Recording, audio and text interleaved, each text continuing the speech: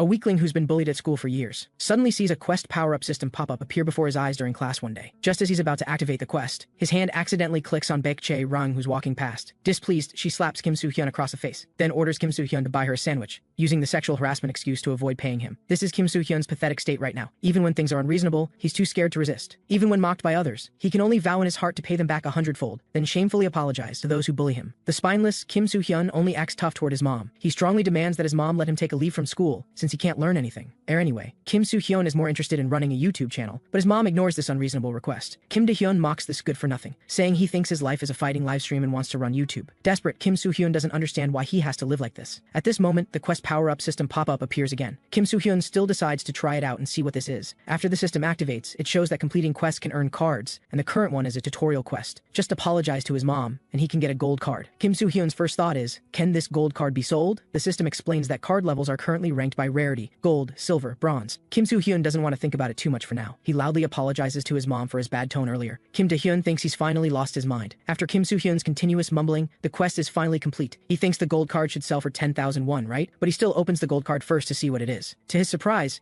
it's a consumable card that increases height by 3 centimeters. Kim Soo-hyun is dumbfounded. After hesitating, he still chooses to use it directly. Moments later, his mom cooking in the kitchen is startled by a shout, because Kim Soo-hyun really grew 3 centimeters taller. His height increased from 168 centimeters to 171. Only now does Kim Soo-hyun truly believe that this sudden quest pop-up is real. At this moment, his mom apologizes to him instead. Kim Soo-hyun suddenly realizes that over the years at school, he's gotten used to apologizing to everyone, but never noticed the people around him who truly care about him. The next day, Kim Soo-hyun comes to school with an excited heart. After all, going from 168 to 171 is a qualitative leap. Even female classmates passing by notice his change. At this moment, the quest pop-up appears again. Completing the quest will earn 1 gold card and 1 silver card. Just as Kim Soo-hyun gets distracted, he bumps into someone, and it's none other than this quest's target, Baek Jae-ryung. Kim Soo-hyun is completely bewildered, because this quest actually requires him to kiss Baek Jae-ryung. She raises her hand to slap Kim Soo-hyun for not watching where he's going. But suddenly, Baek Jae-ryung remembers something. She's heard that being hit by her, someone with many admirers, is also a kind of reward, so she can't hit those perverts. Kim Soo-hyun is about to give up on this impossible quest, but the pop-up warns that if he abandons the quest, not only will all previous rewards be taken back, but the quest pop-up will never appear again. Kim Soo-hyun absolutely cannot let himself shrink back to 168,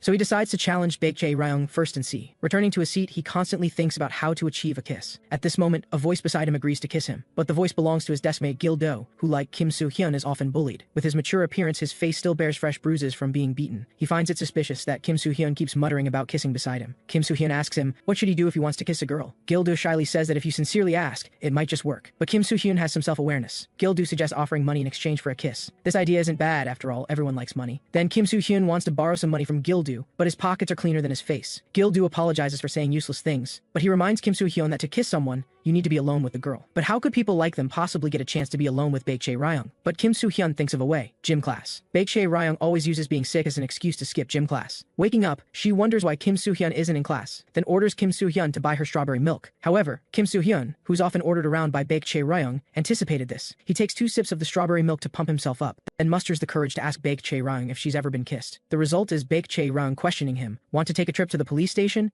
Seeing the quest failing, Kim Soo-hyun quickly explains he's just joking. But the delinquents who usually bully him are somehow at the door holding up their phones. Kim Soo-hyun is stunned. The delinquents mockingly ask if he likes Baek Jae-ryung. Kim Soo-hyun gets anxious and tells him to delete the video they filmed. But the delinquent Choi Chang-dong suddenly punches him in the face. He smirks and tells Kim Soo-hyun he's just joking. After all, they're good friends. Just as Choi Chang-dong wants to keep hitting Kim Soo-hyun, Baek Jae-ryung stops him and orders him to delete the video he just filmed. Choi Chang-dong still listens to the queen bee Baek Jae-ryung, and they didn't dare film Baek Jae-ryung randomly anyway. Baek Jae-ryung turns to look at Kim Soo-hyun lying on the ground. She tells this idiot to just take the day off so he doesn't get beaten up again later. Returning home, Kim Soo-hyun is in despair because he had to leave early from getting beaten up before school even ended. Now Kim Soo-hyun is also worried about how to explain his broken glasses to his mom, and his happy life at 171 centimeters will be gone too. Kim Soo-hyun truly can't see any future. At this moment, the quest pop-up indicates the quest is complete. Turns out Baek Jae-ryung forgot that Kim Soo-hyun had drunk from this bottle, and after putting the straw in her mouth, it counts as an indirect kiss with Kim Soo-hyun. But Kim Soo-hyun doesn't know about this accidental fluke. He doesn't understand how the quest was completed, but opening the cards is more urgent. Looking at the new skill on the gold card, Kim Soo-hyun can't help but exclaim, This is great, because after using this consumable card, it can restore his vision to optimal, so Kim Soo-hyun doesn't hesitate to use it. Then he looks at his hands. His blurry vision quickly becomes crystal clear. At this moment, Kim Soo-hyun sees the skill on the silver card and is a bit surprised. Moments later, he excitedly wants to tell his mom about his restored vision, but only Kim Do-hyun is at the dining table. Turns out his mom is working the night shift today. Kim Do-hyun asks curiously, "Did you get beaten up again?" Kim Soo-hyun lies, saying he was just playing around with friends. Suddenly, Kim Do-hyun tells him not to talk to her at school. After all, having a weakling for a brother is embarrassing. The delinquents still come looking for trouble with Kim Soo-hyun, as usual, and order him to come to the back of the school during lunch. His deskmate Gil-do apologizes to Kim Soo-hyun, although they agreed not to help when the other gets beaten. Today those delinquents were really too much. The pathetic Kim Soo-hyun thinks painfully, why do I have to live like this? During lunch, he can still only be bullied like a dog by Choi Chang-dong. Choi Chang-dong orders him to pick up the cigarette on the ground. Just as Kim Soo-hyun is forced to crawl toward the cigarette butt, Kim Do-hyun, passing by, asks what he's doing on the ground. Kim Soo-hyun doesn't know what to do now. After learning the girl in front of him is his sister, Choi Chang-dong politely tells Kim Do-hyun, "We're just joking around." Then he takes Kim Soo-hyun away. He feels somewhat relieved that Kim Do-hyun didn't see his pathetic state, but Choi Chang-dong's eyes gradually become sinister. He suddenly wants to get closer to Kim Soo-hyun. In the bathroom, Choi Chang-dong tells Kim Soo-hyun to introduce his sister to him. Kim Soo-hyun quickly says his sister has terrible grades and a bad temper, but Choi Chang-dong relentlessly uses "we're friends" as an excuse, wanting him to introduce his sister. Honestly, certain parts of your sister look very bouncy. Hearing this, Kim Soo-hyun is bewildered. At this moment, Gil-do in the toilet stall questions, "Choi Chang-dong, that's way too much." Without a word, Choi Chang-dong punches him, then proceeds to humiliate and beat Gil-do. Kim Soo-hyun can't help but curse, "You damn bastard, stop it." Choi Chang-dong sees this guy has really lost it, and strides toward the trash Kim Soo-hyun. Just as he's about to teach him a lesson, Kim Soo-hyun suddenly punches him in the face. This is exactly the silver card skill, the jab from boxing. Kim Soo-hyun doesn't want to, and can't keep living so pathetically. He wants to change and fight back. At this moment, the quest pop-up appears again. The quest is to defeat Choi Chang-dong, with rewards of 1 silver card and 1 bronze card. Kim Soo-hyun accepts the quest, determined to show Choi Chang-dong what bouncy really means. Choi Chang-dong wonders, what's going on? "You trash, think you can fight me after watching some YouTube video?" Kim Soo-hyun ignores him and starts using his jab. Choi Chang-dong finally realizes this loser actually learned boxing. Enraged, he wants to fight back, but Kim Soo-hyun's jabs rain down on him like a storm. With each punch thrown, Kim Soo-hyun's mindset gradually begins to change. He quickly completes the quest, earning 1 silver card and 1 bronze card. At this moment, the quest pop-up indicates his jab proficiency has increased. Before Kim Soo-hyun can check what's happening, Gil-do quickly pulls him away to escape. Fleeing to a corner, the two understand this is just the beginning. There's only one reason those bastards are terrifying, because they always move as a group. Right now, Choi Chang-dong is searching everywhere for Kim Soo-hyun with his gang, wanting revenge. And Gil-do is also puzzled. When did he learn boxing? Kim Soo-hyun stammers that he learned it on YouTube. At this moment, he notices the jab skill has proficiency, and he wonders what happens when it reaches 100%. Gil-do wonders what he's muttering to himself. After confirming others can't see the quest pop up, Kim Soo-hyun wants to quickly check the quest rewards, but when he sees the 2 new skills, Kim Soo-hyun is a bit dumbfounded. At this moment, Baekjae-ryung and her friends ask what the 2 of them are doing. Gil-do instantly feels they're doomed, but Baekjae-ryung just asks Kim Soo-hyun what he did and why everyone's looking for him. Seeing they're not here to catch him, Kim Soo-hyun explains it was just an accidental fight. Baekjae-ryung coldly says, "I'll pretend I didn't see you. Just go home quickly." But it's too late. Kim Soo-hyun and Gil-do are still caught. The delinquent wonders, Choi Chang-dong was knocked out by this kind of guy? They disperse the regular students around. Kim Soo-hyun doesn't know what to do now, because soon, that monster who used boxing to bring the 3rd years in line when he first enrolled, the never-defeated boss of Gangbuk West High, Gu Ha-jun, might come. And he's already here. A lackey smilingly reports to him. Choi Chang-dong was knocked out in the bathroom by that guy. But facing Gu Ha-jun's cold gaze, the lackey's voice trembles as he apologizes. Although Gu Ha-jun didn't even know who Choi Chang-dong was before this, since his underling got beaten, he still needs to come check it out. He asks Kim Soo-hyun why he hit Choi Chang-dong. Kim Soo-hyun explains that Choi Chang-dong insulted his family first. Gu Ha-jun is non-committal about this reason. He asks Kim Soo-hyun if he can fight well. Then Gu Ha-jun actually tells Kim Soo-hyun to hit him. If Kim Soo-hyun doesn't hit him, then he'll hit Kim Soo-hyun instead. Facing this terrifying presence, Kim Soo-hyun doesn't know what to do. Then he remembers the cards he just obtained. Maybe they can help. The silver card's skill is restore stamina once per day, and the bronze card's effect is high pitch. But obviously, even using these 2 skills, it's impossible to defeat Gu Ha-jun. Since he's going to get beaten anyway, Kim Soo-hyun decides it's better to throw a punch before getting beaten. But his current jab can't even touch Gu Ha-jun. Instead, Gu Ha-jun's counterpunch knocks him unconscious. After a while, Kim Soo-hyun wakes up. He regrets challenging for dominance. Being targeted by Gu Ha-jun will make things harder from now on. Just as Kim Soo-hyun gets up ready to be beaten, Gu Ha-jun invites him, "Let's go smoke together." Kim Soo-hyun somehow ends up among them, and Gu Ha-jun even hands him a cigarette. Kim Soo-hyun quickly waves his hand, saying he doesn't smoke. He thought this trash was as bad as the rumor said and was bringing him outside to beat him up. But Gu Ha-jun actually apologizes to him, because Kim Soo-hyun could fight better than he expected, so he reflexively counterattacked. He says he's also learned boxing for a long time and praises Kim Soo-hyun's potential. Arriving home, Kim Soo-hyun still doesn't understand why Gu Ha-jun spoke to him in such a friendly tone. After all, the rumored Gu Ha-jun is supposed to be a terrifying person. He instantly suspects that guy is pretending to be friendly, then will come beat him up tomorrow. If the quests from the quest pop-up become harder because of Gu Ha-jun, that would be terrible. At this moment, Kim Soo-hyun is also curious, who's issuing these quests? It's still in the tutorial phase, so what's the main quest? So far only gold, silver, and bronze cards have appeared. Maybe there are even better cards. Suddenly, Kim Soo-hyun notices another strange issue. All the cards he's obtained so far seem to be related to fighting. The next day, Kim Soo-hyun sits tragically at his seat waiting to be beaten. Sure enough, Choi Chang-dong comes looking for him again. Kim Soo-hyun quickly prepares for battle, but Choi Chang-dong is just here to relay Guha-jun's invitation to meet after school, and after leaving an address, he turns and leaves without looking back. Kim Soo-hyun instantly feels doomed. After school, he'll probably get a beating, and if he runs away, tomorrow will definitely be worse. In the evening, Kim Soo-hyun arrives at the agreed-upon karaoke place.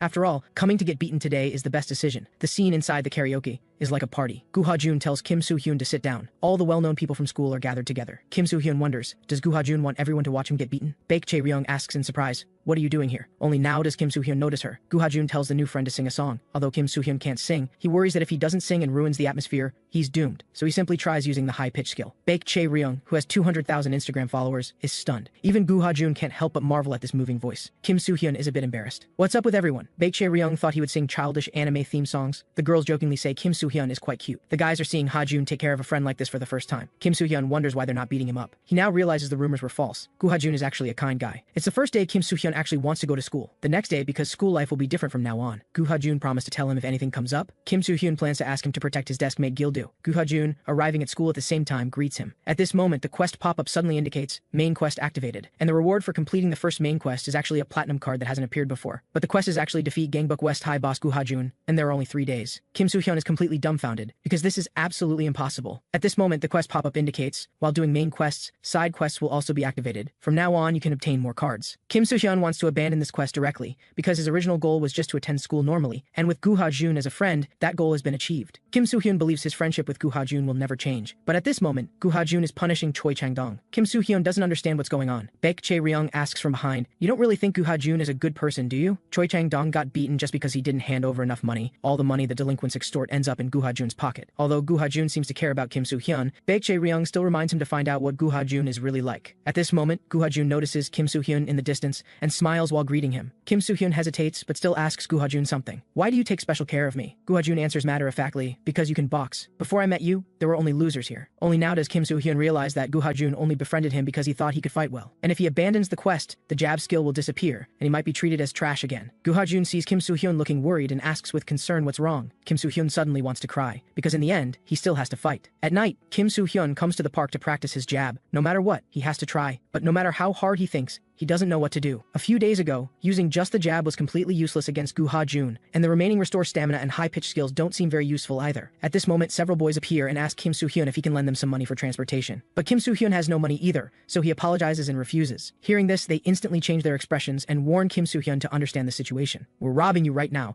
but Kim Soo-hyun really has no money. The delinquents see he's the type who needs to be beaten before telling the truth. Kim Soo-hyun instinctively uses his jab to fight back. At this moment, the quest pop-up reminds him, jab proficiency has increased. The proficiency actually increased again. Kim Soo-hyun speculates, does proficiency only increase when you actually hit someone? The quest pop-up congratulates him, the jab skill has been upgraded to rank E. The delinquent tries to ambush him while he's distracted. Kim Soo-hyun delivers another jab to his face. He feels the jab is different from before. Not only is it faster, but the power is also greater. At this level, maybe he really can fight Guha-jun. But Kim Soo-hyun doesn't know what to do facing so many delinquents at once. At this moment, the quest pop-up activates a side quest. Defeat 5 delinquents, reward is 1 silver card, and there's also a hidden condition. Unlike the main quest, this side quest can actually be abandoned. The delinquents swarm toward Kim Soo-hyun. Kim Soo-hyun tightly ties his vest. He doesn't want to give up this chance to get a card. He first uses his jab to hit one of them. The delinquent hit in the jaw immediately passes out. Now there are 4 left. Kim Soo-hyun decisively chooses to run away. He understands he must create conditions for one-on-one fights. Panting heavily, Kim Soo-hyun finally runs into an alley. The delinquents mock him, this boxer has terrible stamina. Kim Soo-hyun quickly uses the restore stamina skill. The delinquent wants to take advantage of his weakness, but Kim Soo-hyun, with his stamina instantly restored, delivers another jab. He quickly adjusts his position, then continuously strikes the delinquent with his jab. The other delinquents are shocked. Didn't that guy run out of stamina? Kim Soo-hyun, increasingly familiar with the jab,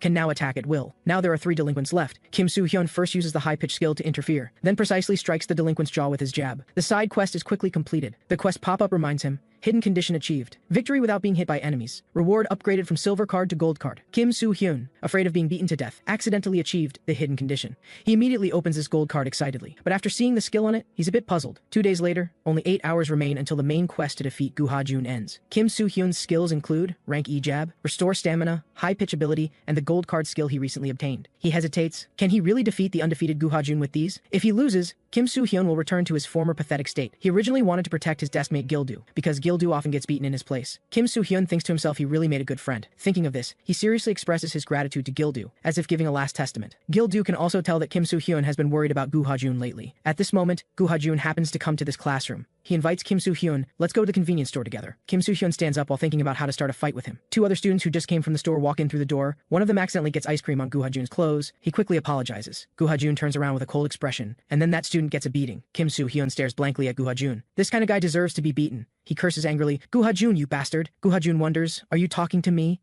Kim Soo-hyun prepares to use his new move. He doesn't trust himself, but the gold card skill he got last time. Sure enough, Gu Ha-jun raises his hand toward him, but he only praises Kim Soo-hyun, you've got real loyalty. I thought you were angry because I hit someone from your class. Gu Ha-jun laughs. Why would friends fight? Calm down, you. The bewildered Kim Soo-hyun just follows him to the convenience store. But the news that Kim Soo-hyun challenged Gu Ha-jun has already spread. Kim Soo-hyun never expected Gu Ha-jun would apologize first. He sees that Gu Ha-jun seems to really consider him a friend. The rumored Gu Ha-jun is bad and cruel, but Kim Soo-hyun sees he seems to genuinely like him, so he's conflicted. There's not much quest time left. Kim Soo-hyun worries that at this rate, it might really end without him doing anything. Gil-do asks from the side, are you still being bullied by Gu Ha-jun? Kim Soo-hyun casually answers, probably will be bullied soon. At this moment, Baek-chae-ryung, having heard the rumors, finds Kim Soo-hyun. She jokingly asks Kim Soo-hyun, do you really want to take down Gu Ha-jun? But Kim Soo-hyun asks her back, why are you friends with someone like Gu Ha-jun? Because Baek-chae-ryung has helped Kim Soo-hyun a few times, and although she hangs out with Gu Ha-jun's group, she doesn't bully others. So Kim Soo-hyun feels she's actually a kind person, and Baek-chae-ryung simply answers, I feel safer being with them. Suddenly someone urgently tells Kim Soo-hyun, this isn't the time for chatting. After hearing the classmate's words, Kim Soo-hyun is dumbfounded. At this moment, Gil-do comes before Gu Ha-jun's lackeys. He tells them to call Gu Ha-jun. The lackey is about to punch him, but Gu Ha-jun appears and tells them all to move aside. He coldly asks Gil-do what he wants. Gil-do musters courage to request of Gu Ha-jun stop bullying Soo-hyun. Using your strength to constantly control Soo-hyun is clearly bullying him. Gu Ha-jun suddenly slaps Gil-do. He warns Gil-do that he and Soo-hyun are friends, and he really hates people like Gil-do. Gu Ha-jun believes there are hierarchies in this world. Everyone should be with people of their own level. And right now it's clearly Gil-do who's bullying Soo-hyun. You hanging out with Soo-hyun will only drag Soo-hyun down. Gil-do understands. If you befriend Soo-hyun for that reason, Soo-hyun won't consider you a friend. Gu Ha-jun is caught off guard by a punch and steps back. He wonders what Soo-hyun is doing. Kim Soo-hyun understands. Without Gil-do, he couldn't survive at school. The showdown between weakling Kim Soo-hyun and school boss Gu Ha-jun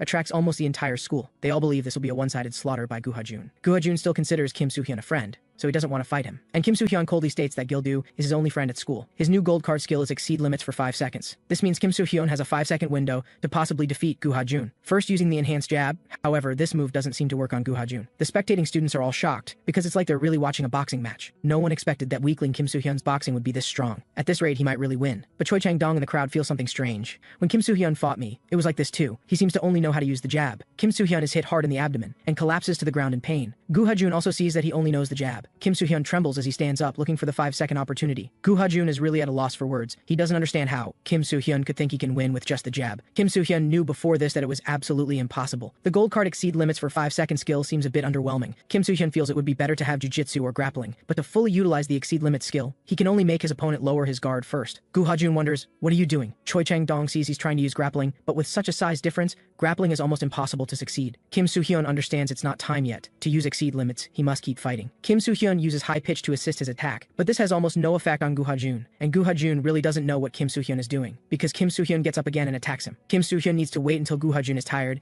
and lets his guard down to find an opportunity. Finally, the moment arrives. Kim Soo-hyun uses Restore Stamina and instantly recovers his stamina. At this moment, Gu Ha-jun is completely impatient. He's going to finish off the reckless Kim Soo-hyun, but when he pushes Kim Soo-hyun hard, he finds he can't move him at all. Exceed Limits is a different type of attack card from the jab. Its ability is to add 100 kilograms of weight for 5 seconds. Kim Soo-hyun currently weighs 56 kilograms, so the power he possesses will be that of a super heavyweight at 156 kilograms. Gu Ha-jun is slammed hard to the ground. Kim Soo-hyun quickly tightens his vest, then finishes Gu Ha-jun with a striking power of 156 kilograms. Gu Ha-jun completely didn't expect this situation. In the final second of Exceed Limits, Kim Soo-hyun hammers out several punches. Just as the Exceed Limits skill effect ends, the quest pop-up indicates, main quest complete. The entire Chang falls silent. No one could imagine Gu Ha-jun would lose. Kim Soo-hyun roars, give me my reward! And before this, no one could imagine Gu Ha-jun would lose. At this moment, students at the door tell everyone to quiet down, because the school boss needs to pass through here. Kim Soo-hyun doesn't know how things turned out like this either. Hiding in the bathroom, he finally has time to check the newly obtained platinum card. To get this card of higher rank than gold, Kim Soo-hyun gave it his all. He impatiently opens the card, but the skill he gets is just ordinary peak. Kim Soo-hyun has no idea what this means. It feels less useful than the jab. Gil-do asks Kim Soo-hyun, "Are you mentally prepared?" Because he's become the center of attention for the entire school. Rumors are getting more outrageous. His kind appearance is a terrifying disguise. Some people heard that Kim Soo-hyun also beat up Gu Ha-jun's family. Even Gil-do beside him, because of his mature looks, is imagined to be a gangster. Kim Soo-hyun, walking toward the classroom with his head down, bumps into someone. Several fierce-looking delinquents ask Kim Soo-hyun,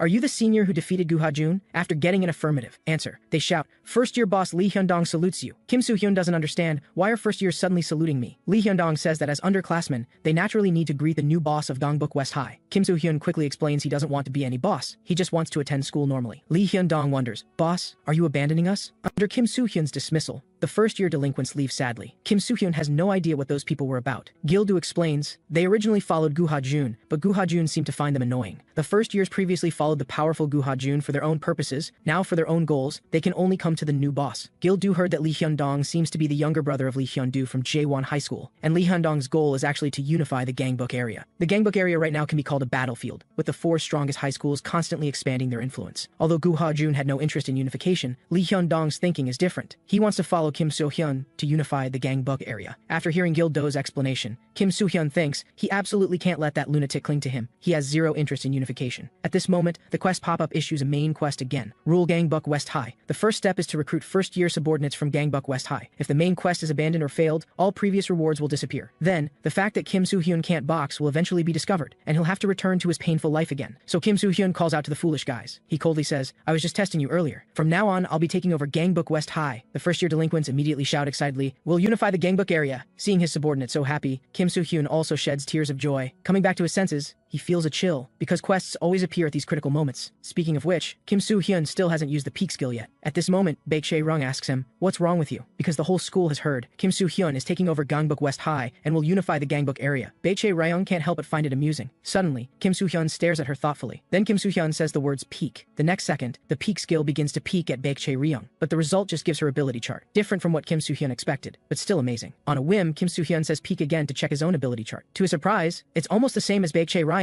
Although she doesn't know what happened, Baek-chae-rung still feels Kim Soo-hyun did something to her. After the annoyed Baek-chae-rung leaves, Kim Soo-hyun thinks, does potential refer to fighting ability? The card is called peak, so Kim Soo-hyun didn't expect much from its function, but maybe it's better than Kim Soo-hyun imagined. But even with subordinates now, Kim Soo-hyun can't feel happy, because these guys are absolutely crazy. They shout things like the boss of Gangbuk West High has arrived, anyone who approaches will be considered an assassin. Now people have heard that. If you get close to Kim Soo-hyun, your organs will be ripped out. Lee Hyun-dong exclaims in admiration. As expected of the boss of Gangbuk West High, everyone's so happy. Kim Soo-hyun is speechless to death. He tells Lee Hyun-dong to stop following him. At this moment, Lee Hyun-dong hands him this month's payment, which is stained with blood. Kim Soo-hyun thinks Lee Hyun-dong has truly gone crazy, actually giving him money. What leaves him most speechless is that Gil-do actually accepts the money. Lee Hyun-dong thinks Kim Soo-hyun finds the amount too small, and says he'll increase the payment next time. Kim Soo-hyun is annoyed. What the hell is wrong with this Lee Hyun-dong guy? He uses his peak skill and discovers that Lee Hyun-dong is really just a simple-minded thug. Lee Hyun-dong, being peeked at, feels strange about why he suddenly blushed. Kim Soo-hyun doesn't want to deal with him anymore, so he turns to leave. But Lee Hyun-dong reminds Kim Soo-hyun that he still needs to attend the boss inauguration ceremony. He initially doesn't want to pay attention, but then a quest pop-up appears with the main quest. The second step to ruling Gangbuk West High is to attend the boss inauguration ceremony. Kim Soo-hyun, who can only agree to attend the inauguration ceremony, sheds tears of despair. All the delinquents bow to Kim Soo-hyun in unison, shouting "Unify Gangbuk." Seeing that the quest is complete, Kim Soo-hyun wants to get up and leave. But Lee Hyun-dong says he still needs to hear the report. All the factions in Gangbuk are now fighting each other because Chung Yao-han, who once unified Gangbuk, gave up power.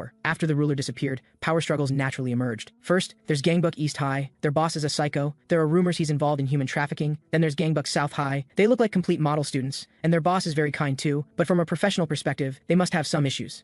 Lee Hyun-dong, absolutely cannot let them take down our Gangbuk West High. But Kim Soo-hyun is confused. Why not? If they really attack, can't we just call the police? Maybe we could even become friends. Gil-do doesn't care about any of this at all. He's leisurely ordering his subordinates around. Lee Hyun-dong says, "We probably can't be friends, because those guys have already started being wary of you, boss." The rumor about tank top Kim Soo-hyun, who ties his tank top into an X shape before slaughtering enemies, has already spread. Kim Soo-hyun is shocked. How can there be such an outrageous rumor? Lee Hyun-dong proudly says he's the one who spread it. Kim Soo-hyun really can't stand it anymore. He tells his subordinates to stay away from him. Lee Hyun-dong hurriedly asks him, "What should we do about the upcoming Gangbuk conference?" Kim Soo-hyun doesn't care what the Gangbuk conference is. He just wants to be an ordinary student. This kind of leisurely life is what Kim Soo-hyun wants. He has no need to protect Gangbuk West High. Protecting the school through fighting is simply unreasonable. Kim Da-hyun comes home from school, annoyed. What did you do at school? Now people are calling me Tank Top Kim Soo-hyun's sister. However, seeing that Kim Soo-hyun is finally not getting beaten up all day long, she can't be bothered to care. Late at night in a karaoke bar, a masked underling is reporting to the boss of the new boss of Gangbuk West High, Tank Top Kim Soo-hyun. But Han Jae-ha, the boss of Gangbuk East High, kicks him hard because he doesn't want to care about such trivial matters. Inside a bowling alley, an underling from Gangbuk South High asks the boss, "Have you heard about West High's new boss, Tank Top Kim Soo-hyun?" Kang Suk, the boss of Gangbuk South High, says calmly, "We'll meet him soon." After all, the Gangbuk conference is about to begin. At this moment, Lee Hyun-dong is very worried. He thought the boss not attending the Gangbuk conference was also a test for him. But then Kim Soo-hyun calls him. Hearing what's said on the other end, Lee Hyun-dong immediately gets excited because the damn quest power-up system has issued another quest to attend the Gangbuk conference. Looking at the reward of 1 gold card and 10 bronze cards, Kim Soo-hyun asks Lee Hyun-dong in despair, "When does the Gangbuk conference start?" After telling him the time and location, Lee Hyun-dong is ready to start preparing for the upcoming Gangbuk conference. Kim Soo-hyun immediately becomes furious. He warns Lee Hyun-dong not to do anything reckless. He's just attending normally and doesn't need any preparations. Bored afterward, Kim Soo-hyun starts using his peek skill on other classmates. Being able to see other stats is quite interesting. Moreover, peek really does seem to make the target feel embarrassed. The funniest thing is that peek also has levels, just like jab, and can be upgraded. Every 2 people peeked at adds 1 experience point. Kim Soo-hyun thinks to himself, after leveling up, "I shouldn't see more than I do now, right?" He also uses the peek skill on his deskmate Gildu. Gildu immediately blushes and becomes shy, but Kim Soo-hyun is now curious about who he really is, because Gildu's potential is actually S rank. Today is the day of the Gangbuk conference. At some point, because of his desire for rewards, Kim Soo-hyun has to do all these crappy quests. His plan is to attend the conference first, then run away as soon as it ends. Gildu feels that nothing happening might be a bit difficult. Because Lee Hyun-dong has brought a large group of delinquents, Kim Soo-hyun can't even be bothered to get angry now. He asks Lee Hyun-dong what he wants to do. Lee Hyun-dong says seriously, "The Gangbuk conference is where the supreme leaders of each high school gather. I was afraid something might happen, so I called everyone. They're all first-year experts, who came voluntarily. One of them even came despite his grandfather being seriously ill." Gildu tells everyone to prepare themselves mentally. Today's dinner will be eaten in hell. Kim Soo-hyun is annoyed. This will cause misunderstandings. He orders everyone else to go home. Just the 3 of them will go to the Gangbuk conference. Lee Hyun-dong immediately understands that Kim Soo-hyun means he can handle the guys from other schools alone. After dismissing the others, Lee Hyun-dong confidently follows Kim Soo-hyun to the location of the Gangbuk conference. Kim Soo-hyun didn't expect the meeting to be held at an abandoned construction site. This place is eerie. Even if someone died here, no one would find out. Lee Hyun-dong worries. The boss isn't planning to kill everyone today, is he? Kim Soo-hyun is still thinking, there must be many scary guys inside. I might get beaten as soon as I enter. The people from Gangbuk South High who arrived first greet him friendly. After confirming Kim Soo-hyun's identity, he introduces himself as Kong Sik from South High and says with a smile, "We're the same age. Maybe we can be friends." Kim Soo-hyun rarely meets people with single character names. He politely says, "Seok Sik." That name is very... It seems people from Gangbuk South High are all very kind. Kim Soo-hyun feels he was nervous for nothing. But Lee Hyun-dong beside him reminds him, "Don't be deceived by smiles. Kind people don't become bosses. So you absolutely can't let your guard down around that Kang Sek. He might be the most dangerous guy among all the Gangbuk high schools." At this moment, Kang Seok's underling asks him what he thinks of Kim Soo-hyun. And because Kim Soo-hyun called him Seok Suk, Kang Seok feels provoked. Meanwhile, Kim Soo-hyun looks at him smiling and thinks, how could this kind of person be dangerous? The quest pop-up hasn't shown quest completion yet. Kim Soo-hyun anticipates what ability he'll get this time. He thinks maybe he needs to wait for people from other schools to arrive. At this moment, Han Jae-ha, the boss of Gangbuk East High, arrives with his underlings. He says mockingly, "The annoying guy is here too." Kang Sok replies calmly, "That really hurts feelings between friends. One look at that guy tells. He's dangerous." The 3 of them quietly lower their heads. At this moment, the quest pop-up shows the quest is complete. Reward obtained, 1 gold card and 10 bronze cards. Kim Soo-hyun immediately quietly gets up, wanting to go home and open the cards. Suddenly,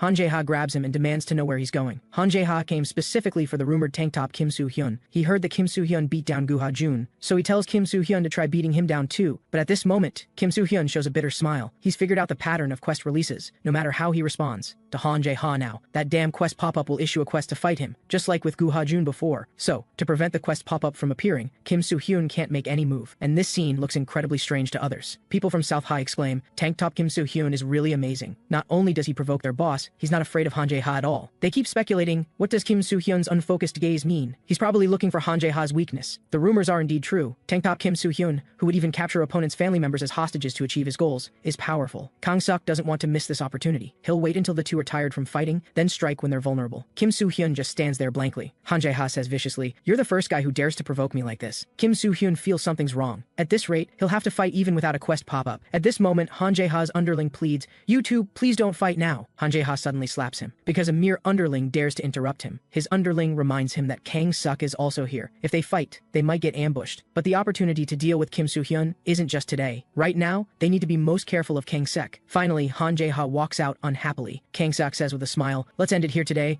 After all, if we continue, a real fight will break out. Everyone's met each other anyway. He tells everyone to remember to greet each other when they meet in the future. Most importantly, Gangbuk North High didn't come. Kim Soo-hyun says excitedly, suck, it's really great that it ended without fighting. Kang-suk feels provoked again. Before leaving, Kim Soo-hyun uses his peak skill on Han Jae-ha and Kang-suk, but the quest pop-up displays, peak level too low, cannot use. The next day, Kim Soo-hyun drags his exhausted body to school. Because of that damn Gangbuk conference, he didn't sleep well all night. The failure of the peak skill also makes Kim Soo-hyun realize that those two are probably much stronger than him. Kim Soo-hyun is dumbfounded. When he arrives at the school gate, a group of underlings excitedly greets him respectfully. They all heard about Kim Soo-hyun's heroic deeds at the Gangbuk conference. Before Kang-suk intervened, Kim Soo-hyun had already subdued Han Jae-ha with a dragon tiger fist. Kim Soo-hyun is shocked. Who the hell is spreading this stuff? Lee Hyun-dong, who ran to school at dawn to spread the news, proudly says, it was me. Kim Soo-hyun is really about to go crazy. Everyone heard that his dragon tiger fist was a technique obtained after killing his master, and they all ask him to demonstrate it. Starting from yesterday, tormented Kim Soo-hyun feels so miserable he gets sick and ends up in the infirmary. He thinks to himself, what the hell is this dragon tiger fist? After confirming no one's around, Kim Soo-hyun is about to start his happy card opening time. A total of 1 gold card and 10 bronze cards. Let's start with the gold card first. Opening the gold card, the skill obtained as Card Master can synthesize or decompose cards to exchange for higher or lower level cards. Kim Soo-hyun feels it's like gambling. Next are the 10 bronze cards, which all seem to be mediocre skills. The only useful one is lower grade strength boost, but if used, intelligence will drop by 3 levels. Although becoming dumber doesn't feel good, it's better to keep it just in case. Next, Kim Soo-hyun uses the Card Master skill to synthesize bass voice ability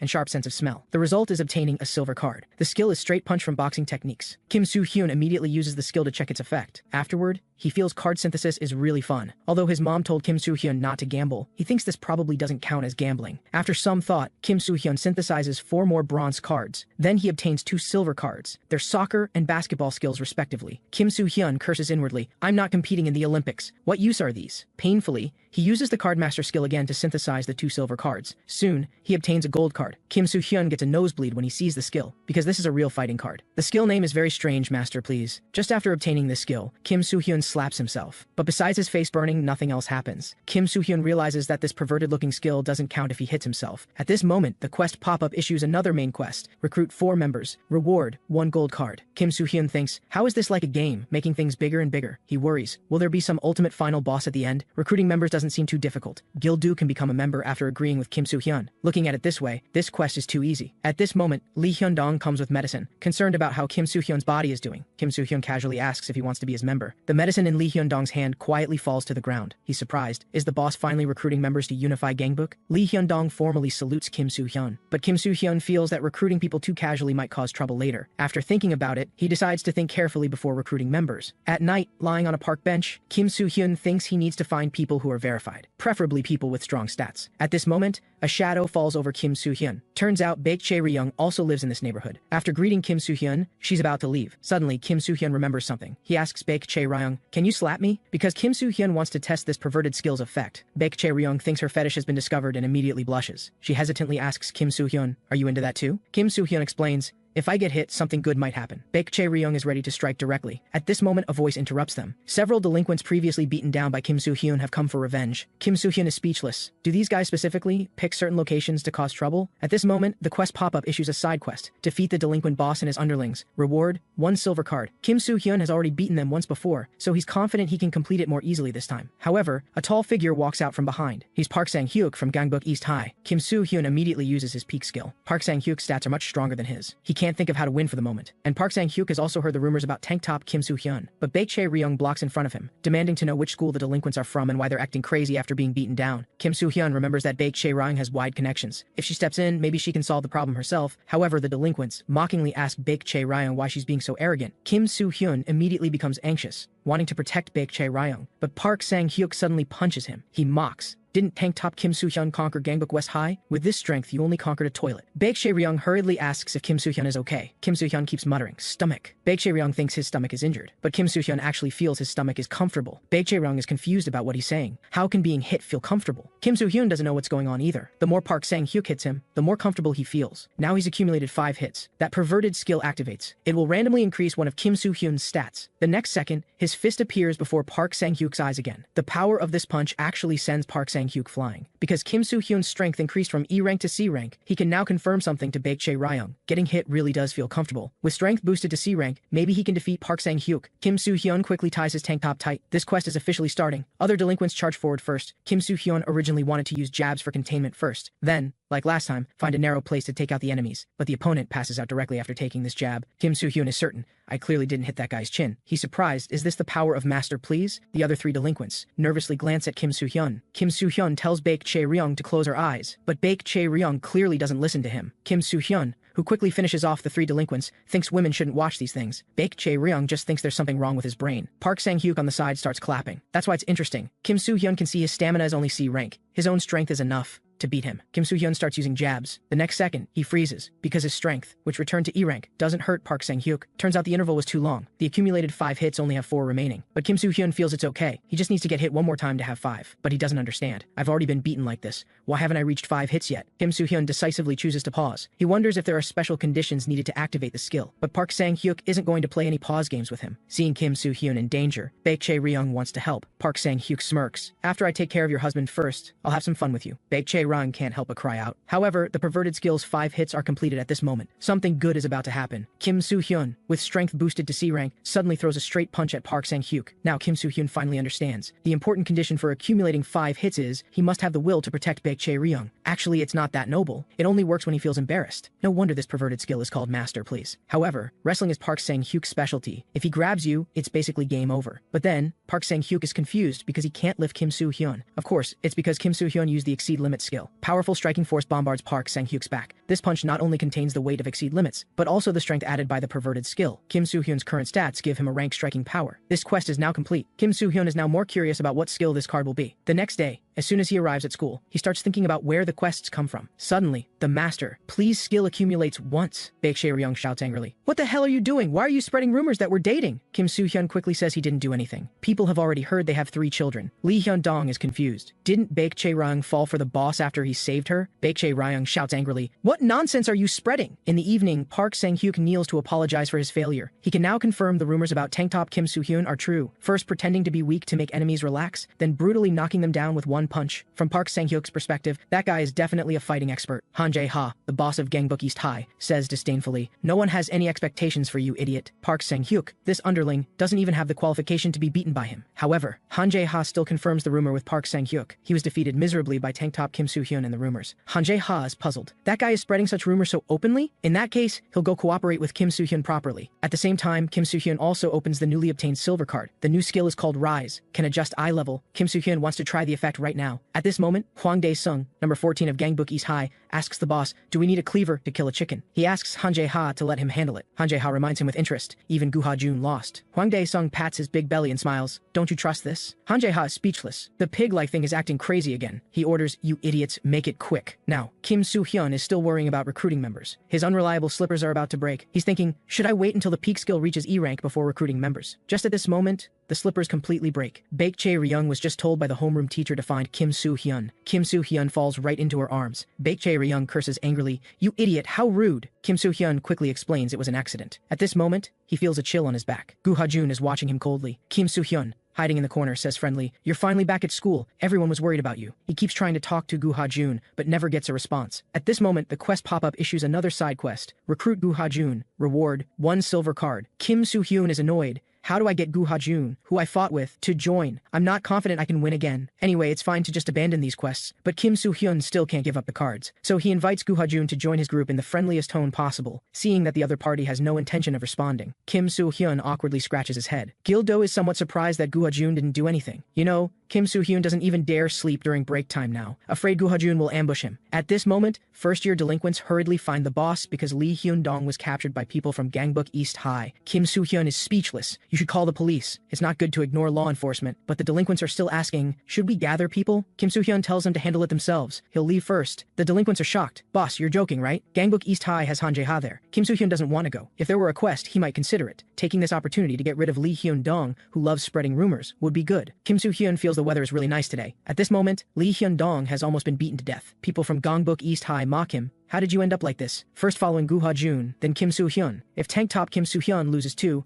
Who will you run to next? Lee Hyun-dong says quietly, a wise bird chooses its tree. A good minister chooses his master. This is natural. I just chose the tree I wanted and found the master I want to serve. For me, there's no next master after tank top Kim Soo-hyun. Lee Hyun-dong also knows the boss won't come save him, so he tells Hwang Dae-sung to just finish him off, but Hwang Dae-sung hands him a weapon and tells him to fight. Lee Hyun-dong freezes for a moment, then suddenly attacks Hwang Dae-sung. However, this strike doesn't hurt him. Hwang Dae-sung says disdainfully, what are you doing, idiot? He'll let others take care of the rest. Lee Hyun-dong is still thinking about the boss in his heart. He apologizes for these days. I'm sorry for always bothering you, boss. Hwang Dae-sung, who is leaving, stops, because the target of this operation has appeared. Kim Soo-hyun roars, Lee Hyun-dong, you really annoy me. You made me care, making me want to help you all the time. Kim Soo-hyun starts using the peak skill. The other underlings are relatively simple to handle, but this Hwang Dae-sung's stamina is actually D rank. With just Kim Soo-hyun's few attack skills, can he really bridge the large stat gap? Kim Soo-hyun ponders, the height difference is too big. Will aiming for the face work? In that case, let's use jabs to test first. Hwang Dae-sung is confused. What are you doing? His fat absorbed all the pain. In that case, just try aiming for the face. However, Hwang Dae-sung's strength is also strong. He's somewhat puzzled. Why is Kim Soo-hyun's body so weak? The physique gap is too large. Lee Hyun-dong is very worried about the boss, but Kim Soo-hyun is confident he has a way to deal with physique, because he has a card that can solve the physique difference. But exceed limits fails to activate. This skill can only be used once a day. There's still 1 hour left until the next use. Kim Soo-hyun instantly remembers. He used it yesterday evening when fighting Park Sang-hyuk. He slammed hard to the ground by Hwang Dae-sung. Hwang Dae-sung is puzzled. Is Kim Soo-hyun really the boss of Gangbuk West High? This is too weak. The rest can be handled by other underlings. Lee Hyun-dong blocks in front of Kim Soo-hyun. Deal with me first. An underling shouts angrily, stop filming a soap opera. The next second, he's kicked flying. Gu Ha-jun, the former boss of Gangbuk West High, has arrived. He asks Kim Soo-hyun something. What did you mean when you asked me to join you at school? Do I look like a fool? Kim Soo-hyun sweats and explains he just thought it would feel safer if he joined. Gu Ha-jun is puzzled. What a strange guy. He points at Hwang Dae-sung and says to Kim Soo-hyun, I'll leave this to you. I'm joining Kim Soo-hyun's group.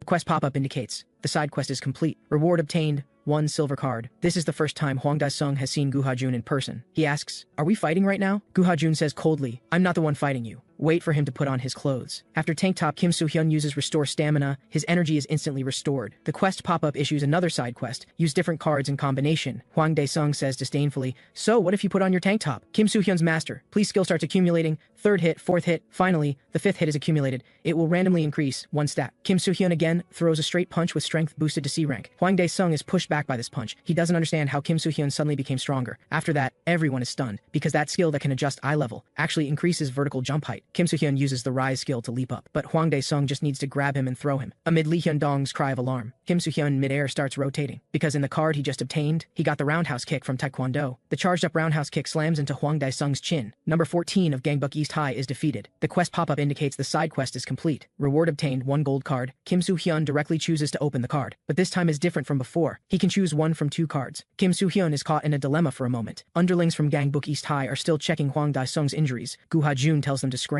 Kim Soo-hyun, back home, feels like his body is falling apart. He just wants to get back to his room and rest quickly. But Kim Da-hyun is passionately dancing in the living room filming a video. Kim Soo-hyun mocks her. That 02 dance is already outdated. Back in his room, Kim Soo-hyun is conflicted about which card to choose. One allows him to know in advance what skill the next card will give. The other allows him to meet the highest level challenger card. Exhausted, he falls asleep without realizing it. Early the next morning, Hwang Dae-sung kneels before Han Jae-ha to apologize in terror.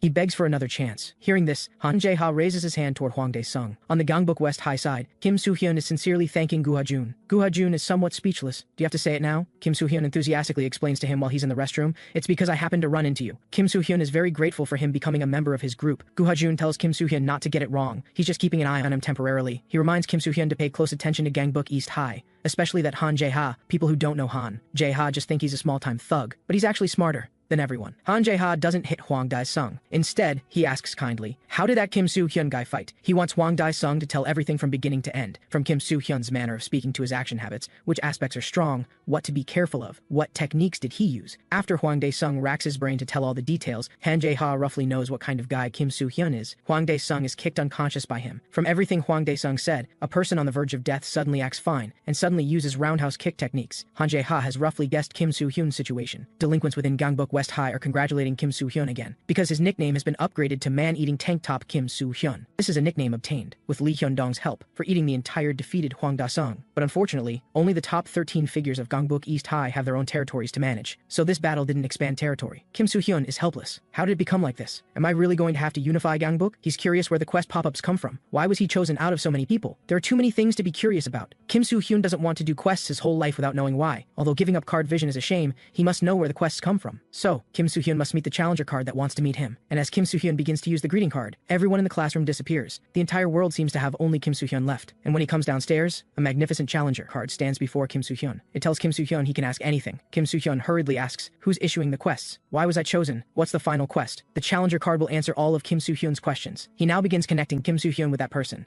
Then, a human voice comes from within the card. I didn't expect Kim Soo-hyun to be so lucky as to already draw the greeting card. Hearing this, Kim Soo-hyun is puzzled. Besides me, are there others doing quests too? The other person tells Kim Soo-hyun not to worry about something that won't happen. He says frankly it's too early for them to meet. He's not sure yet if Kim Soo-hyun has the ability to solve that matter. Right now they can't trust each other yet, so many things can't be said. The other person wants to first see what Kim Soo-hyun's abilities are like. The first test is to unify Gangbuk East High and Gangbuk South High. Kim Soo-hyun is dissatisfied. If he wants to unify, he'll have to fight again. He doesn't want to do such things without understanding why. The other person reminds Kim Soo-hyun, don't you think this is an opportunity? Not only has your vision improved, your height has also increased, and your life of being bullied has been changed, but all you've used are just gold cards. Are you satisfied with just this level? Aren't you curious about the abilities of diamond cards, master cards, and challenger cards above platinum cards? After who knows how long, Kim Soo-hyun wakes up in the classroom. Gildu is presiding over a discussion about uniform clothing. Turns out using the greeting card looks like sleeping to others. Kim Soo-hyun carefully thinks about what that person said. He didn't expect there could be even better cards than ones that increase height and improve vision. Kim Soo-hyun finally realizes this is a once-in-a-lifetime opportunity. He says to Lee Hyun-dong, I seem to be interested in unifying Gangbuk. Kim Soo-hyun is ready to give it a try.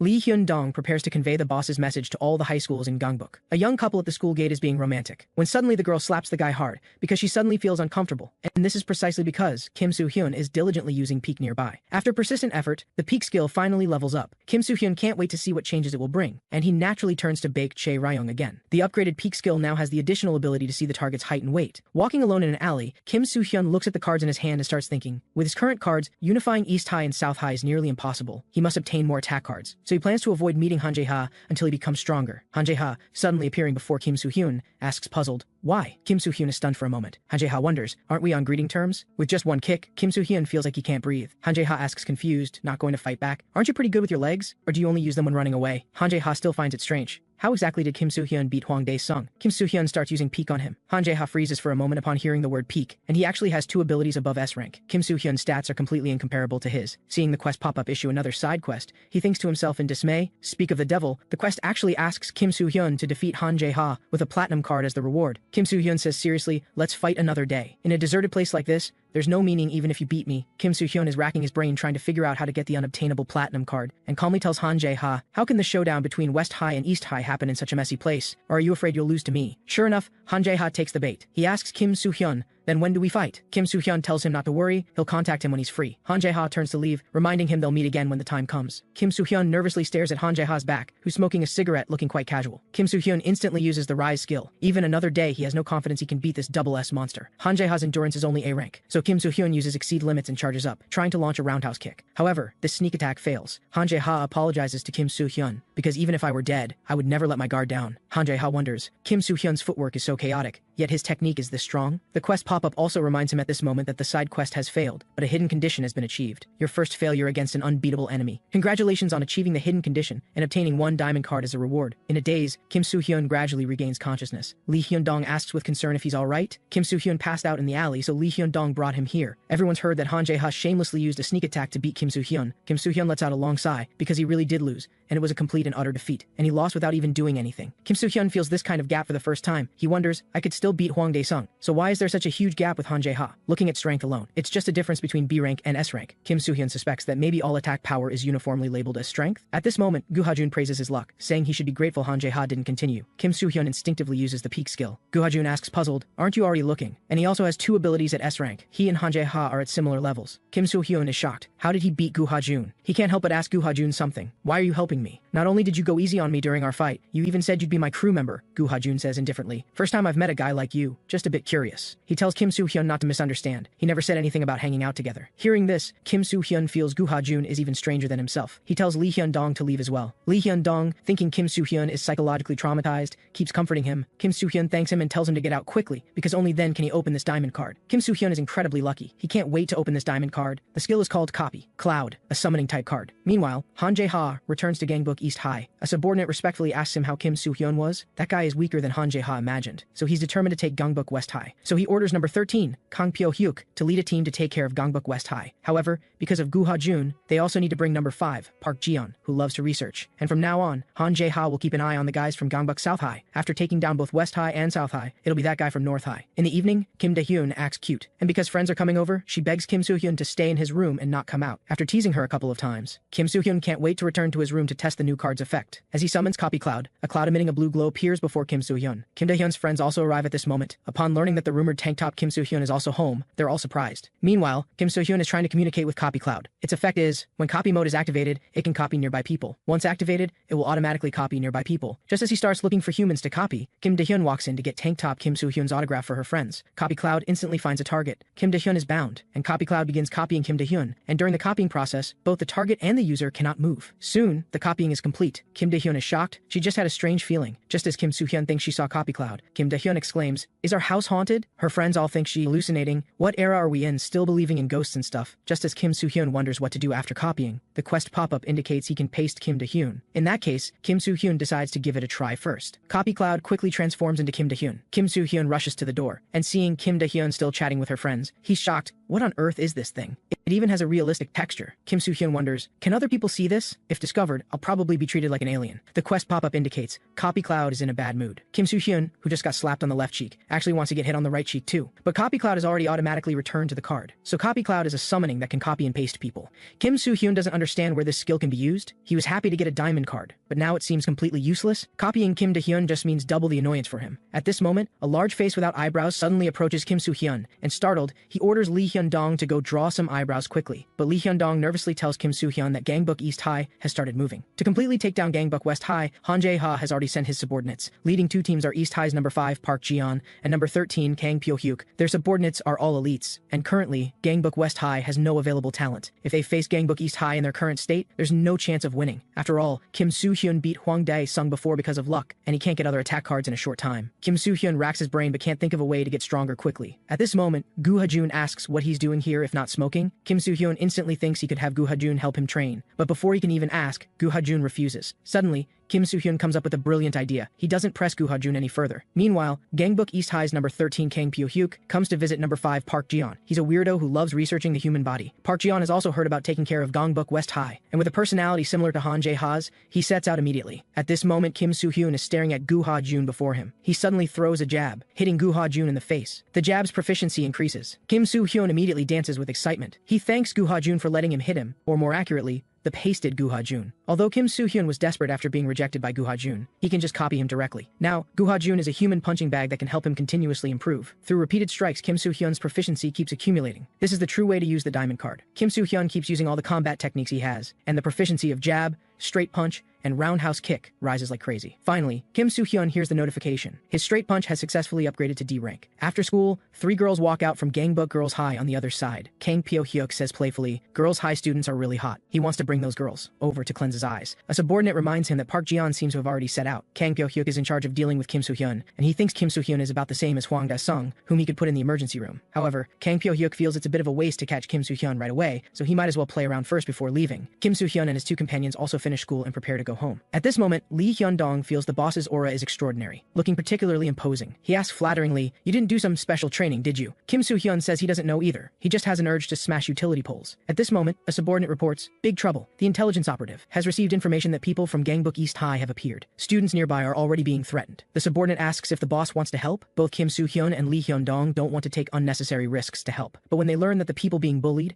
are students from Gangbuk Girls High, which only the city's most beautiful girls attend, the 3 of them immediately confirm they'll be having their dinner in hell. At this moment, however, Hwang Dae-sung blocks him. "I'm here to restore my honor today." Lee Hyun-dong wants to help, but Kim Soo-hyun refuses and tells them to go check on the situation at Gangbuk Girls High first. Hwang Dae-sung says coldly, "You alone probably can't beat me. Last time, it was because Gu Ha-jun suddenly appeared that I was defeated while off guard. My strength was clearly superior to yours then, but now, Kim Soo-hyun is confident he alone is enough." The 3 girls from Gangbuk Girls High are cornered in an alley. Kang Pyo-hyuk says playfully that as long as they spend 3 hours with them, any amount of money is fine. Looking at the prettiest girl among them, Kang Pyo-hyuk feels she could become an idol. Just as Kang Pyo-hyuk's hand is about to touch the girl, Lee Hyun-dong shouts angrily, stopping his action. Kang Pyo-hyuk wonders, how did this guy know we're here? And Lee Hyun-dong only now realizes there are so many people here. Just as the other side is about to make a move, Lee Hyun-dong prepares to hold out until the boss arrives, but the other side suddenly stops. Just as Lee Hyun-dong is confused, the other side recognizes the Western rising star, Gangbuk West High's number 2, the Dark Lord Gildu. This rumor exists, of course, thanks to Lee Hyun-dong. However, he does genuinely believe in Gildu's strength. Under the surprised gazes of the opposition, Gildu, sweating profusely, looks at Lee Hyun-dong. But Lee Hyun-dong gives Gildu a thumbs up. Gildu reluctantly takes 2 steps forward, with his hands in his pockets, and the opposition fears, does he not even need to use his hands to deal with us? So the Gangbuk East High people plan to exhaust him with their numerical advantage. Just as Gildu is sweating and frowning, Kim Soo-hyun apologizes for being late. Didn't expect that guy to be tougher than I thought.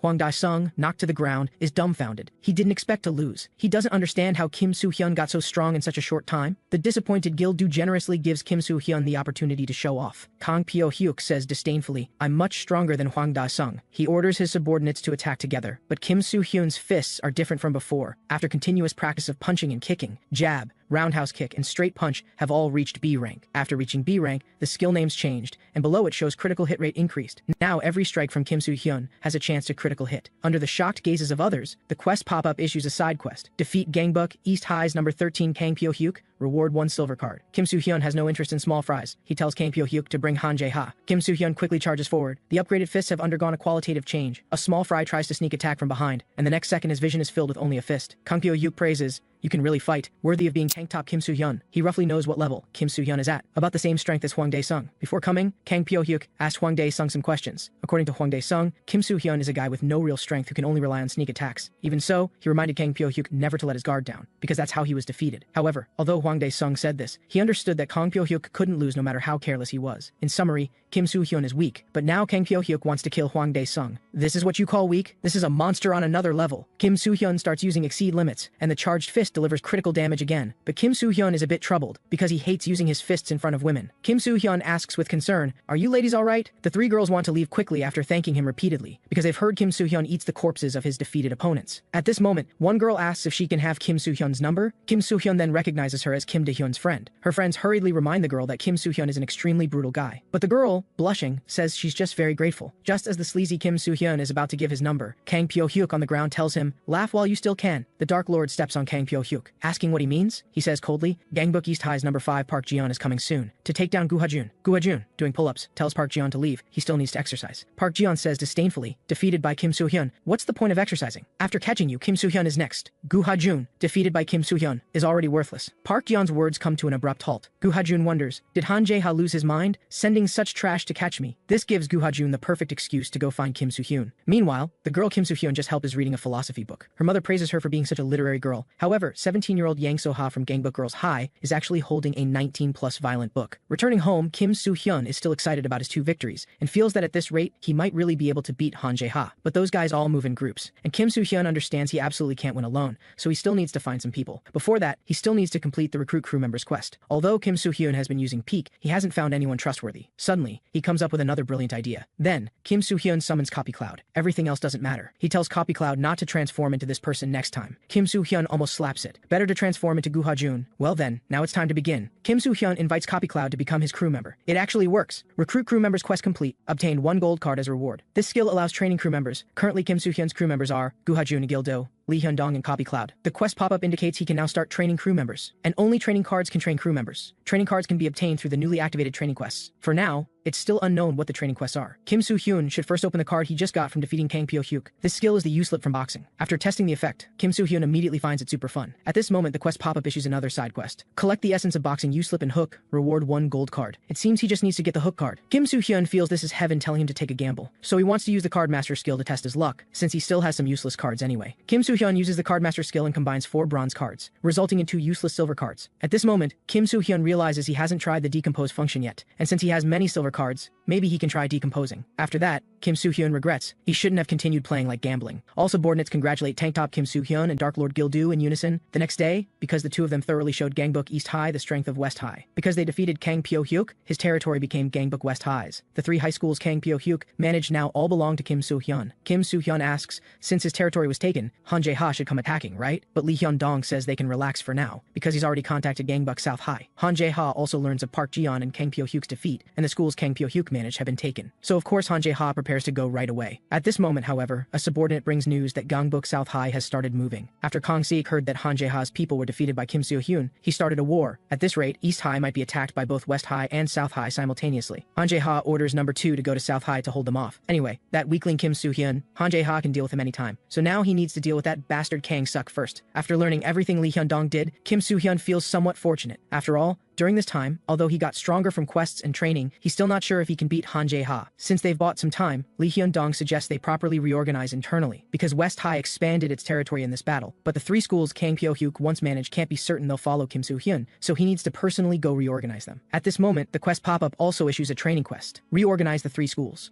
Reward ultimate training cards and 1 random attack card. In that case, Kim Soo-hyun plans to start now. First, to Soo-hyeon High School. At this moment, however, Yang So-ha from Gangbuk Girls High appears here. Turns out she has plans with Kim Da-hyun. Kim Soo-hyun seems uninterested in her and walks right past. Suddenly, Yang So-ha calls out to Kim Soo-hyun. She asks Kim Soo-hyun why he hasn't replied to her messages. Lee Hyun-dong teases from the side, boss is a heartbreaker. But Kim Soo-hyun just answers indifferently that he'll reply when he has time, and then leaves without looking back. Baek Chae-ryung on the side is dissatisfied. What's with Kim Soo-hyun? The delinquents at Soo-hyeon High School have also heard that they'll be following Gangbuk West High from now on. They've heard that tank top Kim Soo-hyun is super scary, so it's better to obediently become subordinates. But Soo-hyeon High's boss Jang Jung-soo scolds them to shut up. He'll follow Han Jae-ha to the end. That Kim Soo-hyun, if he comes, I'll kill him. He also threatens the others, saying if they want to die, go find Kim Soo-hyun. Just at this moment, a panting Kim Soo-hyun arrives. He's speechless. Are Soo-hyeon High people mountain bandits? Why build a base in the mountains? Jang Jung-soo's sneak attack punch is neutralized by Kim Soo-hyun's U-slip. Kim Soo-hyun stares coldly at him, then starts using the hook. He feels the hook is quite useful. Previously, after continuously combining and decomposing all the useless cards, Kim Soo-hyun finally obtained the hook skill from boxing. After collecting the essence of boxing, he completed the main quest and obtained a gold card. Jang Jung-soo is beaten without any ability to fight back. This is the pendulum shift from boxing. Kim Soo-hyun's punching speed and angles have greatly improved. He tells his crew members to wait. Daddy will bring cards back soon. Jang Jung-soo soon collapses to the ground. The others wanted to follow. Kim Soo-hyun, from the beginning anyway. Soo-hyeon High School reorganization complete. Next is the next school. The other 2 schools both suffered from Gangbuk East High's tyranny, and upon learning Kim Soo-hyun doesn't collect tribute money, they're all willing to follow the benevolent ruler. The training quest is thus complete, and Kim Soo-hyun obtains 4 training cards. Now he can start training crew members. However, although he got the cards, Kim Soo-hyun doesn't know who to use them on. Training Gu Ha-jun to the highest level, he fears losing control. Giving them all to Lee Hyun-dong feels weird. After thinking, Kim Soo-hyun decides to give them to Gil-do, because he's the weakest right now. Kim Soo-hyun understands that one day he'll be dragged into fights because of him, so he needs to give him the power to protect himself first. So, Kim Soo-hyun gives all the training cards to Gil-do. After using them,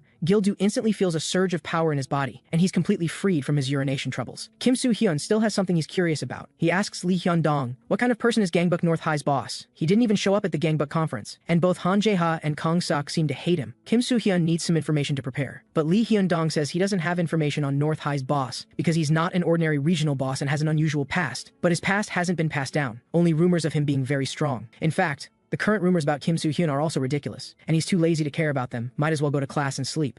But another devious idea appears in Lee Hyun-dong's mind. Although the new management areas are stable, the boss goes into battle himself every time, and in the future West High's territory will grow larger, so they can't let the boss spend all his energy on internal matters. Lee Hyun-dong realizes they need someone who can stabilize the internal forces. Generally speaking, women are more meticulous, but now everyone looks at Kim Soo-hyun like trash. Lee Hyun-dong suddenly thinks of a suitable person, and that's Baek Chae-ryung. If she dates the boss, she'll definitely help manage internally. That way they can usher in an era of peace and prosperity. So, Kim Soo-hyun and Baek Chae-ryung both receive invitations to hang out. He suggests that to build relationships, they all go to Gangbuk's pool villa. This of course is rejected by Baek Chae-ryung. She won't go to such a place with a bunch of lunatics. Kim Soo-hyun condemns Baek Chae-ryung for being too harsh, but he wonders, what's a pool villa? Lee Hyun-dong explains it's a great place to take photos in bikinis and upload to Instagram. He thought Baek Chae-ryung really liked Instagram, so he suggested going there. Kim Soo-hyun didn't expect this guy to be pretty clever. Although he deserves to be beaten, Kim Soo-hyun still tells him not to give up easily. At this moment, a hand grabs Lee Hyun-dong. Gil-do wonders, why didn't you discuss this with me first? After school, Baek Chae-ryung's 2 friends come to hang out with her. They heard that Kim Soo-hyun's group reserved a pool villa, so they invite Baek Chae-ryung to go along. It's an influencer hotspot. They also want to increase their follower count and can use those guys. Under the 2's persistent persuasion, Baek Chae-ryung still agrees to go. However, buying a bikini will be a bit troublesome for her. Soon, the day arrives, but Gil-do has something he's curious about, and that's why is Gu Ha-jun also here? Kim Soo-hyun only casually asked, He didn't expect Gu Ha-jun to actually agree. The invited women also arrive. Kim Soo-hyun stares fixedly at a certain place. It's someone's bag. Baek Chae-ryung scolds,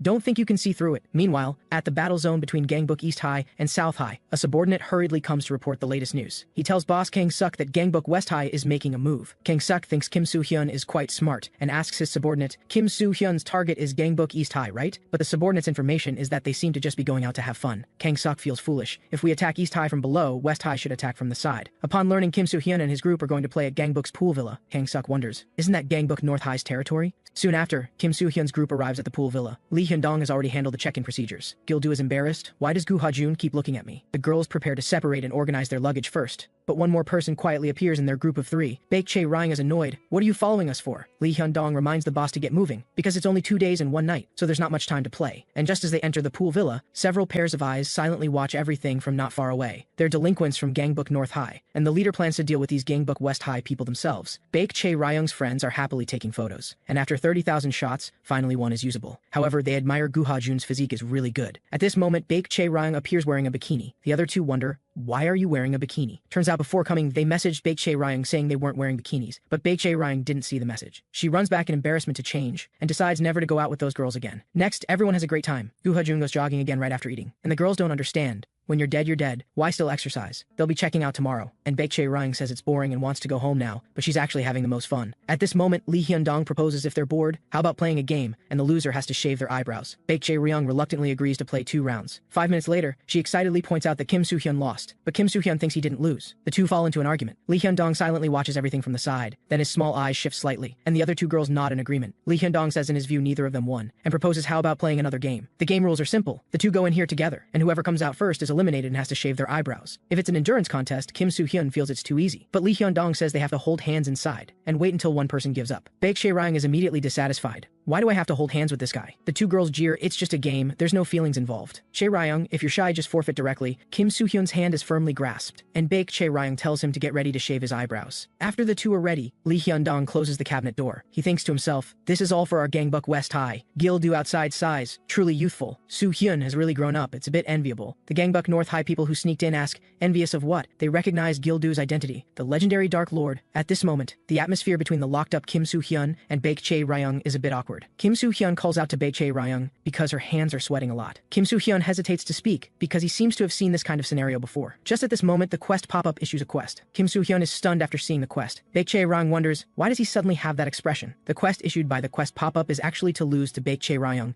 and come out of the closet. Although the reward looks pretty good, Kim Soo-hyun now feels super happy. But he wonders, why is Baek Chae-ryung sweating so much? At this moment, Kim Soo-hyun notices something's wrong. Baek Chae-ryung looks very uncomfortable, breathing heavily. Under Kim Soo-hyun's questioning, Baek Chae-ryung finally says she has mild claustrophobia. In middle school, because of her fierce eyes, she was bullied by others. Once, those scumbags locked her in a garbage storage and left. Since then, Baek Chae-ryung hasn't dared to stay in narrow spaces. She didn't expect to be in the cabinet for so long. If she'd known, she wouldn't have played. Kim Soo-hyun finally realizes that Baek Chae-ryung helped him before because she was reminded of her past self. Kim Soo-hyun tells Baek Chae-ryung he concedes. He didn't know she went through that, and if she's uncomfortable, she should say so earlier. But Kim Soo-hyun is stunned when he finds the cabinet door won't open. Something seems to be blocking the door outside. He shouts loudly, but no one is nearby. Seeing Baek Chae-ryung getting more and more distressed, Kim Soo-hyun starts using the exceed limit skill and smashes open the closet with his fist. He's dissatisfied. This joke isn't funny at all. At this moment, Baek Chae-ryung thanks Kim Soo-hyun and says she'll help draw eyebrows for him after he shaves them. Actually, Kim Soo-hyun didn't entirely break the closet for Baek Chae-ryung because he was starting to get aroused, so it was a bit difficult for him too. Baek Chae-ryung doesn't react at first, but after thinking of something, she curses angrily, "You crazy guy!" Afterward, Baek Chae-ryung's friends also apologize to her, saying they really just wanted to joke around, but if there's a next time, Baek Chae-ryung will really kill them. Kim Soo-hyun, with shaved eyebrows, agrees on the side. At this moment, Lee Hyun-dong hurriedly reports, "Big trouble. Gil-do was captured by 3 punks from Gangbuk North High," but Kim Soo-hyun calmly says it's fine. The current Gil-do is no longer the Gil-do of before. These 2 punk stats are pretty decent, and the leader Choi Chang-sok's strength has even reached A rank. He also needs to go capture Gu Ha-jun, so he doesn't want to waste time with Gil-do. Gil-do fearfully closes his eyes instinctively. After all, Kim Soo-hyun used all the training cards on him,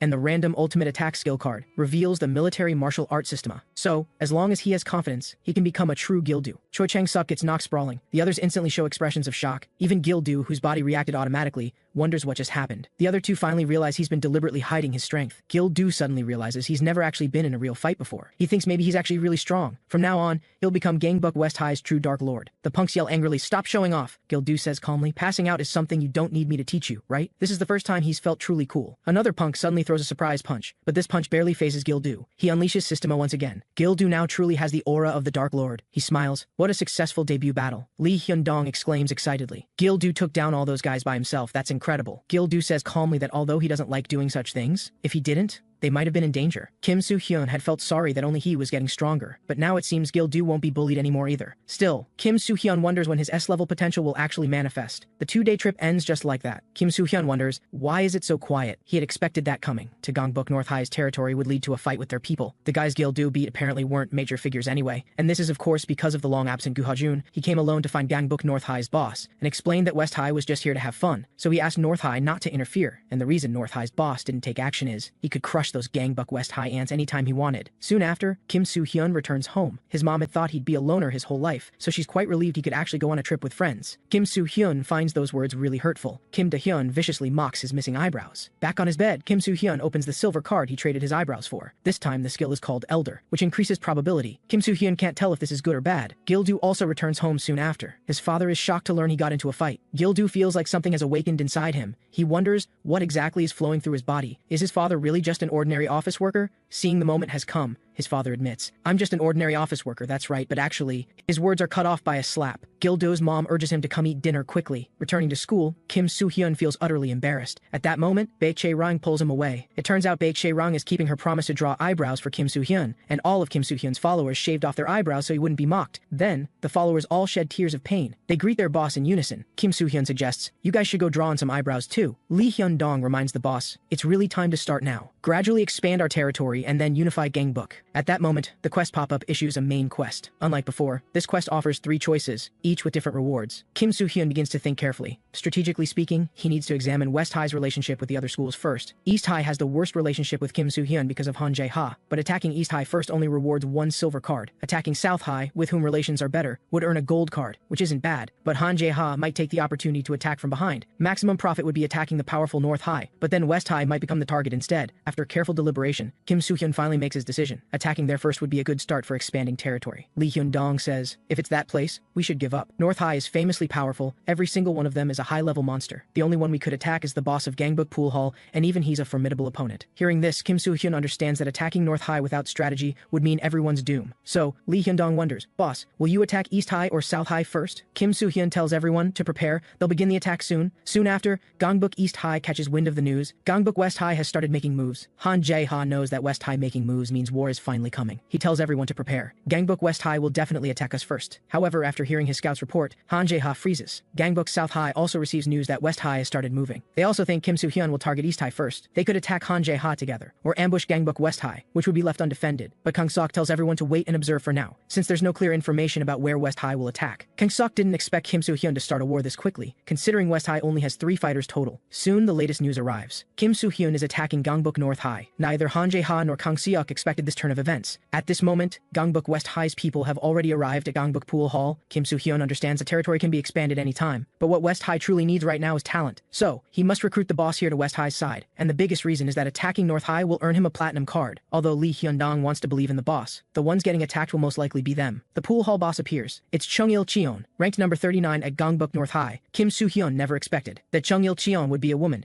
He invites Chung-il Cheon to join his group. Chung-il Cheon freezes for a moment. Lee Hyun-dong reminds him, "Boss, that's too direct." The next second, Chung-il Cheon kicks fiercely at Kim Soo-hyeon. He thinks he's just a nobody managing this small pool hall, and Kim Soo-hyeon must have come here to defeat him. Seeing his boss getting hit, Lee Hyun-dong moves to retaliate, but gets knocked to the ground by Chung-il Cheon's punch. He's shocked. How can a woman have this much physical strength? Chung-il Cheon clarifies, "I'm a man." Next, it's the Dark Lord's turn to act, but Kim Soo-hyeon speaks up, saying he'll handle this himself. It's his first time being kicked by a woman, and he's actually a bit excited. Chung-il Cheon roars, "I'm a damn man." This dodging speed surprises Chung-il Cheon somewhat. Kim Soo-hyeon quickly throws a straight punch. Seeing it dodged, Kim Soo-hyeon immediately immediately follows with a roundhouse kick. He and Chung Il-cheon are evenly matched opponents. Kim Soo-hyun didn't expect Chung Il-cheon could train a woman's body to this level. He's used the peak skill on many people, and Chung Il-cheon is the most impressive among them. So Kim Soo-hyun wants to make a bet with Chung Il-cheon. If he wins, Chung Il-cheon has to become his crew member. Chung Il-cheon wonders, why does this guy keep insisting I join his crew? Kim Soo-hyun uses a U-slip to dodge the incoming fist. The reason he's so eager to recruit Chung Il-cheon is of course because he sees the unlimited potential in him. The quest pop-up issues a side quest, recruit Chung Il-cheon, reward, 1 silver card. Since Chung Il-cheon keeps launching surprise attacks, Kim Soo-hyun takes that as agreement to the bet. Chung Il-cheon yells angrily, I don't want to join, but Kim Soo-hyun understands that when a woman says no, she means yes. Chung Il-cheon's speed is too fast, making him difficult to handle. He's thinking about how to end this fight quickly. Taking advantage of Kim Soo-hyun's distraction, Chung Il-cheon lands a punch on his face. Kim Soo-hyun immediately falls into Chung Il-cheon's arms. He's somewhat puzzled, did I win already? But the next second, Kim Soo-hyun's hands suddenly exert force. He thinks Chung Il-cheon's laundry detergent scent is quite nice. Taking advantage of Chung Il-cheon's moment of relaxation,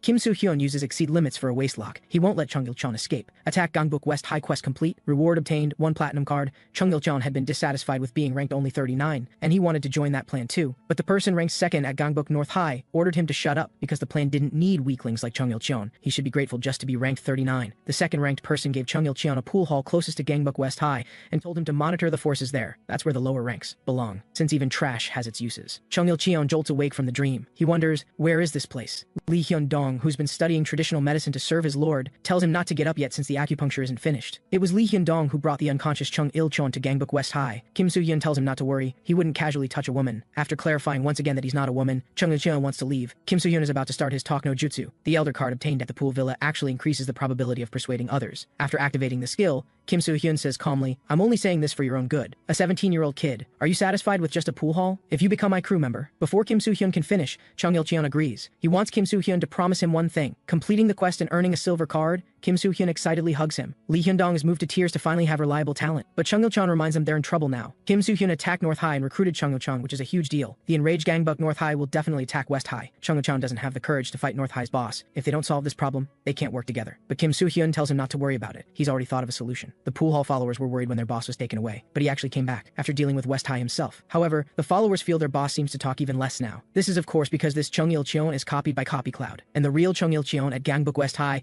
just needs to act in disguise. He's dissatisfied. What the hell is this? Why do I have to cross-dress when I'm a man? But Kim Soo-hyun can't hold it anymore and needs to go to the bathroom because it's time for the exciting card opening. First, the silver card reveals the pool draw shot technique. This is a completely useless skill. Kim Soo-hyun can only save it for decomposition later. Next is the platinum card he's most looking forward to, but it reveals a skill called diaper. Kim Soo-hyun wonders, is this meant to be worn? Maybe it's an attack card. At that moment, the quest pop-up issues another training quest. Kong-suk of Gangbuk South High is working out. He understands that Kim Soo-hyun attacking North High means Gangbuk West High is doomed. That guy absolutely won't let this slide. The scout reports, big trouble, our territory is under attack. Kang Seok thought it was Han Jae-ha making the move, but the follower says it's Gangbuk West High's people. They were supposed to attack North High, but North High suffered no damage. West High's people have now reached Gangbuk Tunnel. If they don't hurry to support, South High's territory will be taken. The quest pop-up issues? Investigate Gangbuk South High's business. Rewards, 2 mid-grade strength training cards, 2 speed cards, 1 high-grade endurance training card, 1 mid-grade random attack card. Kim Soo-hyun decides to take down South High, so he brings Gil-do and Chung Il-cheon to attack Gangbuk South High. South High's people mock, a woman can actually go to battle? Chung Il-cheon roars, I'm a damn man. Another South High guy tries to sneak attack, and Chung Il-cheon leaps up in response. But the next second, his hair gets grabbed by another person, just as the opponent is about to throw a punch. Chung Il-cheon kicks both of them down first. It was clearly Kim Soo-hyun who said they'd charge in, so Chung Il-cheon tells him to stop just watching and help out. Kim Soo-hyun is taking notes. Chung Il-cheon has great speed,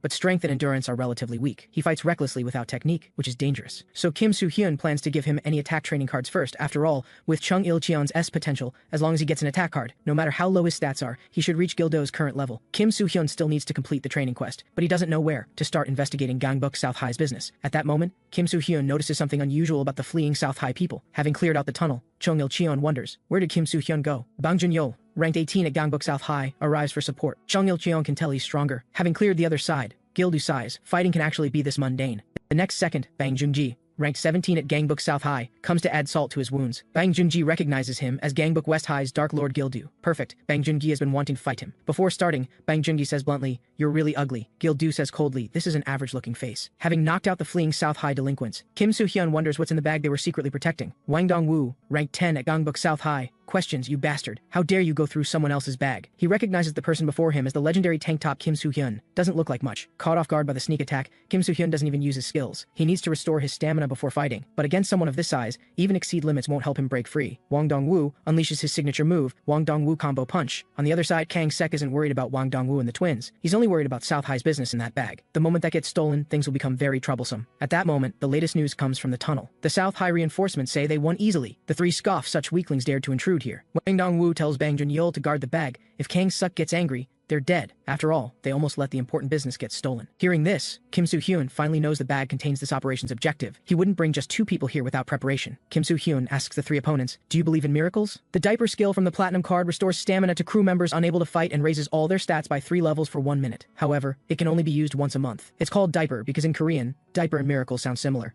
Gil-do and Chung Il-cheon instantly feel their stamina restored, and all 3 of their stats rise by 3 levels. Soon after, arriving at the tunnel, Kang Sok sees only devastation. The business the 3 were protecting has been stolen by Kim Soo-hyun. Furious, Kang Sok goes to contact Han Jae-ha. He wants to join forces with Gangbuk East High to eliminate Kim Soo-hyun. The 3 from Kim Soo-hyun's group are curious about what Gangbuk South High's business is. It turns out to be just some questionable patches. Kim Soo-hyun wonders, is Kang Sok feeling unwell? Suddenly, Kim Soo-hyun figures out how to make money with these patches. This utterly despicable bastard must be forcing them on elderly people on buses, threatening not to let them off if they don't buy. Gildu speaks up to explain, these patches are actually fentanyl, an addictive painkiller. Depending on how it's used, it can destroy people. It's a painkiller that absolutely shouldn't be misused. Kang Si gets it from doctors and sells it to students for profit. Gildu also finds it strange how his mom knows this. He heard it from her. Kim Soo-hyun finally understands why people say don't trust people with small eyes. That Kang Suk is a real villain. After learning about Gangbuk South High's business, the training quest is finally complete. Kim Soo-hyun obtains 6 training cards. Han Jae-ha, playing games at a PC cafe, receives a call from Kang Suk. Hearing his mocking tone, Kang Suk understands he already knows. Kang Suk proposes, South High will attack Kim Soo-hyun from the south, so East High attack from the side. But for Han Jae-ha to attack Kim Soo-hyun together, he wants Kang Suk to transfer some of South High's territory to East High. Unexpectedly, Kang Suk actually agrees, but if they fail, he'll kill Han Jae-ha. Then, Kang Sok asks Han Jae-ha when they should plan the operation. And with Han Jae-ha's personality, of course it's right now. After a tiring day, Kim Soo-hyun walks home deep in thought. He's somewhat hesitant. Who should he use these training cards on? Just use them all on himself. But Kim Soo-hyun already has many strong cards. In war games, he should be developing every character. So Kim Soo-hyun is very conflicted. At that moment, his phone rings. A follower reports, big trouble. Gangbuk East High is attacking. Heard that Han Jae-ha made some deal with South High's Kang Sek. The followers can barely hold off their advance team. Kim Soo-hyun rushes toward the battle zone. And the first to run over is Lee Hyun-dong, ranked 4 at Gangbuk West High. He doesn't know what to do anymore. All the other school bosses under Gangbuk West High have fallen, leaving only Lee Hyun-dong to defend West High with a determination to die. But he's utterly powerless to resist their attacks. Lee Hyun-dong realizes it's not that they're strong, it's that he's just too weak. Hwang Dae-sung scoffs, even those small fries lying on the ground are stronger than you. A ranked 4, you're just a waste riding Kim Soo-hyun's coattails. Being a bit clever doesn't help in fights. Lee Hyun-dong understands, too, that he keeps saying he'll help the boss, but always becomes a burden instead. The ranked 2 Dark Lord Gil-do, ranked 3 Gu Ha-jun, and the new ranked 5 Chung Il-cheon all do well. Only he is this pathetic. Lee Hyun-dong sheds tears of frustration. Mediocre him, worthless trash wherever he goes, can only end up as everyone's burden. Park Ji-yeon takes Lee Hyun-dong's phone and calls Kim Soo-hyun. He taunts, after this, it'll be our East High's territory. Park Ji-yeon wants to take Lee Hyun-dong's legs as a trophy. The anxious Kim Soo-hyun is rushing at full speed toward the battle zone, but the quest pop-up suddenly alerts, crew member Lee Hyun-dong's conviction is full. Lee Hyun-dong's potential begins to skyrocket. Lee Hyun-dong's potential has reached maximum value. Lee Hyun-dong's potential has awakened. His stat panel's potential column changes to awakened state. Due to potential awakening, the quest pop-up specially restores Lee Hyun-dong's stamina and grants a Lee Hyun-dong exclusive attack card, Tool Mastery. Effect, can easily master all tools, and strength level rises according to different tools. Lee Hyun-dong first uses a wooden stick. Hwang Dae-sung didn't expect to feel pain from a wooden stick. And why can someone who is nearly dead still stand up? Lee Hyun-dong has never given up on getting stronger, although his talent is insignificant, although he's still far behind others. He doesn't want to be a burden to the boss. Lee Hyun-dong is sorry for being sorry. From now on, he's eyebrows Lee Hyun-dong, ranked 4 at Gangbuk West High. Park Ji-yeon scoffs, you think you alone can beat us? What a disgusting guy. Gu Ha-jun, ranked 3 at Gangbuk West High, actually thinks Lee Hyun-dong looks pretty cool. Park Ji-yeon instantly breaks into a cold sweat. Gu Ha-jun rushed over and forgot to bring a lighter. He orders East High's people to call Han Jae-ha over to light his cigarette. Lee Hyun-dong with the wooden stick faces off against Hwang Dae-sung, but Hwang Dae-sung, called the Endurance King, has A+ grade endurance. As long as the stick doesn't hit his head, he won't lose. Lee Hyun-dong, who hasn't fully developed yet, still struggles against him. But there's more than just wooden sticks on the ground. At this moment, Kim Soo-hyun is sprinting frantically. He understands that although Lee Hyun-dong's ability awakened, his potential is too low, so he won't become very strong. This level of ability can't beat Hwang Dae-sung at all. At that moment, the quest pop-up alerts, Crew members' stats have changed. Lee Hyun-dong's stats suddenly rise to A+ grade, and this is because he chose a new weapon, so his stats change accordingly. Lee Hyun-dong's game is about to begin. He wildly swings the iron exhaust pipe in his hands. Using weapons is a cowardly move. Lee Hyun-dong knows this too, but he just doesn't want to be the only pathetic one, so even if it's cowardly, he doesn't care. Having finished off Hwang Dae-sung, Lee Hyun-dong is completely drained, but there are still 2 people left. He wants to help Gu Ha-jun, but Lee Hyun-dong suddenly realizes something. Gu Ha-jun is someone who doesn't need his worry. Park Ji-yeon thought last time it was because Gu Ha-jun ambushed him. That's why he got knocked down with 1 punch. Today's him is completely different. He roars, "I'm Park Ji-yeon." Gu Ha-jun seems indifferent to Park Ji-yeon's attacks. His feeling differs from Park Ji-yeon's, because he can't tell what's different about Park Ji-yeon from before. Park Ji-yeon's body makes a crisp sound. Gu Ha-jun's heavy punches continue pounding into him. Just as the battle is about to end, a swift figure flying kicks toward Gu Ha-jun. Han Jae-ha arrives with East High's people to take down the powerful Gu Ha-jun. Han Jae-ha brought his recently carefully cultivated strike team. Gu Ha-jun coldly orders him to light his cigarette. Han Jae-ha sneers, "You're almost dead and still trying to look cool?" He orders the strike team to kill Gu Ha-jun. These strike team members aren't easy to deal with. They're all skilled stalkers. People Han Jae-ha cultivated specifically to take down bosses from various schools. However, Gu Ha-jun doesn't see how impressive these so-called stalkers are. Actually, it's because he's too strong. Han Jae-ha worked hard to find people of this caliber. The follower keeps reporting the battle situation to Kim Soo-hyun. He's been running for so long, but the battlefield is still far away. Kim Soo-hyun worries that at this rate, it might be over before he arrives. Fortunately, Gu Ha-jun is there, but the strike team seems strong too. Suddenly, Kim Soo-hyun thinks of a good solution. Han Jae-ha is satisfied with the strike team's results, because he never expected them to beat Gu Ha-jun anyway. Making Gangbuk West High's Gu Ha-jun feel tired already achieves the goal. Han Jae-ha proposes he come to East High, train the strike team together, and take down Gangbuk North High. He can have whatever he wants. But Gu Ha-jun just coldly spits out one word at him: light. Han Jae-ha immediately laughs. He orders the strike team to keep fighting, even if they all fall, as long as they drain Gu Ha-jun's stamina. It's a win, and the way Kim Soo-hyun can help Gu Ha-jun from afar is with the training cards from this quest. Kim Soo-hyun uses all these cards on Gu Ha-jun. He's somewhat curious. What attack technique will Gu Ha-jun get? And this mid-grade random attack card reveals the Kisi fighting method from martial arts. Gu Ha-jun instinctively begins using the Kisi fighting method. Han Jae-ha freezes instantly. The strongest close combat fighting technique created for actual combat by Spanish Special Forces members who knew many martial arts skills. A practical fighting method that doesn't rely on weapons, where the entire body can be used as a weapon, because humans are inherently weapons. Gu Ha-jun scoffs. A strike team that can't even handle me wants to take down our school's boss? What are you going to do? Kim Soo-hyun is even stronger than me. Watching Gu Ha-jun's stats remain unchanged, Kim Soo-hyun is somewhat puzzled. He clearly gave all the training cards from this quest to Gu Ha-jun. From this, Kim Soo-hyun deduces that upgrading S level abilities requires more cards. He hopes Gu Ha-jun can hold on a bit longer, because Kim Soo-hyun is about to arrive for support. Gu Ha-jun also feels somewhat strange. He originally didn't know this fighting technique, but now he's using it as naturally as boxing, which he's studied for a long time. But none of that matters. Gu Ha-jun just needs to win. He kindly reminds them, "You should fight people at your level if you don't want to die." But the next second, a foot appears at Gu Ha-jun's temple. Han Jae-ha exclaims excitedly, "This is what kicking feels like!" But competitions forbid kicking, which is why he was forced to quit professional competitions. Hit by a sneak attack to the temple, Gu Ha-jun's head spins with dizziness. Han Jae-ha appears as double images in his eyes. The Kisi fighting method works well in actual combat, so Gu Ha-jun must close the distance with Han Jae-ha, but Han Jae-ha's legs are longer. Fighting isn't just about strength and endurance. Coordination and balance are equally important. Just like how a bull, no matter how much it charges, can't beat a matador. Just as Han Jae-ha is about to finish off Gu Ha-jun grabs his foot. In the instant Han Jae-ha is stunned, Gu Ha-jun's fist is already at his chin. Han Jae-ha didn't expect that Gu Ha-jun could still attack his chin in that condition. But that was also Gu Ha-jun's last struggle. Gu Ha-jun admits he lost. He won't make excuses for himself. So, from here on, Gu Ha-jun leaves it to him. Gangbuk West High's boss Kim Soo-hyun finally arrives. But Han Jae-ha doesn't take Kim Soo-hyun seriously. Kim Soo-hyun carefully considers the current battle situation. Han Jae-ha just took a heavy hit. If Kim Soo-hyun uses all his cards, there might be a chance. After all, he's very different from back then. However, at this moment, Han Jae-ha leisurely lights up a cigarette, because Gangbuk East High's main forces have arrived. On a real battlefield, Han Jae-ha won't fight Kim Soo-hyun one-on-one. He mocks Kim Soo-hyun,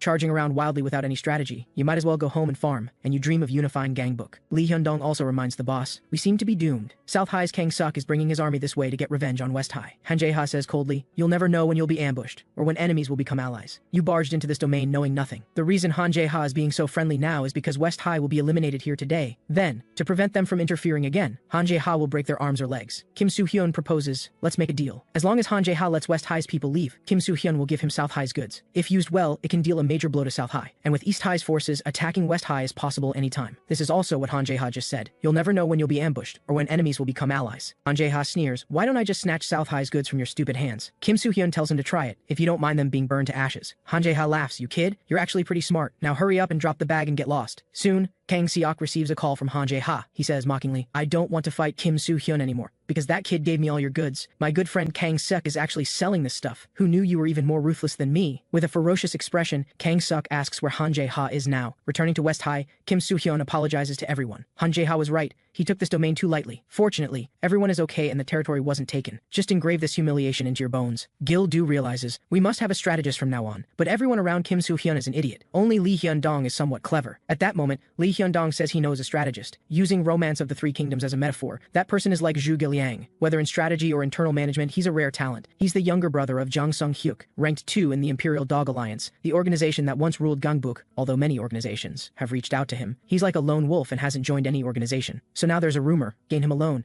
and you can gain the world. At that moment, the quest pop-up issues a training quest. Recruit someone as a crew member. Rewards, 2 high-grade strength training cards, 2 speed cards, and 1 high-grade random attack card. Kim Soo-hyun immediately asks, where's that person now? Although Lee Hyun-dong knows where he lives, recruitment should be very difficult. After all, both East High and South High failed before. That person said he doesn't want to use his talents for war, so even if West High goes, it probably won't change anything. But even Chung Il-cheon was recruited. Impossible isn't in West High's dictionary. In that case, Lee Hyun-dong has no choice. So everyone goes together to meet Gangbuk's Zhu Giliang, Jang Ji-hyuk. But the gatekeeper says the teacher is playing ranked games, and will take a nap after, so he tells Kim Soo-hyun and the others to go back. Gil-do asks quietly, don't you know the legendary tank top Kim Soo-hyun? Kim Soo-hyun politely says, we came at the wrong time. Please tell the teacher I came by. He tells Gil-do, there's a saying about 3 visits to the thatched cottage, meaning to recruit talent, you must visit 3 times. Liu Bei also visited Zhu Giliang 3 times, so Kim Soo-hyun must also come 3 times before he can meet Jang Ji-hyuk. But Lee Hyun-dong says this guy is Gangbuk's Zhu Giliang. Kim Soo-hyun curses under his breath, then uses peek. The result shows this guy named Jang Ji-hyuk probably couldn't even beat an ant. He doesn't want to get involved in any fights, so he tells Kim Soo-hyun and the others to go back. But Jang Ji-hyuk suddenly sees Chung Il-cheon with his hair down. He suddenly feels this might be fate. Jang Ji-hyuk suddenly permits, tank top Kim Soo-hyun, come in and state your purpose. The lady can come in too. Kim Soo-hyun feels that guy looks like a lunatic. After understanding Kim Soo-hyun's recent conflicts with South High and East High, Jang Ji-hyuk says, things will work themselves out. To Kang Seok, his goods are like his life. Therefore, to get the goods back, he'll definitely go after East High first. But the war between these two won't last long. Eventually, Kang Seok will propose a ceasefire to Han Jae-ha, then get the goods back by offering money or territory, and East High and South High, to expand their territories, will attack West High again. With West High's current manpower, facing both East High and South High simultaneously, they'll definitely be doomed. But Jang Ji-hyuk has a way to both block enemy attacks and expand territory. They just need to borrow external forces. There's still Gangbuk North High to utilize. They should propose to North High to stop Han Jae-ha's invasion. To get North High's help, they need to agree in advance to share enemy territory with North High if they take it. Although North High isn't interested in lower-level territories, they'll definitely want to expand their domain. So they absolutely can't refuse this proposal. Kim Soo-hyun feels that Jang Ji-hyuk seems to be speaking casually, but strangely convinces him. Now, Jang Ji-hyuk begins deploying strategy. First, clarify Gangbuk West High's path to survival. As long as they position Gu Ha-jun and North High's allied forces in front of East High,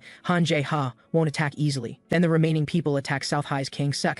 With Gu Ha-jun and North High blocking East High's attacks, they can attack Kang Seok without worry. They must first take down South High's forces before proceeding to the next step. Next comes the war between West High, having absorbed South High, and East High and North High. Everyone present is impressed by such an ugly-looking person for the first time. Soon after, Gu Ha-jun, ranked 3 at Gangbuk West High, arrives at the West High and East High battle zone. Gangbuk North High's people also arrive quickly. They are North High's ranked 49 and 50. The two already understand West High's purpose. They tell Gu Ha-jun to know his place. North High, who came to help, is the boss. You West High people just stay down. Before they finish speaking, Gu Ha-jun instantly throws a punch. Of course the hierarchy needs to be clear. He tells North High's people to speak properly. Choi Kang-san, ranked 28 at Gangbuk North High, tells North High's people to save their energy to fight East High. He exchanges pleasantries with Gu Ha-jun. Gangbuk North High's boss doesn't care about matters below, and Choi Kang-san has nothing to do, taking this opportunity to improve his record. He might even raise his ranking at North High. Anyway, both sides follow the agreement and together stop Gangbuk East High. After that, Kim Soo-hyun receives a call from Gu Ha-jun. Learning that North High is willing to act together, he's amazed. How did Jang Ji-hyuk negotiate this? Having a strategist really makes a difference. Gu Ha-jun is about to hang up, and Kim Soo-hyun hurriedly thanks him for helping defend West High this time. I should have said this to Gu Ha-jun earlier, but I missed the timing and delayed until now. But Gu Ha-jun tells Kim Soo-hyun not to misunderstand.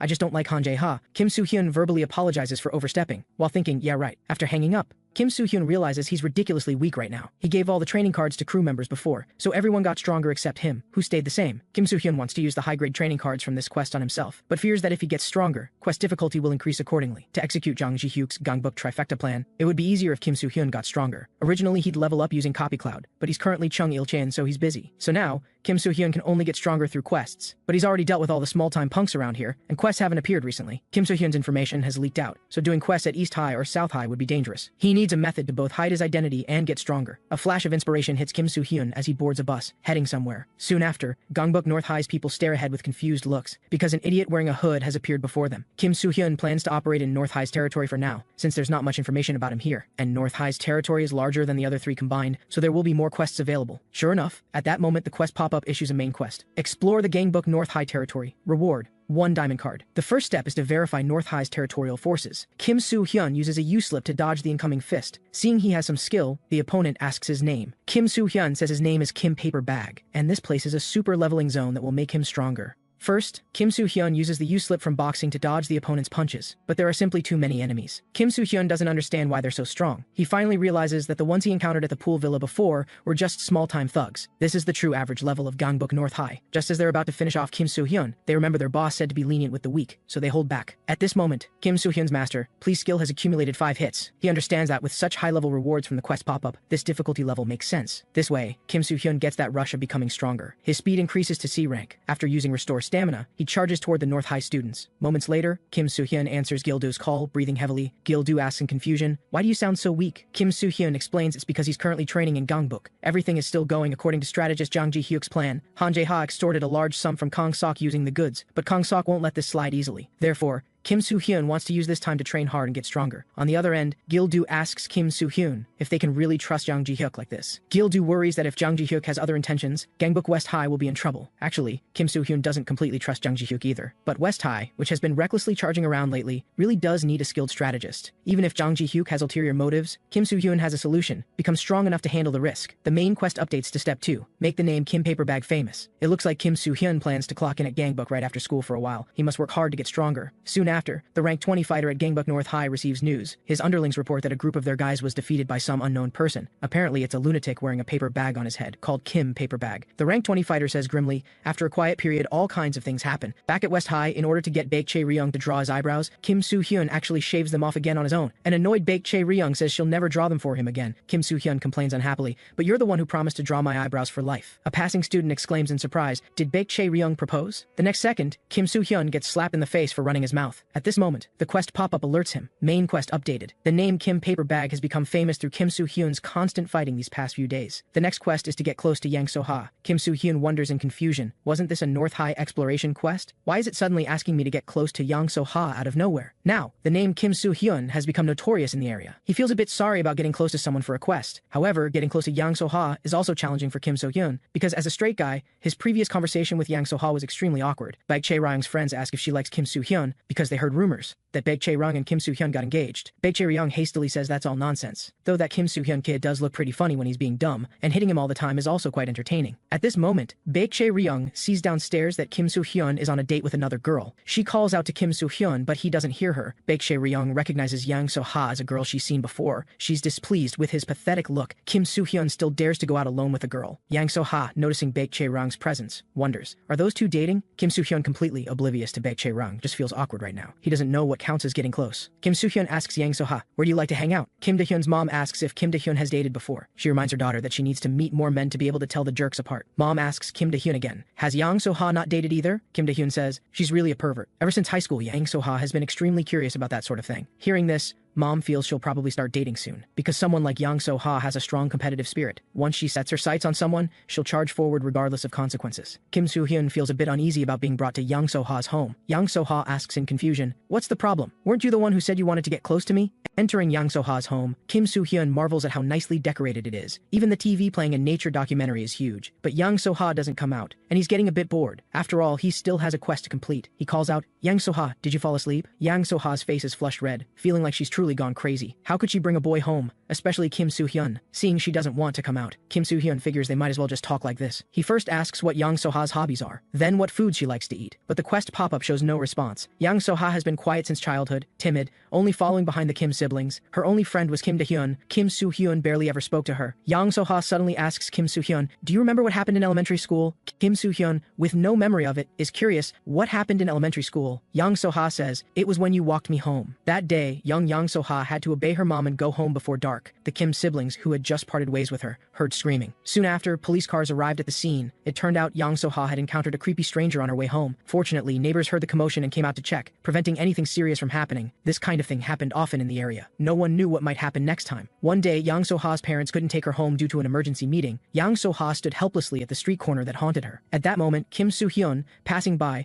told her to get on his bike. He warned Yang So-ha to be prepared, that he's the type who only knows how to charge forward. Before reaching their destination, he wouldn't stop even if Yang So-ha cried. Whether to ride or not was up to Yang So-ha to decide. Because of Kim Soo-hyun, Yang So-ha forgot how long that alley was. Her heart was beating too fast then, so she couldn't remember anything. Kim Soo-hyun probably forgot about such a small thing. Later, Yang So-ha's parents moved with her, so she basically had no contact with Kim Soo-hyun after that. Yang So-ha didn't expect this topic would make him fall asleep. She gazes at Kim Soo-hyun for a moment, then reaches her hand toward his jacket. It's better that Kim Soo-hyun doesn't remember, because this way Yang So-ha finds it more interesting. She slowly leans her head down toward Kim Soo-hyun. The quest pop-up soon alerts him. Quest to get close to Yang So-ha completed. Waking up, Kim Soo-hyun can't help but feel something is strange. Not only is the quest complete, but Yang So-ha isn't home, and she's not even replying to texts. Kim Soo-hyun thinks he made her angry by falling asleep. After completing just one more quest, he'll get a diamond card. The main quest is titled, Take Over the Gangbuk Hotel. A hotel is a place only adults can enter. Kim Soo-hyun realizes this means fighting thugs, and the quest pop-up thoughtfully shows him the way. Soon after, Kim Paperbag storms into the Gangbuk Hotel. The North High guys didn't expect him to be so bold as to come in alone. Kim Soo-hyun thanks them for the compliment, but honestly, he didn't expect there to be so many people here either. A deep voice calls Kim Soo-hyun a strategic guy, because Nietzsche said honest people make others let their guard down. The rank 20 fighter from Gangbuk North High asks Kim Paperbag what he knows about Nietzsche.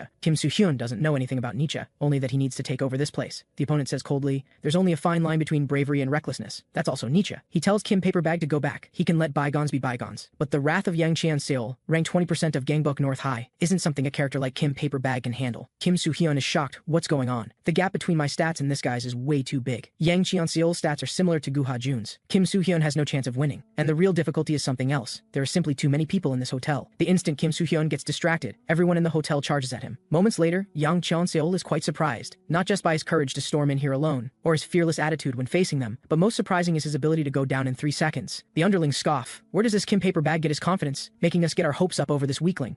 Yang Cheon-seol tells them not to belittle Kim Paperbag's courage. A man who fights knowing he'll lose deserves respect. Yang Cheon-seol can tell Kim Paperbag has learned boxing but has no experience facing this many people at once, and that's exactly why he lost. Fighting is all about results. No one cares about the process. Yang Cheon-seol is about to remove Kim Paperbag's hood. He's very curious about who dares to challenge Gangbuk North High. Suddenly, Yang Cheon-seol's calf is grabbed. Kim Soo-hyun starts using the Exceed Limit skill, then uses the Rise skill to lift Yang Cheon-seol high into the air. From the start, Kim Soo-hyun's strategy was to take over this hotel. He's not crazy enough to take on all of North High, he just needs to take over the hotel and complete the quest. The underlings are completely caught off guard, but Kim Soo-hyun is somewhat confused. He's already taken down Yang Cheon-seol, so why isn't the quest complete? At this moment, a cold voice sounds. Yang Cheon-seol says grimly, Nietzsche said that extinguished fires can reignite. Kim Soo-hyun can't believe it. How can he be fine after falling from that height? The underlings mock this ignorant fool. Our boss used to be a judo athlete. Kim Soo-hyun is stunned for a moment. Actually, Yang Cheon-seol did take some damage. He acknowledges Kim Paperbag's strength. Kim Soo-hyun throws a fierce straight punch at him. Yang Cheon-seol wonders, where did that strange strength that lifted me up go? Of course, it's because Kim Soo-hyun's Exceed Limit skill is ended. Seeing Yang Cheon-seol's hand rapidly approaching, Kim Soo-hyun instantly uses the U-slip. He understands the opponent is a former judo athlete. If he gets caught, it's over, so he must keep his distance. Kim Soo-hyun starts using the Rise skill, then executes a roundhouse kick aimed at Yang Cheon-seol's chin. The strike lands precisely, but Yang Cheon-seol seems completely unfazed. Though the roundhouse kick was flashy, it doesn't seem to have done much damage. Yang Cheon-seol ends the fight with a shoulder throw. He said it before, his wrath isn't something Kim Paperbag can handle. Just then, Kim Soo-hyun uses Restore Stamina. After recruiting Jung Ji-hyuk, he received 5 training cards. Unlike mid-tier cards, high-tier cards can raise abilities by 2 ranks when used. Worried that quest difficulty would increase as he got stronger, Kim Soo-hyun had prepared to use cards when in dire straits. Kim Soo-hyun's speed and strength both rise by 4 ranks. Yang Cheon-seol is shocked.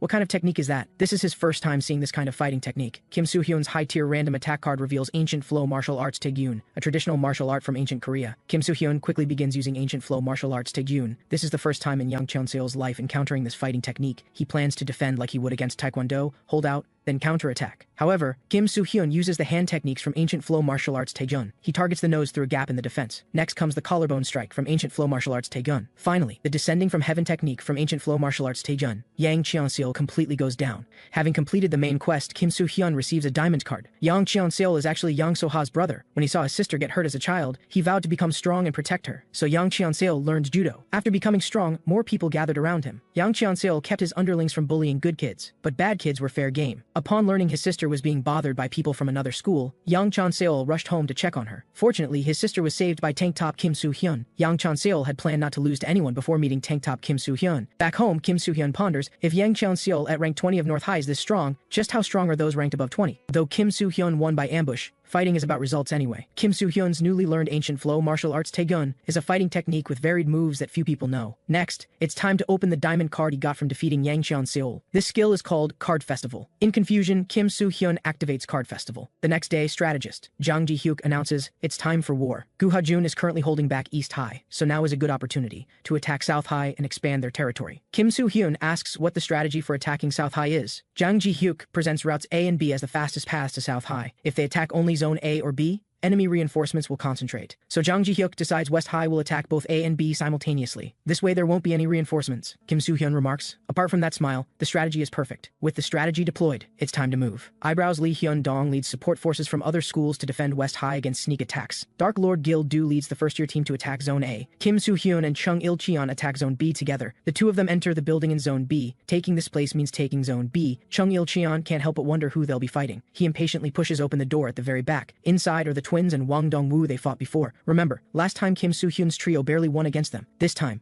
those three won't let Kim Soo-hyun's duo off easily. While Chung Il-cheon is stunned, Kim Soo-hyun has already struck with the small slap from Ancient Flow Martial Arts Taegun. That diamond card called Card Festival upgrades all existing cards. The cards Kim Soo-hyun currently possesses suddenly burst with a roaring sound. Each skill is enhanced according to its card type. After Card Festival, Ancient Flow Martial Arts Taejun's attack power and speed have increased. Kim Soo-hyun will face the enemy's three strongest fighters alone. Chung Il-cheon only needs to handle the small fry. Thanks to Card Festival, all team members' abilities increased by 1 rank. At this moment, an underling reports to Wang Dong-woo, the other people from Gangbuk West High went to attack Zone A. This means they might not be able to get reinforcements. The small fry in Zone A are quickly dealt with by Dark Lord Gil-do. Now only Lee Ji-hyun, rank 9 of Gangbuk South High, remains. Her speed stat is actually S rank. Gil-do can tell at a glance she's stronger than him. After all, she's a kendo master who climbed to this position with just a wooden sword. But to Gil-do, she's just a deer chewing on wood. Gil-do and Kim Soo-hyun always give their all, even if the opponent is an elementary schooler. Lee Ji-hyun tells this fat pig to stop talking and come at her. At this moment, a figure walks in, reminding Lee Ji-hyun that won't do. Those who try to take others' territory need to be properly entertained. He is Ju Hak-jong, rank 8 of Gangbuk South High. On the other side, having dealt with the small fry, Chung Il-cheon stares ahead in disbelief. He doesn't understand when Kim Soo-hyun became this strong. Chung Il-cheon heard about him training everywhere to get stronger. But Kim Soo-hyun now defies all logic. He can practically dominate enemies he couldn't beat just recently. When Wang Dong-woo rushes forward, the quest pop-up issues a side quest. Revenge, defeat Wang Dong-woo. Reward, 1 gold card. Chung Il-cheon wants to help, but Kim Soo-hyun says it's fine, because he can now withstand Wang Dong-woo's strength. Wang Dong-woo is completely stunned. Just recently, this guy was a weakling, but now he can go toe-to-toe with him. And once Kim Soo-hyun starts using exceed limits, Wang Dong-woo is lifted entirely off the ground, because Kim Soo-hyun's strength has now stepped into S-rank territory. Wang Dong-woo has experienced this monstrous strength before. This is monstrous strength on par with Kang Sok's. After completing the side quest, Kim Soo-hyun receives a gold card. Wang Dong-woo still doesn't understand how he got this strong in such a short time. At this rate, Wang Dong-woo worries Kang Sok might actually lose. After securing Zone B, they need to call Gil-do in Zone A. Chung Il-cheon can't figure out why Kim Soo-hyun suddenly became this strong. He might actually be able to unify Gangbuk. However, Gil-do in Zone A isn't answering his phone. Kim Soo-hyun worries something went wrong. Soon after, Lee Hyun-dong also arrives at Zone A. Kim Soo-hyun silently stares ahead. Lee Hyun-dong explains, Gil-do was attacked. The first-year students who came with him were also seriously injured, apparently by metal weapons. Lee Hyun-dong confirmed it wasn't Lee Ji-hyun. It was Ju Hak-jong, infamous for his cruelty and underhanded methods. Even Kang Sok doesn't like him. Even Jang Ji-hyuk didn't predict that guy would show up. Gil-do's injuries are worse than expected. Ju Hak-jong beat him nearly to death. It must have been extremely painful. In the past, the reason Kim Soo-hyun was bullied at school was simple. He just wanted back his tablet that had been borrowed for a month. Just as Choi Chang-dong wanted to continue beating him, Gil-do took out his own tablet and gave it to him. And this caused Gil-do to be attacked by those scumbags. After beating them, Choi Chang-dong threatened others that anyone who befriended these two would face the same fate. Kim Soo-hyun didn't understand why this stranger would help him. Gil-do calmly said,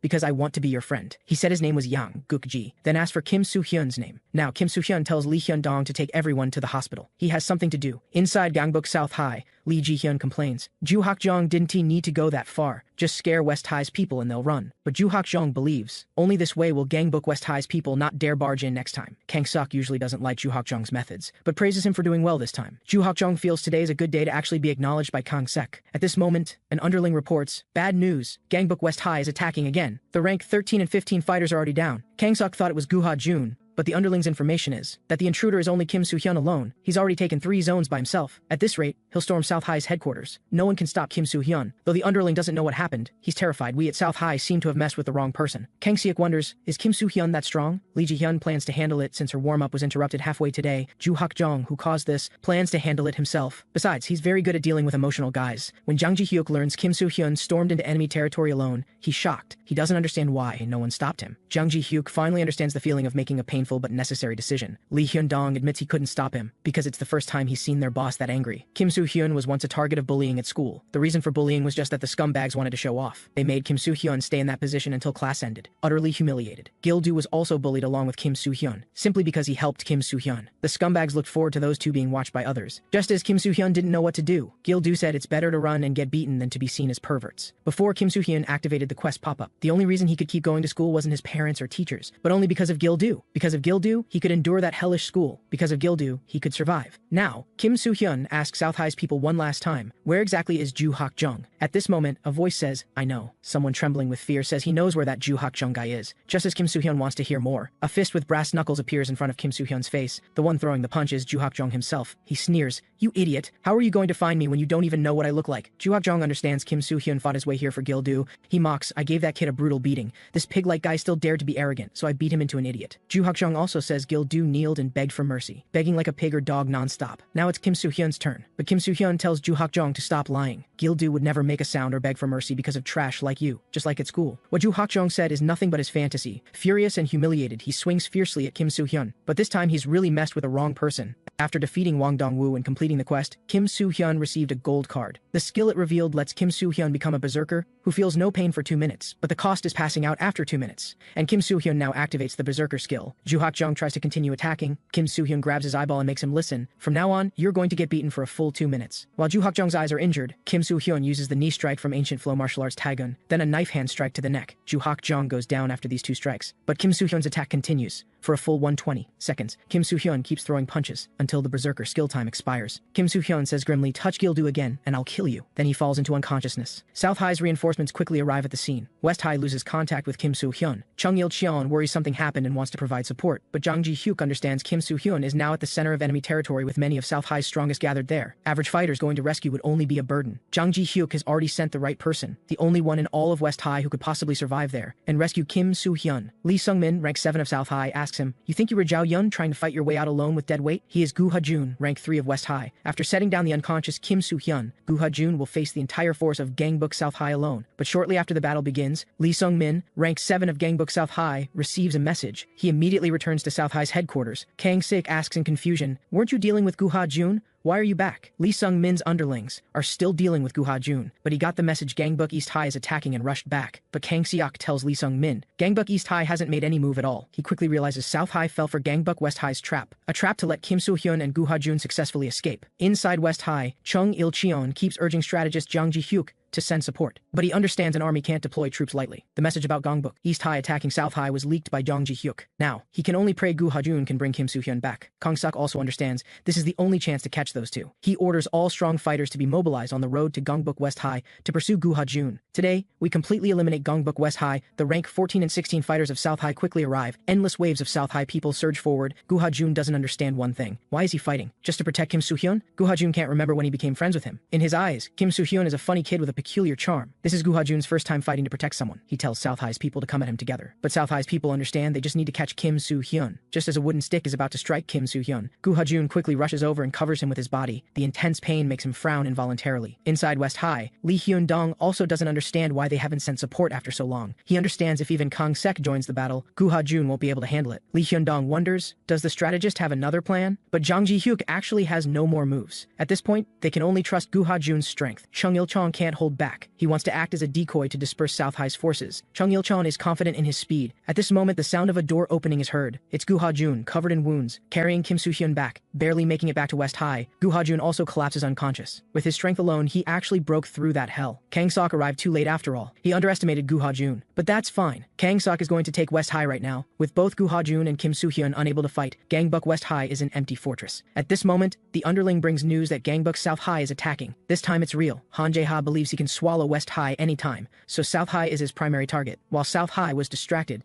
East High had already started moving. If we attack Gangbuk West High like this, South High's headquarters will be in danger. Kang Suk roars, Han Jae-ha, that idiot. Waking up, Kim Soo-hyun finds himself in his own bed. He plans to definitely thank Goo Ha-jun tomorrow. Kim Soo-hyun didn't expect so many things to happen in one day. Extremely exhausted, he quickly falls asleep. At this moment, Copy Cloud suddenly summons itself. It turns out after being enhanced by Card Festival, Copy Cloud gains self-awareness. Now Copy Cloud begins acting according to its self-awareness. Sensing movement, Kim Soo-hyun opens his eyes. Seeing it's his annoying sister, he quickly asks, "What are you doing in the middle of the night, you jerk?" Kim Soo-hyun can't help but think, could South High have paid his sister to assassinate him? At this moment, he notices the Copy Cloud mark on Kim Da-hyun's neck. Kim Soo-hyun wonders, he didn't summon it, so how did Cloud appear? Suddenly, the copied Kim Da-hyun calls out brother. Kim Soo-hyun is shocked. How can Copy Cloud talk? At this moment, Mom hears Kim Soo-hyun talking and is about to come in to check. To avoid exposure, Kim Soo-hyun quickly says he's watching videos. After learning Copy Cloud has gained self-awareness, Kim Soo-hyun is somewhat helpless, because Cloud just had to take the form of Kim Da-hyun. Kim Soo-hyun tells little Cloud to stay quiet. After all, if two identical people appear, the world might fall into chaos. Cloud was originally acting as Chung Il-cheon's double, and if Gangbuk North High discovers the double is Kim Soo-hyun, they'll tear him apart. So Kim Soo-hyun tells Cloud not to come out casually before he finishes dealing with the double situation. But little Cloud says it doesn't want to go in. It's too stuffy inside. Kim Soo-hyun suddenly realizes something. He didn't consider the space little Cloud stays in when not summoned. It's probably nothing but darkness. Kim Soo-hyun makes a decision. From now on, he'll summon little Cloud to play together for up to 5 hours each day. Wearing a hat, they'll go out and enjoy the world together. Kim Soo-hyun asks, "Is this okay?" Little Cloud calmly replies, "Okay." As a result, Kim Soo-hyun spends all night telling it what it can and can't do. Gil-do can tell at a glance that Kim Soo-hyun pulled another all-nighter. Kim Soo-hyun is surprised. "Are you okay now?" Gil-do says confidently, "Probably the muscles I trained protected my bones. No bone injuries." But Gil-do's heart is injured. His heart is clearly beating in his chest, yet it feels like it's fallen somewhere else. Gil-do has finally found the answer to love. Today, Baek-chae Ryung is unusually not late. Kim Soo-hyun just turns to glance at her, and the master please skill accumulates 1 hit. He doesn't understand getting slapped even when I did nothing wrong. More than that, Kim Soo-hyun wonders what's wrong with Baek-chae Ryung today. At lunch, Baek-chae Ryung's friends learned she had a dream about dating Kim Soo-hyun, and it was a nightmare with physical contact. In that case, even someone you didn't like much would become someone you care about. Kim Soo-hyun keeps telling Goo Ha-jun to eat more. He won't forget Goo Ha-jun's favor. Meanwhile, Kang Suk gathers Gangbuk South High's main forces. They are Moon Chang-gyu and Oh Jin-soo, ranks 5 and 6 of South High, Jung Byum-sang, rank 3, and Ra Woo-gyeom, rank 2. Kang Suk gathers them because of the imminent Gangbuk conference. Everyone present is an elite of Gangbuk South High. Kang Suk wants them to catch that damn Kim Soo-hyun with him. After school, since they're going the same way, Kim Soo-hyun naturally walks together with Baek-chae Ryung. He feels Baek-chae Ryung is a bit strange today, but he doesn't know what he did wrong, so he doesn't know whether to apologize. Under Kim Soo-hyun's persistent questioning, an impatient Baek-chae Ryung is about to tell him to get lost when a basketball comes flying their way. Kim Soo-hyun instantly raises his hand to block the basketball. He wonders, "What were you about to say?" Kim Soo-hyun tells the little kids to be careful when playing. After hesitating, Baek-chae Ryung wants to go eat with Kim Soo-hyun, but Kim Soo-hyun says he has plans today. He introduces to Baek-chae Ryung, "This is my sister's friend. We agreed to eat together today." Baek-chae Ryung finds Yang So-ha somewhat familiar. She asks, "What's your relationship?" Under Baek-chae Ryung's surprised gaze, Yang So-ha says it's a relationship where we can sleep at each other's homes. Kim Soo-hyun hastily explains, "So-ha is exaggerating. I just slept at her place alone once." In that case, Baek-chae Ryung says she and Kim Soo-hyun have a relationship where we can kiss. Kim Soo-hyun is helpless. "Why are you both exaggerating? It was just an accidental indirect kiss." Yang So-ha smiles, "I have plans with Kim Soo-hyun, sorry, but we have to go." Baek-chae Ryung suggests she'll come along too, but Yang So-ha wonders why would you go? Kim Soo-hyun's sister will be there too. "We've been friends since childhood, so we often gather to eat like this." Yang So-ha feels Baek-chae Ryung is acting strange. How would ordinary friends react like this? She asks, "Do you like Kim Soo-hyun?" Baek-chae Ryung says coldly, "I just don't like your rude attitude. Whatever you do has nothing to do with me." Baek-chae Ryung turns coldly and heads home alone. After getting home, she complains to her friend about that crazy woman Yang So-ha, but her friend doesn't quite agree with her. Her friend asks Baek-chae Ryung to honestly say how she feels, but not how she feels now, but how she would feel if Yang So-ha and Kim Soo-hyun were dating. Her friend feels Baek-chae Ryung may not know her own heart yet. Furious and embarrassed, Baek-chae Ryung tells her friend to stop. Seeing her thoughts guessed correctly, her friend bursts into laughter. Baek-chae Ryung grits her teeth, still uncertain. Does she really like Kim Soo-hyun? The next day, Kim Soo-hyun also gathers Gangbuk West High's main forces. They are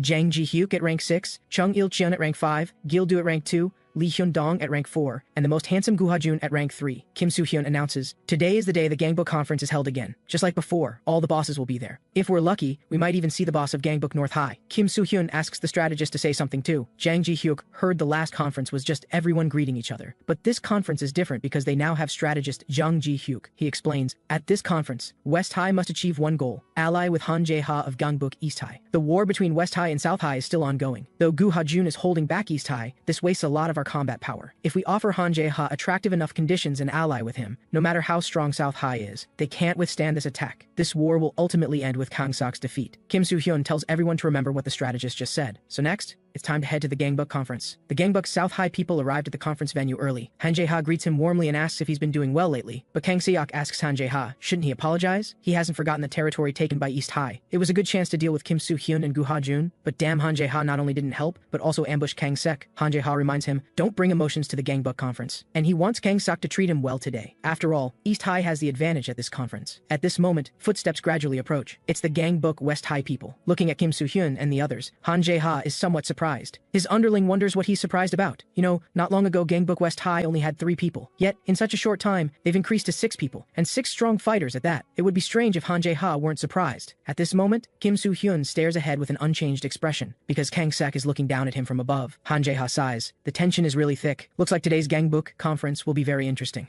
Kang Suk, however, takes the initiative to shake hands with Kim Soo-hyun, because attending the Gangbuk conference without personal grudges is an unwritten rule among schools. Fighting is also forbidden. Kang Suk says he's only here to talk. With that, Kim Soo-hyun also extends his hand, temporarily setting aside their past conflicts. Kang Suk turns to Han Jae-ha. Can you do the same? Han Jae-ha refuses to trust Kang Suk. He wonders, what trick is Kang Suk playing now? Kang Suk says calmly, your attitude toward my sincerity is quite rude. In reality, Gangbuk South High's strategist Jung Baeum-sang had proposed a method to take down West High and East High, which was to extend goodwill toward Han Jae-ha and Kim Soo-hyun. He reminds Kang Sek that now is not the time to worry about pride. Our South High is currently being watched by both forces. If West High and East High surround and attack South High, we'll be in danger. Therefore, Jung Baeum-sang's strategy is to propose an alliance with them. Kang Suk must convince Han Jae-ha and Kim Soo-hyun that instead of fighting in this small area, the 3 sides should join forces to attack Gangbuk North High. Kang Sek is shocked. Jung Baeum-sang, what are you thinking? Even with all 3 sides combined, we can't beat North High. Are you trying to get us all destroyed? Jung Baeum-sang explains. This is just a smokescreen to make Han Jae-ha and Kim Soo-hyun lower their guard. Using the excuse of attacking North High together will make West High and East High drop their guard. South High will secretly form strike teams to attack them. Once we take down Han Jae-ha and Kim Soo-hyun, South High can easily seize East High and West High without their leaders. In a war decided by strength alone,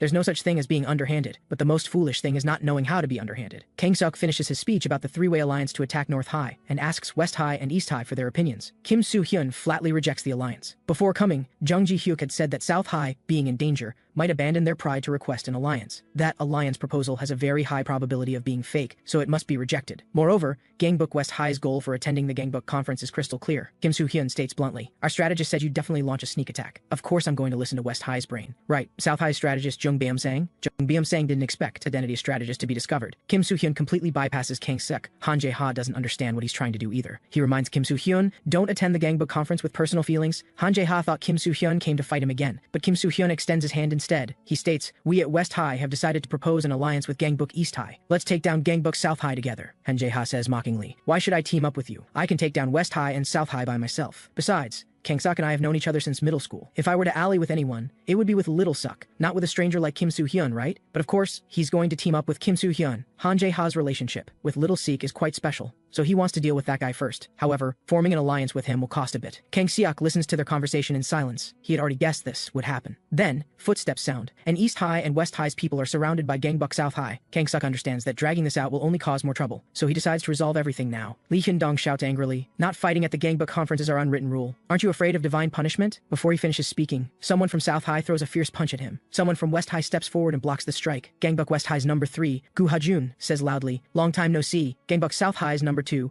the criminal Ra Woo-gyeom. Jung Ji-hyuk didn't expect South High to launch a sneak attack at the Gangbuk conference. Kang Suk smiles at Kim Soo-hyun. What are you going to do now? We have quite a lot of people. Today, South High swears to take down West High and East High. Han Jae-ha is utterly speechless. These small fries dare to dream of taking down East High. Each of his strikes knocks down one person. Kim Soo-hyun can clearly see that Han Jae-ha has gotten even stronger during this time. He asks Kim Soo-hyun, what are you standing there for? If Gangbuk West High's boss doesn't show off soon, he'll be looked down upon. The quest pop-up issues a main quest, escape the Gangbuk conference with Han Jae-ha. Reward, 1 gold card. This will be the first battle of the West High and East High alliance. The enemy has too many people. Today they can only escape first, then plan the next step. The closest place from here is Han Jae-ha's East High territory. As long as they break through South High's encirclement and reach East High's territory, Han Jae-ha's subordinates will be there to support them. Han Jae-ha will clear a path from here first. Facing so many people, he can only use desperate tactics. Han Jae-ha calls out to 2 of his underlings, then kicks them toward Kang Suk, making them sacrifice themselves. Kim Soo-hyun didn't expect this maniac Han Jae-ha to use his own subordinates as bait. However, outside they're surrounded by South High's people again. More and more enemies are coming this way. This will be a tough battle. Han Jae-ha's figure vanishes from the spot instantly. He kicks fiercely toward Wang Dong-woo with incredible speed and tremendous power. Even though Kim Soo-hyun has gotten so much stronger, he still doesn't have the momentum to beat Han Jae-ha. He's a complete monster. Kim Soo-hyun is glad he formed an alliance with him. Han Jae-ha asks puzzled, is Kim Soo-hyun going to keep watching? The next second, Kim Soo-hyun leaves only an afterimage. Han Jae-ha can't help but be surprised, because he actually couldn't see Kim Soo-hyun's movements clearly. The feeling is completely different from before, and much stronger than when he fought Han Jae-ha last time. Kim Soo-hyun has completely transformed. Given this, Han Jae-ha feels that once the alliance ends, he will face a difficult battle. Kim Soo-hyun tells everyone to listen carefully. The current situation is very unfavorable, and enemies keep attacking. Escaping together is impossible now, so we must split up,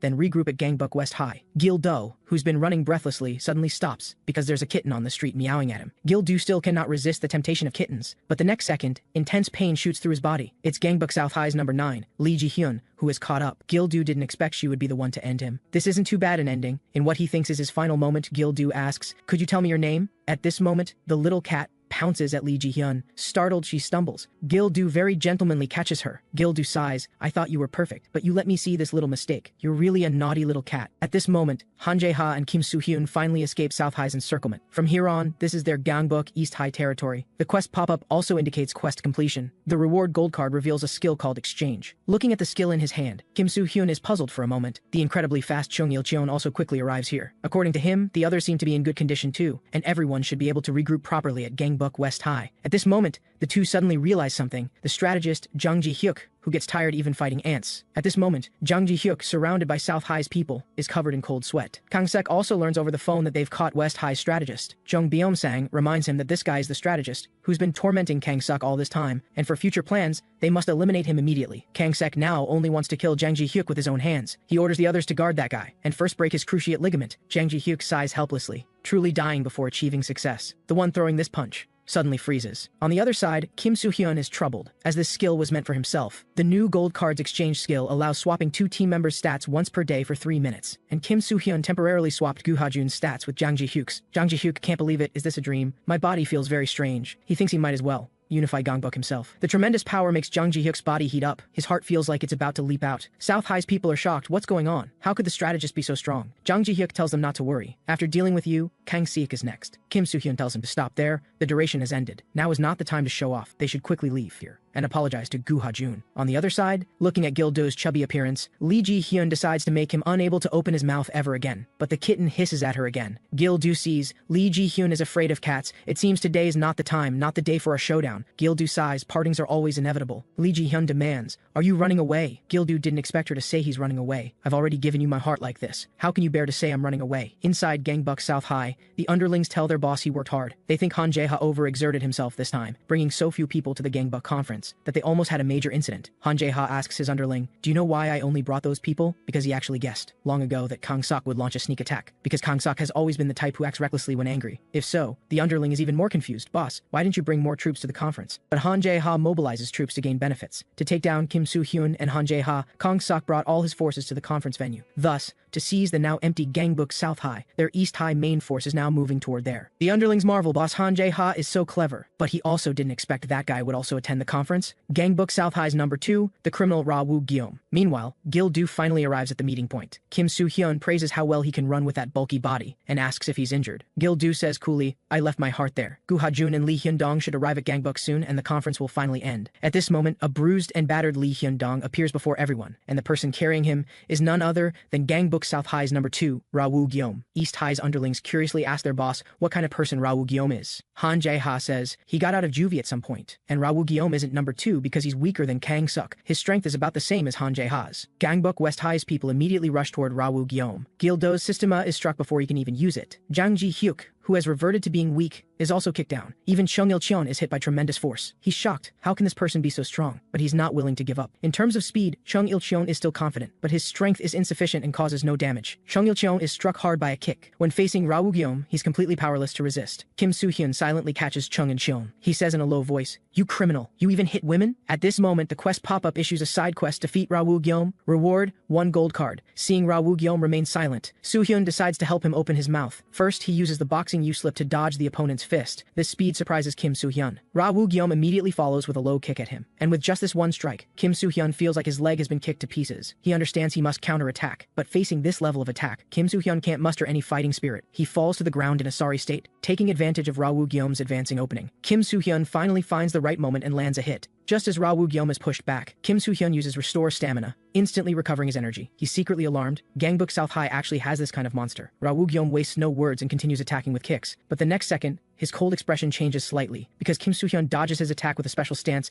and uses double wind through ears. Kim Soo-hyun understands he must attack continuously, not giving Ra-woo-gyeom a chance to breathe. The greatest advantage of ancient flow martial arts Taejun is that it's a martial art unknown to most people. Kim Soo-hyun exploits this information gap and indeed lands effective attacks. He decisively activates the Exceed Limits skill. Ra-woo-gyeom's endurance is S rank, the same as Yang Cheon-seol's. Since Kim Soo-hyun could take down Yang Cheon-seol, it should definitely work on Ra-woo-gyeom too. Kim Soo-hyun starts using the Rise skill, then delivers Heaven's Descent with 156 kilograms of force. But the result shocks Kim Soo-hyun, because Ra-woo-gyeom actually dodges the strike, only getting hit on the arm. Kim Soo-hyun suddenly realizes his speed is faster than Yang Cheon-seol's. This time Kim Soo-hyun was careless. Having reached this point, Kim Soo-hyun can only use his second restore. Soon, Kang Seok receives a phone call. Hearing the voice on the phone, he can't help but laugh, because it's Kim Soo-hyun repeatedly saying, "I can still fight." He still has the final Berserker card to gamble with, but falling into a coma after 2 minutes would be even more dangerous. On the phone, Kang Seok tells Ra-woo-gyeom to just bring Kim Soo-hyun back. At this moment, an underling reports bad news again. Gangbuk East High is attacking our South High headquarters. Jung Beom-sang admires, worthy of being Hanjae-ha, he actually guessed our strategy. Even so, Kang Seok still orders to deal with Kim Soo-hyun first. Hearing Ra-woo-gyeom's silence on the phone, he asks puzzled, "What's wrong?" This is of course because Gangbuk West High's number 3,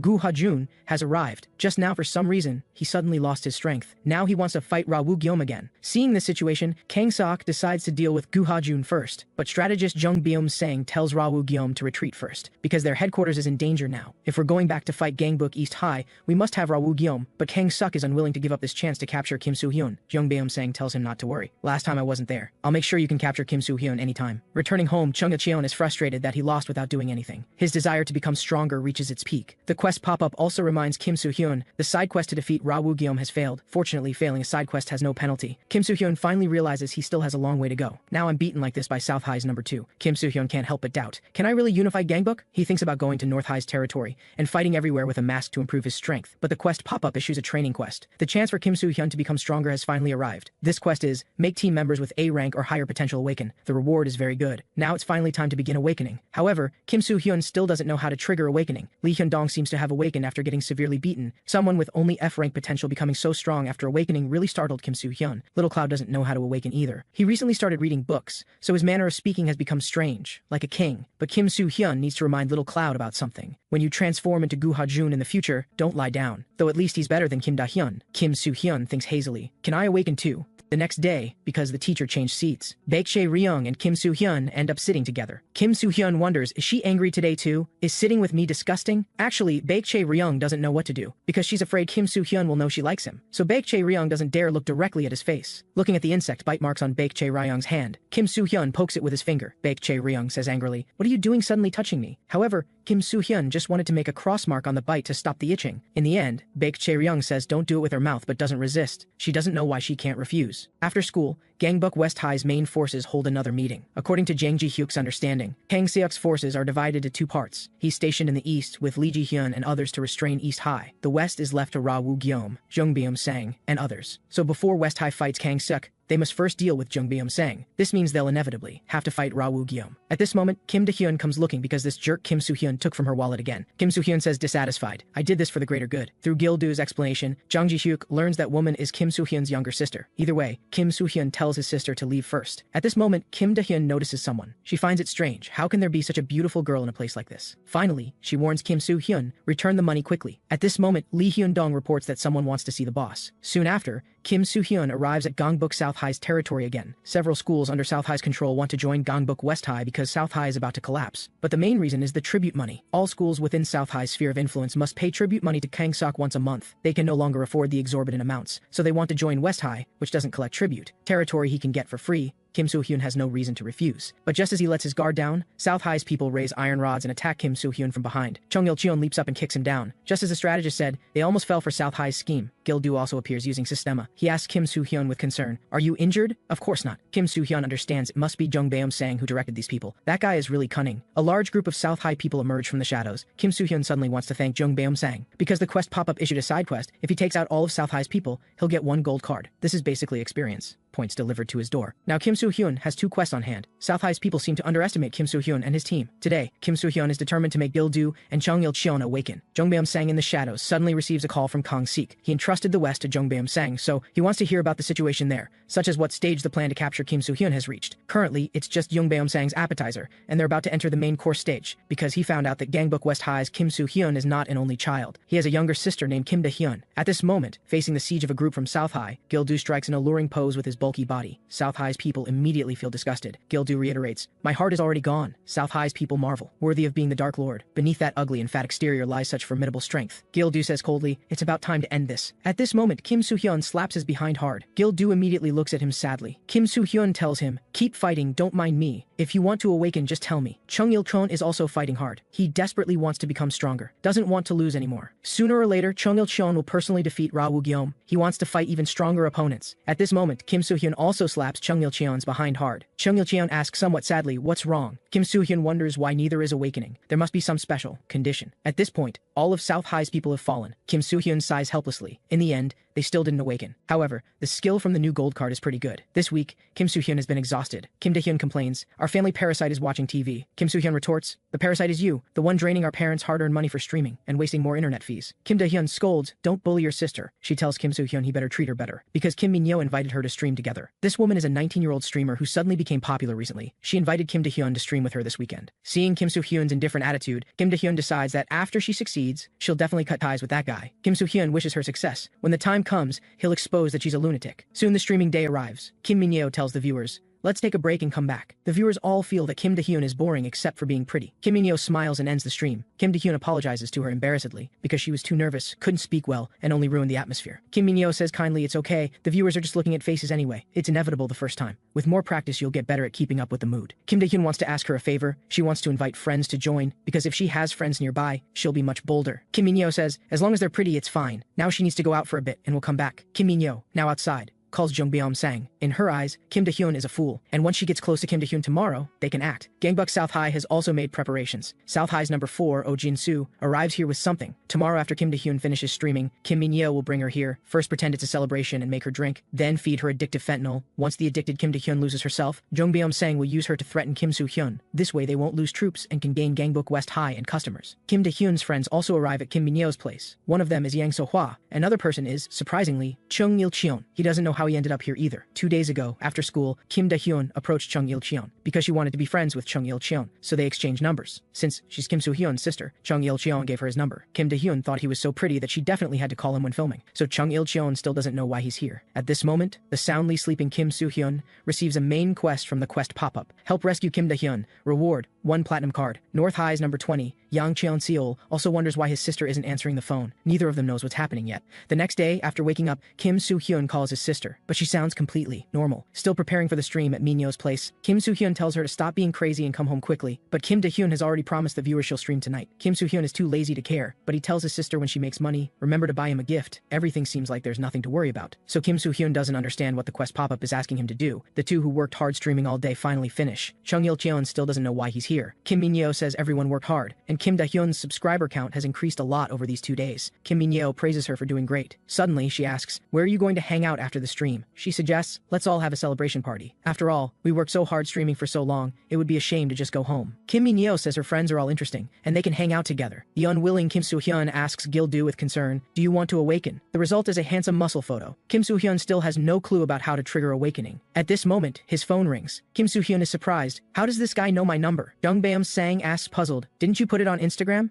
Kim Soo-hyun demands what scheme he's plotting now, not playing the trick of pretending to join West High then attacking again. But Jung Beom-sang asks Kim Soo-hyun a question, you're not an only child, right? Your sister is still streaming. working very hard at life. Kim Soo-hyun asks coldly, Jung Byum-sang, you shouldn't go after family, right? He answers disdainfully, so what? As long as I can take down Gongbuk West High, it's fine. Kim Soo-hyun says in a low voice, you better not try, or even if you beg for mercy, I'll beat you to death. But no matter what Kim Soo-hyun says, Jung Byum-sang's plan has already begun. Kim Da-hyun complains, what kind of celebration is this? It's clearly just a drinking party. Chung Il-cheon, too tired, has already left. South High's Choi Chang-yu nods to Kim Min-yo. Then Kim Min-yo complains to Kim Da-hyun, making money is hard now, right? She asks Kim Da-hyun if she wants to know how much she makes. Upon hearing Kim Min-yo makes $8 million a month, Kim Da-hyun can't help but show surprise. Kim Min-yo says she used to be like her with few viewers, but later became livelier and people started watching. Do you want to know the method? Kim Da-hyun also wants to make a lot of money, so of course she wants to know. At this moment, Choi Chang-yu takes out something prepared in advance. He explains, this is just something like aromatherapy, it'll make you feel better. Kim Min-yo adds fuel to the fire, saying her subscriber count exploded after she started using this, because viewers like streams with good atmosphere. She also asks Yang So-hwa if she wants to try. It can increase concentration and help with studying. Choi Chang-yu thinks, Kim Min-yo is really an expert, who knows how many people she's hooked. Their fentanyl is a drug that's hard to quit after just one use, no matter how smart the person is. Choi Chang-yu tells them to try inhaling slowly. At this moment, a figure kicks fiercely toward Choi Chang-yu. Chung Il-cheon knows very well what fentanyl is. Choi Chang-yu is furious. We almost succeeded. Where did this idiot come from? Gangbuk South High's number 4, Oh Jin-soo, asks, what's the new pretty woman's name? And Chung Il-cheon certainly won't tell him. After the stream ended, Chung Il-cheon, feeling strange about the so-called celebration, called Kim Soo-hyun. After learning the celebration might be a trap, Kim Soo-hyun also starts rushing there. And now, what Chung Il-cheon needs to do is to protect the two girls with all his might. And Gangbuk North High's number 20, Yang Chon-seol, has also traced his sister's whereabouts before she went missing. He doesn't bring underlings and heads alone to South High's territory. At this moment, Chung Il-cheon is facing a siege from a huge group, and because he needs to protect the two girls, he can't fight with full strength. He can only hold on until Kim Soo-hyun arrives. South High's number 4 and 5, Oh Jin-soo and Choi Chang-ju, also recognize Chung Il-cheon's identity. They report this unexpected situation to Jung Byum-sang, but Jung Byum-sang understands Kim Soo-hyun can't get there in time, because he stationed some people on Kim Soo-hyun's route, and it will take time to deal with them all. However, Jung Byum-sang tells them they better deal with Chung Il-cheon quickly, because he hates variables most. South High's number 4, Oh Jin-soo, makes his move. Chung Il-cheon can sense this guy is different. After all, although he's not as strong as Kang-suk and Ra Woo-gyeom, he's still Gangbuk South High's 4th strongest. The tremendous power leaves Chung Il-cheon unable to resist. He unexpectedly spits at Oh Jin-soo to block his vision. In terms of speed,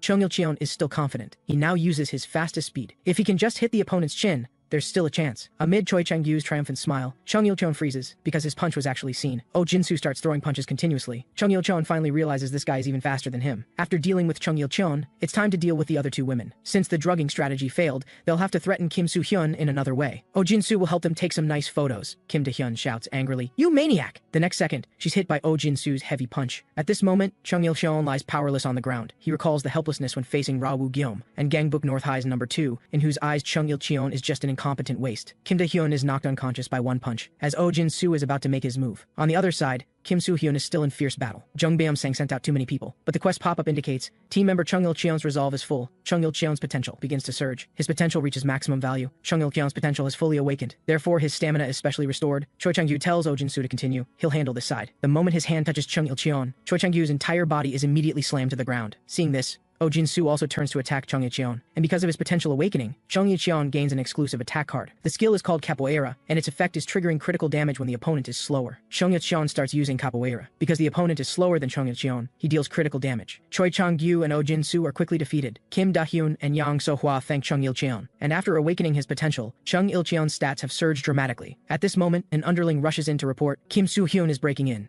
But looking at the two bosses lying on the ground, the lackey hurriedly explains he's just a passerby who took a wrong turn. His voice cuts off abruptly. Kim Soo-hyun finally arrives. Kim Soo-hyun scolds angrily, you crazy fool, why didn't you answer your phone? I'm definitely telling mom about how you drink all the time. At this moment, Yang So-hwa throws her arms around Kim Soo-hyun, crying as she says, I was so scared. Kim Soo-hyun says she's been through a lot. It's all Kim Da-hyun's fault. Chung Il-cheon asks, wasn't I the one who had it rough? Looking at such high stats, Kim Soo-hyun marvels at how incredibly strong he is. Yang So-hwa and Kim Da-hyun are about to start their real celebration. Kim Min-yo hurriedly explains this is all a misunderstanding. She was threatened too. Kim Da-hyun doesn't care about any of that and lands a brutal punch on her. Chung Il-cheon wonders, what is Kim Soo-hyun looking at? Right now, Kim Soo-hyun feels something is off. Why hasn't the quest completion notification popped up yet? Could it be because the helper mentioned in the quest hasn't appeared yet? Or does it only end when they catch the mastermind Jung Byum-sang? But Kim Soo-hyun doesn't even know where Jung Byum-sang is. Suddenly, he comes up with a brilliant idea. He immediately tells the two girls to stop fighting, because Kim Soo-hyun needs everyone's help. Inside a warehouse at Gangbuk South High, Jung Byum-sang is counting the fentanyl. Choi Chang-ju reports that he escaped from Kim Soo-hyun's clutches and nearly died. Only Kang Suk and Jung Beom-sang know the location of this fentanyl storage warehouse. Because Choi Chang-yu said he would bring that person here, Jung Beom-sang had no choice but to tell him the location. That person is the quest target, Kim Da-hyun. As long as they use her as a hostage, they can capture Kim Soo-hyun.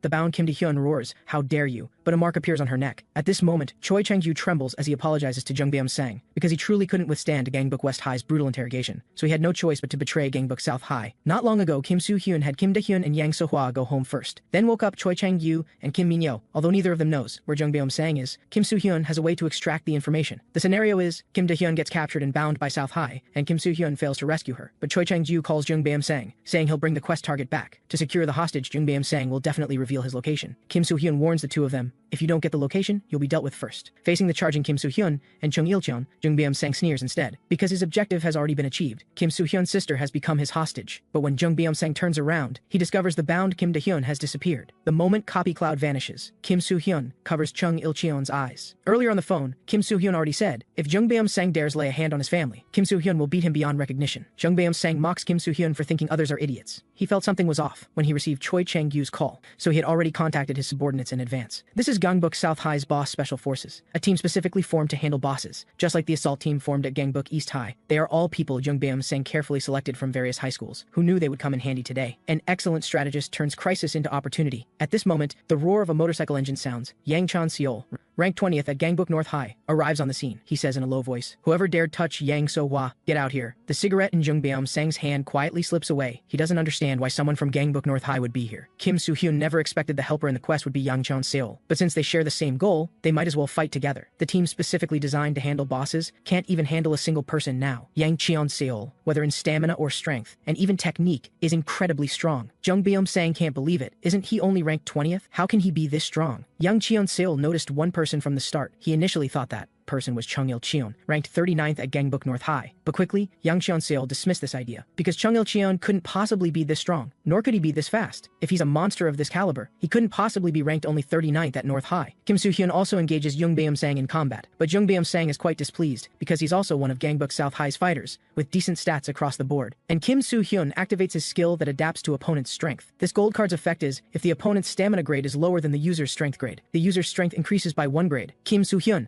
with his strength now at S grade, throws a brutal punch at Jung Beom-sang. He's about to fulfill his promise. Chung Il-cheon initially thought Kim Soo-hyun was calm and not angry, but it turns out when his people are touched, this is how he reacts. After a while, Jung Beom-sang is beaten to a bloody pulp. Kim Soo-hyun sighs. They truly are the boss special forces. Even with Jung Beom-sang down, they keep getting back up to fight.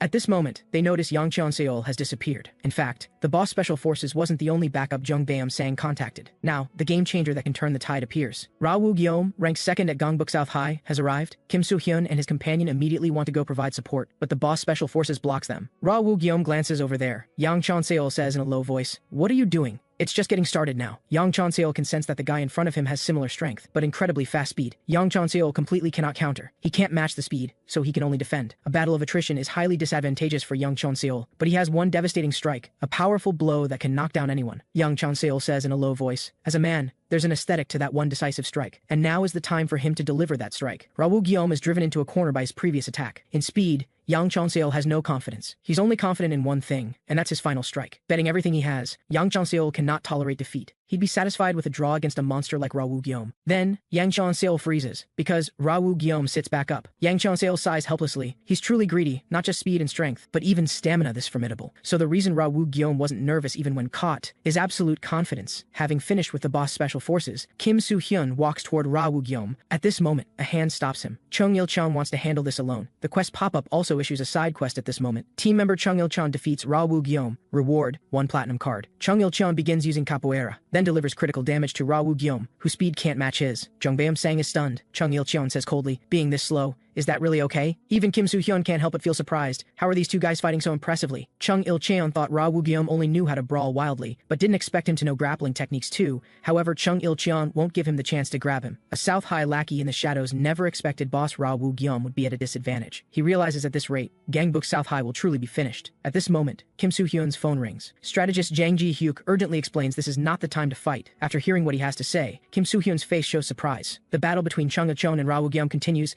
Kim Soo-hyun uses ancient flow martial arts to go and to push Ra Woo-gyeom away. He tells Chung Il-cheon to quickly finish Ra Woo-gyeom and escape, because Gangbuk South High is heading this way now. According to Jang Ji-hyuk, this is South High's storage warehouse. After Kang Sok learned the news, He sent many people rushing here, with their stamina nearly depleted. Kim Soo-hyun and his companion cannot possibly deal with all of South High, so they must quickly finish that guy and flee. Chung Il-cheon's fist lands heavily on Ra Woo-gyeom's head, but Kim Soo-hyun can't land a hit on him at all. There's no time left now. Kim Soo-hyun activates all his combat cards. Gu Ha-jun, whose stats were exchanged, feels another wave of weakness. This is Kim Soo-hyun's current maximum state, with absolutely terrifying stats. The lackey in the shadows, seeing this scene, immediately feels boss Ra Woo-gyeom is done for, but suddenly he discovers a turning point. Just as Kim Soo-hyun and his companion are about to attack Ra Woo-gyeom, the entire warehouse instantly goes dark. In the darkness, South High's lackey calls out to boss Ra Woo-gyeom. Kim Soo-hyun gropes around in the darkness and quickly finds the light switch, but when vision is restored, Ra Woo-gyeom has already disappeared. Continuing the pursuit would waste more time. Kim Soo-hyun and his companion must leave quickly before Dongbuk South High's army arrives. However, this battle still ends in Kim Soo-hyun's victory. Having completed 2 quests, Kim Soo-hyun receives 2 platinum cards. The skills are named Camera and Lucky Bag. Afterward, Yang Chan-seol thanks Kim Soo-hyun and his companion. North High owes West High a favor, and he'll report this matter upward. Kim Soo-hyun is relieved Yang Chan-seol didn't realize he's Kim Paper Bag. Chung Il-cheon also wasn't recognized because he's become far too strong. He sighs helplessly. Feels like I just spent the whole day excitedly fighting and got nothing. Kim Soo-hyun doesn't think so, because he brought back Gangbuk South High's boss special forces. Chung Il-cheon also doesn't understand. Since we got the fentanyl, why not let these people go? Of course, it's because Kim Soo-hyun has other purposes. He tells these people Ra Woo-gyeom and Young Beom-sang have been beaten to a pulp, but we two aren't West High's true fighting force. If Dark Lord Gil-do shows up, you're all dead. Gangbuk South High's decline is already a fact. The allied forces of West High and East High will tear them apart soon. Kim Soo-hyun doesn't say more and directly tells the boss special forces to join Gangbuk West High. He activates the Elder skill and says solemnly, I'm saying this for your own good. Sure enough, all 15 members of the boss special forces present choose to join Gangbuk West High. After the weekend ends, Kim Soo-hyun drags his exhausted body to the classroom. At this moment, Baek Chae-ryung murmurs, got bitten by bugs again. It's so itchy.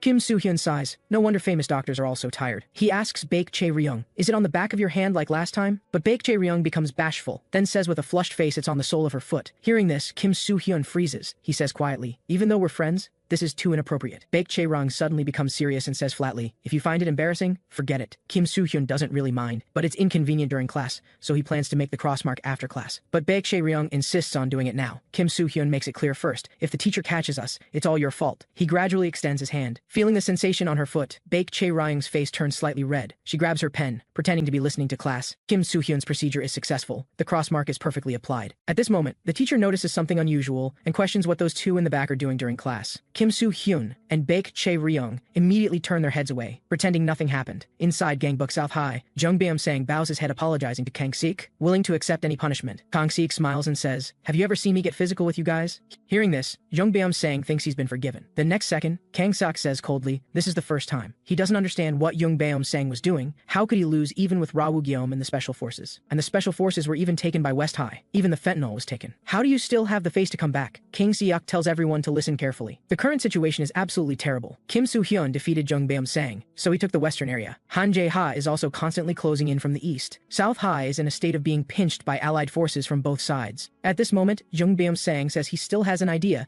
and begs Kang Sik to trust him one more time. South High has no way back now. If they fail again this time, Gangbuk South High is finished. This will be Gangbuk South High's final battle. At this moment, Kim Soo-hyun is at home troubled about what's wrong with Little Cloud, because it was he who said he wanted to go out. That Little Cloud agreed to the summon, yet Kim Soo-hyun actually tied up Little Cloud and humiliated him, and even betrayed him to enemies. Kim Soo-hyun is about to explain something, when he suddenly realizes he'd be unhappy too if he were treated this way, because Little Cloud has always been waiting for him in darkness. In that case, Kim Soo-hyun tells Little Cloud to say whatever he wants to do. He'll listen. Then, his phone beeps. Kim Soo-hyun looks puzzled at the message Little Cloud sent. It's about Seoul's World Culture Festival. Not long after, Kim Soo-hyun brings Little Cloud to the bustling culture festival. He didn't expect Little Cloud wanted to come to a place like this. Kim Soo-hyun asks him, feeling better now? Little Cloud immediately nods excitedly and repeatedly. At this moment, Yang So-hwa greets Kim Soo-hyun. Kim Soo-hyun is surprised she would be here. Turns out Yang So-hwa came with school friends, but suddenly got separated from them. She thought she saw someone who looked like Kim Da-han just now, but the person who was just walking beside Kim Soo-hyun has already disappeared. He apologizes to Little Cloud in his heart. I'll find another chance to summon you out soon. Yang So-hwa wants to find her friends together with Kim Soo-hyun. Feeling somewhat anxious, he immediately starts moving. Then, Kim Soo-hyun is a bit startled. He feels linking arms with Yang So-hwa is a bit strange, but Yang So-hwa says she's worried about getting separated again. At this moment, the quest pop-up seems to flash for an instant. Kim Soo-hyun thinks he must have seen been wrong. At this moment, a cheer erupts from the stage not far away. Idol singer Elisa has appeared. Little Cloud stares blankly at Elisa on stage from below. Kim Soo-hyeon, who's accompanying Yang So-hwa, can't muster any enthusiasm at all. He desperately wants to summon Little Cloud out again. But the people around suddenly let out gasps of surprise because idol singer Elisa is walking toward them. She asks Kim Soo-hyun, since I'm no longer in the form of people around you, can I accompany you now? Kim Soo-hyun is baffled for a moment before he realizes the real Elisa left after the performance ended, but Copy Cloud followed her. So, the Elisa here now is actually Copy Cloud. Yang So-hwa nervously asks Kim Soo-hyun who she is. Little Cloud says flatly, you don't need to know who I am, but this lowly thing is my master. The onlookers are all stunned. Yang So-hwa also can't believe hearing the word master. But Little Cloud still looks at Kim Soo-hyun with righteous confidence. Kim Soo-hyun is also completely baffled by this move. At this moment, people are already starting to discuss who is Elisa's master. Kim Soo-hyun hurriedly grabs Yang So-hwa and Little Cloud and flees. After reaching a deserted corner, Kim Soo-hyun explains this is his relative from America, named Little Cloud, because she's also mixed race. She just happens to look like that Elisa. Kim Soo-hyun pulls out proof to show Yang So-hwa. The real Elisa is still live streaming in her car, but Yang So-hwa suddenly asks Little Cloud in English when she came to Korea. Kim Soo-hyun is stunned. How could Little Cloud possibly know English? This seems very strange to Yang So-hwa. How could an American not understand English? Kim Soo-hyun hurriedly stops Little Cloud, who wants to call Yang So-hwa a barbarian, then starts explaining. At this moment, Yang So-hwa's friends find them. She originally told her friends she'd go back after finishing something. Now even Yang So-hwa's mom has called. It's time to go back. She then says goodbye to Kim Soo-hyun. Little Cloud says coldly to Yang So-hwa, step back. Her friend wonders why her expression is like that. In fact, Yang So-hwa has known Kim Da-hyun for so many years and never heard of any foreign relatives. Yang So-hwa is very curious about their relationship. She will never yield to anyone, because in Yang So-hwa's heart, Kim Soo-hyun is hers, and what she holds in her hand is the spoon Kim Soo-hyun used to eat ice cream. Kim Soo-hyun also doesn't understand this ridiculous situation. He just wanted a low-key outing, but ended up copying an idol. Teacher Little Cloud apologizes to Master. He thought this was a good idea, didn't expect it would cause such a big problem, but Kim Soo-hyun tells him not to apologize. After all, he only did this because he wanted to go out. But Little Cloud is somewhat puzzled. Master, why are you blushing? Actually, it's because Kim Soo-hyun is seeing a celebrity up close for the first time. Little Cloud asks if he's satisfied. Kim Soo-hyun hurriedly steps back, reminding Little Cloud this is going too far. But Little Cloud grabs him and thanks him. Kim Soo-hyun doesn't know what the sudden thanks is for. And of course, Little Cloud is thanking him for bringing him to this world. This kindness, Little Cloud will definitely repay. The next day, Gangbuk West High's main forces hold another meeting. Soon another lackey comes to report disaster. After his frantically gesturing report, Kim Soo-hyun smilingly tells the lackey to tell East High's people they understand. After Gangbuk South High's main forces assemble, strategist Jung Beom-sang also begins strategic deployment.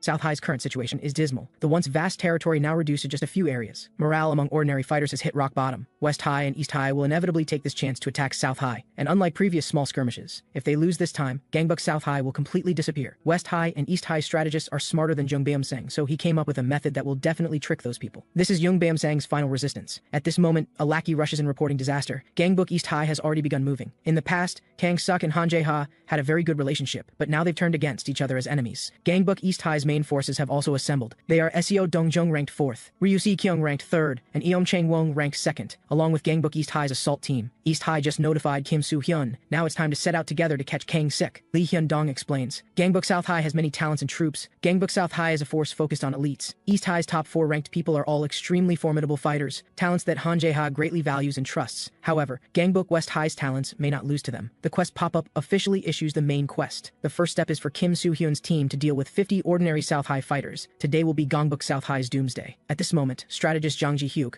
hurriedly says they cannot attack Gangbuk South High first. Kim Soo-hyun doesn't understand where this is coming from. He already made an agreement with Han Jae-ha, but Jang Ji-hyuk says it's precisely because of Han Jae-ha. If we attack Gangbuk South High first, we'll be attacked by Han Jae-ha. Kim Soo-hyun wonders, aren't West High and East High allies? Jang Ji-hyuk explains Gangbuk South High's destruction in this battle is already an established fact. But have you thought about the next step? The reason West High and East High allied is to deal with South High. This isn't a complete alliance, but an agreement that ends after South High falls. Therefore, after South High falls, East High will immediately attack our West High. The reason Han Jae-ha just told West High's people to attack South High first is to deplete their stamina. After that, East High will immediately attack the already exhausted West High. At that point, Kim Soo-hyun and his group will have no chance of winning. Han Jae-ha is indeed the type of person who would do such a thing. Everyone present applauds Jang Ji-hyuk's explanation, but he worries that if they tell East High directly they can't attack South High first, it will damage the relationship with East High. For this, Kim Soo-hyun has a solution. He can go do quests first. Han Jae-ha also quickly receives the message. According to Kim Soo-hyun, they think attacking South High first would be a bit difficult, so they want to clear surrounding forces first. Eom Chang-wong sees that Kim Soo-hyun recruited a decent strategist. Han Jae-ha hears that guy is called Jang Ji-hyuk. Seo Dongjung asks if he should attack South High first, like Kim Soo-hyun said, but Han Jae-ha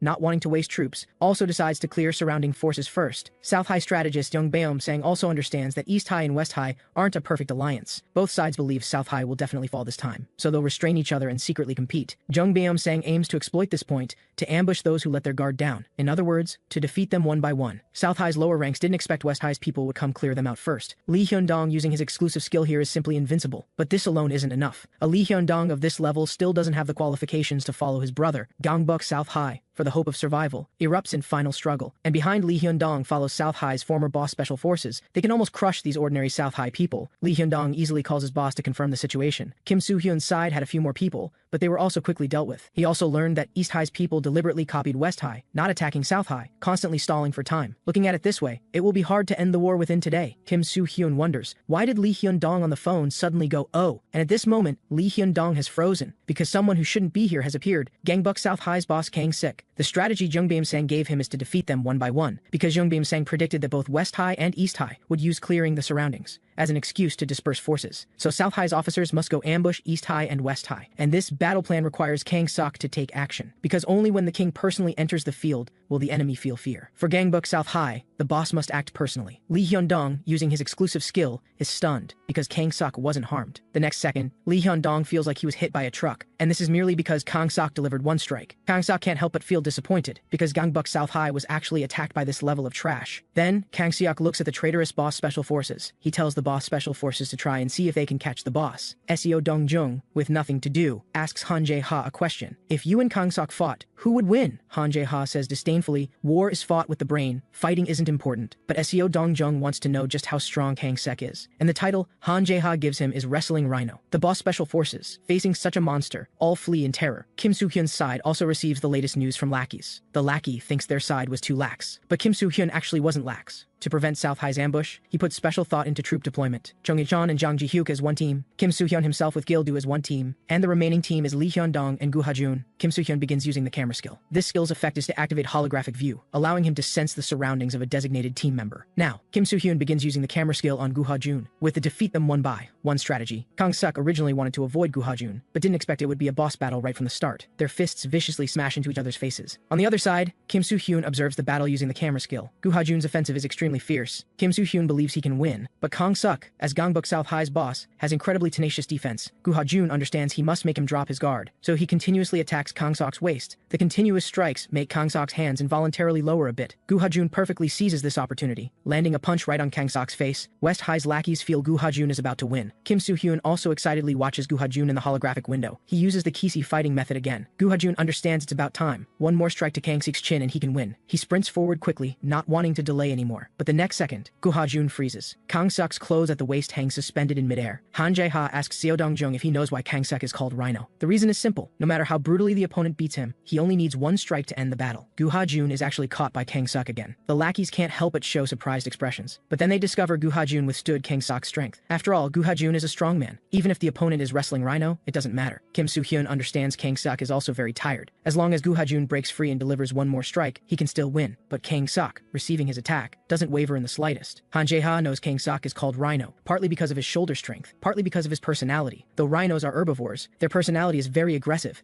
If one charge doesn't work, they charge until it does. This is Kang-seok's style. Gu Ha-jun loses his grip for a moment. Kang-seok instantly grabs him, then executes a suplex. But Gu Ha-jun can still hold on. As long as he can shake off Kang-seok, he still has a chance. But the force in Kang-seok's grip grows even stronger. Gu Ha-jun thinks this is bad. Kang-seok executes another suplex. Under the shocked gazes of West High's lackeys, Kang-seok begins the infinite suplex. Kim Soo-hyun is stunned. Gu Ha-jun admits he lost. Kang-seok, also seriously injured, calls strategist Jung Beom-sang to report. South High's strategy succeeded. Gangbuk West High lost a major fighter. Jung Beom-sang tells Kang-seok to come back first. Ra Woo-gyum also called just now. He alone took out Gangbuk East High's assault team. Han Jae-ha's side also receives the news. Ra Woo-gyum ambushed the dispersed assault team. Around the same time, Gu Ha-jun was also defeated. From this, they can guess South High's strategy. East High and West High were completely played by South High this time. Eom Chang-woong, ranked second at East High, asks if he should take action. At this moment, Ryu Si-kyung, ranked third at East High, calls out to Han Jae-ha, because a guest has arrived. Among East High's lackeys, someone recognizes that's Gangbuk West High's boss, Kim Soo-hyun. They didn't expect that with relations between the two sides not so good, Kim Soo-hyun would still dare come here alone. Ryu Si-kyung also finds that guy called Kim Soo-hyun quite interesting. What business could he have coming here at this time?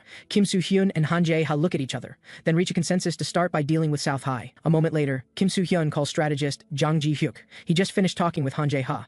Even after dealing with South High, they'll maintain the alliance. Well then, it's time to start moving. South High's people are still excited about defeating Gu Ha-jun. Kim Soo-hyun uses Heaven's Descent from ancient flow martial arts Taegyun. The quest updates to have West High and East High together deal with 20 South High officers. Kim Soo-hyun will pay back all the damage received. He calls to confirm Chung Il-cheon's side is doing well, but Gil-du's side feels something strange, because he feels like something is flowing inside his body. Kang-suk, resting back at South High headquarters, didn't expect Gu Ha-jun to be so strong. He understands if that guy had been more aggressive, he would have lost. Kang-sok asks Jung Byum-sang what the next strategy is. Jung Byum-sang says it's to make West High and East High fight each other. It won't succeed easily, but their alliance is a relationship that can be easily broken. They just need to find a way to worsen the relationship between East High and West High, and South High can rally again. At this moment, a lackey reports disaster. Kim Soo-hyun went to Han Jae-ha for alliance negotiations. Now West High and East High are in perfect united form. They've already started attacking South High. Jung Byum-sang didn't expect Kim Soo-hyun could actually persuade Han Jae-ha. Just as he's about to make the next deployment, Kang-sok interrupts to explain, because I defeated Gu Ha-jun, South High's morale greatly increased, so as soon as I recover my stamina, I'll go deal with Kim Soo-hyun. Wang Dong-woo, ranked 10th at South High, is still boosting morale. Everyone roars, the final victor will be our Gangbuk South High. Ryu Si-kyung, ranked 3rd at Gangbuk East High, shouts, go Gangbuk South High. The lackeys all turn around, only to find an unfamiliar redhead. Ryu Si-kyung smirks and touches his nose. Wang Dong-woo is completely in despair, because he knows what kind of monster Ryu Si-kyung is. Wang Dong-woo has no power to fight back in his hands. Kim Soo-hyun's side also takes out South High's rank 16 officer. At this moment, a lackey brings good news. Han Jae-ha's 5-member elite force that just started moving has already dealt with 5 South High officers. Just a few members, yet sweeping across the entire battlefield with incredible firepower. Currently, Lee Ji-hyun, ranked 9th at South High, is leading a small force in confrontation with Gangbuk East High. The battlefield is in a hair-trigger state, but Lee Ji-hyun, at a disadvantage, will definitely be taken down by Gangbuk East High. Kim Soo-hyun can't help but turn to look at one person. He asks Gil-do, with Lee Ji-hyun's situation, are you okay? Gil-do honestly says he wants to go save that woman. Of course he knows he can't do this, but he has something to get back from that woman. So Gil-do asks Kim Soo-hyun for one thing. Let me go save that woman. Strategist Jang Ji-hyuk hurriedly stops Gil-do. You must know, Lee Ji-hyun is fighting with East High. If Gil-do goes to support, he represents West High declaring war on East High too. They finally became united with East High. If Gil-do goes and damages the relationship with East High, they might not be able to take down South High today. Jang Ji-hyuk understands Gil-do's feelings, but he still reminds Gil-do not to let love cloud his judgment. For this, Kim Soo-hyun has a solution. Gangbuk South High headquarters also receives Lee Ji-hyun's request for support, but Jung Byum-sang doesn't plan to waste troops there, so he just brushes it off and refuses. Lee Ji-hyun is fighting fiercely with East High's people. The prolonged battle gradually depletes her stamina. East High's Hwang Dae-sung and Park Ji-yeon-sai, worthy of being South High's rank 9, taking down many enemies alone with just a wooden sword. But with Park Ji-yeon's appearance, the battle should end. Lee Ji-hyun, with her stamina greatly depleted, can no longer dodge his attacks. Park Ji-yeon doesn't want to waste more time either. At this moment, a man wearing a hood grabs Lee Ji-hyun away. The man says flatly, making you worry this much? You really are a naughty kitten. Hwang Dae-sung recognizes that guy's identity. The strong fighter who appeared alone in Gangbuk North High's territory and defeated Yang Chan-seol.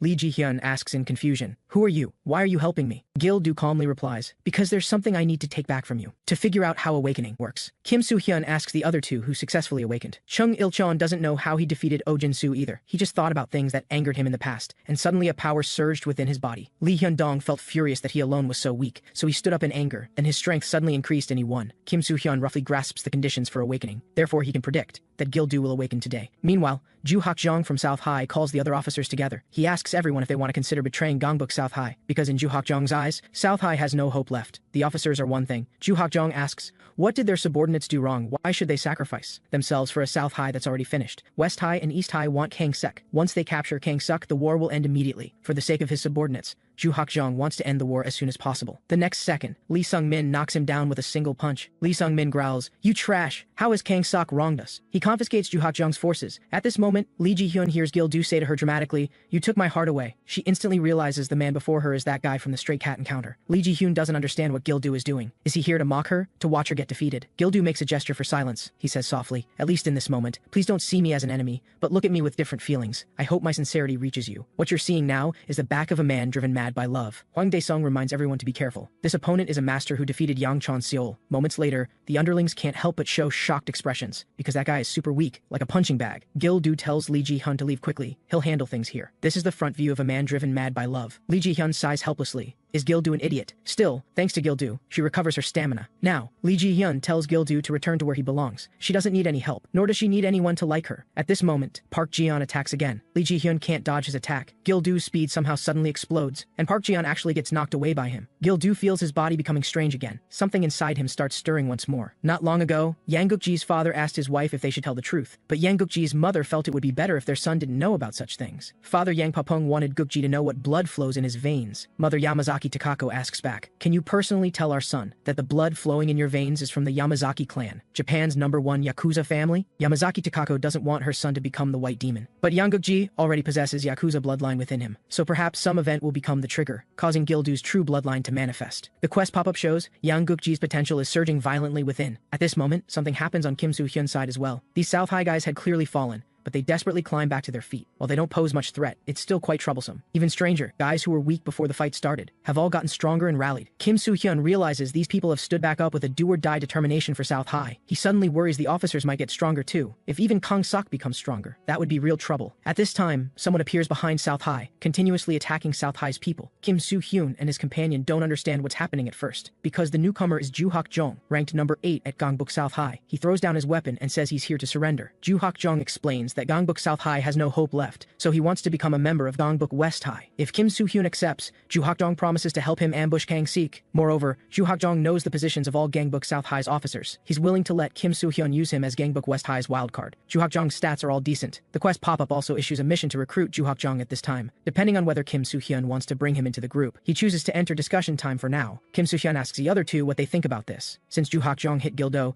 Kim Soo-hyun doesn't really like him. Jang Ji-hyuk also shares the news he received earlier. Ju Hak-jong was beaten by South High's officers. He proposed betraying Kang Sik, but the other officers were very loyal, so he failed. He was beaten in front of his own subordinates, and even his men were taken away. So it's quite possible Ju Hak-jong really is betraying. Jang Ji-hyuk votes in favor, but Kim Soo-hyun suspects this might be South High's strategy. There's a chance Ju Hak-jong deliberately let the officers beat him to join West High. He looks really despicable. If that guy does things as underhanded as he looks, West High is done for. Jang Ji-hyuk also realizes this point can't be ignored. At this moment, Kim Soo-hyun suddenly thinks of a good idea. He directly welcomes Ju Hak-jong to join. Jang Ji-hyuk doesn't know what his lord is thinking. Is this really okay? The opponent is Ju Hak-jong with that despicable smile. On Gil-do's side, he's still struggling to hold on. Lee Ji-hyun believes South High's reinforcements will arrive soon. Right now, when they need fighters most, Lee Ji-hyun believes Jung Baem-sang won't abandon her. At this time, Park Ji-yeon tells her bad news. There are no so-called reinforcements. East High just received news that South High's officers are all at their positions. If there were reinforcements, they would have come already. Actually, Lee Ji-hyun should have found it strange from the start that among the officers, only she was sent to the front lines. That's because Jung Baem-sang decided to abandon her from the beginning. Gil-do starts using Systema against Park Ji-yeon. He says in a low voice, "If you're going to say something that will scare that woman, whisper it in my ear first." Park Ji-yeon roars angrily, "You stupid bastard. I was just messing with Gil-do for fun. I didn't think Gil-do would actually act like a complete idiot." That feeling Gil-do had suddenly disappears again. He doesn't understand how he suddenly got faster just now. Now that woman is in danger. Gil-do must defeat the guy in front of him and then help that woman, but he doesn't know how to win. Park Ji-yeon seizes the opening while Gil-do is thinking and attacks again. He wonders, how is Kim Paper Bag so weak? Wasn't he supposed to have beaten Gangbuk North High's Yang Cheon-seol? Park Ji-yeon wants to see who this Kim Paper Bag really is, but Lee Ji-hyun swings her sword to stop him. Their battle isn't over yet. Gil-do is stunned for a moment. That woman is getting hit right in front of him. That's the person Gil-do likes. She's being beaten by someone else right now. Not long ago, Gil-do told his father he had someone he liked, but he had one question. Since ancient times males are supposed to protect females, a man must protect the woman he loves, but Gil-do is weaker than the woman he loves. Lee Ji-hyun ultimately has no strength left to fight. Park Ji-yeon should end this now, but his father told Gil-do, "I was once like that too." Gil-do's father was once a man weaker than his wife. Back then, he was a Korean exchange student who also worked delivering newspapers, and that woman was from Japan's Yakuza Yamazaki clan. All along, they lived in different worlds, and logically the lives they would lead should be different. But even so, Yang Pa-pung still protected her. He fell in love with that woman at first sight. Just as Park Ji-yeon's sword is about to fall, Gil-do instantly appears in front of Lee Ji-hyun and blocks the strike. The quest pop-up also shows at this time, team member Yang Guk-ji's resolve is full. Yang Guk-ji's potential begins to surge. Yang Guk-ji's potential has reached maximum. Finally, Yang Guk-ji's potential has awakened. Due to potential awakening, Yang Guk-ji's stamina is specially restored. Also, due to rank potential awakening, 2 exclusive attack cards are obtained. One of them is called Yamazaki-style Kyokushin Karate. Gil-do instantly delivers a frontal attack from Yamazaki-style Kyokushin Karate, as well as a 2-hit combo frontal attack from Yamazaki-style Kyokushin Karate. Gil-do suddenly realizes he and Lee Ji-hyun haven't even exchanged names yet. After learning Lee Ji-hyun's name, he introduces himself as Yang Guk-ji. "The world calls me the Dark Lord." He tells Lee Ji-hyun that Gangbuk South High is nearly finished. They even abandoned you, but West High won't. We have a leader who cares deeply for his comrades. So why don't you take this chance to join West High? Lee Ji-hyun Ji-hyun's lips move slightly, about to refuse, but Gil-do covers her mouth. Then with an affectionate gaze, he tells Lee Ji-hyun not to say anything, because his heart isn't that strong. Lee Ji-hyun didn't expect Gil-do to just leave like that. Gil-do recalls the words of strategist Jang Ji-hyuk. West High really needs Lee Ji-hyun's strength. Jang Ji-hyuk understood that if they saved her this time, she would owe West High a debt. This way, Gil-do could use this to recruit Lee Ji-hyun. But as a man, Gil-do doesn't want to use underhanded tactics on that woman. And not long ago, Joo Hak-jong, who joined Gangbuk West High, turns out to be a spy after all. South High strategist Jung Beom-sang's strategy is perfect. Joo Hak-jong first proposed betrayal within the team, then got beaten. Combined with his usual image, Kim Soo-hyun had no choice but to believe he truly betrayed. And next, they'll make West High's Chung Il-cheon fall into a trap. No matter how fast he is, once he falls into a trap, it's hard to escape. Soon, Joo Hak-jong tells Kim Soo-hyun that South High is organizing another strike team. If left alone, they'll ambush us. To deal with the strike team, just him and Chung Il-cheon with a few men would be enough. Kim Soo-hyun and Chung Il-cheon exchange glances, then agree with Joo Hak-jong. The corner of Joo Hak-jong's mouth curls into a barely noticeable smile. He says earnestly, "This is all for Gangbuk West High's sake." On the other side, Jung Beom-sang is already prepared. Once Chung Il-cheon is brought here, they'll break his legs. After dealing with Chung Il-cheon, Kim Soo-hyun is next. Jung Beom-sang is about to say how to deal with Kim Soo-hyun when the lookout outside comes flying in. He reports weakly, "This is bad. Our position has been exposed." Kim Soo-hyun greets Jung Beom-sang in a low voice. "Long time no see." Jung Beom-sang doesn't understand how he knew this location until he sees Joo Hak-jong beside Kim Soo-hyun. Joo Hak-jong shouts angrily, "I only told you to act. You actually betrayed us. You damned bastard." Joo Hak-jong is also covered in sweat now, because Kim Soo-hyun already knew their strategy. Because while Jung Beom-sang was plotting to trap Chung Il-cheon, Kim Soo-hyun learned everything by using the camera skill on team members. Caught, Joo Hak-jong hastily begs for mercy, saying he was forced by Jung Beom-sang. Chung Il-cheon is also eager to beat him up. Kim Soo-hyun warns Joo Hak-jong, "Now you know, right? I have eyes everywhere, and your only way to survive now is to tell us the positions of Gangbuk South High's officers." Joo Hak-jong excitedly cheers for Gangbuk West High on the side. Chung Il-cheon is utterly speechless. How can that guy be so pathetic? Jung Beom-sang doesn't understand how things turned out like this again. He roars, "Even so, we still have more people. Gangbuk South High can gang up on you." Just then, the awakened Gil-do finally returns. Kim Soo-hyun exclaims in admiration, "So strong!" The training quest is also completed at this time. Kim Soo-hyun obtains 2 advanced strength and speed cards. This time, he uses all the training cards on himself. Gangbuk West High is ready. Now, their stats are far higher than South High's officers, except for the powerful Woo-gyeom. Now it's time for a fight. Lee Sung-min and Choi Chang-gyu punch at Gil-do simultaneously. They don't understand why this guy is pretending to withstand the hits when he clearly got struck. In reality, Gil-do used the front squat stance from Yamazaki-style Kyokushin karate. Gil-do delivers another 2-hit frontal attack combo. Choi Chang-gyu can't believe it. How is this ugly freak so strong? Gil-do is about to provide support, but finds that Chung Il-cheon doesn't seem to need help. He praises. Il-cheon is also quite strong. At this moment, the quest pop-up shows. Gangbuk South High has risen again due to an unknown power. The South High officers who stood back up have all increased their stats. They seem to have gotten stronger through determination. Gil-do can't help but feel worried, but his concern is for Kim Soo-hyun's side. Woo-gyeom is still too strong. Even though Kim Soo-hyun used all the training cards on himself, he still can't keep up with Woo-gyeom's speed. Kim Soo-hyun must find an opportunity to use exceed limits. This skill can only be used at close range, but Woo-gyeom's front kick pushes him back. This kick aimed at his chest directly leaves Kim Soo-hyun's whole body weak. Woo-gyeom immediately follows with a shin kick. Kim Soo-hyun simply can't get close to him. Just as Woo-gyeom is about to grab his face for a knee strike, Kim Soo-hyun immediately uses the restore stamina skill to push Woo-gyeom back. He almost was done for just now. Woo-gyeom didn't use this move when fighting Yang Cheon-seo. Turns out it was a secret weapon, so he kept it hidden. To make Woo-gyeom let his guard down,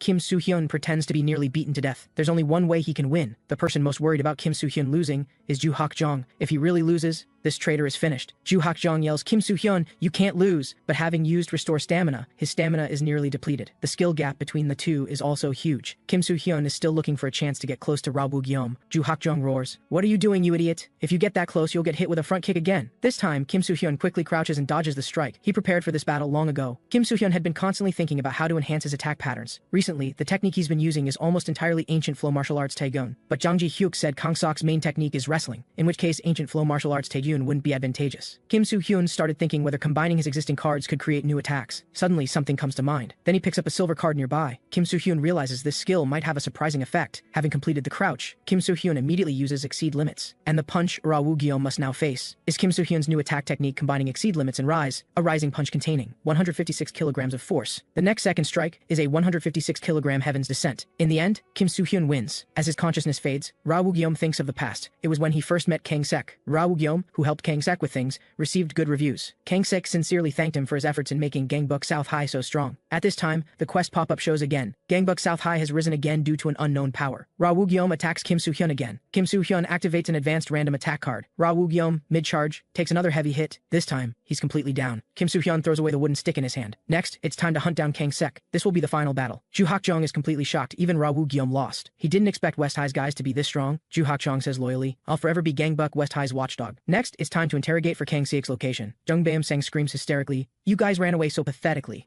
Actually, no interrogation is needed. Kim Soo-hyun understands Kang-sek must still be at Gangbuk South High. However, he tells everyone to warm up first before heading out, because Kim Soo-hyun needs to check his cards first. He's curious what the gold card from recruiting Ju Hak-jong will yield. The result is just the super high-pitch ability. Kim Soo-hyun doesn't even use the high-pitch card, so merging a super high-pitch card seems useless. At this moment, he remembers something. It doesn't seem to be time to use the lucky bag yet. Gangbuk East High's people have already arrived at South High first. West High's people arrive soon after. South High's other forces have been mostly cleaned out. After the war ends, it'll be time to settle the territory division. Han Jae-ha can confirm one thing: Kang-suk is definitely guarding South High headquarters. The people Han Jae-ha sent in earlier were completely wiped out. Ryu Si-kyung wonders, "Why is there a girl here?" Chung Il-cheon says flatly, "I'm not a girl. Both 18-year-old young men. This is the first time they've met someone with looks as mature as their own." Han Jae-ha continues explaining, "Inside there's not just Kang-suk, but also guys who'll do anything to protect Gangbuk South High. Take out Kang-sik and his personal forces, and the war is truly over. Now it's time to begin the final battle." West High enters from the left door, East High from the front entrance. Whoever finds Kang-suk first will contact the other immediately, and it's so dark inside. To make it easier for South High's people to ambush, these guys are Kang-suk's final forces. Kim Soo-hyun is stunned after using the peak skill, because these people's potential has all awakened. He just now realizes that everyone can awaken. To protect Gangbuk South High, these people have exceeded their limits. Gil-do uses the upper block from Yamazaki-style Kyokushin karate and blocks the attack. He asks Kim Soo-hyun, "I'm pretty cool, right?" But joking aside, the situation isn't good right now. Enemies are also attacking from behind. This war will only end when Kang-suk is dealt with. Gil-do chooses to stay behind alone to face these people, but Chung Il-cheon doesn't want to leave him here. Gil-do covers his mouth, then dramatically says to Chung Il-cheon, "Don't say anything." Kim Soo-hyun decisively pulls Chung Il-cheon away, because he understands Gil-do must have a way. After all, the awakened Gil-do still has a second exclusive card. He begins using the Dark Lord skill. This skill's effect is to reduce the overall stats of everyone around by 1 level for 3 minutes. A powerful pressure suddenly erupts from Gil-do's body. At this moment, Kim Soo-hyun is searching for Kang-suk, but runs into Gangbuk East High's people. Everyone's search for Kang-suk has become chaotic. East High is the same as West High. To end the war as quickly as possible, they've left the first floor to Ryu Si-kyung. Now it's time to end everything together on the 5th floor. At this moment, South High's people say mockingly, "Boss Kang-suk isn't here. This is Gangbuk South High's last stronghold. They couldn't possibly face enemies without strategy." South High's goal from the start was to scatter enemy forces. After dealing with everyone, Gil-do is suddenly startled, because Kang-sik has been on the first floor all along. Chung Il-cheon hurriedly wants to save Gil-do, but Kim Soo-hyun believes the one in danger should be Kang-sik, and Gil-do is the final fortress that can deal with Kang-sik. At the same time, Kang-sik is also confused. He doesn't understand what's happening. This guy's belly is too big. I can't even get a grip on him. Gil-do asks Kang-suk, "What are you doing? If you're finished, can it be my turn now?" Kang-suk's stats are reduced by Gil-do. The main quest also updates to defeat Kang-suk. Kang-suk tells this pig Gil-do to stop being ridiculous, but Gil-do actually withstands it and keeps making groaning sounds. Kang-sik shouts angrily, "Shut up, you pig head." He judges that Gil-do's strength is about the same as his own. This is exactly what Kang-sik hoped for. He hates fighting like those weak, tentative battles. Only a fist-to-flesh brawl can make Kang-sik feel interested, but his fist doesn't hit Gil-do. Kang-sik is surprised. This fat pig's speed is actually faster than mine? Gil-do uses Systema, continuously striking Kang-sik's body. Kim Soo-hyun observes the battle situation from the other side. The current situation is more favorable for Gil-do. The others don't pose a threat. Looking at it this way, they might win easily. Gil-do didn't expect that Kang-suk, hit in his vital points, could still hold on. Then he'll use Yamazaki-style Kyokushin karate to break through Kang-suk's solid body. Kang-suk suddenly grabs Gil-do. He glares, "You insolent bastard! You think you can win just because your physical abilities are a bit better? Fighting relies on experience. The position of Gangbuk South High's boss wasn't obtained through cosplay." Gil-do didn't expect his strength to be this great. Kang-suk understands this is a good opportunity. Gil-do has no strength left. Now is a good chance to finish him. The next second, Kang-suk freezes, because Gil-do has already seen through his intentions. Gil-do is also a man who cannot lose. He delivers the crescent kick from Yamazaki-style Kyokushin karate. Gil-do also has reasons he must win, just like Kang-suk. He uses the Brazilian kick from Yamazaki-style karate, kicking hard at Kang-suk. Gil-do has already made a promise with someone. Kang-suk seizes the moment, while Gil-do is distracted and surges up. Not long ago, Gil-do didn't use underhanded tactics to demand Lee Ji-hyun join West High. He understood Lee Ji-hyun's position, so Gil-do asked, "If we take over South High, will you come to West High?"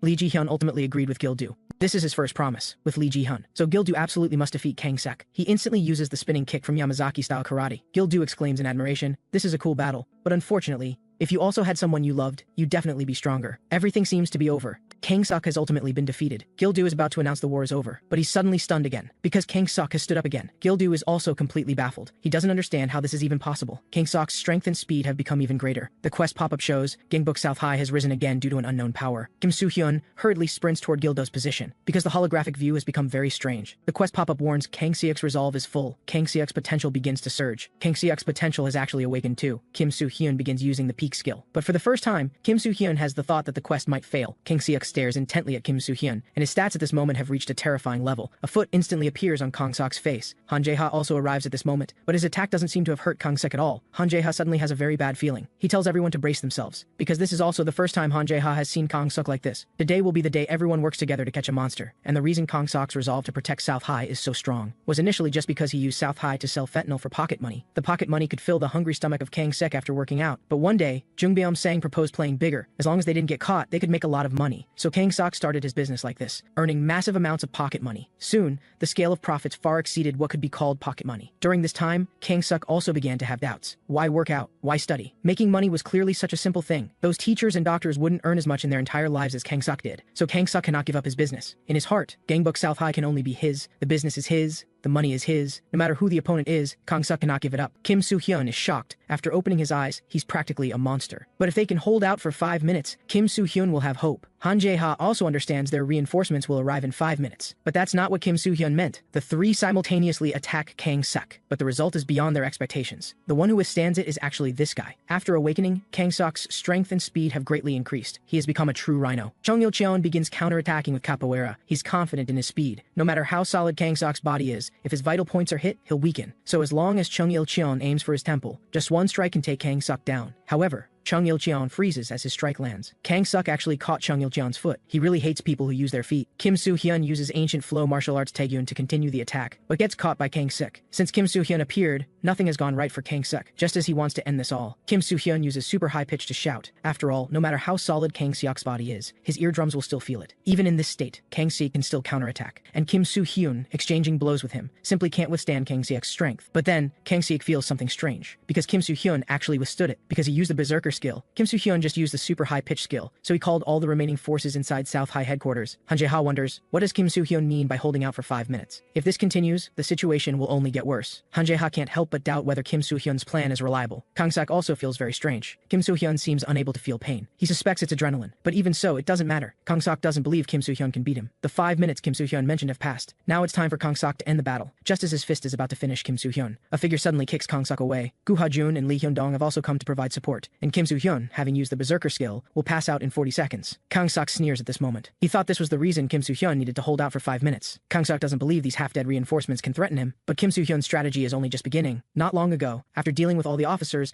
he was preparing, because the diaper skill was about to cool down. The 5 minutes Kim Soo-hyun mentioned was waiting for this. Now, he asks Kang Suk, do you believe in miracles? After using the diaper skill, all team members' stats increased by 3 levels. Kang Suk sneers and asks, will standing up again change anything? Gangbuk South High can only be mine. Suddenly, a steel pipe appears before Kang Suk's eyes. Not long ago, Kim Soo-hyun activated an advanced random attack card and obtained the skill called Filipino stick fighting. This is a traditional Filipino martial art. Caught off guard, Kang Suk is beaten badly. Kim Soo-hyun says coldly, Gangbuk South High will be finished today. On Han Jae-ha's side, they're still clearing out South High's endless reinforcements. Eom Chang-wong and 2 others finally arrive, asking if he's okay. They've already cleaned up South High's forces on the other floors. At this moment, Seo Dong-jung shows a surprised expression, because he recognizes that Kim Soo-hyun is using Filipino stick fighting. Seo Dong-jung understands this isn't like regular tool use mixed with tricks. It's a highly difficult martial art. Just knowing this martial art is impressive, and he's never seen anyone this proficient. Kang Suk, caught by the information gap, is very annoyed. He finds the right moment and strikes Kim Soo-hyun hard. However, what he hits isn't Kim Soo-hyun, but Gil-do, who took the hit using Yamazaki-style Kyokushin karate. Kang Suk is surprised. Didn't this guy pass out? Gil-do uses the Dark Lord skill again. Kang Suk, with reduced stats, is knocked away again. Immediately after, Chung Il-cheon delivers capoeira again. Now begins the shameless gang-beating operation. Kang Seok grabs Chung Il-cheon. He just said he hates people who use their feet, but the next second,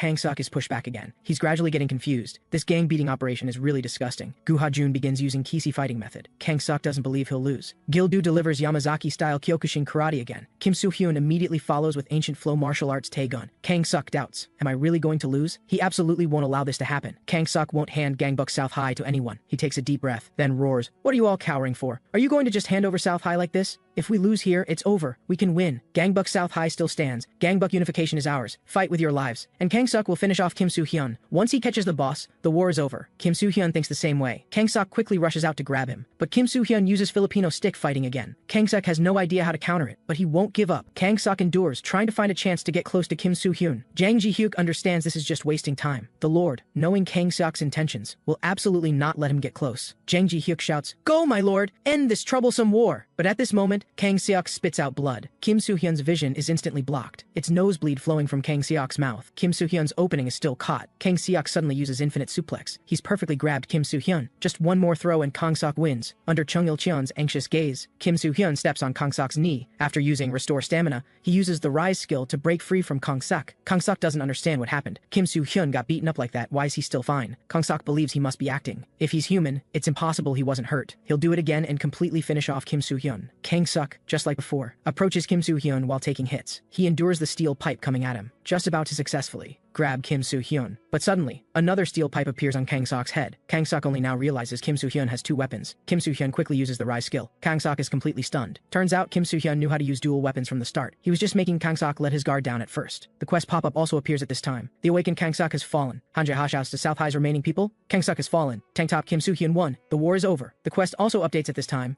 Looking at the newly appeared final quest, Kim Soo-hyun finds it quite interesting. At this moment, Chung Il-cheon excitedly jumps on him. Chung Il-cheon didn't expect they actually won. After Kang-seok fell, South High's other people also lost their will to fight. The war is over. Now it's time to settle things. Gangbuk South High has fallen, so South High's officers now have no affiliation. Therefore, West High and East High's spoils of war are recruiting Gangbuk South High's officers. But they must be careful. Recruiting unconditionally could become poisonous. If they refuse recruitment, they must leave Gangbuk. Before leaving, they must settle what they've done before. Gangbuk East High's Han Jae-ha directly abandons Bang Junyeol and Bang Jung-ji, who sound like trash. But Kim Soo-hyun chooses to take them. He explains to the puzzled Jang Ji-hyuk, "West High expanded our influence this time, so we need people to manage those areas. Although these two have abilities worse than bugs, they can at least manage a place properly." Most importantly, Kim Soo-hyun believes if rumors spread that he took in trash, capable talents in Gangbuk will seek them out. Hearing Jang Ji-hyuk's praise, Kim Soo-hyun thinks, what's truly most important is the final quest the quest pop-up issued. The more talents recruited, the better the reward. So as long as the reward can be upgraded to the best, even if they're bugs, Kim Soo-hyun will take them. And Gangbuk East High follows an elite route, so South High's ordinary officers are basically all taken by Kim Soo-hyun. Next are Wang Dongwoo, ranked number 10, and Lee Ji-hyun, ranked number 9. These two people's combat power is strong wherever they go. Both are talents that cannot be passed up, and Gangbuk East High's thinking is the same as theirs. Han Jae-ha quickly decides. He decides to take Lee Ji-hyun. After all, East High with its elite route is suitable for a talent like Lee Ji-hyun, but Kim Soo-hyun wants both Lee Ji-hyun and Wang Dongwoo. If it doesn't work out, he's willing to give up Wang Dongwoo. In this situation, they can only ask Lee Ji-hyun first. If she wants to go to East High, there's no helping it. Han Jae-ha tells Lee Ji-hyun that East High won't mistreat her. The number 7 position is already reserved. Kim Soo-hyun, not to be outdone, states that if Lee Ji-hyun comes to West High, he'll make her number 1. But Lee Ji-hyun turns to look somewhere. It's the already bruised and battered Gil-do, and because Lee Ji-hyun and Gil-do already had an agreement, she ultimately chooses to go to Gangbuk West High. Lee Ji-hyun tells Gil-do not to get too cocky. She's not joining because of him. And Oh Jin-soo and Choi Chang-ju, who dislike West High, naturally go to East High. But Kim Soo-hyun wasn't interested in them anyway. Then the loyal Lee Sung-min and Jung Baeum-sang, who experienced team life, both say they won't go anywhere. So next is Ra Woo-gyeom, who tormented West High, and Kang-suk, who fought against all of East High and West High alone. As for which side takes Kang-suk, they need to discuss it properly. Not long after, Kim Soo-hyun's main quest is finally completed. Kim Soo-hyun and the others finally returned to Gangbuk West High. Although this war was long, they also gained a lot. Gangbuk West High gained 11 new members. But Kim Soo-hyun has some regrets. After all, the deal still failed. Han Jae-ha asks Kang-suk how he feels about joining Gangbuk East High. Kang-suk is now part of East High, but he reminds Han Jae-ha he must keep his previous promise. Han Jae-ha tells him not to worry, you just need to work hard at East High like a dog. East High, having taken Kang-suk, has become stronger, but Kim Soo-hyun doesn't need to despair, because West High also has a corresponding trump card, that is Ra Woo-gyeom, currently ranked number 7 at West High. Gangbuk West High is also gradually getting stronger. Step by step, they'll unify Gangbuk like this. Mid-sentence, Kim Soo-hyun suddenly can't hold it and needs to use the restroom. This is of course because he can't resist opening cards. Completing this main quest, Kim Soo-hyun obtained 2 platinum cards. One of the skills is called Slime. Looking at the bizarre skill description, Kim Soo-hyun is momentarily stunned. The result? He summons a worthless creature with zero combat ability. At this moment, the quest pop-up prompts, try giving the slime something. Kim Soo-hyun takes out a bill from his pocket to test it out. Then, the bill gets eaten by the slime, but the slime shows no reaction whatsoever. Kim Soo-hyun frantically demands his money back. Moments later, the bill actually gets pooped out by the slime. It sits on toilet paper with a wronged expression. After confirming this is identical to his original bill, Kim Soo-hyun instantly gets an idea. This slime must be for storing things, and it's an unlimited capacity storage slime at that. Hearing the commotion, strategist Jang Ji-hyuk asks, "My lord, are you all right? A serious problem has arisen. We need to talk." Kim Soo-hyun follows Jang Ji-hyuk to an empty classroom. According to Jang Ji-hyuk, two problems have emerged. First, Gangbuk West High has no money. To run an organization, we need basic funding. Kang Sok maintains his operation by selling fentanyl. Han Jae-ha raises funds through entertainment establishments. Both factions have their own businesses, but West High doesn't. To maintain our power, we must have money. Gangbuk West High needs a business too. Then there's the second problem, the members' loyalty to you, my lord. The new members recruited from South High will gradually lose loyalty, because Kang Sok made them work for money. If West High doesn't establish its own business, they'll leave. But there are also members not motivated by money. However, Jang Ji-hyuk knows Lee Ji-hyun came because of Gildu, but doesn't know why Ra Woo-gyeom joined West High. He wants to investigate Ra Woo-gyeom further. Kim Soo-hyun thinks to himself, since those two joined West High, they're family now. First, I need to get closer to them. At this moment,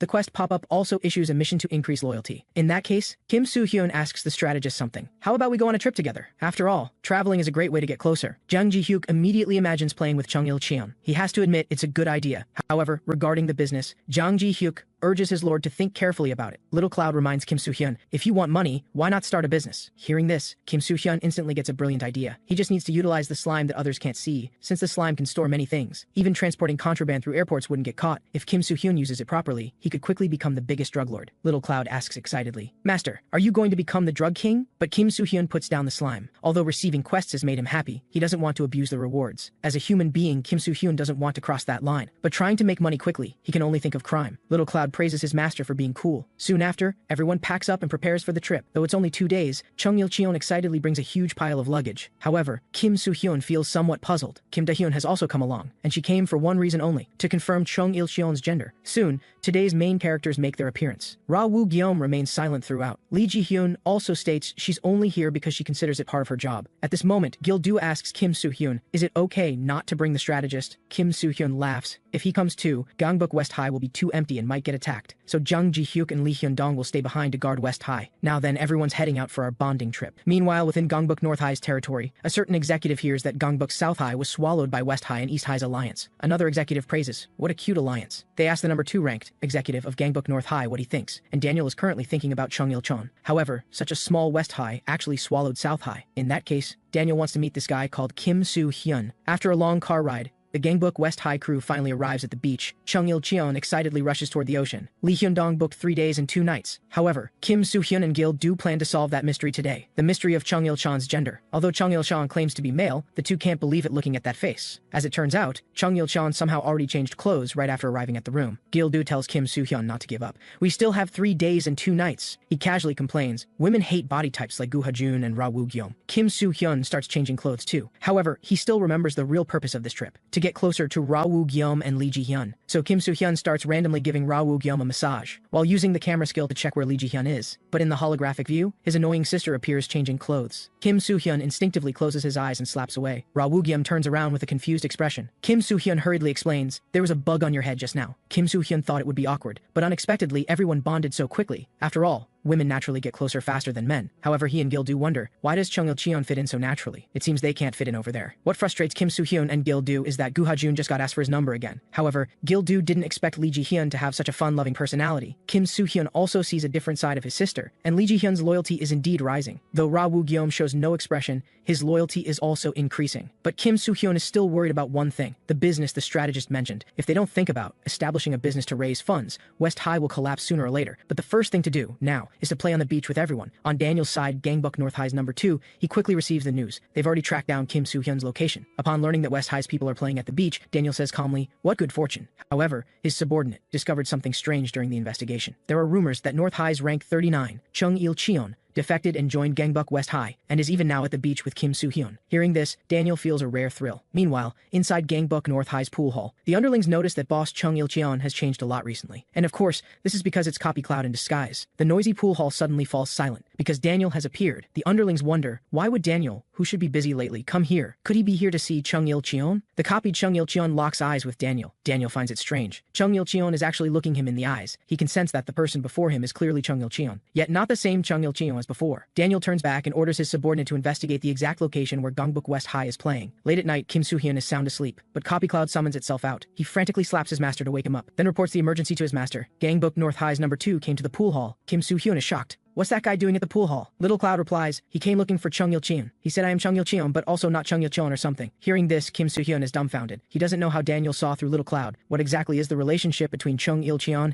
and Gangbuk West High? And why is the number 2 so obsessed with rank 39? Kim Soo-hyeon understands that if Gangbuk North High finds out he stole their talent, West High will very likely suffer an attack from Gangbuk North High. Kim Soo-hyeon frantically asks where Chung Il-cheon is. At this moment, Chung Il-cheon is pinned down by Kim Do-hyun. Kim Do-hyun demands the truth. Are you male or female? Not long ago, the two were sitting peacefully on the beach. Chung Il-cheon awkwardly makes small talk. Chung Il-cheon doesn't understand why Kim Do-hyun is sitting next to him. Kim Soo-hyun suddenly tells Chung Il-cheon that he didn't want to come here at all. It's only because I'm interested in you. It turns out that after Kim Do-hyun was saved by Chung Il-cheon last time, she developed feelings for him. She asked Chung Il-cheon, if you say you're male, why do you have long hair? But Chung Il-cheon actually has a reason. He has a regular salon, but the person who does his hair has been sick recently. He believes that person will get better, so he's been waiting. Kim Do-hyun is unconvinced by this reason. She pounces on Chung Il-cheon and tells him to stop dragging it out. Tell the truth, are you male or female? Though Chung Il-cheon doesn't know why she's curious about this, it doesn't matter to tell her. Just as Kim Do-hyun stares expectantly at Chung Il-cheon's mouth, Kim Soo-hyun runs over, shouting at Chung Il-cheon that there's an emergency. Chung Il-cheon quickly gets up and asks, did Gangbuk East High attack? But Kim Soo-hyun says it's Gangbuk North High heading this way, and it's the number 2 ranked Daniel. Moments later, Kim Soo-hyun formally asks Chung Il-cheon, what's your relationship with North High's Daniel? Why is he so obsessed with you, rank 39? Although part of Daniel's reason for coming is to meet Kim Soo-hyun, the main reason is still Chung Il-cheon. Chung Il-cheon can't help but recall how he used to interact with Daniel in the past. He asks pitifully, can't we talk about it next time? Gu Ha-jun wonders, what could the reason be that you're so hesitant? But Kim Soo-hyun interrupts him. Since this matter troubles Chung Il-cheon, Kim Soo-hyun doesn't want to press further. Then let's talk about it next time when you're ready. However, Kim Soo-hyun still feels worried about facing Daniel. Gu Ha-jun confirms that guy will arrive soon. Kim Soo-hyun wants to hide Chung Il-cheon, then personally meet Daniel. If they talk properly, they should be able to avoid conflict. Gu Ha-jun states, you have no idea what kind of guy Daniel is. Kim Soo-hyun truly doesn't know. From the name, he sounds kind, like a church boy. Gu Ha-jun opens the door and leaves alone. Lee Ji-hyun is taking a walk on the beach. Gil-do asks if he can walk with her. Lee Ji-hyun says flatly, aren't you already walking? Gil-do casually asks why she took up the sword. Lee Ji-hyun says calmly, because I was betrayed, so I wanted revenge, but I lacked strength. When I came to my senses, I was already holding a sword. So Lee Ji-hyun tells Gil-do he'd better stop while he's ahead, because she won't trust anyone. Hearing this, Gil-do smiles. At this moment, the waves surge toward the shore. It's okay if Lee Ji-hyun doesn't trust anyone right now, because Gil-do will make her trust him. Lee Ji-hyun is speechless. What are you talking about? Ra-woo-gyeom is quietly alone in the park. At this moment, his phone rings. Kang-suk tells Ra-woo-gyeom to wait before he comes to find him. On the other side, Han Jae-ha asks Kang-suk, can you really take back Ra-woo-gyeom? Kang-suk says his relationship with Woo-gyeom is solid. Woo-gyeom only joined West High because he had no choice. He believes Woo-gyeom's loyalty to him remains unchanged and can be called back any time. In that case, Han Jae-ha's plan is taking shape. Gangbuk West High will crumble from within. At this moment, another subordinate reports an emergency. North High's Daniel went to find Kim Soo-hyun. Han Jae-ha immediately finds it interesting. In that case, before East High makes a move, Gangbuk West High will be taken care of by Daniel. As for Gangbuk West High's Kim Soo-hyun and the person who looks like Chung Il-cheon, Daniel also finds them interesting. However, he wonders, what is this guy doing here? Gangbuk West High's rank 3, Gu Ha-jun, asks Daniel, where are you headed? Daniel smiles and replies, to meet your leader, of course. Gu Ha-jun asks again, what if you're not satisfied after meeting? Daniel says in a low voice, then it gets scrapped. In that case, Gu Ha-jun can't let Daniel pass. He asks Gu Ha-jun with a smile, did you come to protect Kim Soo-hyun? You, who couldn't even beat Kang-suk? Gu Ha-jun tells Daniel to shut up and come at him. The quest pop-up also reminds at this moment, Gu Ha-jun's potential begins to fluctuate. Not long ago, the two were evenly matched, but now Daniel completely dominates and pummels Gu Ha-jun. Gu Ha-jun is shocked. When did he get this strong, or is it because I've been too lazy?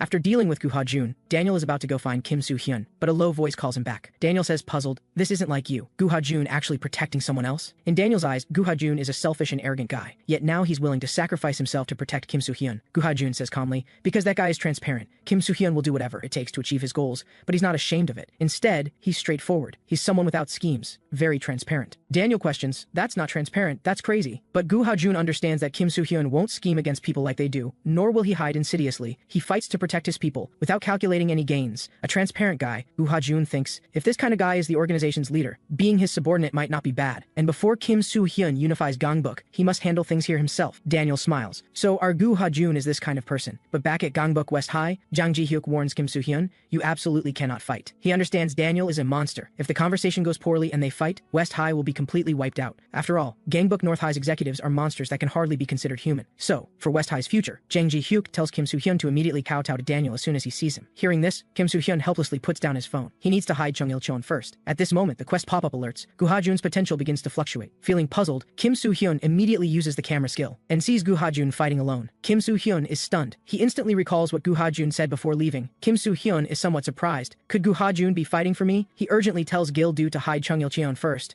On the other side, Jang Ji-hyuk didn't expect Gangbuk North High to come so quickly. He sighs helplessly. Has Gangbuk West High's fortune run out? The battle between Daniel and Gu Ha-jun is completely one-sided. Gu Ha-jun is no match at all. Daniel is too strong. Watching Gu Ha-jun's desperate struggle, he finds it quite amusing. Gu Ha-jun understands that if Daniel gets past him, everyone will be done for. He absolutely cannot let that happen. Daniel tells Gu Ha-jun to give it up. No one will know you fought here alone. Gu Ha-jun's consciousness gradually begins to fade. But the next second, the quest pop-up suddenly alerts. Member Gu Ha-jun's resolve is filled. Han Jae-ha was also surprised to hear that Gu Ha-jun lost to Kang Sik. Kang Sik admits it was only because Gu Ha-jun lacked a do-or-die determination that he lost. If he had the resolve to win, the result might have been different. And Kang Sak believes it won't be long before the day Gu Ha-jun becomes strong arrives. The moment he gains that desperate resolve, all of Gangbuk will be turned upside down. The quest pop-up also alerts at this moment. Gu Ha-jun's potential begins to surge. But seeing him stand up again, Daniel strikes fiercely once more. Then, the quest pop-up alerts that Gu Ha-jun's awakening has failed. Daniel, who seems to have noticed something, understands. That was a bit dangerous just now. At this moment, Kim Soo-hyun arrives and attacks from behind, but gets kicked away by Daniel. Kim Soo-hyun is shocked. What level of damage is this? Daniel questions. So you're the little guy who said he'd unify Gangbuk?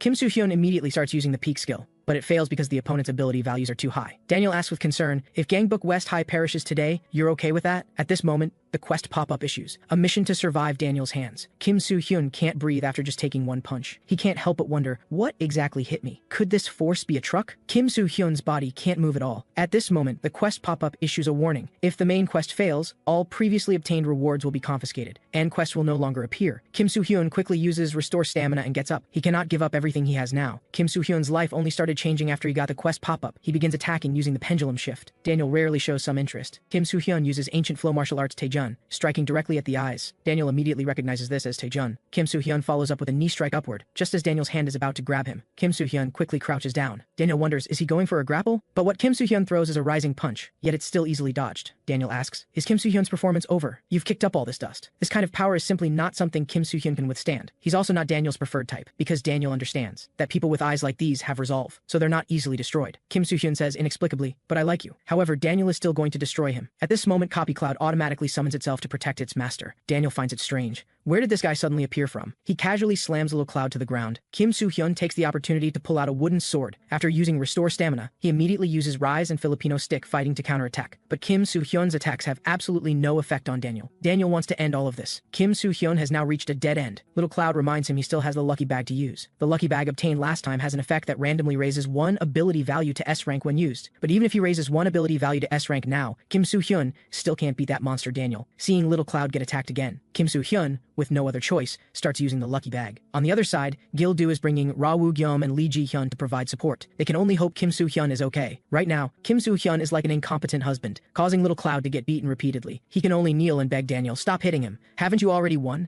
Isn't stopping now enough? We've lost. Daniel smiles. Too late. You were the ones who said you'd unify Gangbuk. Gangbuk North High is still standing. How can you casually say such things? You can eat carelessly, but you can't speak carelessly. Daniel declares, today is the end for Gangbuk West High. Kim Soo-hyun was about to say the others at West High aren't at fault, but Gil-do and the others have already arrived for support. Daniel praises, what cute friendship. Kim Soo-hyun frantically tells Gil-do and the others to run away, because he understands that even if everyone attacks together, they won't be a match for Daniel. Kim Soo-hyun absolutely doesn't want them to get hurt for his sake. At this moment, the quest pop-up alerts, member Kim Soo-hyun's resolve is filled. Kim Soo-hyun's potential begins to surge, and after opening the Lucky Bag just now, his potential has already risen to S rank. Just as Kim Soo-hyun's potential reaches its maximum, his potential finally fully awakens. Kim Soo-hyun won't allow Daniel to touch his people. After his own potential awakens, his ability values also surge, and he obtains 2 exclusive attack cards. One is the Wild Skill, which borrows the power of beasts to make his attack skills exceptionally powerful for 5 minutes. The other is the one against the 1000 skill, where his ability values increase based on the number of opponents. Kim Soo-hyun immediately activates both skills, and he first uses Wild Face Claw to attack. Under the shocked gazes of others, Kim Soo-hyun continues with Wild Organ Pierce, then immediately grabs Daniel. Using Wild Skin Bite, Kim Soo-hyun can finally dodge Daniel's attacks. He uses Wild Skin Grab, then combines Wild with the Taejun skill, landing a knee strike upward. However, Daniel can still counterattack. The others want to join the fight but can't, because if they're not careful, they might become a hindrance. Daniel's expression finally changes. At this moment, Kim Soo-hyun's resolve is unwavering. He wants to protect these hard-won bonds. And the other platinum card skill obtained from destroying South High, called Stone Fist, immobilizes the opponent for 3 seconds when hit by a punch. Kim Soo-hyun finds the right timing to use the Stone Fist skill. But Daniel suddenly laughs. He was actually a bit scared just now. Daniel didn't expect he'd still have a chance to fight seriously. He acknowledges Kim Soo-hyun now, because if it were the old Daniel, he would have definitely lost. Gil-do and the other two immediately launch an attack at him. However, Daniel just lightly rotates his hands, and Gil-do's trio immediately gets sent flying. Kim Soo-hyun's eyes are filled with unwillingness yet helplessness. Then Daniel says to the person on the phone, "We really can't let Gangbuk West High run wild anymore." And Gangbuk North High's rank 3, Ma Jung-do, has already cleaned up inside West High. Now if they want to eliminate Gangbuk West High, they can finish immediately. Lee Hyun-dong can't believe it. Can this really be happening? Everyone at Gangbuk West High has fallen. Can such overwhelming power really be possessed by a human? Daniel tells Ma Jung-do to hold off for now. He wants to hear the final words of West High's nominal boss. Kim Soo-hyun despairs. Is this the end? And seeing Kim Soo-hyun not speaking, Daniel wants to remove his glasses first. But Daniel's phone suddenly rings. Kim Soo-hyun wonders, who could make Daniel nervous? The person on the phone asks Daniel what he's doing. "Why are you doing things I didn't tell you to do?" Daniel explains to the leader that Kim Soo-hyun is more dangerous than expected. Gangbuk North High's leader solemnly says his name,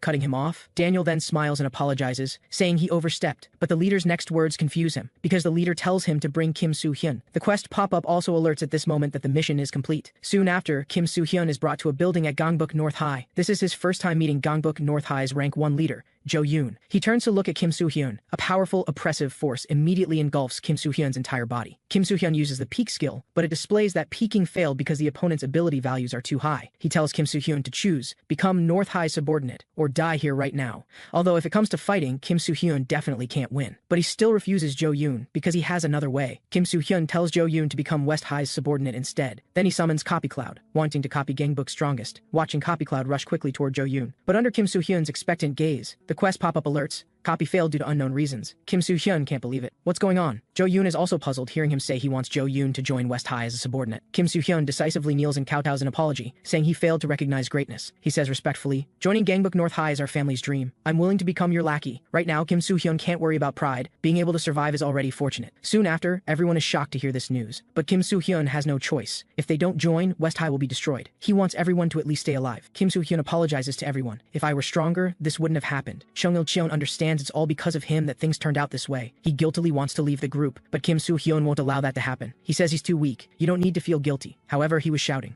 about unifying Gangbuk, and now he's surrendered and joined North High. Kim Soo-hyun also feels pathetic. He tells the newly joined Ra Woo-gyeom and Lee Ji-hyun, if they're disappointed in him, they can leave West High directly. After all, when fighting Daniel, Kim Soo-hyun desperately begging for mercy was truly pathetic. But the two calmly state, "Whether we leave or not is our business. Don't order us around like you're someone important." At this moment, the quest pop-up alerts. Ra Woo-gyeom and Lee Ji-hyun's loyalty has risen. Their loyalty actually increased significantly at this moment. Kim Soo-hyun is surprised. "So you like seeing me submit like a dog?" Daniel also can't understand leader Jo-yoon's actions. He understands that although Kim Soo-hyun is still weak, he'll eventually become a threat to North High. They could eliminate West High now, but Jo-yoon insists on sparing Kim Soo-hyun. Daniel can't figure out what the leader's plan is or how he wants to use Kim Soo-hyun. He wonders, could Kim Soo-hyun be like Gangbuk North High's previous leader? Jo-yoon cuts him off and questions, "Since when can you question me?" Daniel smiles and apologizes, saying he overstepped. East High's Han Jae-ha is also shocked to receive news of Kim Soo-hyun joining North High. Kang Sik doesn't understand. What's going on? They don't understand what Kim Soo-hyun is thinking. West High's people hear they join North High and immediately feel completely humiliated. They even hear that starting today. Kim Soo-hyun, who knelt and begged for mercy, will bring lunchboxes for Jo-yoon.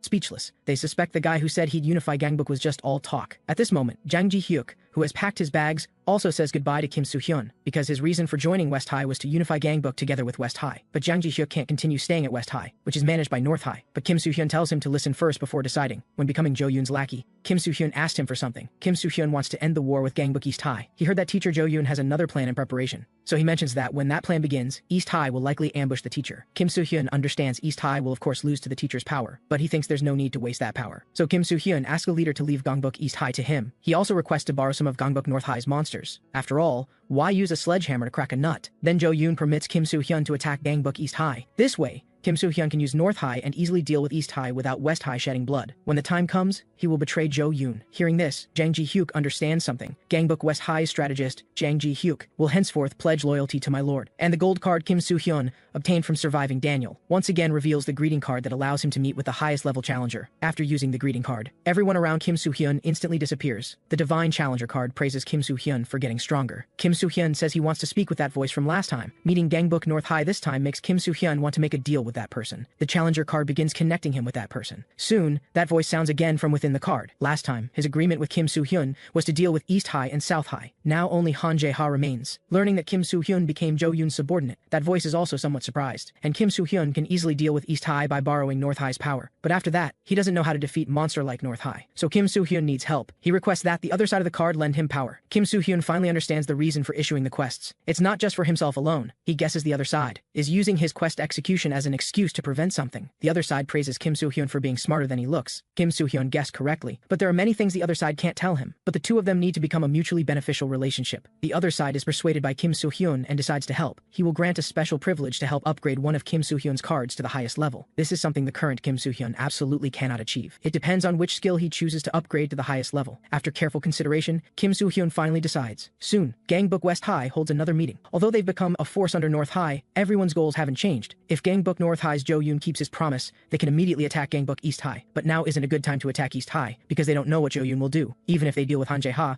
Jo-yoon can still easily destroy West High. So West High first needs to cultivate sufficient strength before attacking East High. Chung Il-cheon still sits in the back with a guilty expression. Seeing his poor expression, everyone wants to cheer him up. Everyone tells Chung Il-cheon not to blame himself for past events. At this moment, Jang Ji-hyuk asks Kim Soo-hyun, thinking about the business is hard work. I have a way to get money, but that requires borrowing a bit from Jo-yoon first. But Kim Soo-hyun says the business matter is already solved and will go smoothly from now on, because he obtained the card. After returning home and confirming no one is around, Kim Soo-hyun can't wait to check the maxed out Copy Cloud skill. After Copy Cloud is maxed out, he can summon 5 clouds with copy-paste abilities. With them, Kim Soo-hyun can do many more things. However, Kim Soo-hyun asks the challenger card, what should I do from now on to get stronger? The card explains, you can become even stronger. Awakening is not the end. They don't view awakening as a limit. Kim Soo-hyun hasn't obtained a master card yet. Those cards are what will truly make him stronger. The challenger card states, if you obtain a master card, you can compete with Gangbuk North High. Your ability values will also break through limits. This is only the beginning. Hearing this, Kim Soo-hyun urgently wants to know what quest he needs to complete to get a master card. But the challenger card says this is already favoritism toward him. This greeting ends here. Kim Soo-hyun didn't expect the road to becoming stronger has only just begun. Baek-chae Ryung sees Kim Soo-hyun's expression hasn't been good lately. She wonders, is it because of the rumors that West High was taken by Gangbuk North High?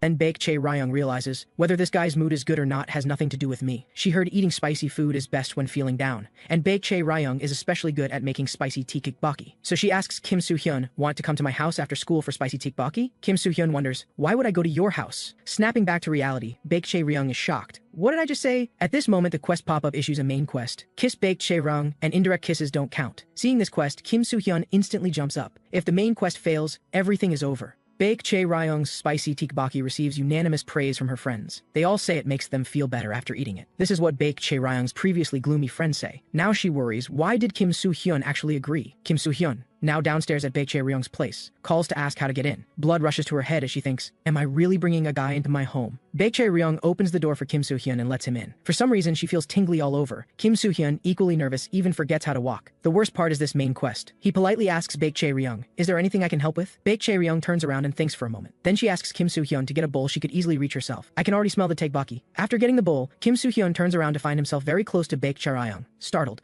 both awkwardly turn their heads away. Baek-chae Ryung can't help but find it strange that just being in a different place than usual makes the atmosphere feel so charged because they're both so aware of each other. Kim Soo-hyun takes a bite of the spicy tteokbokki and genuinely praises it. This is delicious. He even suspects Baek-chae Ryung put addictive fentanyl in it. But after finishing the tteokbokki and cleaning up the dishes, Kim Soo-hyun should leave. Although he received the quest, he can't figure out how to complete it. Kim Soo-hyun slowly shuffles his feet, racking his brain for a solution. Finally, Baek-chae Ryung reminds him, don't go fighting again. When Kim Soo-hyun first arrived, she hid in the bathroom to call her friend. Her friend is shocked. You actually used tteokbokki as an excuse to bring your crush home. Baek-chae Ryung is very troubled. What do I do now? Her friend tells her she needs to make the first move, because in her view, that guy Kim Soo-hyun is totally clueless. Her friend reminds Baek-chae Ryung that if she misses this chance, Yang So-hwa will get Kim Soo-hyun. Since she invited him home, Baek-chae Ryung doesn't want to let him leave so easily. She asks Kim Soo-hyun loudly, want to stay a bit longer? The two sit silently on the sofa. The TV plays a popular romance drama. Kim Soo-hyun suddenly notices his hand being touched. He wonders, doesn't Baek-chae Ryung notice her own hand? The two casually discuss discuss the romance drama. After her hints go nowhere, Baek Chae-ryung remembers her friend's words, so she directly asks Kim Soo-hyun, "What if I had feelings for you? What would you think?" Kim Soo-hyun tells her to stop joking. How is that possible? Hearing this, Baek Chae-ryung asks confused, "Why not?" She asks what Kim Soo-hyun thinks. After thinking briefly, Kim Soo-hyun says a bunch of compliments. Basically, there's no way she could have feelings for him. Baek Chae-ryung sighs helplessly. "You're so frustrating." Kim Soo-hyun doesn't understand what she means by frustrating. Then he freezes. Baek Chae-ryung actually kisses him. Kim Soo-hyun remains frozen in place until their lips separate. Baek Chae-ryung says with a flushed face, "I gave you so many hints. That was my first kiss, you jerk." The quest pop-up notifies him the quest is complete. Baek Chae-ryung tells Kim Soo-hyun to go home for today.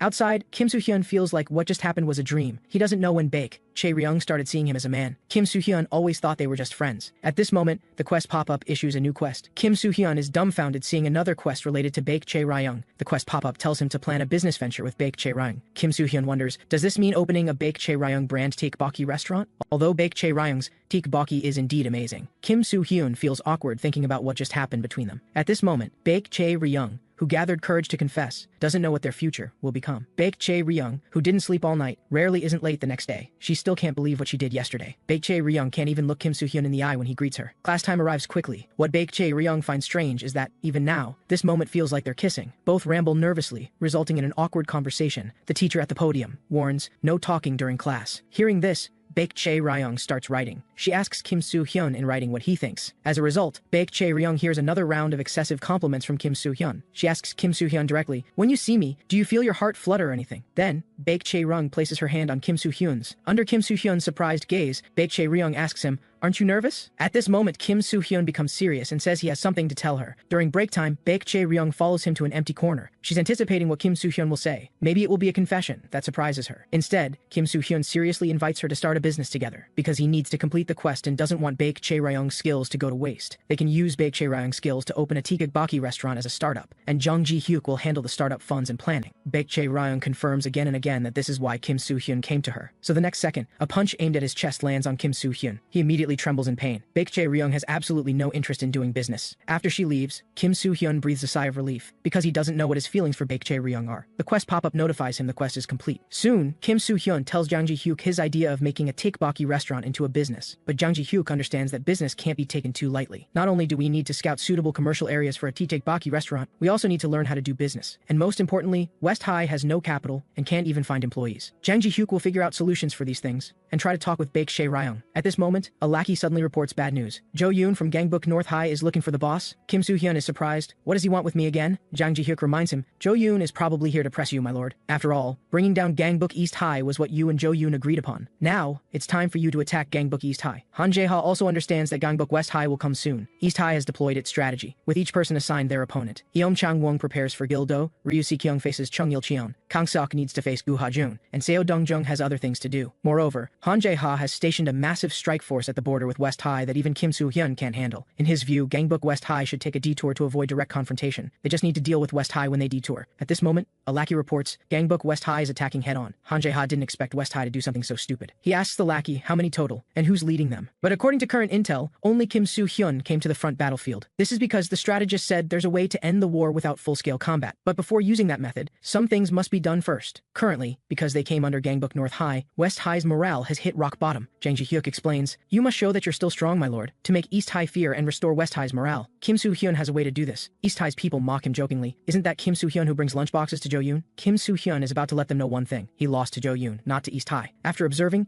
Kim Soo-hyun finds there are about 30-something people here. In that case, he can try out the 1 against 1,000 skill. A powerful aura suddenly erupts from Kim Soo-hyun. He wants to see just how capable East High's so-called anti-boss strike force really is. Hwang Dae-sung roars, there's only one opponent, nothing to fear. Just be careful of his boxing and ancient flow martial arts taegeun. However, with the 1 against 1,000 skill boost, Kim Soo-hyun's stats are far beyond what these people can match.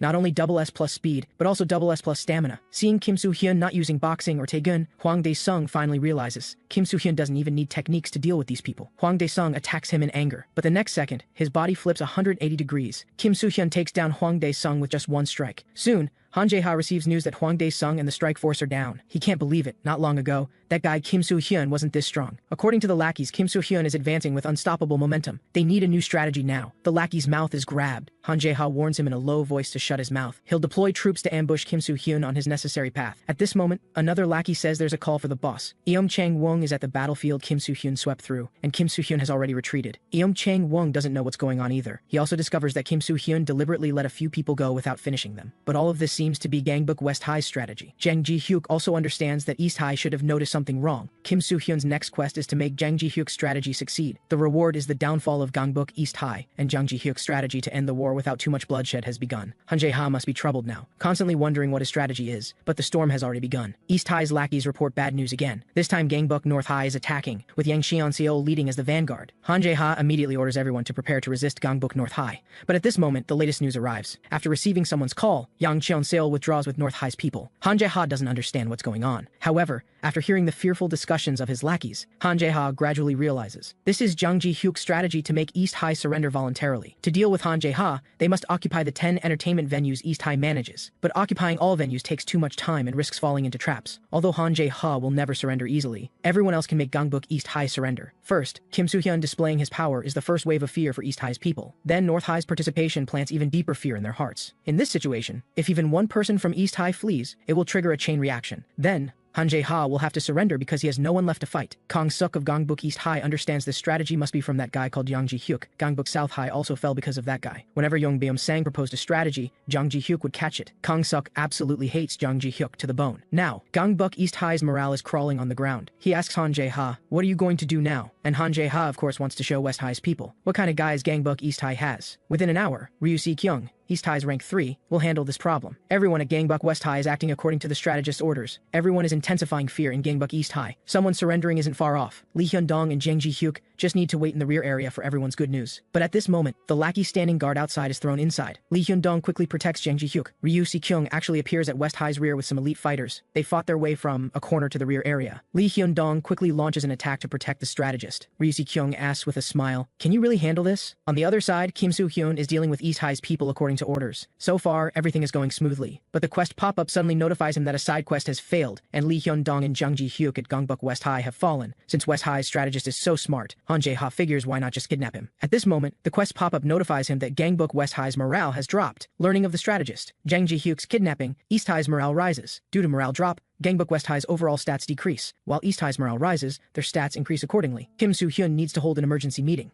Kidnapped to East High, Jang Ji-hyuk roars, "Just kill me, you guys. I will never be toyed with by filthy Gangbuk East High. Not just a strategist, but a commander. I choose a glorious death in battle to be remembered in history." Just when Jang Ji-hyuk thinks everything is about to end, Han Jae-ha unties him and says, "We were rude." Strategist Jang Ji-hyuk of Gangbuk West High is the man called Juj Kong-ming. Han Jae-ha says he's always wanted to meet this rare genius. He says kindly, "Teacher, you have no grudge against Gangbuk East High. We at Gangbuk East High need talent like you, teacher." Hearing this, Jang Ji-hyuk shouts angrily, "How dare you talk nonsense? I've already sworn loyalty to my lord. Even in death, I won't help Gangbuk East High." A lackey asks Han Jae-ha what to do now, and Han Jae-ha actually orders them to serve Jang Ji-hyuk respectfully. They've investigated and found Jang Ji-hyuk has no special relationship with Kim Soo-hyun. The only reason he joined West High is because he fell for a woman named Chung Il-cheon. In that case, Han Jae-ha immediately prescribes the right medicine, using a honey trap to try to extract Gangbuk West High's strategy. Jang Ji-hyuk thinks to himself, "He's in danger now. Please hurry and save me, my lord." Kim Soo-hyun uses the camera skill to see Jang Ji-hyuk at the karaoke and breathes a sigh of relief. At this moment, Lee Hyun-dong kneels and shouts at him, "I was too weak to protect the advisor. I'll accept any punishment." Kim Soo-hyun says seriously, "This was my mistake. I should have given Jang Ji-hyuk more guards. You did your best. The opponent was too strong." Kim Soo-hyun understands that morale drop caused everyone's combat power to weaken, but the way to restore combat power to its original state is simple. Just get Jang Ji-hyuk back. The quest pop-up issues the main quest at this moment, the downfall of Gangbuk East High. The first step is to rescue Jang Ji-hyuk. Gangbuk East High manages a total of 5 karaoke bars. They need to find out where Jang Ji-hyuk is being held. And for this strategy, Chung Il-cheon plays the most important role. Jang Ji-hyuk apologizes to his lord in his heart, because he still revealed West High's strategy and member positions under the honey trap. Han Jae-ha immediately summons all of East High's officers. Jang Ji-hyuk is helpless. He already tried his best. On the other side of the holographic window, Kim Soo-hyun knew this guy would do this. And West High's ace Chung Il-cheon's operation is about to begin. Han Jae-ha quickly prepares to capture Kim Soo-hyun. He also has others capture their assigned West High officers. The intel Han Jae-ha received is that West High's people haven't started looking for Jang Ji-hyuk, and to prevent accidents, he'll deal with Kim Soo-hyun today. But at this moment, another lackey reports bad news. The karaoke where Jang Ji-hyuk Hyuk is located is under attack, and they still don't know who's attacking. At this moment, a large number of East High's people have fallen inside the karaoke, but they receive no news of Gangbuk West High taking action. An East High person still conscious on the ground warns others to be careful. Everyone turns around to find that in this emergency, there's actually a woman in the karaoke. The person angrily retorts, "I'm not a woman." East High's people finally realize this person is the attacker. It's actually Chung Il-cheon from West High in women's clothing. He just feels mortified right now. Not long ago, Kim Soo-hyeon launched a cross-dressing rescue operation. Although he's extremely unwilling, if Kim Soo-hyeon and others act to rescue Jang Ji-hyuk, East High will definitely notice, and East High definitely won't expect someone to infiltrate and drag. Kim Soo-hyeon asks Chung Il-cheon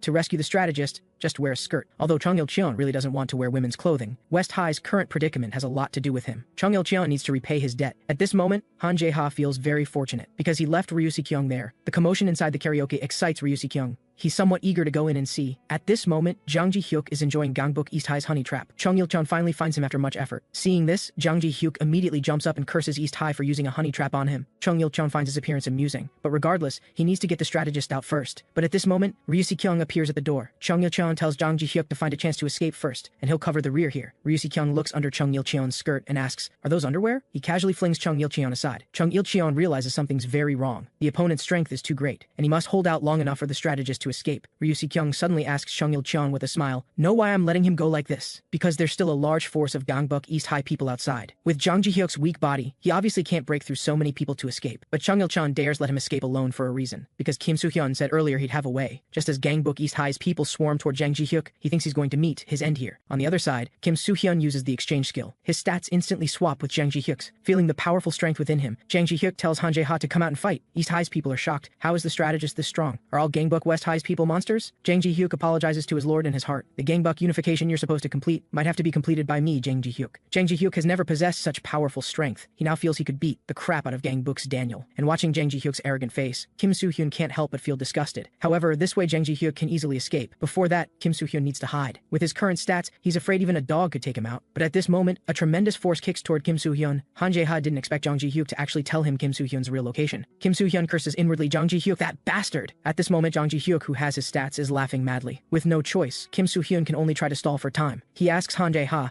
"Even Kang-suk can't beat me. You dare come alone?" But Han Jae-ha, with an A+ intelligence rating, sees right through his stalling tactic. Kim Soo-hyun immediately feels he's screwed. His current body can't dodge Han Jae-ha's attacks at all. At this moment, Gu Ha-jun appears. The morale drop also caused his stats to decrease. Just as Gu Ha-jun is about to punch back, another figure pushes him aside. Kang-sik has also arrived here. The situation is now very urgent. Before Jang Ji-hyuk escapes the karaoke, Kim Soo-hyun can't hold off the two people in front of him. But Gu Ha-jun suddenly tells him to let go. Just as Kim Soo-hyun wonders, the quest pop-up notifies him that team member Gu Ha-jun's resolve is full. Not long ago, he was defeated by Daniel in a crushing manner. Even his awakening was interrupted by Daniel. Because he lost, he's super upset. The quest pop-up notifies him that Gu Ha-jun's overlord's aura starts running wild, but Kang-suk understands he won't make it, because Gu Ha-jun has no reason he must win. In other words, no resolve. Kim Soo-hyun can only stand aside foolishly now. His pitiful stats can't help at all. And there's also Han Jae-ha nearby. Gu Ha-jun blocks another attack for Kim Soo-hyun. He says he'll hold on, so Kim Soo-hyun should quickly come up with a plan. But Kim Soo-hyun can only wait for the exchange skill duration to end. Chung Il-cheon is fighting Ryu Si-kyung, but he gradually notices something's wrong. Ryu Si-kyung's speed isn't fast. His strength isn't strong either. Chung Il-cheon doesn't understand, how is someone like this rank 3? He suspects Ryu Si-kyung has some hidden trump card. Chung Il-cheon starts using capoeira. He wants to see what Ryu Si-kyung is hiding. Facing Chung Il-cheon's fierce offensive, Ryu Si-kyung smiles. He's finally getting interested. The next second, Chung Il-cheon's body flips 180 degrees. Ryu Si-kyung uses wrestling techniques on him. Looking at the fallen Chung Il-cheon, he smiles. "My apologies." At this moment, a lackey reports bad news. The escaping strategist is very strong. At this rate, he'll really get away. Ryu Si-kyung has the lackeys handle Chung Il-cheon while he personally goes after Jang Ji-hyuk. Chung Il-cheon stands up and roars, "I'm not done yet." Ryu Si-kyung reminds him it's over. Gangbuk West High is under attack everywhere, because the strategist hasn't been rescued to restore morale. West High's people all have decreased stats. At this moment, Jang Ji-hyuk has already seen the exit. Just about to successfully escape, a grunt jumps out. The exchange skill duration ends at this moment. Jang Ji-hyuk is dumbfounded as his stats switch back. The grunt who knocked him down is shocked. "I did what no one else could." He suspects he might actually be strong. Han Jae-ha quickly receives the news. Jang Ji-hyuk's escape failed, which means Gangbuk West High should be finished. If East High launches a full offensive now, they can wipe them out. Gu Ha-jun tells Kim Soo-hyun to escape while he holds on. Kim Soo-hyun refuses, because things are far from over.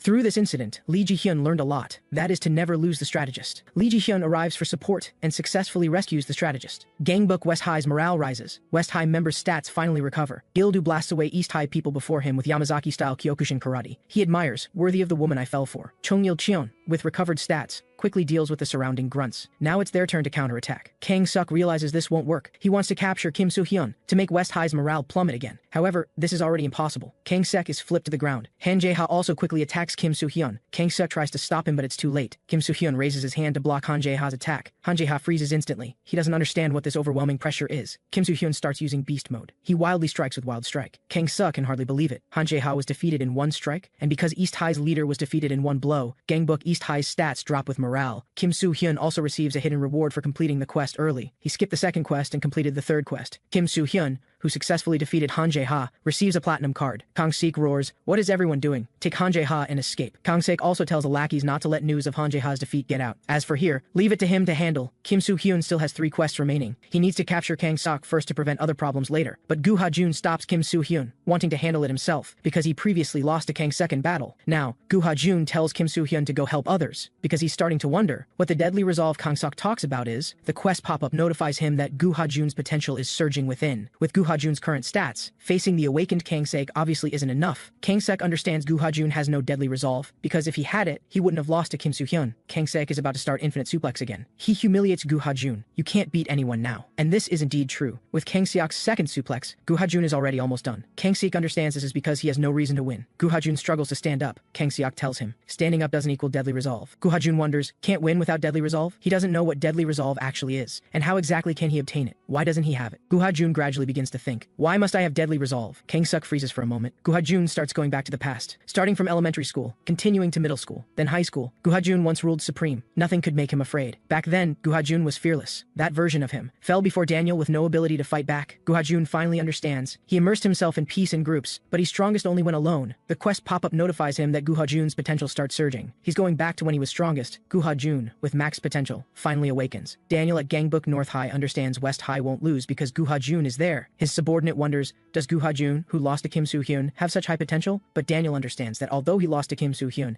everyone still knows. Gu Ha-jun could have originally unified Gangbuk. That guy became weak because of emotions. Gu Ha-jun's deadly resolve is his past self. If he returns to the past, Gangbuk will turn upside down. Due to potential awakening, Gu Ha-jun's stamina specially recovers. And due to Gu Ha-jun's potential awakening, he receives an exclusive attack card. He starts using his exclusive attack skill. Kang Suk, mid-charge, suddenly stops his body. Gu Ha-jun's exclusive skill is called Return of the Overlord. Its effect is that with each attack, clones appear to deliver 2 more strikes, and Return of the Overlord can be combined with 2 other unobtained skills. Gu Ha-jun's fists suddenly rain down on Kang Suk like a storm. Kang Suk is overwhelmed by this sudden attack, but he still grits his teeth, continuing to charge at Gu Ha-jun, trying to lock him down. At this moment, Gu Ha-jun starts using Kisi fighting method. Although it looks like just one pair of hands, under Return of the Overlord's effect, Gu Ha-jun's offense is incredibly swift. Kang Suk ultimately falls. Gu Ha-jun tells East High's other grunts to spread the word. Both Kang Suk and Han Jae-ha have been defeated. Kim Soo-hyun, heading for support, also receives notification of Kang Suk's fall. He knew it would be like this. Gu Ha-jun would definitely defeat Kang Suk. He lights up a victory cigarette. After awakening, Gu Ha-jun's stats have also greatly increased. After regaining consciousness,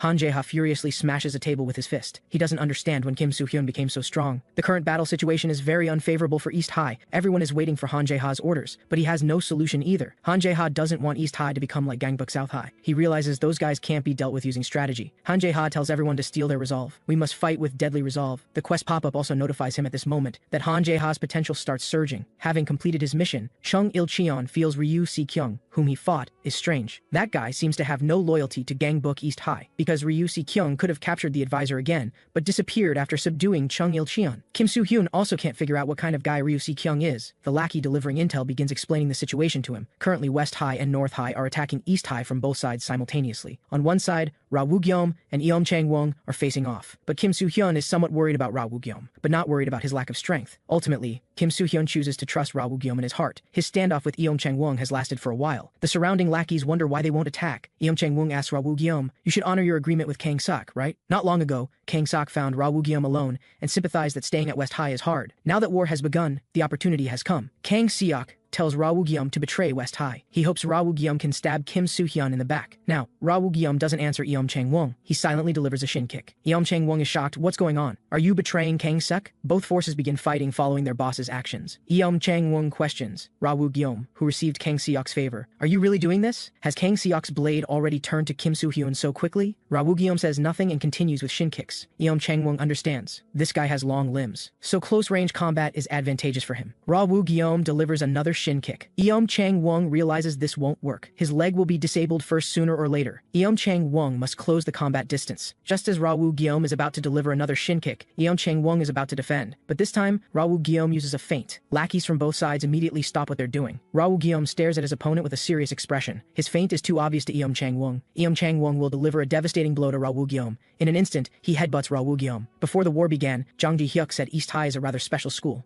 Their boss Han Jae-ha is a strategist who can fight. This means Han Jae-ha is not East High's strongest fighter. What's special about Gangbuk East High is all their officers are stronger than Han Jae-ha. East High's people are excited. Their Eom Chang-won won. At this moment, a terrifying aura appears. Everyone around has their stats reduced under the Dark Lord skill. Eom Chang-won finally meets his assigned opponent, the Dark Lord Gildo, who masters Yamazaki-style Kyokushin karate. Ra-woo-gyeom nods to indicate he can continue. In that case, both should attack together. Everyone from West High waits for Gildu to give orders. Gildu tells them to guard Ra-woo-gyeom as he fights. As for that old guy Eom Chang-won, Gildu will handle him personally. And because Eom Chang-won is affected by the Dark Lord skill effect, Gildu can completely suppress him. Neither of them believes the other is only 18 years old. The feeling of this fight makes Gildu feel great. When it comes to fighting, technique isn't everything. Experience is just as important. This is what Gildu learned from his battle with Kang Sek. He learned a lot from Kang Sek. Now it's time to end everything here. But the next second, Gildu gets hit by a headbutt. Eom Chang-won realizes Gildu let his guard down. Then he freezes, because Gildu deliberately showed that opening. He grabs Eom Chang-won. He unleashes the frontal 8-hit combo from Yamazaki-style Kyokushin karate, followed by the spinning kick from Yamazaki-style Kyokushin karate. Eom Chang-won finally falls. He can't believe he actually lost. Gildu thanks Ra-woo-gyeom, because he wore down Eom Chang-won's stamina first, allowing Gildu to claim victory. But Ra-woo-gyeom's expression looks strange. When he points behind Gildu, the quest pop-up appears. Gangbuk East High rises again with an unknown power. Eom Chang-won's potential awakens at this moment. Even under the Dark Lord skill effect, his stats remain incredibly strong. Gildu gets sent flying by one of Ra-woo-gyeom's punches. The next second, another fist appears on Gildu's face. Eom Chang-won's fists keep pounding on him. Gildu immediately struggles to grab hold of Eom Chang-won. He roars for them to take Ra-woo-gyeom and run, because Gildu knows the current Eom Chang-won is not someone he can defeat, and he can't hold on much longer. Just as the battlefield is about to be ended by Eom Chang-won, Ra-woo-gyeom stares blankly at them. He hasn't spoken since a long time ago. His classmates all heard he suffered a severe mental trauma, because when Ra-woo-gyeom was young, his entire family died in a fire. And only he survived, because it happened when he was very young. The trauma left him unable to speak even now. Jung Beom-sang and Kang Sok, who had just started selling illegal goods,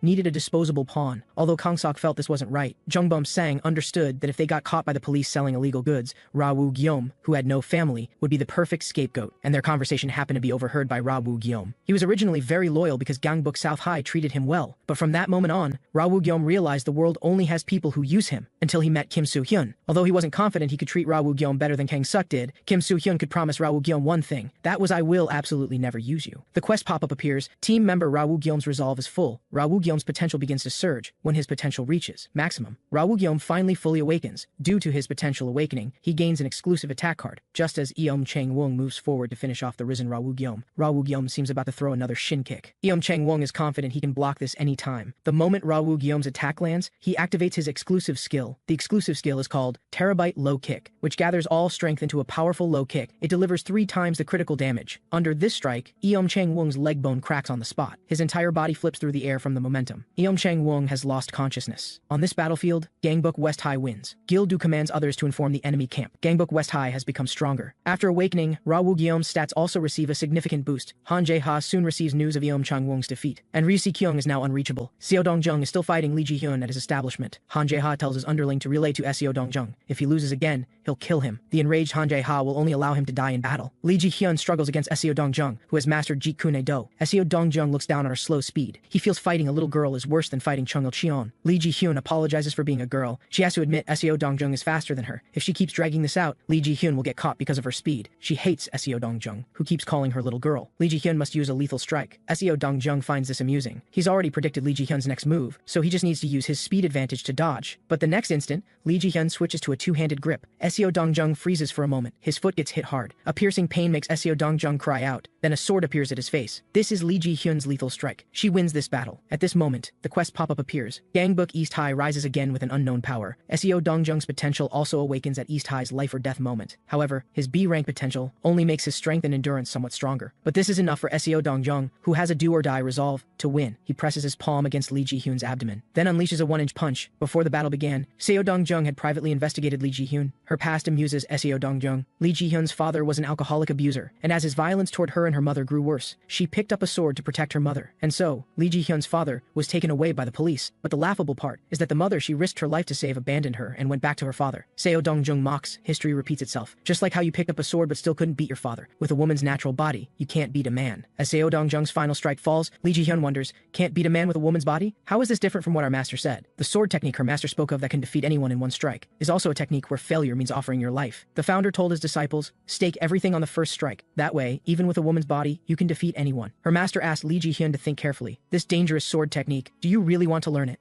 The quest pop-up appears. Team member Lee Ji-hyun's resolve is full. Lee Ji-hyun's potential begins to surge. Seo Dong-jung tells her to stop struggling pointlessly. Women naturally can't beat men. And when Lee Ji-hyun's potential reaches maximum, she finally awakens. Seo Dong-jung has completed his charge. He unleashes the dragon kick from Jeet Kune Do. Due to her potential awakening, Lee Ji-hyun gains an exclusive attack card. It's a sword technique that abandons endurance, staking everything on strength and speed. Jigen Ryu, ignoring the enemy's attack and pursuing a killing blow on the first strike. This is the true essence of Jigen Ryu. Although Lee Ji-hyun's potential is only C rank, by sacrificing endurance, her strength and speed receive a massive boost. Now only one entertainment venue remains before completing the second main quest. Kim Soo-hyun arrives here alone. Once this place is taken, the war ends. And he knows one more thing. Han Jae-ha will definitely be inside. Although Kim Soo-hyun has beaten him before, he doesn't dare let his guard down. Because last time, Kong-sek also awakened at the final moment. Kim Soo-hyun walks into the final karaoke bar with firm steps. He and Han Jae-ha must fight to the death. But what Kim Soo-hyun doesn't know is that Han Jae-ha's potential has already awakened. The guards protecting East High's headquarters voluntarily clear a path for Kim Soo-hyun. The quest updates at this moment. Defeat the awakened Han Jae-ha within 1 hour. Kim Soo-hyun only has 1 hour. But facing this massive karaoke bar, he has no idea where to start. Just as he's thinking about where Han Jae-ha might be, Han Jae-ha appears on his own. Kim Soo-hyun quickly charges, wanting to settle this with him. However, Han Jae-ha turns the corner again and disappears into darkness. Kim Soo-hyun is annoyed. What trick is he pulling now? After the corner is another large area of rooms. Kim Soo-hyun can only open them one by one to check, but there are other East High members in the rooms. They ambush Kim Soo-hyun the moment he opens the door. Slime rubs his belly after spitting out 2 steel pipes. Kim Soo-hyun understands now. This is Han Jae-ha's final strategy. Hide people in every room and make Kim Soo-hyun find him. East High members face this gaze with great seriousness. Kim Soo-hyun begins using Filipino stick fighting. He'll play along nicely with Han Jae-ha. East High's underlings wonder, wouldn't this waste manpower? Wouldn't a one-time all-out attack be better? But Han Jae-ha understands this is Kim Soo-hyun's weakness. It was like this last time. He discovered Kim Soo-hyun gets stronger facing more enemies, so he must wear him down with small repeated attacks. Han Jae-ha also finds it strange. Kim Soo-hyun is strong but has no stamina. Even a short fight immediately exhausts him,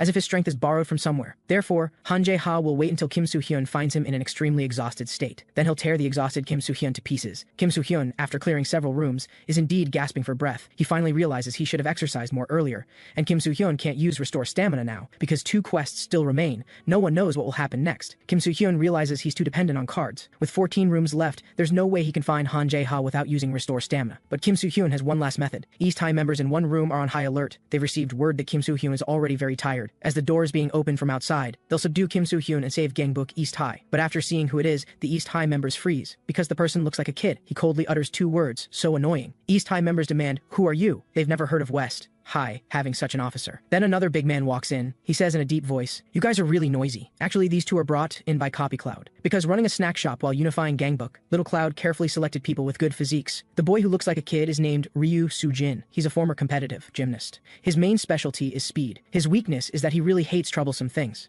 The other man is named Hwang Il-si. He's a former bodybuilder. His main specialties are strength and endurance. His advantage is that he's very straightforward. Han Jae-ha soon receives word. Reinforcements for Kim Soo-hyun have suddenly appeared, apparently hidden officers from Gangbuk West High. Kim Soo-hyun kicks open the messenger underling. He finally finds Han Jae-ha in the last room. Ryu Soo-jin just wants to finish quickly and go rest, while Hwang Il-si can't wait to teach the guy bullying his boss a lesson. Kim Soo-hyun says grimly, "It's all over, Han Jae-ha. Now it's just you left." He starts using the peak skill, but Kim Soo-hyun is stunned when he sees Han Jae-ha's stats. Han Jae-ha is also eager to fight him to the death. Kim Soo-hyun doesn't understand how can his stats be so strong. Did he get a related exclusive card after awakening? Ryu Soo-jin and Hwang Il-si charge forward first. Kim Soo-hyun can't stop them in time. Hwang Il-si gets kicked away by Han Jae-ha. Ryu Soo-jin still tries to ambush from above. Han Jae-ha wonders, "What are you doing, little brat?" The stubborn Ryu Soo-jin doesn't want to end it like this. Han Jae-ha grabs him with a cold smile. The next second, a storm of fists rains down on Ryu Soo-jin. Hwang Il-si takes advantage of Han Jae-ha's lapse and locks him up. But Han Jae-ha casually picks up a nearby microphone, then frantically attacks Hwang Il-si. This tremendous force is not something he can defend against. Just as Han Jae-ha is about to finish him, Kim Soo-hyun steps in and blocks the strike. He uses the ancient flow martial arts Taejin to repel Han Jae-ha. The current Han Jae-ha is just too strong and extremely dangerous. But Kim Soo-hyun doesn't panic at all and begins using beast mode. Meanwhile, inside Gangbuk North High, Daniel reports to Jo-yoon, Kim Soo-hyun and Han Jae-ha have started fighting. He asks Lord Jo-yoon, if Kim Soo-hyun loses, will it affect the plan? But Jo Yoon calmly says, it doesn't matter who wins. In the end, they'll all just become my nourishment. Daniel is still curious. Lord Jo Yoon, who do you think will win between Han Jae-ha and Kim Soo-hyeon? Jo Yoon's answer is the intelligent brain, because if it's Han Jae-ha's brain, he can see through Kim Soo-hyeon. His taekwondo is very difficult to deal with. Even his speed is faster than Kim Soo-hyeon's. But Kim Soo-hyeon only needs to catch him once. Although Han Jae-ha's speed is faster, Kim Soo-hyeon can still use attacks to limit his movement. Now Han Jae-ha has been cornered. At this distance, Kim Soo-hyeon is confident he absolutely won't miss. But the next second, Han Jae-ha asks him, how do you think your acting was? This is just a strategy aimed at Kim Soo-hyeon. Han Jae-ha completes a turn in the air. He unleashes the tornado kick from taekwondo, followed by the double tornado kick from taekwondo. But it's not over yet. Han Jae-ha unleashes a triple tornado kick. He said earlier that one of them must die. The quest pop-up warns again. If the main quest fails, all rewards will be confiscated and no more quests will appear. At this moment, other members of Gongbuk West High arrive at this karaoke bar. Ryu Si-kyung, who disappeared during the war, also appears here. Chung Il-cheon can't help but ask what his true identity is. Ryu Si-kyung says that's not important right now. He asks with a smile, only 5 of you came? Lee Ji-hyun doesn't want to waste words and immediately attacks, but Ryu Si-kyung tells her not to waste her strength, because we're not enemies. He invites the West High members to enter the karaoke bar and watch who will win between Kim Soo-hyun and Han Jae-ha. In Han Jae-ha's eyes, the Gangbuk conference feels like it happened yesterday. He never imagined the weak Kim Soo-hyun from not long ago would torment him like this. But Gangbuk West High should end here. Kim Soo-hyun immediately uses restore stamina and dodges the attack. Han Jae-ha can't believe it. Beaten like that, why did his stamina suddenly recover? He can't help but wonder if Kim Soo-hyun is even human. But even so, to Han Jae-ha, this is just stalling for time. Kim Soo-hyun doesn't know how to beat this monster. He wants to use the berserker skill for a final desperate fight. But even if he defeats Han Jae-ha, there's still one unknown quest. Kim Soo-hyun can't use the berserker skill now. He must use the backup plan. Han Jae-ha is constantly thinking during the battle. He sees that Kim Soo-hyun is waiting for an opportunity. That won't help because Han Jae-ha has already seen through this guy's patterns. Small tricks are useless against him. Han Jae-ha tells Kim Soo-hyun, you have a habit of dodging to the left. Kim Soo-hyun freezes when he hears this. After confirming this habit, Han Jae-ha deliberately corners him, then unleashes the tornado kick again. Seeing this, Han Jae-ha sneers, because Kim Soo-hyun actually blocks his tornado kick with his arm. Then a piercing pain makes Kim Soo-hyun cry out. Han Jae-ha tells him to rest in peace. This will be the last tornado kick. Kim Soo-hyun now has only 2 choices, either have his arm bones shattered or have his head knocked off. No matter which he chooses, Kim Soo-hyun will lose. But Han Jae-ha freezes as his attack lands, because Kim Soo-hyun actually blocked it and is fine. This is actually because Han Jae-ha lost to Kim Soo-hyun not long ago, allowing him to complete the quest early and obtain a platinum card. This platinum card gave him Guardian's Feast, which can block all attacks once. Kim Soo-hyun asks Han Jae-ha, how was my acting? Now he has Guardian's Feast in one hand and Knockout Feast in the other, which is the Stone Fist skill he obtained earlier. Kim Soo-hyun unleashes Knockout Feast on the relaxed Han Jae-ha. His body immediately can't move. West High members also reach outside the room at this moment. To prevent Kim Soo-hyun from escaping, Han Jae-ha had earlier ordered his underlings to block the door. Chung Il-cheon tells everyone to clear these quickly. Kim Soo-hyun might be in danger. But just then, a figure breaks through the door and flies out. Kim Soo-hyun begins using Exceed Limits and Rise, then throws a punch using Pendulum Shift. Kim Soo-hyun has staked everything. He activates Beast Mode, then throws a punch using the Rise skill. Kim Soo-hyun has never had this level of super concentration before. For this single chance to win, he's endured for a long time. The victor of this battle ultimately belongs to Kim Soo-hyun. The West High members are stunned watching from the side. The quest pop-up appears at this moment. Han Jae-ha has fallen. Now only the final quest remains. But at this moment, Han Jae-ha says grimly, I'm not finished yet. The quest pop-up appears again. Gangbuk East High rises again with an unknown power. Kim Soo-hyun is shocked. How is this possible? Is this a second phase like with Kang Suk? At this moment, an abrupt voice tells Han Jae-ha not to bother. Ryu Si-kyung says with a smile, Gangbuk East High has already lost. Han Jae-ha demands where he's been. Only showing up now? Ryu Si-kyung casually answers. Probably went for a walk. Han Jae-ha didn't expect Gangbuk East High to become like this. You damn bastard, you're saying you went for a walk. But he gets slapped down by Ryu Si-kyung. Ryu Si-kyung laughs. You're such a smart guy. How can you not read the room? The quest pop-up updates at this moment. Choose to help Han Jae-ha or Ryu Si-kyung. The reward for helping Ryu Si-kyung is 2 diamond cards. The reward for helping Han Jae-ha is a never-before-seen master card. The man clearly finished his opponent in a taekwondo match, but was declared defeated for hitting a vital point. The corrupt rules made him abandon the taekwondo arena. Han Jae-ha, who hates rules, just wants to live freely. One day he learned from other delinquents that the karaoke bar run by Gangbuk East High seniors was making good money. So Han Jae-ha started his own business. He took over all of East High's entertainment venues through violence. After Han Jae-ha found freedom, money followed. This is the life he wanted. The freedom of those in power fascinates Han Jae-ha, so he won't let Ryu Si-kyung take all this away. Gangbuk East High can only be his, a business that belongs only to Han Jae-ha. Kim Soo-hyun on the side doesn't understand what's happening. Why are people from the same faction fighting? Ryu Si-kyung consoles Han Jae-ha. If you just lived quietly from the start, none of this would have happened. Han Jae-ha doesn't understand who he really is. Since it's almost over, Ryu Si-kyung has nothing left to hide. Suddenly Yang Cheon-seol behind him says, this is an officer from Gangbuk North High. Because the highest ranking officers all hide their true identities. The incompetent Yang Cheon-seol didn't recognize him immediately. Kim Soo-hyun finds this result hard to believe, and this was an order from Gangbuk North High's leadership. An order from their leader, Jo Yoon. He had Ryu Si-kyung become an officer of Gangbuk East High, because the only person in the South who wanted to unify was Han Jae-ha.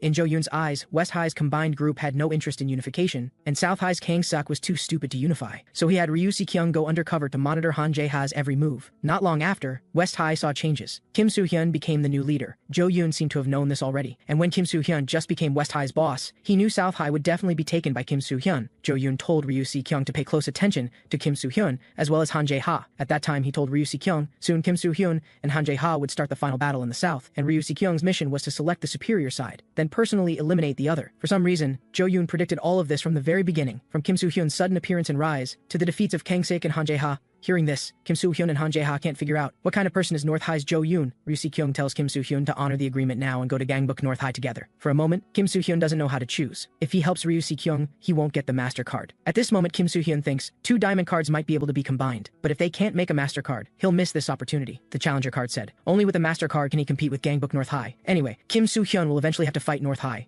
and he's already made his decision. Kang Seok, who rushed to support, roars, dream on. We'll never let you North High have your way. Ryu Si-kyung says dismissively, you reek of sweat. Yeom Chang-woong also recklessly launches an attack. He angrily says, we trusted you and you were a spy from the start? And Ryu Si-kyung just calmly says, He doesn't understand why. Kim Soo-hyun is still hesitating. Coming to his senses, Kim Soo-hyun randomly asks Ryu Si-kyung, have you eaten? Han Jae-ha roars, think carefully. If you go to Gangbuk North High, you'll be done for too. No one knows what Jo Yoon will do. Please help us Gangbuk East High. If you help us, we Gangbuk East High will submit under you Kim Soo-hyun. Hearing this, Kim Soo-hyun freezes for a moment. Ryu Si-kyung is displeased. You? Do you want to shut up forever? Han Jae-ha doesn't want to believe this outcome. In the end, still being devoured by Gangbuk North High. Suddenly, Kim Soo-hyun launches a surprise attack. Ryu Si-kyung is confused. What are you doing? Kim Soo-hyun says grimly, looking at Jo Yoon like that, if I go to Gangbuk North High, I'll definitely be finished. Kim Soo-hyun tells Han Jae-ha to honor the agreement. The quest pop-up appears at this moment. Kang Sok and Yeom Chang-woong have become team members, as well as Han Jae-ha and Seo Dong-jung. Kim Soo-hyun makes sure Gangbuk North High's people hear, the South won't hide anymore. I, Kim Soo-hyun of Gangbuk West High, officially declare war on you from this moment. The quest updates at this moment. The final quest is simply to land one effective hit on Ryu Si-kyung, facing the coming war. Ryu Si-kyung finds it amusing, but the war Kim Soo-hyun speaks of will end in his hands right now, because Ryu Si-kyung's stats are an overwhelming gap above theirs. Yang Cheon-seo didn't expect it would end up like this. He starts warming up for battle. Ryu Si-kyung is displeased. Are you worried about me? Yang Cheon-seo quickly apologizes. He suddenly realizes he shouldn't worry needlessly. Jo Yoon didn't tell Ryu Si-kyung things would develop this way, so he has no response plan for this development. In that case, Ryu Si-kyung will judge for himself, then let Gangbuk West High and Gangbuk East High perish here. Kim Soo-hyun reminds everyone not to let their guard down. Ryu Si-kyung smiles and tells him to be nervous, because it won't change anything. These officers are no different from nobodies in Ryu Si-kyung's eyes. Seeing this, Kim Soo-hyun shouts, get away from Ryu Si-kyung. Their strength is completely insufficient to damage Ryu Si-kyung. At this moment, one person's attack interests him. It's Ra Woo-gyeom's low kick skill that can deal 3 times critical damage. His attack carries a whistling sound as it strikes toward Ryu Si-kyung, but it's still easily dodged by Ryu Si-kyung. Through this strike, he feels Ra Woo-gyeom is the strongest person. Kim Soo-hyun can't believe it. 4 people have already fallen so quickly. He tells Han Jae-ha, we need to find a way to land an effective hit on Ryu Si-kyung first, because in this situation, Kim Soo-hyun only has a chance if he gets the Master Card first, but how to land an effective hit on that monster is a huge problem. After thinking carefully, Kim Soo-hyun decides to take a gamble. Chung Il-cheon attacks first using capoeira, but Ryu Si-kyung remains completely unharmed. Gu Ha-jun's attack follows. He knows Ryu Si-kyung's endurance is very high, so dealing damage is very difficult. But what Gu Ha-jun doesn't know is his speed is also very fast. The gap in their strength is too large. Gu Ha-jun has almost no power to resist. Chung Il-cheon immediately wants to go support. But in an instant, Ryu Si-kyung's large hand appears on his head. Han Jae-ha's exclusive skill is, he can convert inferiority complex into madness and boost his stats. He begins using the skill to attack. Han Jae-ha doesn't know what the land and effective hit strategy is, but it doesn't matter either way. The main character will be the strongest, Kang Suk, anyway. His exclusive skill is being able to use infinite suplex until the opponent passes out. However, this is not the end. Ryu Si-kyung wonders if Kim Soo-hyun next will be the final strike. Han Jae-ha understands. Kang Suk locks from below, then Kim Soo-hyun attacks from above. This will definitely be an effective hit, but the result is not satisfactory. Ryu Si-kyung grabs both Kang Sik and Kim Soo-hyun with his hands. He scoffs. With this level, you dare to dream of unifying Gangbuk? Kim Soo-hyun feels the same despair as when facing Daniel. This kind of stats beyond triple S rank is truly beyond reason. At this distance, Kang Sik immediately hugs and locks Ryu Si-kyung tightly. Ryu Si-kyung is about to finish him completely, but Kim Soo-hyun takes the opportunity to grab his right hand. The other hand is also firmly grabbed by Han Jae-ha. Facing this situation, Ryu Si-kyung quickly makes a judgment. He realizes next will be 3 people working together to perform a suplex. Ryu Si-kyung's thighs immediately exert force trying to stabilize his body, but he's wrong about one thing, because Kim Soo-hyun and the others' goal is not the suplex. Locking Ryu Si-kyung like this is enough, because the strongest person is not the 3 of them, but Lee Ji-hyun, who has mastered the sword technique Jigen Ryu. This is Kim Soo-hyun's true strategy. To complete an effective hit, he went through great lengths. Everyone who completed this strike collapses to the ground exhausted. The quest pop-up finally appears.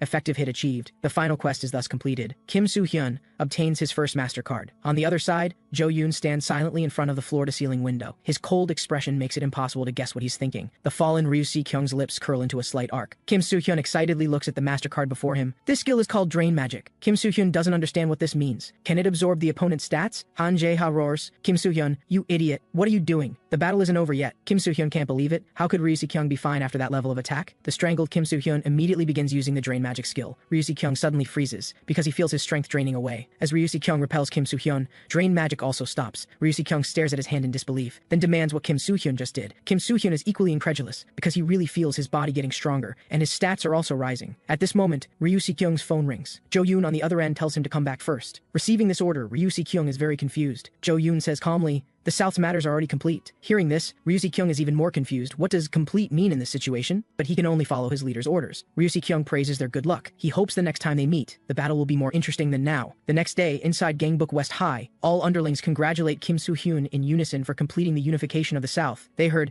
Kim Soo-hyun removed all of defeated Han Jae-ha's body hair in certain areas with hot wax. Jang Ji-hyuk and Lee Hyun-dong are also excited. Kim Soo-hyun tells them to get rid of these people who like spreading rumors. There's one more thing that Jang Ji-hyuk can't believe, that Han Jae-ha and the others actually join the team. Kim Soo-hyun extends his hand seriously. "I'm counting on you from now on." Han Jae-ha looks at his extended hand and recalls the silence inside the karaoke bar. Finally extends his hand as well. But the more Han Jae-ha thinks about it, the more uncomfortable he feels. He tells Kim Soo-hyun to honor the agreement well, but not to be too arrogant. Kim Soo-hyun must prove he's qualified to be above Han Jae-ha, or he'll become an enemy anytime. Kim Soo-hyun smiles. "I'll try my best." Finally, Han Jae-ha reminds him, Gangbuk North High is coming. Just how strong is Gangbuk North High? It's completely unimaginable. A powerful enemy is waiting for everyone from West High. Han Jae-ha thinks facing such North High, Kim Soo-hyun wouldn't declare war without a plan. He tells Kim Soo-hyun to share his thoughts. Jang Ji-hyuk honestly tells Han Jae-ha, "We don't have a plan. Although we don't know why Jo-yoon called Ryu Si-kyung to retreat, if he attacks again, West High will definitely perish." Just as Han Jae-ha is about to explode, Jang Ji-hyuk says, "Actually, there's one way to slow down North High's steps. Gangbuk originally had only one faction. It split into what it is now later. That man named Chen Wu-han previously unified Gangbuk. That period was called the Earth Dog Alliance. But after Chen Wu-han was betrayed by his subordinates, the Earth Dog Alliance scattered. Then war began to take the masterless territory. In the end, only North High and West High, East High and South High survived." Kang Si-hyuk wonders, what does this history have to do with stopping Gangbuk North High?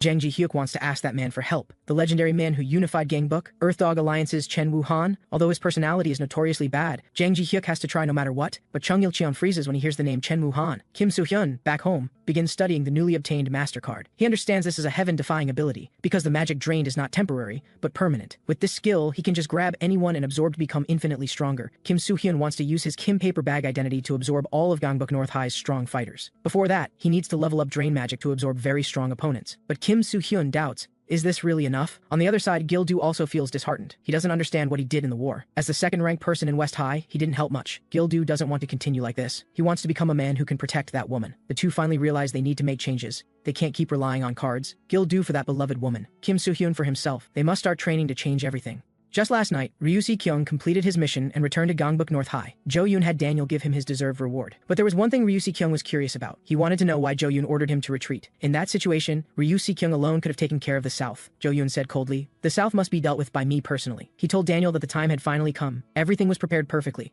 The time to unify Gangbuk had arrived. Meanwhile, at Gangbuk North High, an officer was beating up an underling because he reported that Ryu Si-kyung completed the spy mission and received a reward directly from the leader. His ranking would likely rise even higher. As the number 11, Hyo Kyung-tae was extremely frustrated. He felt that despite working so hard, it was Ryu Si-kyung who kept rising. He desperately wanted a chance to climb higher and gain that person's favor. Just then, an underling brought intelligence that the leader planned to unify Gangbuk. Therefore, all officers needed to prepare for war. Hyo Kyung-tae realized this was an opportunity. The primary target of the war was Kim Soo-hyun. Hyo Kyung-tae thought, if he could capture Kim Soo-hyun faster than anyone else, he might even gain the leader's favor and become number 10. Soon, Jang Ji-hyuk and his two companions arrived at Han River Park, where Chen Wu-han frequently appeared. Lee Hyun-dong wondered, with so many people here, can we find our target right away? But Jang Ji-hyuk had learned that Chen Wu-han was a dog lover who walked here at a fixed time every day. Lee Hyun-dong was curious. Someone who unified Gangbuk should have many enemies, right? How can he walk in the park so unguarded? Jang Ji-hyuk understood the reason was actually simple, because no matter who he faced, he had absolute confidence. Jang Ji-hyuk respectfully greeted Chen Wu-han with a salute. Lee Ji-hyun was amazed. This man was the legendary Chen Wu-han. Such a handsome man had once unified Gangbuk in just one day. Jang Ji-hyuk stated the purpose of their visit. Chen Wu-han calmly expressed that he had no interest in unification and told them to leave. Jang Ji-hyuk wanted to say something more. Chen Wu-han asked in a low voice, "Do you need me to say it twice?" The overwhelming pressure made it almost impossible for Lee Ji-hyun to breathe. Though instinct told them Chen Woo-han could stop Gangbuk North High, he had no reason to help Gangbuk West High. Just now, Jang Ji-hyuk was so overwhelmed by the pressure that he couldn't speak. Then, an underling ran over to report, "Bad news! Gangbuk North High's number 11, Haeokyung-tae, is invading the south with his forces. His forces are split into two groups attacking West High, and many areas have already fallen. Although Han Jae-ha and Kang Suk are resisting, North High's numbers are too great and it's extremely dangerous." And just at that moment, something unexpected happened. Even in this place, there were people from Gangbuk North High. Lee Hyun-dong and Lee Ji-hyun told the strategist to leave first. Even though their opponents were North High members of unknown strength, Lee Ji-hyun understood that for West High's sake, they must protect the strategist. But the North High members suddenly stopped. They seemed to see something terrifying and trembled with fear, and this was simply because of one person's arrival. Lee Ji-hyun and the other turned around in confusion. Unexpectedly, it was the man who had just refused them, Chen Woo-han. He told the man with glasses, who had spoken with him, just this once. Facing the North High members, his deep eyes showed no emotion whatsoever. Just last night, as Chen Woo-han was taking a walk, Chung Il-cheon found him, out of breath. As Chen Woo-han turned around in confusion, he asked if Chen Woo-han still remembered him. The North High members were stunned. They were shocked. Why was Chen Woo-han of the Earth Dog Alliance standing with the South? Chen Woo-han calmly told them to leave. "If you don't leave, do you want me to unify Gangbuk again?" Chung Il-cheon was grateful that Chen Woo-han still remembered him, because they weren't close relatives and only met during holidays. So Chung Il-cheon was even more surprised. The Chen Woo-han he saw back then was clearly kind and warm. He never expected him to become the leader of the Earth Dog Alliance. Realizing he misspoke, Chung Il-cheon quickly explained, "I didn't mean you're a bad person." Chen Woo-han told him to cut the nonsense and get to the point. Hearing this, Chung Il-cheon asked him to help West High. He couldn't watch the people he cherished get hurt. Chung Il-cheon was about to mention how he'd repay the favor, but before he could finish, Chen Woo-han agreed directly. Because Chen Woo-han owed a debt to Chung Il-cheon's parents, Chung Il-cheon had no idea what that meant. However, Chen Woo-han clarified he would only help this once, and next time they'd have to solve things themselves. If you don't have that kind of power, don't form organizations. A small-time officer ranked 31 at Gangbuk North High was no different from an ant in Chen Woo-han's eyes. These North High members who thought they'd gotten stronger dared to challenge him. Chen Woo-han hadn't fought in a long time, and it made these people so ignorant of their own limits. Jang Ji-hyuk watched the one-sided battle in stunned disbelief. He had thought the rumors about Chen Woo-han were somewhat exaggerated, but apparently they weren't. A North High officer ranked 21 arrived, but the next second his body flipped 180 degrees. Jang Ji-hyuk completely believed it now. Chen Woo-han truly unified Gangbuk in just one day. The other North High members immediately knelt in surrender. They finally witnessed the terror of that legendary man. Jang Ji-hyuk seized the opportunity to urge Chen Woo-han to just unify Gangbuk together like this. Chen Woo-han said coldly, "Stop with the tricks." News of what happened here spread quickly. Soon, a messenger hurriedly found Daniel. He was startled to learn that Chen Woo-han had intervened, and Chen Woo-han had also repelled Haeokyung-tae and other officers who attacked the South first. The South took this opportunity to reclaim all territory seized by North High. The war that just began had reset to a blank slate. Daniel turned to ask Jo-yoon for orders. He didn't understand why Jo-yoon kept staring blankly at empty air, but Jo-yoon didn't consider Chen Woo-han or Kim Soo-hyun a threat at all. However, the plan needed adjustment, so he told Daniel to wait. Then an underling reported that someone from West High had arrived. The visitor was Gangbuk West High's strategist, Jang Ji-hyuk. He came to negotiate a ceasefire with North High. Jang Ji-hyuk understood that the first wave of attacks was quelled because of Chen Woo-han, but Chen Woo-han wouldn't help West High again. In this situation, if Gangbuk North High launched a second wave, they had no way to resist. Kang Suk was confused. Don't both sides need equal strength to achieve a ceasefire? With the current power gap, North High has no reason to accept a truce. Jang Ji-hyuk was about to say something, but Han Jae-ha, who walked in, said first that they just needed to use Chen Woo-han. He understood that Gangbuk North High didn't know Chen Woo-han would only help West High once, so they just needed to perfectly deceive North High and use the Tiger Sway prestige. Therefore, Chen Woo-han was West High's trump card for achieving a ceasefire with North High, and the reason for the ceasefire was that West High needed to train. The South had to use this ceasefire period to make their officers strong enough to have the power to resist the North. Daniel was unmoved after learning Chen Woo-han joined West High. He said mockingly, "Our plan is to take care of Chen Woo-han as well before finishing." The reason Gangbuk North High has been hiding its strength and soul was to prepare a plan to deal with Chen Woo-han in advance. Now they've already measured Chen Woo-han's level, and West High's strategist even delivered himself to their doorstep. Daniel asked the leader, "Should we just attack Chen Woo-han and West High like this?" Jo-yoon opened his eyes and started staring at the air again. Then he told Daniel to accept the ceasefire. Daniel was surprised. Why? Isn't the plan to deal with Chen Woo-han already sufficient? But Jo-yoon made this decision not because of Chen Woo-han, he murmured, quite resilient. Then Jo-yoon asked, "How long is the ceasefire?" Within North High's acceptable range. Jang Ji-hyuk proposed the maximum of 2 months. The short 2 months passed quickly. Lee Hyun-dong complimented, "Strategist, you look even more handsome, except your hair in the back looks disgusting when it's long."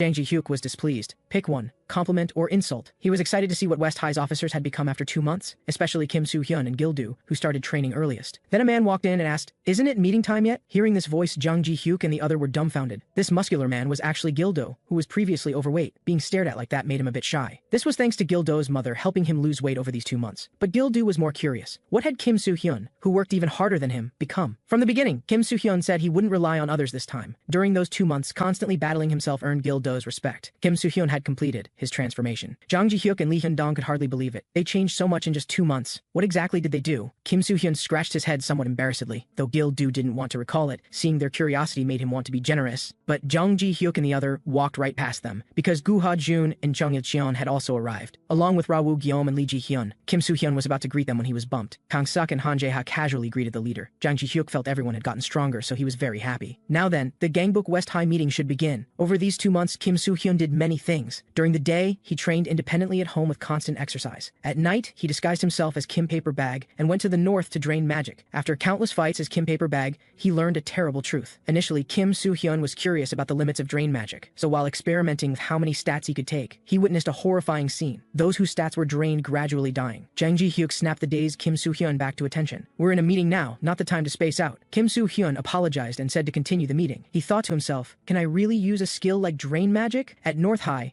Hyo Kyung-tae smashed a table with his fist. If not for Chen Woo-han, he could have captured Kim Soo-hyun and presented him. Hyo Kyung-tae's commotion annoyed others in the gambling den. Shin Young-chul of the Gangbuk Crossroads faction told him to keep it down. Hyo Kyung-tae suddenly threw a punch at the speaker. He desperately wanted to be noticed by Jo-yoon. Then an underling ran over saying Jo-yoon had arrived. Hyo Kyung-tae didn't believe him at all, but Jo-yoon had indeed truly arrived. Hyo Kyung-tae knelt respectfully and asked, "Why would you seek out someone like me who isn't even in the top 10? Jo-yoon asked him back why he attacked Kim Soo-hyun first 2 months ago. Hearing Jo-yoon say his name, Hyo Kyung-tae felt incredibly honored. He honestly said he did it because he wanted to climb higher. Hearing this, Jo-yoon made Hyo Kyung-tae a promise. "Bring me Kim Soo-hyun, and I'll let you rise." Hyo Kyung-tae obsessively grasped Jo-yoon's hand. He would capture Kim Soo-hyun at any cost. Others in the gambling den complained, "If these two want a lovey-dovey act, go outside." Without Jo-yoon moving, those behind him were knocked down. These people came at just the right time. "I need power right now." Baekchae Ryong's snack shop had already opened for business. She looked at the visitor with a very cold attitude. Kim Soo-hyun found it quite natural, since he had pushed away Baekchae Ryong after she confessed to him. Business at the snack shop was quite good.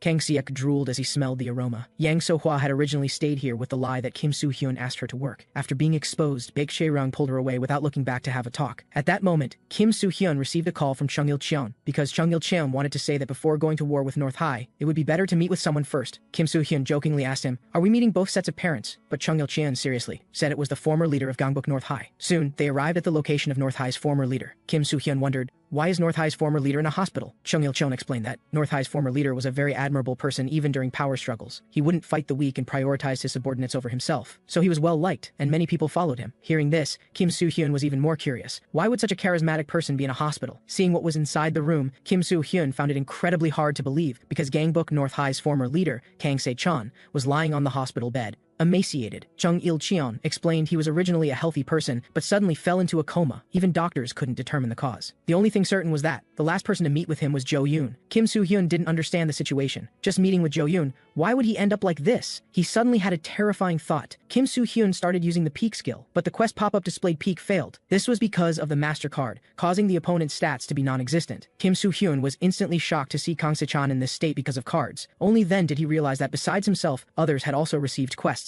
Kim Soo-hyun immediately called Jang Ji-hyuk to investigate Jo-yoon's past, including how he was at Gangbuk North High and how he became North High's leader. Jang Ji-hyuk said he would find out as soon as possible. Kim Soo-hyun arranged to meet him at the club classroom. Meanwhile, at Gangbuk North High, number 11, Hyo Kyung-tae roared, "Are you bastards already?" A large group of subordinates answered in unison. It turned out Jo-yoon had entrusted the attack on the south to Hyo Kyung-tae. He was now the commander-in-chief for conquering the south and could mobilize forces at will. Number 12, Ji-yoon-hyung didn't understand why Jo-yoon would have such a person handle things. In his eyes, Hyo Kyung-tae was at most only fit to be a bullet shield. Number 13, Lim Tae-hyung understood they couldn't defy Jo-yoon's words, but he would seize the opportunity to conquer the south when Hyo Kyung-tae failed. Number 14, Do Myung-woo didn't care who was commander. He reminded Hyo Kyung-tae, "If I don't get paid, I won't move." Hyo Kyung-tae shouted angrily, "You bastards! Didn't you hear what Jo-yoon said?" The other three keenly sensed something was wrong. That guy Hyo Kyung-tae shouldn't have been this strong originally. Ji-yoon-hyung hadn't planned to disobey Jo-yoon anyway. He asked coldly what Hyo Kyung-tae's plan to capture Kim Soo-hyun was. Hyo Kyung-tae scoffed back, "What kind of plan do we need to catch a loser? Just attack all at once." Hyo Kyung-tae believed that no matter how strong the South was, there was a huge numerical gap. He told the other officers to think of it as investing with their respective forces. "If I get a reward from Jo-yoon,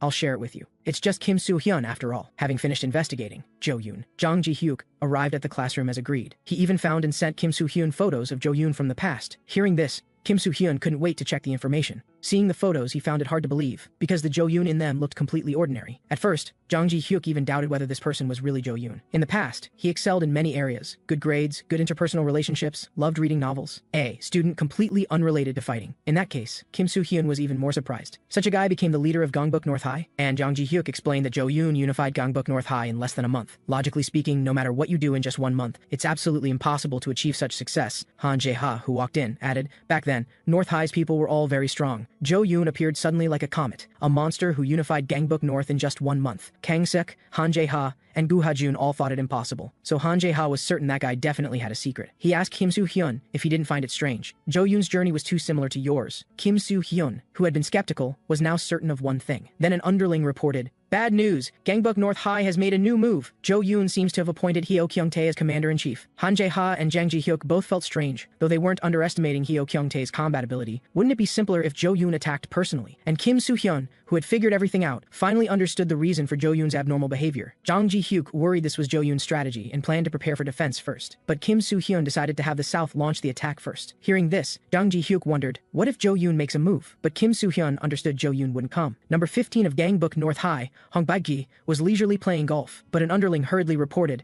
"Bad news. Gangbuk West High actually attacked North High first. West High's officers are attacking from all sides with their forces. They seem to be using a divide-and-conquer tactic." Lee Ji-hyun was also confused, suddenly ordering a full offensive. What is he thinking? Chung Il-cheon worried if Jo-yoon moves, we're in trouble. He didn't understand why Kim Soo-hyun dared to do this. At this moment, Kim Soo-hyun returned to Kang Se-chan's hospital room. He looked up at the empty surroundings, then asked, "Jo-yoon, are you watching this?" At first, Kim Soo-hyun didn't believe it. How could Jo-yoon be like him? But now everything matched up. Kim Soo-hyun was certain Jo-yoon was also a quest player, and he started doing quests earlier than himself. As for why Jo-yoon wasn't taking action, Kim Soo-hyun had also guessed. It was because he received a quest related to it. Understanding this, Kim Soo-hyun couldn't help but laugh, because this meant the world now belonged to him. Kim Soo-hyun also understood that Jo-yoon had suffered like himself, which is why he got the chance to do quests. However, he believed Jo-yoon was wrong to act this way after gaining power. Kim Soo-hyun didn't know what happened between Jo-yoon and Kang Se-chan, but he knew that as humans, there are lines that must not be crossed. Kim Soo-hyun also understood the reason he became a quest player. It was to stop Jo-yoon. He was going to give it a proper try, until one of them was finished. Little Cloud was also surprised to learn Jo-yoon was a quest player. From various situations, Kim Soo-hyun could confirm Jo-yoon was waiting for him to grow and then absorb his power. So Kim Soo-hyun was now very worried, because Jo-yoon started receiving quests earlier than him. This meant he definitely had far fewer cards than Jo-yoon. Moreover, Jo-yoon was a cruel guy who felt no guilt about leaving Kang Se-chan on the brink of death. Kim Soo-hyun couldn't help but doubt. Could he win against such a guy? Little Cloud comforted him. "Master, you still have me. No matter how strong that guy is, it doesn't matter. Let's break Jo-yoon's limbs together and display him at the Gangbuk West High School gate as decoration."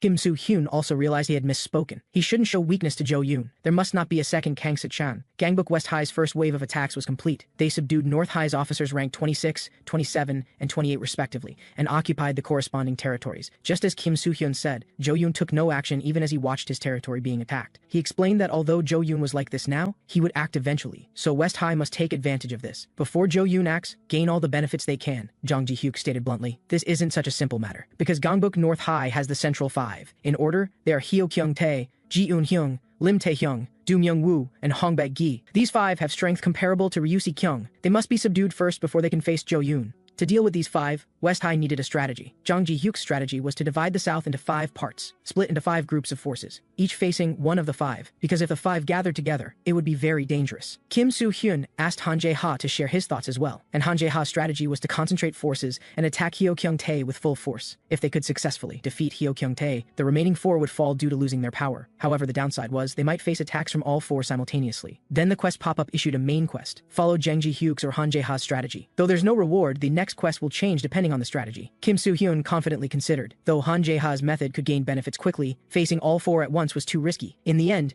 Kim Soo-hyun still chose to use Jang Ji-hyuk's strategy. The next quests would also change because of this choice. Kim Soo-hyun was about to end today's meeting. Then another underling rushed in to report, "Gangbuk North High is attacking." Jang Ji-hyuk urgently asked who the enemy commander was. This time's enemy was Gangbuk North High's number 19, Song Jung-woo. He faced West High's number 13, Ju Hak-jung, and number 14, Wang Dong-woo. Ju Hak-jung scoffed, Just you alone, and you think you can take back the lost territory? On the other side, Kim Soo-hyun wondered, who is Song Jung-woo? What makes Jung Ji-hyuk show that expression? Han Jae-ha explained, he's not scared by the name Song Jung-woo. He's scared because North High's officers within the top 20 have started moving. Because from number 19 onwards at Gangbuk North High, they're the real powerhouses. Han Jae-ha asked Kim Soo-hyun, remember number 20, Yang Cheon-seol? Even 10 Yang Cheon-seols couldn't beat Song Jung-woo. Other West High members were horrified. Their officers were so easily defeated. At this rate, the territory they just gained would be taken back. To this, Han Jae-ha told Kim Soo-hyun not to worry, because just in case, he had sent that person, the former number 2 of Gangbuk East High, Eum Chang-woong. His stats had also risen over these 2 months. As a headbutt came crashing down, Eum Chang-woong froze, because his center of gravity was broken before he even made contact. Song Jung-woo quickly grabbed Eum Chang-woong's neck, then delivered a clinch knee strike from Muay Thai. Eum Chang-woong had been careless. He didn't expect to be defeated so easily. After landing the attack, Song Jung-woo stared coldly ahead. He didn't know who this guy who suddenly appeared was. Gil-do said into the phone that he just made it in time. Kim Soo-hyun could leave the rest to him. Gil-do marveled at how wonderful fate was. Former enemies were now comrades. He told Eum Chang-woong to rest. He was enough here. Song Jung-woo asked coldly, what are you? Gil-do's answer was, a man who will never be defeated again. Song Jung-woo was sent by number 13 Lim Tae-hyung to test West High's strength. Hyo Kyung-tae doubted whether he could handle it alone. Lim Tae-hyung asked if he'd forgotten who Song Jung-woo was, the champion of the National Youth Muay Thai Championship, a guy who almost became a national representative. Though he's only ranked 19 at North High, if he were in the South, he'd absolutely be leader material. Lim Tae-hyung gave him the South's data. He'll have no problem against anyone. In his eyes, West High's number 2 Gil-do was only impressive in rumors, just a guy putting on airs. Song Jung-woo delivered his signature clinch knee strike again. The Gangbuk West High members couldn't help but feel nervous. North High members sneered, the South's number 2 is only at this level? But one of them felt something was strange, because he noticed Song Jung-woo in the fight seemed to be sweating heavily without realizing it. North High members wondered, is he sick? Could he already be tired? Song Jung-woo in the fight was also shocked. He'd never seen such strong endurance. Song Jung-woo doubted. Was the data Lim Tae-hyung gave him wrong? The guy in front of him didn't seem like someone putting on airs. Feeling the intense pain on his face, Song Jung-woo cursed inwardly. This wasn't the guy who only ranked high thanks to friends from the data. Song Jung-woo's attacks were easily dodged. Gil-do had once doubted before this. Could he really do it? A guy like him, fat as a pig, could he really make a change? After falling, he picked up the dropped brick again. Gil-do understood he had to do it. He took a deep breath, then ran so he would never lose to himself again. Gil-do wouldn't lose to anyone anymore either. His Systema was faster than Song Jung-woo imagined. He had to defend first and wait for an opportunity. But Gil-do suddenly assumed a strange stance. His Yamazaki-style Kyokushin karate dealt critical damage. This amazing destructive power alarm Song Jung-woo. When Gil-do first started training, his strength wasn't strong enough. Compared to now,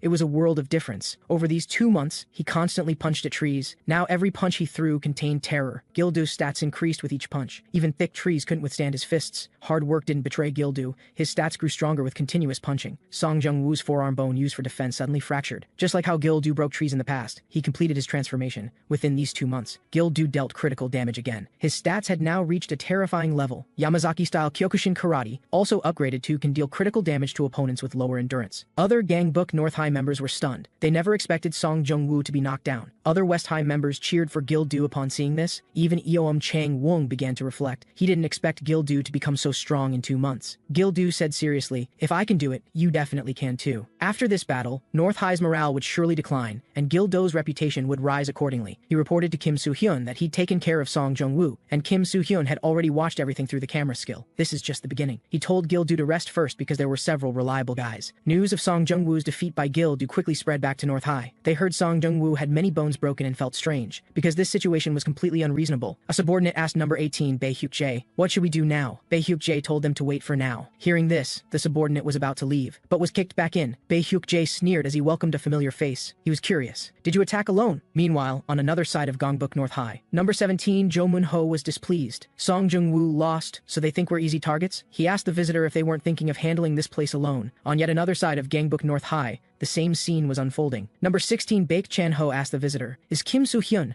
trying to launch a full offensive while boosting morale? He scoffed, West High people are so ignorant of their own limits. Gangbuk West High's number 10 Kang Sok faced Baek Chan-ho, number 9 Han Jae-ha faced Jo Moon-ho, number 3 Gu Ha-jun faced Bae Hyuk-jae. Everything at Gangbuk West High was proceeding according to Kim Soo-hyun's plan. He believed in everyone's strength. The main quest also updated at this moment. The more territory seized before Jo-yoon acts, the better the reward. Now, the war between Gangbuk West High and North High had fully erupted. As Gangbuk West High's number 10, his opponent was Gangbuk North High's number 18 Bae Hyuk-jae. Bae Hyuk-jae mocked him. As the king of South High, after defeat he humbly became Kim Soo-hyun's subordinate. Did he really have no self-respect left? Kang Sok didn't answer but quickly grabbed Bae Hyuk-jae in a clinch. But the situation didn't develop as Kang Sok expected, because Bae Hyuk-jae, who joined North High, was no longer what he once was. He grabbed Kang Sok's face, then violently threw him away. Then Bae-hyuk-jae ordered his underlings to finish off Kang-suk. He scoffed. Those lunatics from the south actually attacked without bringing forces. On the other side, Han Jae-ha was also facing attacks from a group. North High's number 17, Jo Mun-ho, discovered his weakness. Han Jae-ha, who excelled in Taekwondo, would be finished once someone got close. Jo Mun-ho wondered, didn't they say Han Jae-ha got stronger in 2 months? Doesn't look like much now. The same situation was playing out with Gu Ha-jun. North High's number 16, Baek Chan-ho, understood. The method to deal with boxers was simple. Control the distance. Before this, Baek Chan-ho's subordinates had already dealt with dozens of boxers. Gu Ha-jun's luck was very bad, because he happened to encounter a hunter who specialized in catching boxers. At Gangbuk West High, Jang Ji-hyuk was somewhat worried about the officers acting alone. Though those 3 volunteered to go, they should have been given more support. Because the opponents weren't ordinary officers, those 3 were guys who could become part of the 5 with effort. Jang Ji-hyuk felt reinforcements might be needed now. 2 months ago, Kim Soo-hyun might have worried, but now he believed in Gu Ha-jun, Kang-suk, and Han Jae-ha, because they were Gangbuk West High's big 3. If those 3 can't do it, Gangbuk West High has no future. Having defeated all of Bae-hyuk-jae's subordinates, Kang-suk cursed that the fat pig was wrong. He was only temporarily borrowing Kim Soo-hyun's power. Gangbuk South High would surely revive. The identity Kang-suk acknowledged was always South High's leader. He quickly charged and grabbed Bae-hyuk-jae in a clinch again. Knowing Kang-suk would use infinite suplex, Bae-hyuk-jae grinned wickedly. You can't lift me. What Bae-hyuk-jae said was indeed correct. However, that statement only applied to the Kang-suk from 2 months ago. Over these 2 months, Kang-suk kept thinking, how could he become stronger? He understood he was ignorant and had no teacher, so he could only keep getting hurt and keep trying, until he could lift everything. Bae-hyuk-jae, who was thrown into the air, was completely dumbfounded. This was the result of Kang-suk's 2 months of effort. Now lifting Bae-hyuk-jae was like pulling up a utility pole. Then he used his unique skill infinite suplex again. The situation on Han Jae-ha's side was the same. His fists continuously pounded on Jo Mun-ho's face. Having realized the limitations of Taekwondo, Han Jae-ha practiced some other things over these 2 months, and the reason he worked so hard was because there was someone he wanted to kill. Han Jae-ha wouldn't forget the hatred from Ryu Si-kyung's betrayal. At this moment, Ryu Si-kyung, who was resting, yawned for no reason. He wondered if someone was thinking about him. The battle on Gu Ha-jun's side was also nearing its end. His return of the Overlord, skill combined with Kisi fighting method, was far more than Baek Chan-ho could withstand. In the final moment, he couldn't help but ask Gu Ha-jun something. What made you become so strong? Gu Ha-jun also had an enemy he must defeat. That was Daniel, who once beat him without any chance to fight back. Good news quickly came to Gangbuk West High. Baek Chan-ho, Jo Mun-ho, and Bae-hyuk-jae were all defeated. Because of this result, West High gained North High's territory, and morale soared. Kim Soo-hyun knew they could do it.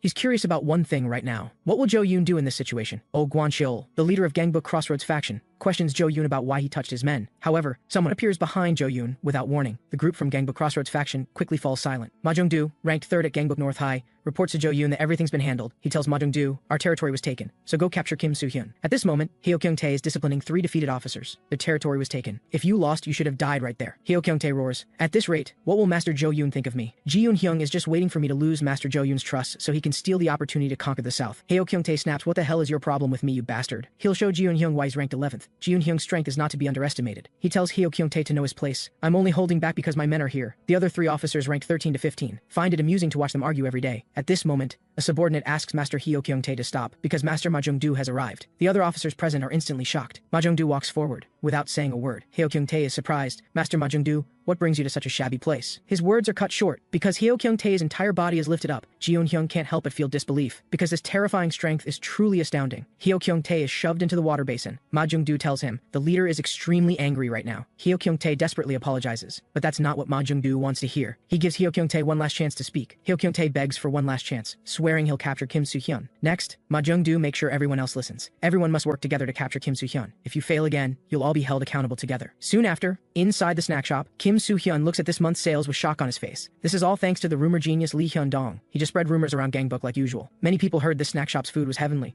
so they came seeking it out. But it's not all Lee Hyun-dong's achievement. Baek Chae-ryung's cooking and service are both perfect, and many people visit captivated by her beauty. Moreover, Baek Chae-ryung promoted extensively on social media. She's an indispensable talent for the snack shop. Kim Soo-hyun sincerely thanks her for her efforts, but Baek Chae-ryung's attitude toward Kim Soo-hyun is quite cold. She says she's doing this work because she likes it, so he doesn't need to worry about it. Finally, Baek Chae-ryung says, we all need to take our work seriously. Suddenly, Yang So-hwa warmly hugs Kim Soo-hyun. She's also helped increase the snack shop's sales significantly. Lee Hyun-dong watches the two of them, thinking to himself if this will start a rebellion. Though Yang So-hwa is by his side, Kim Soo-hyun's gaze still turns elsewhere, toward where Baek Chae-ryung is. At this moment, a subordinate reports, big trouble. Gangbuk North High has launched a full assault. The officers of Gangbuk West High quickly assemble. They receive intel that Heo Kyung-tae has mobilized large-scale forces. The enemy forces are now advancing toward this location. West High, having received the intel, set up guard here in advance. But only Lim Tae-hyung and Hong Baek-ji show up here. Kim Soo-hyun is puzzled. Why isn't it Heo Kyung-tae's forces? Something's not right about this. At this moment, another subordinate brings news from elsewhere. Not long ago, Heo Kyung-tae was unhappy about having to work alongside Ji Eun-hyung. But if they can't capture Kim Soo-hyun, they're all dead. And Ji Eun-hyung has a way to easily capture Kim Soo-hyun, strike directly at his weakness. The three defeated by West High aren't simple opponents, meaning a frontal attack could also lead to their defeat. Therefore, Ji Eun-hyung tells everyone to do what they're good at. With his triple S rank intelligence, his specialty is spreading false intel. And Heo Kyung-tae, with A rank intelligence, specializes in stealth, so Ji Eun-hyung will leak false intel to Gangbuk West High,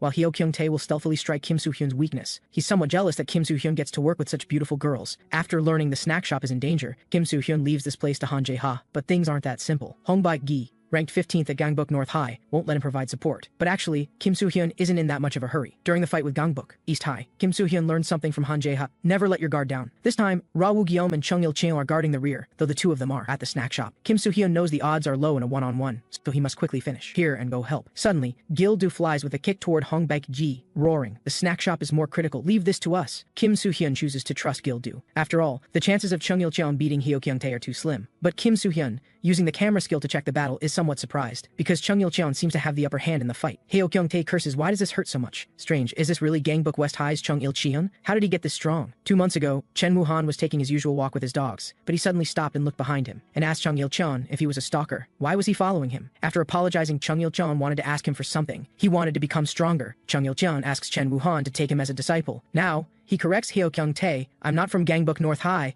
I'm from Gangbuk West High." Outside, Ra Woo-gyeom, ranked 7th, faces off against Doom Young-woo, ranked 14th. Every time Ra Woo-gyeom's attack lands, Doom Young-woo exclaims in surprise. As Ra Woo-gyeom's attacks get faster and faster, Doom Young-woo's strange cries also get faster. Finally, Ra Woo-gyeom breaks through his defense with a kick, and Doom Young-woo's body crashes hard into the wall. Ra Woo-gyeom is about to follow up, but Doom Young-woo asks him, "Think you have the upper hand now?" Actually, Doom Young-woo is just doing a job for money. He asks Ra Woo-gyeom if he knows what Heo Kyung-tae paid him to do. It's to not let anyone interfere with his fight. And of course, Heo Kyung-tae isn't doing this out of fear. After all, he's the strongest of the Central Five, and he's also a complete sadist. Heo Kyung-tae mockingly asks Chung Il-cheon, "Is that all you've got?" He's not an ordinary sadist. He first gives the weak hope, then completely tramples that hope. That way, hope turns completely into despair. Ra Woo-gyeom is about to go support Chung Il-cheon, but Doom Young-woo drops the act. Defeating Ra Woo-gyeom is a piece of cake for him. However, Doom Young-woo didn't want to treat him so cruelly. After all, Ra Woo-gyeom might become his customer someday. Chung Il-cheon is completely outmatched by Heo Kyung-tae. Heo Kyung-tae really loves this feeling. Watching Chung Il-cheon go from looking confident of victory to an expression of helplessness and despair, Heo Kyung-tae absolutely loves this thrill. His opponent's mental breakdown is the real pleasure for him. Baek Chae-ryung strikes him with a stick while he's off guard, but Heo Kyung-tae just casually waves his hand, and Baek Chae-ryung falls to the side, motionless. Now it's about time to end this. What comes next is the best part. Heo Kyung-tae breaks a chopstick, then apologizes to Chung Il-cheon. "Because it's not over until I hear screams." Feeling the intense pain from his fingertips, Chung Il-cheon immediately cries out in pain. But Heo Kyung-tae tells him not to scream so soon. After all, you have 10 fingers. Kim Soo-hyun still arrives too late, having wasted time on North High's ambushes along the way. Chung Il-cheon is defeated in a short time, and both Baek Chae-ryung and Yang So-hwa are taken hostage. Jang Ji-hyuk deduces that North High wants to use hostages to set a trap, though he knows they must act cautiously in this situation. Jang Ji-hyuk also knows Kim Soo-hyun won't listen to him. Inside North High, Heo Kyung-tae comforts his subordinates for their hard work. He can already imagine the furious and flustered expressions of those Gangbuk West High guys. Heo Kyung-tae asks, "Strategist, is the trap using the hostages ready?" Ji Eun-hyung retorts, "I'm not your strategist. The trap isn't ready yet." He knows they can prepare, slowly, because with hostages, West High won't act rashly. But at this moment, a subordinate reports, "Big trouble. Gangbuk West High has launched a full assault." Heo Kyung-tae is puzzled. "Are you mistaken? We have hostages." But the subordinate indeed saw massive enemy forces in Area A. It's Gangbuk East High's assault team, led by former East High leader Han Jae-ha. Area B also has large enemy forces heading here. They're Gangbuk South High's boss special forces, led by former South High leader Kang Sik. Area C is also under enemy attack. They're the officers of Gangbuk West High, led by the leader who unified the South, Kim Soo-hyun. They currently can't stop West High at all. North High's territory is gradually being taken. Kim Soo-hyun will show North High the consequences of touching West High's people. He wants to thank North High for finally giving him the determination to seriously unify. Now, Kim Soo-hyun will crush them all. Over these 2 months, his stats have improved tremendously. Kim Soo-hyun is now in a state of lost reason. And Ji Eun-hyung knows fighting an excited enemy is the easiest thing. His strategy is to spread false intel about the hostages being in other locations. This way, Gangbuk West High's stamina will be exhausted in the search, and then North High can exploit the opening and launch a full assault. Kim Soo-hyun is waiting for news about the hostages. Jang Ji-hyuk also discovers that North High is spreading false information. They can't confirm the hostages' exact location. After thinking for a moment, Kim Soo-hyun has an idea. He's thought of a way to find out where North High's officers are. At this moment, Baek Chae-ryung and Yang So-hwa are trapped in Texas Hold'em bar. The North High subordinates, guarding them, start having ill intentions. These scum use worrying the hostages, might contact the outside as an excuse, wanting to search the hostages. Though Baek Chae-ryung and Yang So-hwa are tied up and couldn't possibly contact anyone, North High's sinful hands still reach out toward them. But at this moment, a man appears just in time. The North High subordinate, trying to touch the hostages, is immediately thrown to the ground. The others look at the newcomer in confusion, because he's also an officer of Gangbuk North High, and he's Yang Cheon-seol, ranked 20th. Not long ago, he was reading Nietzsche in the hotel he manages, when the infamous Kim Paperbag came to visit. Yang Cheon-seol is about to stand up and fight, but Kim Paperbag says he's lucky to still be reading. Doesn't he even know what happened to his own sister? After hearing Kim Paperbag say his sister was kidnapped, the enraged Yang Cheon-seol demands if what he said is true. Kim Paperbag reminds Yang Cheon-seol that as the 20th ranked officer, he should be able to find out where the hostages are. And now, seeing her brother, Yang So-hwa relaxes and passes out. Lim Tae-hyung, North High's 13th ranked officer, demands, "What the hell are you doing?" Yang Cheon-seol joined North High to cultivate the strength to protect his sister, but North High is using his sister as a hostage to lure West High. He never heard about this strategy. Yang Cheon-seol, who joined North High for his sister, can only watch helplessly as she gets hurt, so he makes up his mind to leave Dongbuk North High. Yang Cheon-seol joins Kim Soo-hyun's team. Lim Tae-hyung says disdainfully, "A mere 20th rank dares to interfere with us?" He lectures Yang Cheon-seol, "You should feel honored that your sister was able to help Giriku High School." At this moment, the quest pop-up appears. Team member Yang Cheon-seol's resolve is full. When his potential reaches maximum, he finally awakens. Yang Cheon-seol cannot tolerate insults to his family. However, his stats after awakening aren't that strong. Lim Tae-hyung mocks, "I was almost scared to death." Yang Cheon-seol also knows that even if he stands up again, he can't beat Lim Tae-hyung, but he just needs to send a message with his phone. Gangbuk West High finally learns that the hostages are at Texas Hold'em bar, but their current location is far from there, all because of the false intel North High released. Jang Ji-hyuk anxiously asks, "Isn't anyone near Texas Hold'em bar?" At this moment, a cold voice says he's close. It's Kim Soo-hyun, who's been following Yang Cheon-seol all along. The quest pop-up also issues the side quest Rescue the Heroine at this moment. Kim Soo-hyun will definitely complete this quest. Lim Tae-hyung coldly asks him, "Can you really handle this? Because we've prepared quite a lot." Where there are hostages, of course there are many elites guarding against West High's attack. Then, these so-called elites quickly lose consciousness. Kim Soo-hyun tells Lim Tae-hyung to get over here and take his beating. Actually, the situation isn't great. Though Kim Soo-hyun can beat Lim Tae-hyung, it will take some time, and having hostages here makes it difficult to move. If it drags on too long, the other 4 of the Central 5 will arrive. Even Kim Soo-hyun can't handle 4 of the Central 5 at once. Just as he doesn't know what to do, Yang Cheon-seol steps forward. He tells Kim Soo-hyun to go ahead, leave this to him. But Kim Soo-hyun knows this is impossible. Even if Yang Cheon-seol awakened, his stats are still far below Lim Tae-hyung's. Just then, the quest pop-up appears. Yang Cheon-seol's potential begins to surge. Under Lim Tae-hyung's disdainful gaze, Yang Cheon-seol's potential begins to boil. He tells Kim Soo-hyun to hurry and leave. "Take my sister to safety." Yang Cheon-seol's potential begins battling its limits at this moment. Kim Soo-hyun decisively places the rescued hostages in the hotel Yang Cheon-seol manages. He can only choose to trust Yang Cheon-seol now. Jang Ji-hyuk is very surprised when he learns Kim Soo-hyun's location, because with hostages there, Kim Soo-hyun can only wait for support. Jang Ji-hyuk urgently reminds him, "Gangbuk North High will also know your location, so North High's main forces will likely head there." Kim Soo-hyun knows this, because North High's main forces have already arrived. Jang Ji-hyuk on the phone says support will arrive as soon as possible, but Kim Soo-hyun clarifies that he's not the one in real danger. He tells Jang Ji-hyuk to go help Yang Cheon-seol. Yang Cheon-seol's attacks are like mosquito bites to Lim Tae-hyung, while his Kyokushin karate is not something Yang Cheon-seol can withstand. Yang Cheon-seol knows that dragging this out will be disadvantageous for him. Yang Cheon-seol activates his exclusive card, betting on his strongest move. This skill increases his speed by 3 levels when using judo techniques. This is Yang Cheon-seol's strongest suplex right now. But Yang Cheon-seol freezes after executing this move, because Lim Tae-hyung is actually supporting himself with his lower body. The two of them are on completely different levels. In this situation, Yang Cheon-seol has no chance of winning. He wonders if he can only give up here. Yang Cheon-seol grits his teeth hard. He knows he can't give up, but Lim Tae-hyung executes the Kyokushin karate recoilless high kick again. Looking at the fallen Yang Cheon-seol, he coldly spits out the word trash, then prepares to recapture the hostages. Yang Cheon-seol's body can no longer move. He absolutely cannot let Lim Tae-hyung succeed. When Yang So-hwa was young, she thought her brother was the family's superhero, because he would take her to school and punish those who bullied her. Yang So-hwa's father was a bit hurt that he wasn't her superhero, and Yang So-hwa believed that her brother would always protect her. She hoped that even when they grew up, her brother would still be her superhero. Quest pop-up, Yang Cheon-seol's potential begins battling its limits. Finally, his potential transcends its limits. Kim Soo-hyun, who is fighting, is somewhat puzzled. He doesn't understand what that window just meant. As the challenger card said before, awakening is not the end. Awakening is waking the sleeping power. Awakening is not the limit. Therefore, there is a next stage after awakening. After waking the sleeping power, you must defeat it. The stage after awakening, the challenger card calls it transcendence. Yang Cheon-seol's stats surge after transcendence. Team pop-up, congratulations to Kim Soo-hyun for unlocking the path of transcendence. The reward for all team members achieving transcendence is 10 ultimate training cards. The transcendence quest officially begins. begins. Lim Tae-hyung, not understanding the situation, says dismissively, even if you stand up again, nothing's different. You're just trash who can't even beat the 19th rank. In Lim Tae-hyung's eyes, Yang Chanseol is just stalling for time, but soon he realizes something's wrong. Yang Chanseol's speed has increased, and his striking power has also grown. Lim Tae-hyung is shocked what's going on. He wonders if he's going to lose. Lim Tae-hyung can't believe this outcome. He executes the Kyokushin Karate forward rising kick again. Lim Tae-hyung knows that if he loses here, he'll have no face to see Master Jo Yoon. He's fighting for Master Jo Yoon. A year ago, the Central Five were just aimlessly wasting their days, until Jo Yoon's arrival that day completely changed their lives. The Central Five, as if possessed, swore loyalty to Master Jo Yoon. Lim Tae-hyung doesn't know the reason. He just feels it's natural. From that moment on, the Central Five existed to protect Master Jo Yoon. Lim Tae-hyung executes the Kyokushin Karate recoilless high kick again. As guardians who've protected Master Jo Yoon for a year,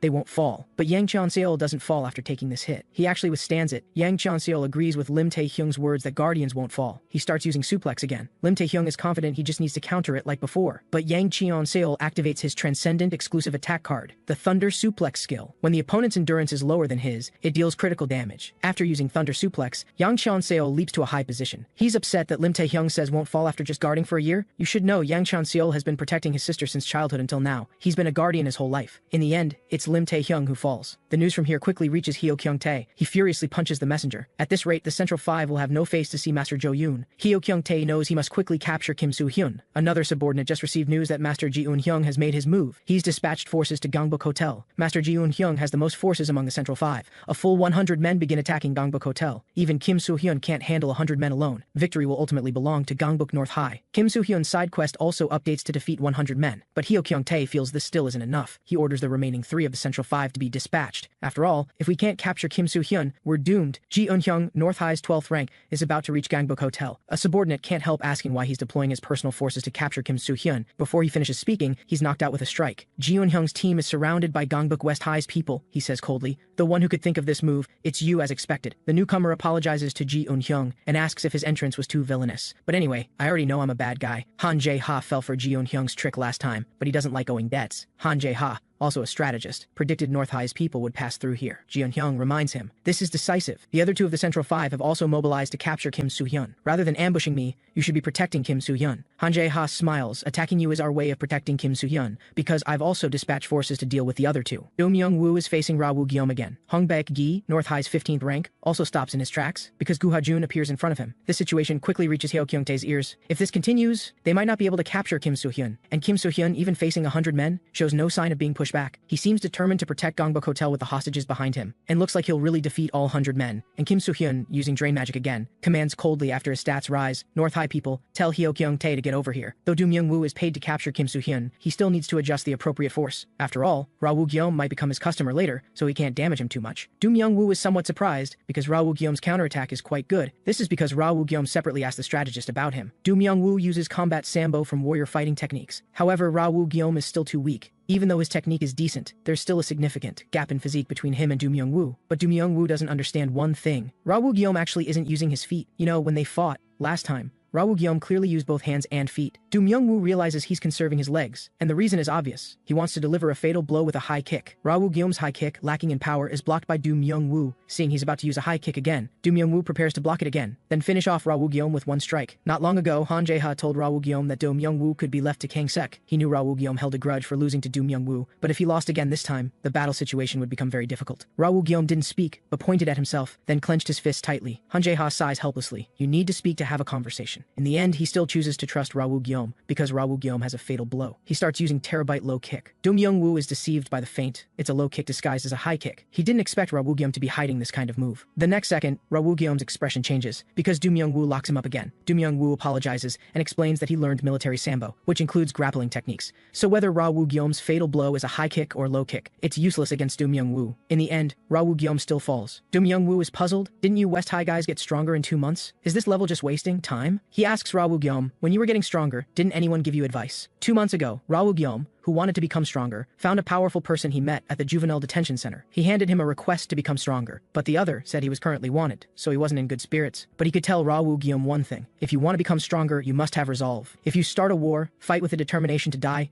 and you won't lose. He is Kim Ki-myung, leader of the Hungry Wolf Alliance. Kim Soo-hyeon, battling 100 men, suddenly receives a quest pop-up. Ra Woo-gyeom's potential begins to surge. Ra Woo-gyeom's potential begins battling its limits. When Ra Woo-gyeom's potential transcends its limits, he stands up again. At the same time, he also obtains a transcendent exclusive card. Ra Woo-gyeom's gaze is firm as he stares ahead. Do Myung-woo can sense something's wrong, but facing an opponent he's defeated before, he's still confident. Seeing Ra Woo-gyeom about to use the same kick, Do Myung-woo knows it's useless. He just needs to grab him like before. But then he freezes, because Ra Woo-gyeom's transcendent card is Terabyte Thrust Kick. This powerful kick executed at full speed makes the opponent's body stiffen. Do Myung-woo, faced with the thrust kick hitting his chest dead center, doesn't react at all, and he's already fallen into the stiffness abnormal status. Ra Woo-gyeom executes Terabyte low kick again. The intense low kick concentrating all his power delivers 3 times critical damage. Do Myung-woo's leg bone suddenly fractures under this terrifying striking force, and his entire body flies into the air from the momentum. The victor of this battlefield ultimately belongs to Ra Woo-gyeom. The other people from Gongbuk, North High are dumbfounded. They didn't expect the Central 5 would actually be defeated. News of Do Myung-woo's defeat quickly reaches Hong Baek-gi. He didn't expect 2 of the Central 5 have already been defeated. Gu Ha-jun corrects him: it's 3 people, because you're about to be defeated too. Hong Baek-gi tells him not to be so arrogant. Gu Ha-jun immediately starts using the Return of the Overlord skill, but his attack is dodged. Gu Ha-jun realizes the distance is too far. He must close the distance with Hong Baek-gi, but something puzzles Gu Ha-jun. Why are the other North High people so relaxed? They laugh and mock Gu Ha-jun for his bad luck. Our master Hong Baek-gi has never lost to a boxer. His speed is the highest among all his stats. Gu Ha-jun's attacks can't hit him at all. Hong Baek-gi reminds him, being impatient isn't good. As a boxer, you can't be hasty. Hong Baek-gi, whose attack landed, is somewhat surprised, because Gu Ha-jun tanks the hit and quickly counterattacks. However, Hong Baek-gi still notices his speed has slowed considerably. Hong Baek-gi is different from the others. One more strike and he can finish off Gu Ha-jun. Gu Ha-jun continues attacking with Return of the Overlord. Hong Baek-gi sees he's deliberately closing the distance, and Gu Ha-jun's purpose is obvious. It's to trap Hong Baek-gi, using the wall to achieve his goal. He's been cornered. Gu Ha-jun's strategy isn't wrong, but an enemy who sees through his strategy just needs to strike first. Hong Baek-gi's golf club swings down hard, but the result doesn't develop as he expected, because Gu Ha-jun also predicted this strike. Actually, Gu Ha-jun is pretending to corner Hong Baek-gi. His real purpose is to steal Hong Baek-gi's weapon. Now it's a fair fight, but Hong Baek-gi's fist strikes Gu Ha-jun's face first. He hasn't used boxing in a long time. It turns out Hong Baek-gi was once the gold medalist of the Yungcheong-do Boxing Association Chairman's Cup, a true talent among talents, but for some reason joined Gangbuk North High. Lim Tae-hyung was curious. Why would a boxer use a golf club to fight? Hong Baek-gi is puzzled. Isn't it obvious? Because a golf club is stronger than boxing. Gu Ha-jun's boxing is completely outmatched. Hong Baek-gi, who hasn't boxed in a long time, feels pretty good. He sincerely says this is the first time he's met someone as impressive as Gu Ha-jun, because only a boxer of his level would know that Gu Ha-jun never formally learned boxing, or rather,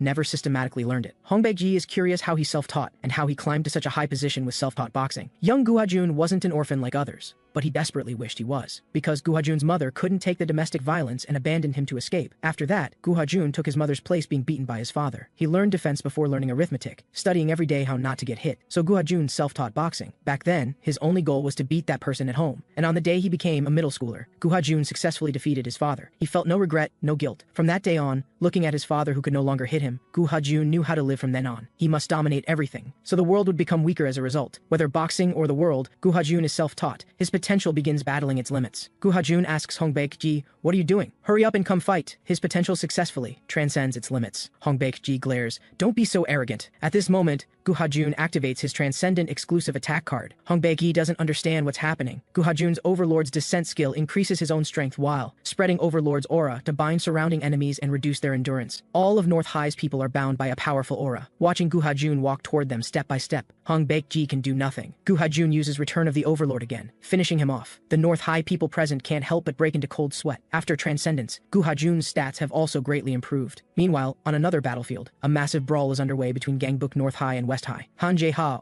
always felt Jeon-hyung was similar to him. Besides being smart, he also has explosive combat power and handsome features. Han Jae-ha feels it's a waste for someone like Jeon-hyung to be at North High, so he invites Jeon-hyung to join Gangbuk West High. After all, the mighty Central 5 now only has 2 members left. When you're defeated, Jo-yoon will hold you accountable. Jeon-hyung swiftly swings a punch, cutting off Han Jae-ha's words. He doesn't think he's like Han Jae-ha. In his eyes, Han Jae-ha looks like the kind of guy who steals people's girlfriends. Han Jae-ha accuses Jeon-hyung. "You really can't talk properly. I was only saying that for your own good." While talking, Han Jae-ha adjusts his distance, then finds an opportunity. opportunity to break Ji-eun-hyung's leg. However, Ji-eun-hyung already anticipated this. He sees that Han Jae-ha's upper kick is just a feint. This is exactly why Han Jae-ha hates smart guys. He carefully observes Ji-eun-hyung's fighting technique. From his footwork and strikes, it's likely boxing. Against an opponent with a warrior fighting style, Han Jae-ha has the advantage. He immediately finds an opportunity to extend the distance, then aims for Ji-eun-hyung's chest. But the next second, Han Jae-ha loses a large portion of his vision. Because Ji-eun-hyung executed a backspinning elbow, he didn't expect Han Jae-ha to dodge this strike. Han Jae-ha smiles. I have pretty good reflexes. Ji-eun-hyung pretending to be a boxer, yet using a backspinning elbow. Han Jae-ha knows he can't trust guys with glasses. He roughly understands Ji-eun-hyung's fighting style is similar to his own, the type who compensates for physical inadequacies with brains. Both of them learned many fighting techniques. This duel will be won by whoever has more tricks. Ji-eun-hyung's offensive is extremely fierce. His backspinning elbow is executed perfectly, and Han Jae-ha is gradually cornered, and Ji-eun-hyung targeted his weakness from the start. His goal is to trap the feet of Han Jae-ha, who uses taekwondo. But the next second, Han Jae-ha swings an uppercut, but Ji-eun-hyung immediately counters with a headbutt. Actually, Ji-eun-hyung didn't learn many fighting techniques. His learning originates from Japan. He can use judo techniques or karate. It's mixed martial arts in a GI that allows all illegal moves. North High and West High, in the midst of fighting, both stop their movements. North High people are shocked. Isn't that a perfect shoulder throw? But why wasn't Han Jae-ha thrown? Though Han Jae-ha's guess that Ji-eun-hyung learned many fighting techniques was wrong, the many fighting techniques he thought of also included the mixed martial arts Ji-eun-hyung mastered. Because Han Jae-ha is naturally suspicious, he doesn't trust anyone. This is the reason for Ji-eun-hyung's defeat. He ultimately falls. Resentfully raging, if it weren't for you, you despicable guy with brass knuckles, I would have won in the end. Han Jae-ha scoffs, despicable is just an excuse for losers. News that even Ji-eun-hyung was defeated quickly reaches Heo Kyung-tae's ears. There are no more officers left to face West High. The scales of victory have completely tipped toward West High, and Gangbuk West High's people have already arrived here. They swarm forward, launching an attack on Heo Kyung-tae. Heo Kyung-tae grabs the frontmost enemy, then slams him hard on the ground. In this situation, North High can still turn things around as long as Heo Kyung-tae can capture Kim Soo-hyeon. He mockingly asks the newcomer, right? Kim Soo-hyeon, having finished off the other North High people, also arrives here. He turns his head, coldly looking at Heo Kyung-tae. As the strongest of the Central Five, Heo Kyung-tae can't wait to see how strong West High's leader is. However, before he finishes speaking, he's knocked to the ground with one punch from Kim Soo-hyeon. Kim Soo-hyeon thanks Heo Kyung-tae for sending those 100 men. Thanks to him, Kim Soo-hyeon has fed well. From now on, Heo Kyung-tae will be beaten like a dog.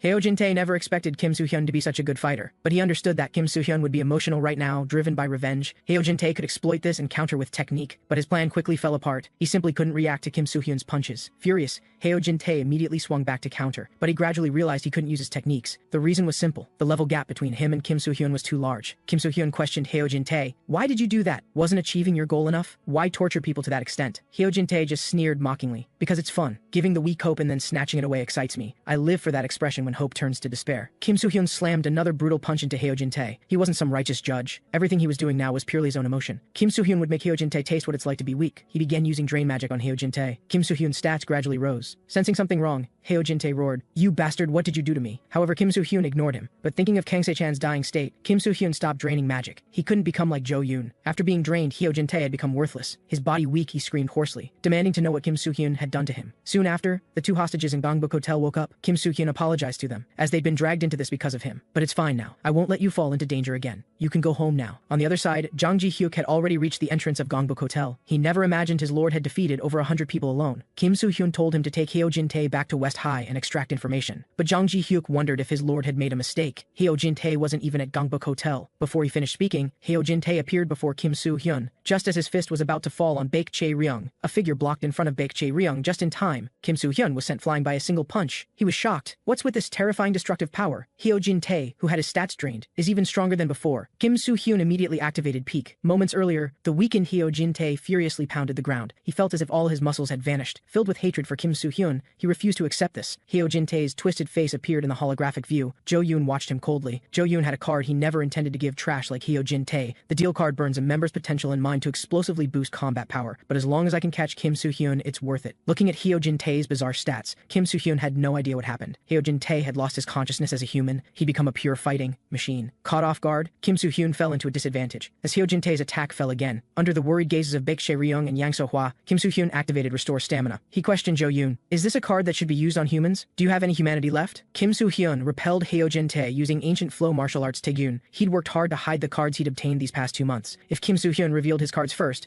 the next showdown with Jo Yoon would be very disadvantageous. In this situation, he had to reveal some of them. Jo Yoon's biggest mistake was giving Kim Soo-hyeon 2 months, because in those 2 months, he took on many quests and collected many cards. Kim Soo-hyeon activated the chapter skill card. This buff card raises stats based on the number of cards held. After adjusting his stats, Kim Soo-hyun's strength increased again. He could now see Hyojin Tae's attacks. Thanks to chapter skill's effect, Kim Soo-hyun's stats were now higher than Hyojin Tae's. With his newly acquired cards, he could easily win this fight. But there was one important problem. Jo-yoon was watching this battle too. For the upcoming showdown with him, Kim Soo-hyun had to hide his cards as much as possible now, meaning he could only use cards he'd revealed before. Hyojin Tae broke through Kim Soo-hyun's defense. As Hyojin Tae's heavy punch came crashing down, Kim Soo-hyun understood he was fighting like a pure beast. Kim Soo-hyun activated Guardian's Feast with one hand and Knockout Feast with the other. Kim Soo-hyun only had 3 seconds. In that time, he had to use all his cards to take down Hyojin Tae. First, he charged forward with Pendulum Shift. Just as his fist was about to land on Hyojin Tae's head, Jo-yoon coldly uttered 3 words on the other side. Nullify. This skill nullifies status effects used by the opponent. Released from the stun, Hyojin Tae immediately dodged Kim Soo-hyun's punch. Kim Soo-hyun never expected there'd be such a card. Jo-yoon then used Advanced Enhancement. This skill temporarily raises a member's stats randomly. Hyojin Tae's stats were immediately boosted, although his stats were now higher than Kim Soo-hyun's. Hyojin Tae was still in a mindless state. This meant fighting with technique would give Kim Soo-hyun the advantage. He found an opening and landed a rising punch, then immediately activated Beast Mode and Restore Stamina. Next would be the final strike. Watching this, Jo-yoon's expression didn't change at all. He just felt it was a waste to use the deal card on trash. Jo-yoon noticed Kim Soo-hyun had used Restore Stamina, but he wasn't the only one with stamina recovery cards. Jo-yoon activated Restore Stamina. This skill could also restore a member's stamina. Kim Soo-hyun seemed defeated. Under Jo-yoon's command, Hyojin Tae was about to end everything. But then Kim Soo-hyun suddenly smiled. Jo-yoon didn't know why he was smiling. Suddenly, the quest pop-up alerted Jo-yoon. Hyojin Tae has been bound. Jo-yoon had used 4 cards total in this battle. Kim Soo-hyun was amazed by his incredible skills. Jo-yoon suddenly realized Kim Soo-hyun had deliberately struggled to learn what cards he had, since he'd seen 4 of Jo-yoon's cards. Showing some of his own wouldn't be a loss. His call-over skill could summon up to 3 cards from his members for his own use. First came Gu Ha-jun's Overlord's Descent. Then came Gu Ha-jun's Return of the Overlord. Hyojin Tae was bound and unable to move. Kim Soo-hyun activated Rise, then summoned Slime to retrieve the wooden sword. Next, he called over Lee Ji-hyun's Jigen Ryu. This swordsmanship that abandons endurance for a single killing blow, struck viciously upon the bound Hyojin Tae, and with Return of the Overlord's boost, Kim Soo-hyun's strike dealt double damage. Jo-yoon's cold expression finally changed. Hyojin Tae, the fighting machine, finally fell. Next comes Jo-yoon. The quest completed at that moment. After call-over ended, Kim Soo-hyun's stats returned to normal. He never expected his new platinum card skill would be this. The room door was violently torn down at that moment. Jang Ji-hyuk led forces to rescue his lord. However, the scene inside wasn't as dangerous as he'd imagined. Kim Soo-hyun comforted Yang So-hwa. "It's fine now. It's all over. Go home quickly," the subordinates murmured. "Is that the boss's woman?" Hearing their chatter, Kim Soo-hyun's gaze shifted somewhere else, to where Baek Chae-ryung stood. She apologized. "I'm bad at reading the room." Although Baek Chae-ryung thought she wasn't the one Kim Soo-hyun came to save, she still thanked him for saving her. Kim Soo-hyun was puzzled. "How can you say that?" He released Yang So-hwa and said sincerely, "I came for you." Hearing this, Baek Chae-ryung turned back in disbelief. Yang So-hwa, now released, was stunned by those words. Kim Soo-hyun said seriously to Baek Chae-ryung, "I came for you." At that moment, an anxious Yang Cheon-seol rushed in shouting, "Where's my sister?" Seeing Yang So-hwa, he finally relaxed. Yang Cheon-seol hurriedly asked if she was injured anywhere, but Yang So-hwa's gaze shifted elsewhere. She didn't understand why those two were acting like this. The war with the Central Five ended here. Jang Ji-hyuk comforted everyone. "You all worked hard so late. Thanks to Yang Cheon-seol joining West High, the tide of battle changed. This war gained West High Yang Cheon-seol and the Central Five's forces."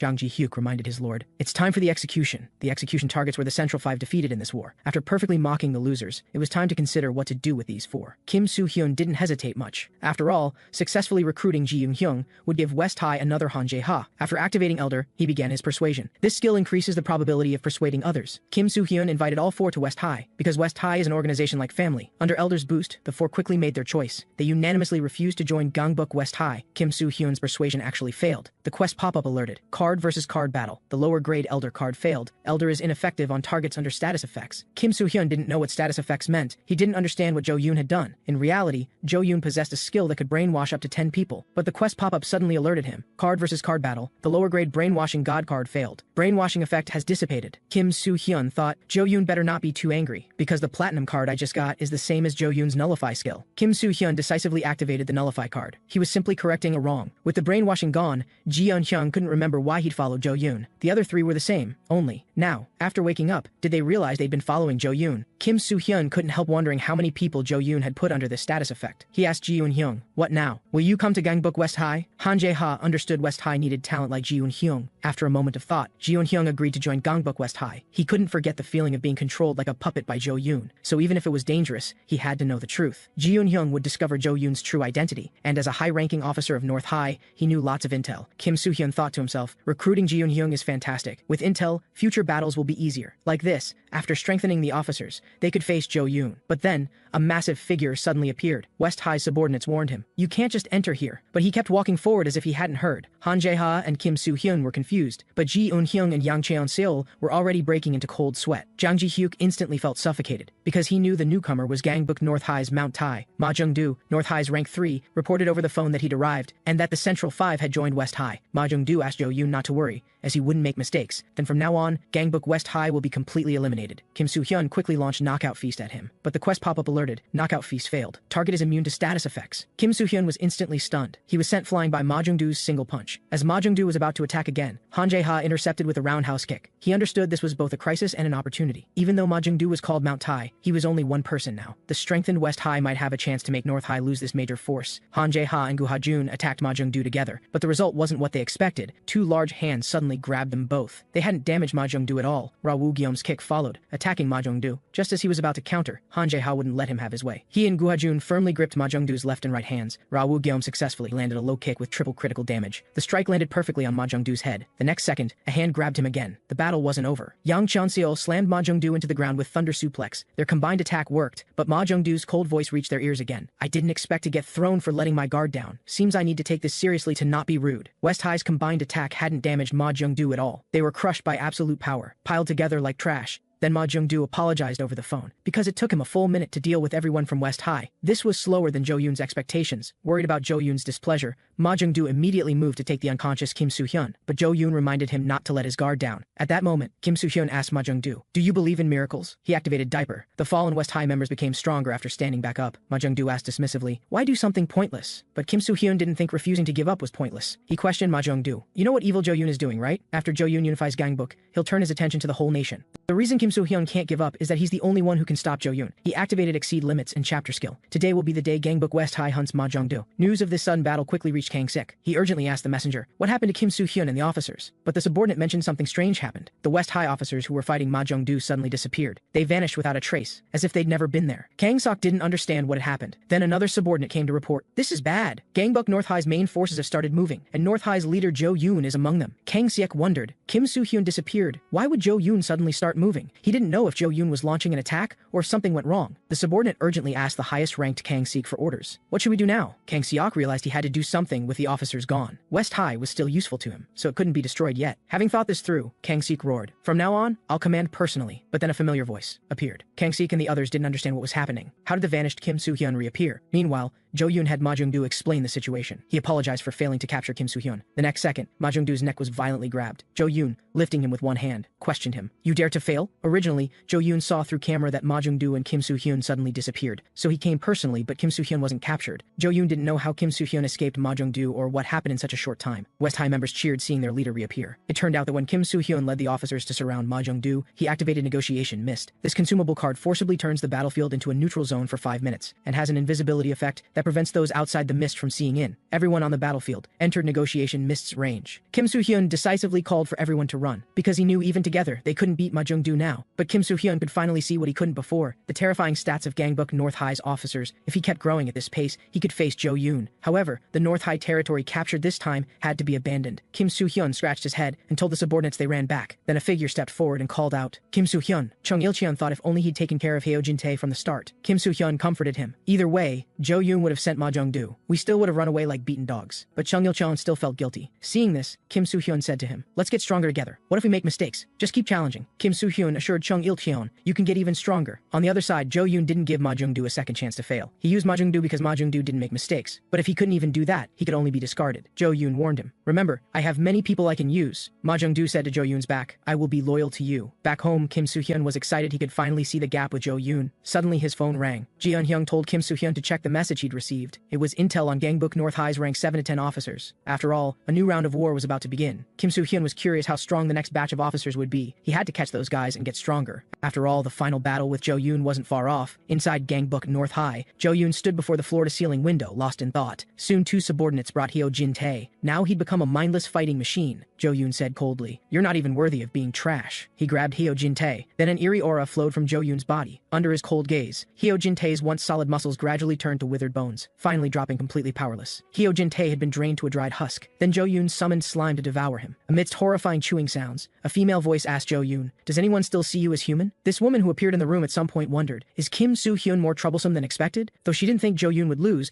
a fail-safe would be better. So the woman asked Jo-yoon, "Want to try again?" Soon after, gathered by North High's rank 10 Ryu Si-kyung, North High's rank 7 to 10 officers assembled. He was there to relay Jo-yoon's words, to gather the strength of 10 and prepare to deal with West High. Seeing Jo-yoon had finally given the order, the rank 9 officer understood he was very angry. The rank 8 officer asked the person beside him how his condition was. Then the rank 7 officer beside him leaped up. After landing steadily, he answered, "Excellent." He eagerly wanted to know, who's the strongest guy in Gangbuk West High? Meanwhile, Ji-eun-hyung in Gangbuk West High pointed out 2 problems. First, the officers' rankings were a complete mess. Ji-eun-hyung had never heard of an organization ranking by order of joining. With such a system, no one would want to work hard to improve their rank. So Ji-eun-hyung proposed re-ranking West High based on officers' abilities. The second problem was officer deployment. Though West High's officers had their reasons for current deployment, the war with North High was most important, so officers had to be deployed to the front lines. Just this battle alone, many officers couldn't participate. If officers had been deployed closer from the start, they might have caught Ma Jong-do. Ji-eun-hyung's 2 points were correct. Han Jae-ha praised him for showing value right from joining. And regarding officer ranking, Jang Ji-hyuk had been thinking about it since Gangbuk North High started expanding. Now it was his turn. First, rank 21 was Moon Chang-ju, rank 20 was Wang Dong-woo, rank 19 was Oh Jin-soo, rank 18 was Ju Hak-jong, rank 17 was Lee Hyun-dong, rank 16 was Seo Dong-jung, rank 15 was Eom Chang-won, rank 14 was Hong Baek-gi, rank 13 was Do Myung-woo, rank 12 was Lim Tae-hyung, rank 11 was Jang Ji-hyuk, rank 10 was Yang Cheon-seol, rank 9 was Ji-eun-hyung, rank 8 was Lee Ji-hyun,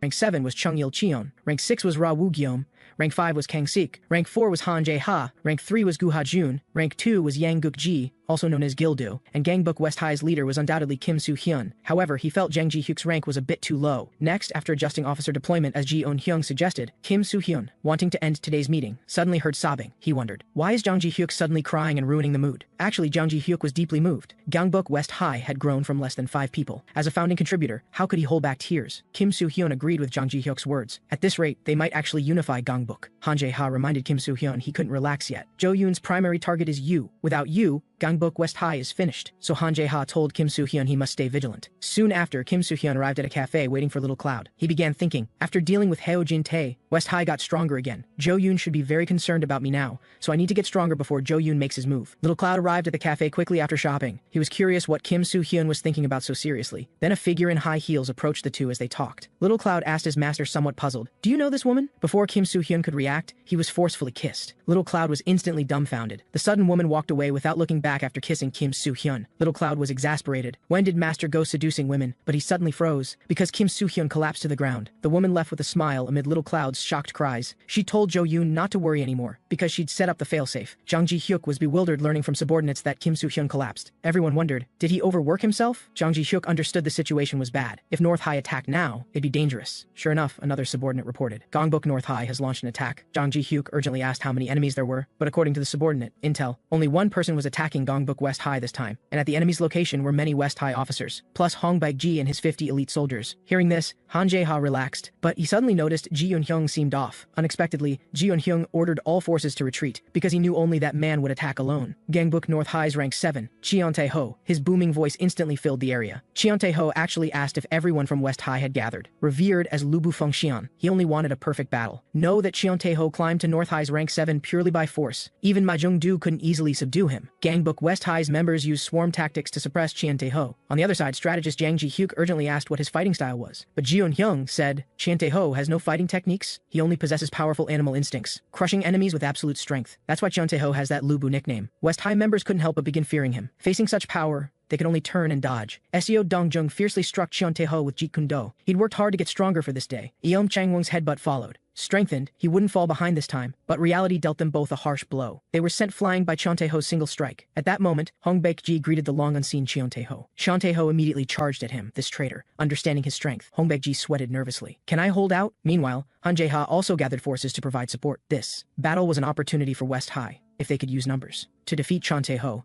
they'd weaken North High's power again. Almost all officers set out toward Cheon Tae-ho's location, but Han Jae-ha knew they needed a stronger man. He didn't know what Kim Soo-hyun was doing right now. The unconscious Kim Soo-hyun woke up at that moment, but the quest pop-up alerted. "You have been sealed." Kim Soo-hyun was shocked. "What's going on?" The quest pop-up explained. "Stats have been sealed and cannot increase. To break the seal, you must wait for time to pass or use a card." Kim Soo-hyun instantly realized that woman works for Jo-yoon. At that moment, his phone rang again. After learning Kim Soo-hyun's condition was okay, Han Jae-ha told him, "The battlefield situation isn't good. Cheon Tae-ho has broken through. Though Hong Baek-gi is dealing with him, it's not enough. We need your strength right now." The quest pop-up also updated at that moment. "Defeat the intruding Cheon Tae-ho. Reward: 1 MasterCard." Kim Soo-hyun was amazed. The reward this time is actually a MasterCard. "I absolutely can't miss this once-in-a-lifetime opportunity." So he told Han Jae-ha to mobilize all forces for a brawl. He told Kim Soo-hyun, who thought the same, not to worry. The volunteers should all be there by now. But Kim Soo-hyun understood this quest definitely wasn't that simple. He told Han Jae-ha to throw that person into battle too. After hearing the name Kim Soo-hyun mentioned, Han Jae-ha was instantly stunned. The other officers had been expecting some strategy. Now they all suspected Kim Soo-hyun had gone crazy, because he actually told strategist Jang Ji-hyuk to fight. Jang Ji-hyuk, who struggled even killing ants, wondered, "My lord, are you abandoning me?" Seeing this frail strategist, Cheon Tae-ho immediately got excited, rushing to the battlefield. Kim Soo-hyun understood that though Cheon Tae-ho was strong, his intelligence wasn't high. Sending the strategist to battle would definitely make him let his guard down. But Kim Soo-hyun could give the strategist great power by swapping his stats with Jang Ji-hyuk. Suddenly Jang Ji-hyuk said to the charging Cheon Tae-ho, "Actually, I felt very frustrated lately. From now on, it's my turn." With his stats surging, Jang Ji-hyuk felt invincible.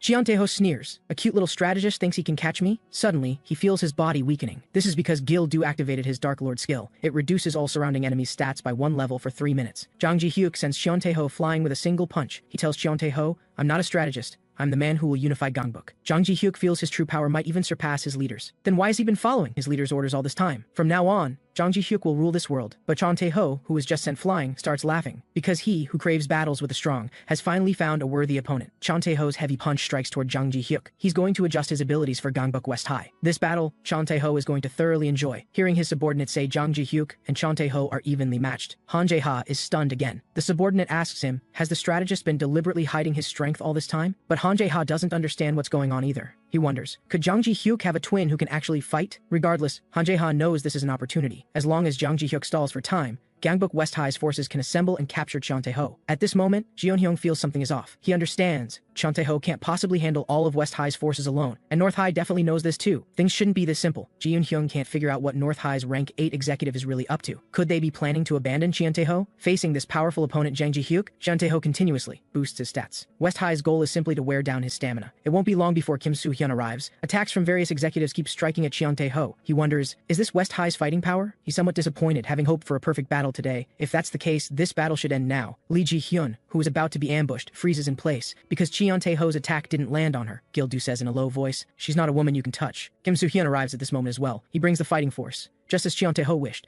Now, a truly perfect battle is about to begin. Cheon Tae-ho's arrogance finally betrays him. West High's remaining forces are about to arrive as well. But Cheon Tae-ho suddenly shouts excitedly, time to run away now! Before anyone can react, he turns and bolts. Kim Soo-hyun is about to chase Cheon Tae-ho when another subordinate reports, this is bad. Gangbuk North High has invaded. It turns out, while the executives left their positions to deal with Cheon Tae-ho, North High seized all the vacant territories. And this strategy using Cheon Tae-ho was devised by Gangbuk North High's rank 8, Ha-seon-woo. With his S-rank intelligence, he played West High for fools this time. Only now does Han Jae-ha realize they've been tricked. Jeon-hyung didn't expect this to be Ha-seon-woo's plan. If Cheon Tae-ho is like the mighty Lu Bu from the Three Kingdoms, then the strategist Chen Gong by his side is undoubtedly Ha-seon-woo. This war is Gangbuk West High's defeat. Even Cheon Tae-ho's escape route was perfectly planned. Pursuing further might lead into an ambush. Kim Soo-hyun realizes this is a perfect defeat. Cheon Tae-ho doesn't have a single fatal injury. Kim Soo-hyun is puzzled. Why is there such a huge gap between West High and North High? West High executive's potential isn't weak either. Kim Soo-hyun understands that Jo-yoon likely started his quest around the same time as himself. He wonders if he's missing something. What secret does Jo-yoon have to make his members so strong? Kim Soo-hyun suddenly remembers he once obtained special cards. That lower grade strength boost card he got from the Gangbuk conference quest. Though it had major negative effects, maybe it's only because it was a bronze card. If Kim Soo-hyun could get an upper grade strength boost card, the effect might be completely different. Kim Soo-hyun speculates, is this Jo-yoon's secret to rapid power growth? Either way, this is a ray of hope. Kim Soo-hyun wants everyone to keep getting stronger. To do that, he must complete quests and collect cards. Meanwhile, Han Jae-ha is called by his subordinates to a burger joint. Because Kang Suk has been stress eating non-stop for the past hour, Han Jae-ha knows this guy always does this when he's stressed. The reason is that Kang Suk was ignored by Cheon Tae-ho. He's been feeling lately that he can't find worthy opponents. Someone of Cheon Tae-ho's level would be just right for him. But but Chon Tae-ho has no idea who Kang Suk is. This kind of provocation is unacceptable to Kang Suk. He vows to take down Chon Tae-ho with his own hands. Meanwhile, inside North High, Ha-seon-woo reflects on the war with West High. Chon Tae-ho, who returns safely, thanks him, because thanks to Ha-seon-woo, he got to enjoy a battle for the first time in a while. North High also recovered the territory it had lost recently. Ha-seon-woo is about to discuss the next strategy with Chon Tae-ho. Chon Tae-ho interrupts him, saying he just wants to fight strong opponents. Ha-seon-woo will grant his wish soon enough. After this battle, the atmosphere at Gangbuk West High is grim. The morale of all soldiers except the executives is extremely low. They must find a way to restore morale quickly. Kim Soo-hyun thinks of using a mob fight to capture Chon Tae-ho. Because Chon Tae-ho and Ha-seon-woo rely on superior combat skills and intelligence, they have few personal troops. But Ji Eun-hyung knows a mob fight won't work, because there's still North High's rank 9 executive, Kyung-ik-jin. This guy has the most personal troops in North High. Ji Eun-hyung is certain he'll lend his forces to Chon Tae-ho and Ha-seon-woo this time. As Kim Soo-hyun ponders this, a side quest updates. The quest is defeat North High's rank 9, Kyung-ik-jin. The first step is to break through his personal forces. Kim Soo-hyun is thrilled to finally have a quest, but if he goes to deal with Kyung-ik-jin, then dealing with Chon Tae-ho becomes a problem. Ji Eun-hyung tells him he's thought of a solution. West High will split their forces into 3 teams to pin down Chon Tae-ho, Kyung-ik-jin, and Ryu Si-kyung. Ha-seon-woo and Chon Tae-ho are inseparable, so they must be dealt with together. If these 4 executives unite, West High has no chance. First, Ryu Si-kyung will be handled by Han Jae-ha, because they have scores to settle. Ji Eun-hyung will accompany Kim Soo-hyun to deal with Kyung-ik-jin, because Ji Eun-hyung knows Kyung-ik-jin well. However, who will face Chon Tae-ho to stall for time is another challenge. At this moment, a low voice says, "Leave it to me." Han Jae-ha asks doubtfully, "Can you handle it? You don't look so good." The person is Kang Suk, carrying a huge pile of food. Kim Soo-hyun is about to mention his intelligence issue when Jang Ji-hyuk interrupts, because even Jang Ji-hyuk has never seen him with such an angry expression before. In that case, Han Jae-ha will handle Ryu Si-kyung and head to Area A. Kim Soo-hyun will handle Kyung-ik-jin and head to Area B. Kang Suk will handle Chon Tae-ho and Ha-seon-woo and head to Area C. A tough battle lies ahead. Gangbuk North High soon receives news that West High has begun moving. Ryu Si-kyung is already looking forward to Han Jae-ha's arrival. At this moment, the 3 of them form West High's founding trio. He sees Gil-do is in good condition. But what concerns Kim Soo-hyun more is Chung Il-cheon's condition, because his potential has started to tremble. So the one Kim Soo-hyun needs to worry about most is still Kang Sek. Ju Hak-jong, who used to be his subordinate, now greets him casually. Kang Sek heard he has a secret to defeating Chon Tae-ho. Ju Hak-jong confidently says even Ji Eun-hyung and Jang Ji-hyuk couldn't think of this secret. He tells Kang Suk to sit back and watch how Chon Tae-ho will be defeated. Meanwhile, North High's Kyung-ik-jin scoffs when he hears West High split into 3 groups. After all, he has a full 300 subordinates. And to complete the quest, Kim Soo-hyun must defeat Kyung-ik-jin. A new round of war begins. Kim Soo-hyun will show North High what West High is made of. This time, it's their turn to fight back. Before the battle begins, Kyung-ik-jin's subordinate asks if they can touch Chung Il-cheon. But if they do, Daniel will likely be furious. Kyung-ik-jin finds it amusing. Daniel was the one who made Chung Il-cheon like that. Yet now that he's an enemy, Daniel wants him back. Kyung-ik-jin doesn't care about their issues. Attacking Gangbuk West High is the priority. They'll use their best tactic, overwhelming numbers. Meanwhile, Ju Hak-jong watches Kang Sik stress eating and asks if he can have a burger. Kang Sik tells him to go ahead if he has a death wish, though the fries are fine. After thanking him, Ju Hak-jong reveals his secret to catching Chon Tae-ho. It's divide and conquer. What makes Chon Tae-ho and Ha-seon-woo formidable is each other's presence, so all they need to do is drive a wedge between them. Ju Hak-jong will pretend to defect to Gangbuk North High and sow discord. This is his specialty. It worked on Kim Soo-hyun when he was at South High. Ju Hak-jong's only concern is that the clever Ha-seon-woo might see through his fake defection. For this, Kang Suk has a solution. He tells Ju Hak-jong to stand up first, then punches him without warning. Kang Suk wants word to spread that he beat up Ju Hak-jong. This way, rumors of internal conflict at West High will spread, and Ju Hak-jong can defect to North High without Ha-seon-woo's suspicion. Having taken a hard punch, Ju Hak-jong reminds him they didn't need to actually hit him. Just spread the word, right? Kang Suk suddenly looks like he just realized this. Ju Hak-jong has no words for this bastard. At this moment, Kyung-ik-jin's personal forces have begun moving. Learning the enemy has over 100 men, Ji Eun-hyung shows no panic, because an eye for an eye operation has begun. Kyung-ik-jin's forces sneer, "Are the West High guys joking? Just one person thinks he can handle us?" Kyung-ik-jin is also stunned to learn West High sent only one person to block his forces. At this moment, a familiar phone number calls. Ji Eun-hyung tells Kyung-ik-jin,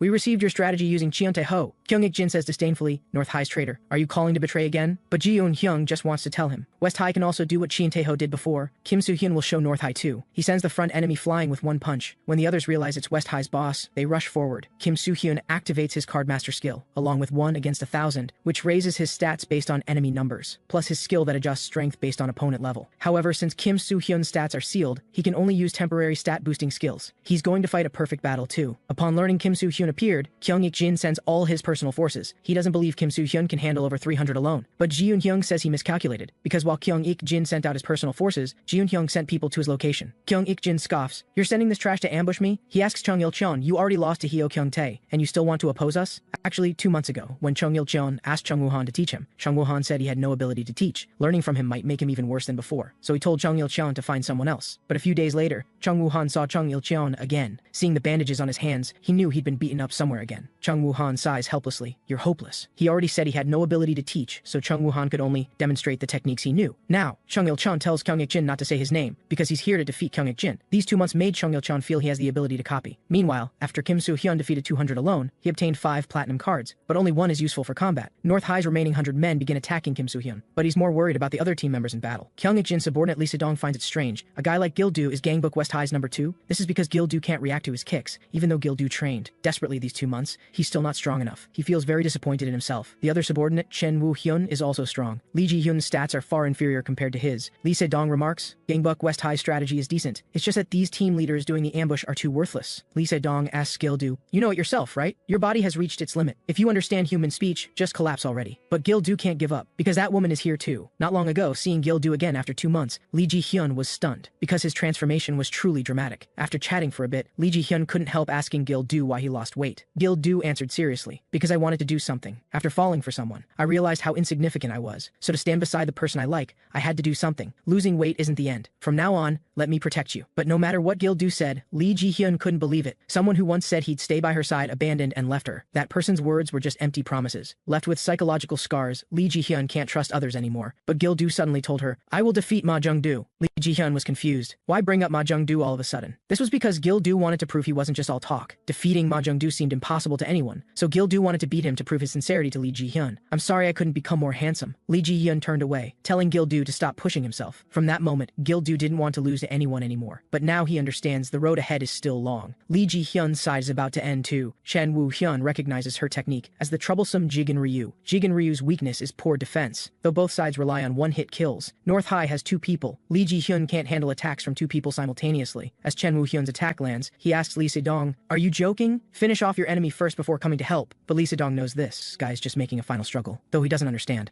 where this momentum is coming from. Meanwhile, having finished off everyone, Kim Soo-hyun realizes he must help those still fighting. He has a way to turn 4 useless platinum cards into boost cards. By using the Cardmaster skill, breaking down 1 platinum card randomly yields 0 to 6 gold cards. Kim Soo-hyun repeatedly combines and breaks them down until boost cards appear. Then he gives all the boost cards to Gil-do. Chen Woo-hyun doesn't understand what's happening. How is this so sudden? The guy in front of me got stronger and faster. Lee Se-dong tells Chen Woo-hyun to stay calm. That guy's almost out of stamina. If we work together, we can definitely win. But Chen Woo-hyun knows they can't win, though he doesn't know why. Gil-do's level is completely different from before. The 2 fall defeated under overwhelming power. Gil-do asks Lee Ji-hyun to watch him closely, because he will definitely keep his promise. Suddenly, Gil-do realizes Chung Il-cheon is still fighting. He asks urgently, is Chung Il-cheon okay? Wiping blood from his mouth. Kyung Ik-jin asks Chung Il-cheon, don't you want to return to North High? Will you still betray Daniel, whom you once followed? Chung Il-cheon says coldly, that person is the one who changed. I don't want to hear about Gangbuk North High or Daniel, because I'm a Gangbuk West High person. Quest pop-up notification, Chung Il-cheon's potential begins struggling against its limits. In that case, Kyung Ik-jin says, from now on, I'll treat you as a West High person. Kyung Ik-jin isn't someone swayed by old feelings, so from now on, he'll beat Chung Il-cheon to death. Gil-do is about to warn Chung Il-cheon to dodge. The next second, his abdomen takes a brutal punch. Kyung Ik-jin tells this pig to stop squealing. Gil-do's stats are still far too inferior to his. Lee Ji-hyun immediately uses Jigen Ryu to provide support. Chung Il-cheon quickly strikes with capoeira. The 2 attack Kyung Ik-jin together, but the result surprises them. Kyung Ik-jin's strength completely overwhelms them. Chung Il-cheon and Lee Ji-hyun are knocked flat with 1 blow. Kyung Ik-jin mockingly tells Chung Il-cheon, show your willpower. Are you giving up just like this? Gangbuk West High's reinforcements arrive. Chung Il-cheon is powerless to stop them, because Kyung Ik-jin is just too strong. Chung Il-cheon feels it's all his fault. If I were stronger, if I weren't this weak. He's lying on the ground pathetically, just like back then. Gangbuk North High used to be peaceful. Chung Il-cheon, Kang Se-chan,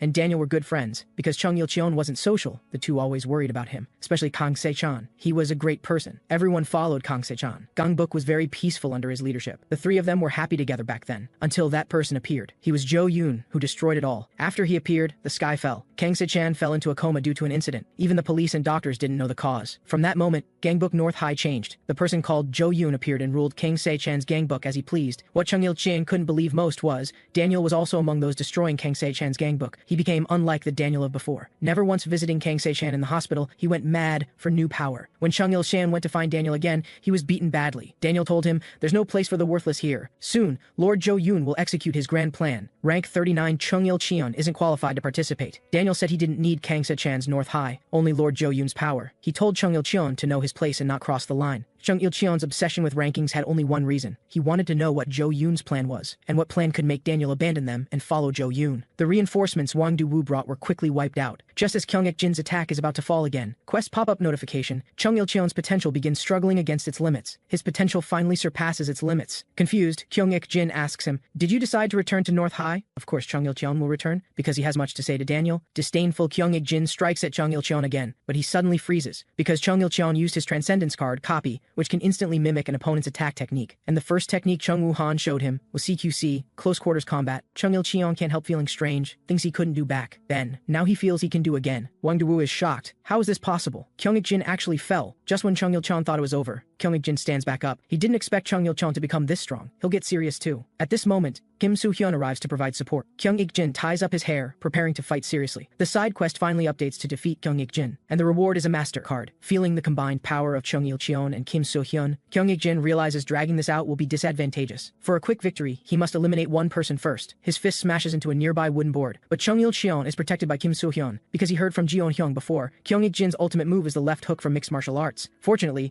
Kim Soo-hyeon found a strategist who knows Kyung Ik-jin. He also starts using hooks to attack Kyung Ik-jin, but Kyung Ik-jin can see he's not proficient enough. However, with the Transcendent skill copy, Chung Il-cheon starts attacking him with Kyung Ik-jin's specialty, the left hook. After Kim Soo-hyeon uses Ancient Flow martial arts Taegun, Chung Il-cheon uses copy again, mimicking his attack. Both simultaneously use Ancient Flow martial arts Taegun, pushing back Kyung Ik-jin, but Kyung Ik-jin quickly intercepts again, attacking Kim Soo-hyeon. This is just as Kim Soo-hyeon expected, because Ji-eun-hyung told him about Kyung Ik-jin's follow-up attacks before. Kim Soo-hyeon plans to time his Transcendent skill, but unexpectedly, Kyung Ik-jin sends him flying, because Kyung Ik-jin also guessed Kim Soo-hyeon obtained intel on him, and his target from the start was Chung Il-cheon. This powerful shin kick makes Chung Il-cheon feel like his leg is about to break. He's about to block Kyung Ik-jin's next shin kick, but Kyung Ik-jin's raised foot suddenly drops, because that was just a feint. Fortunately, Kim Soo-hyeon blocks his left hook in time. Kyung Ik-jin curses him. This fool blocked it head-on, that should break Kim Soo-hyeon's arm. However, Kim Soo-hyeon uses Guardian's Feast to block the blow, then uses Knockout Feast to hit Kyung Ik-jin. 3 seconds is enough for Kim Soo-hyeon to finish him, but due to Kyung Ik-jin's strong resistance to status effects, Knockout Feast duration decreased. Seeing this, Kim Soo-hyeon immediately uses Call Over. First is Ra Woo-gyeom's Terabyte Thrust Kick. Kyung Ik-jin is stunned by this sudden thrust kick. Kim Soo-hyeon immediately calls over Ra Woo-gyeom's Terabyte Low Kick. The low kick containing triple critical damage strikes Kyung Ik-jin's leg hard. The powerful impact sends Kyung Ik-jin crashing down instantly. He doesn't understand how Kim Soo-hyeon has this kind of power. Kim Soo-hyeon ignores him and activates buff skills. Then, after drawing his wooden sword, he calls over Jigen Ryu. Just as this finishing blow is about to land, Kim Soo-hyeon freezes, because Kyung Ik-jin actually blocked it with his right hand, though his right arm broke. As a result, as a return gift, he delivers a vicious left hook to Kim Soo-hyeon. The intense pain from his right hand infuriates Kyung Ik-jin, but his leg is grabbed again. Kyung Ik-jin says coldly, "If you're down, give up." Persisting is unseemly. After using Berserker, Kim Soo-hyeon grips his leg tightly. He reminds Kyung Ik-jin, "Did you forget something? There are 2 of us." Chung Il-cheon uses copy and instantly learns Jigen Ryu. Speechless, Kyung Ik-jin is utterly speechless. Chung Il-cheon uses Jigen Ryu to strike him down hard.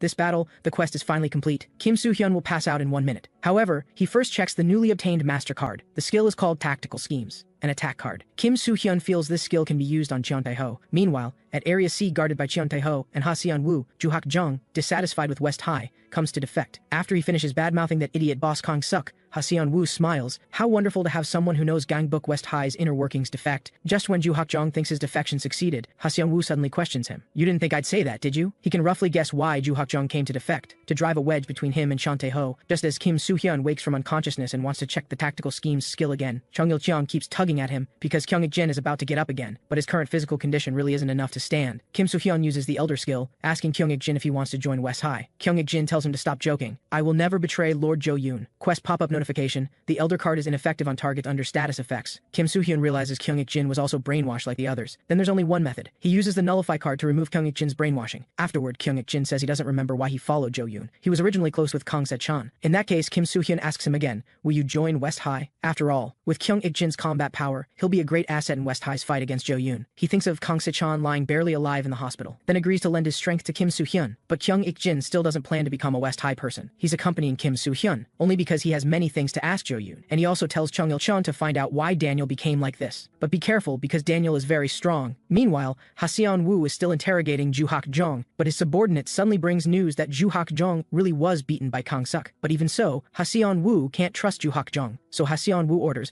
lock him up for now, but Ju Hak-jong confidently says, I've prepared a gift for you. At this moment, Ha Seon-woo's subordinate brings another report. Some of Gangbuk West High's forces actually surrendered. Without fighting, they obtained all of Ju Hak-jong's territory and subordinates. Even so, Ha Seon-woo still doesn't trust Ju Hak-jong, but Ju Hak-jong grins wickedly. My gift has only just begun. Soon after, Kang-suk roars angrily. What are you doing, you bastard? You carved away all of Gangbuk West High's territory? Ju Hak-jong explains helplessly, this is all strategy. If I don't do this, Ha Seon-woo won't believe me. He'll give North High all the territory up to West High's headquarters to deceive that clever Ha Seon-woo. Anyway, if they can't catch Cheon Tae-ho this time, the territory will be taken anyway. From now on, Ju Hak-jong will exploit Ha Seon-woo's characteristics. Watching North High expand territory without shedding a drop of blood, Ha Seon-woo can't help wavering. After all, he's about to achieve what even Daniel and Ma Jung-do couldn't. Cheon Tae-ho also congratulates him on gaining so much territory. But Cheon Tae-ho is curious when he can keep fighting. While Ha Seon-woo is thinking about the great reward Lord Jo-yoon will give after taking West High, Cheon Tae-ho keeps nagging in his ear about fighting. Ha Seon-woo reflexively snaps at him, just be quiet when you know nothing. Suddenly, he snaps back to reality, then hastily explains he was just concentrating on thinking. But Cheon Tae-ho isn't angry at all. He smiles and says, I'll be quiet. And just as he's standing on the rooftop feeling the breeze, Ju Hak-jong seizes the opportunity to approach him. He butters him up, saying he's a fan of Cheon Tae-ho and has always wanted to meet him. Cheon Tae-ho also wanted to meet him, because Ha Seon-woo said things became easy with his help. When Ha Seon-woo is mentioned, Ju Hak-jong seems troubled and scratches his head. At Cheon Tae-ho's urging, he says he feels if Cheon Tae-ho were deployed, the war would end quickly, but Ha Seon-woo keeps holding him back. Hearing this, Cheon Tae-ho wonders if Ha Seon-woo won't let him fight. Ju Hak-jong adds fuel to the fire,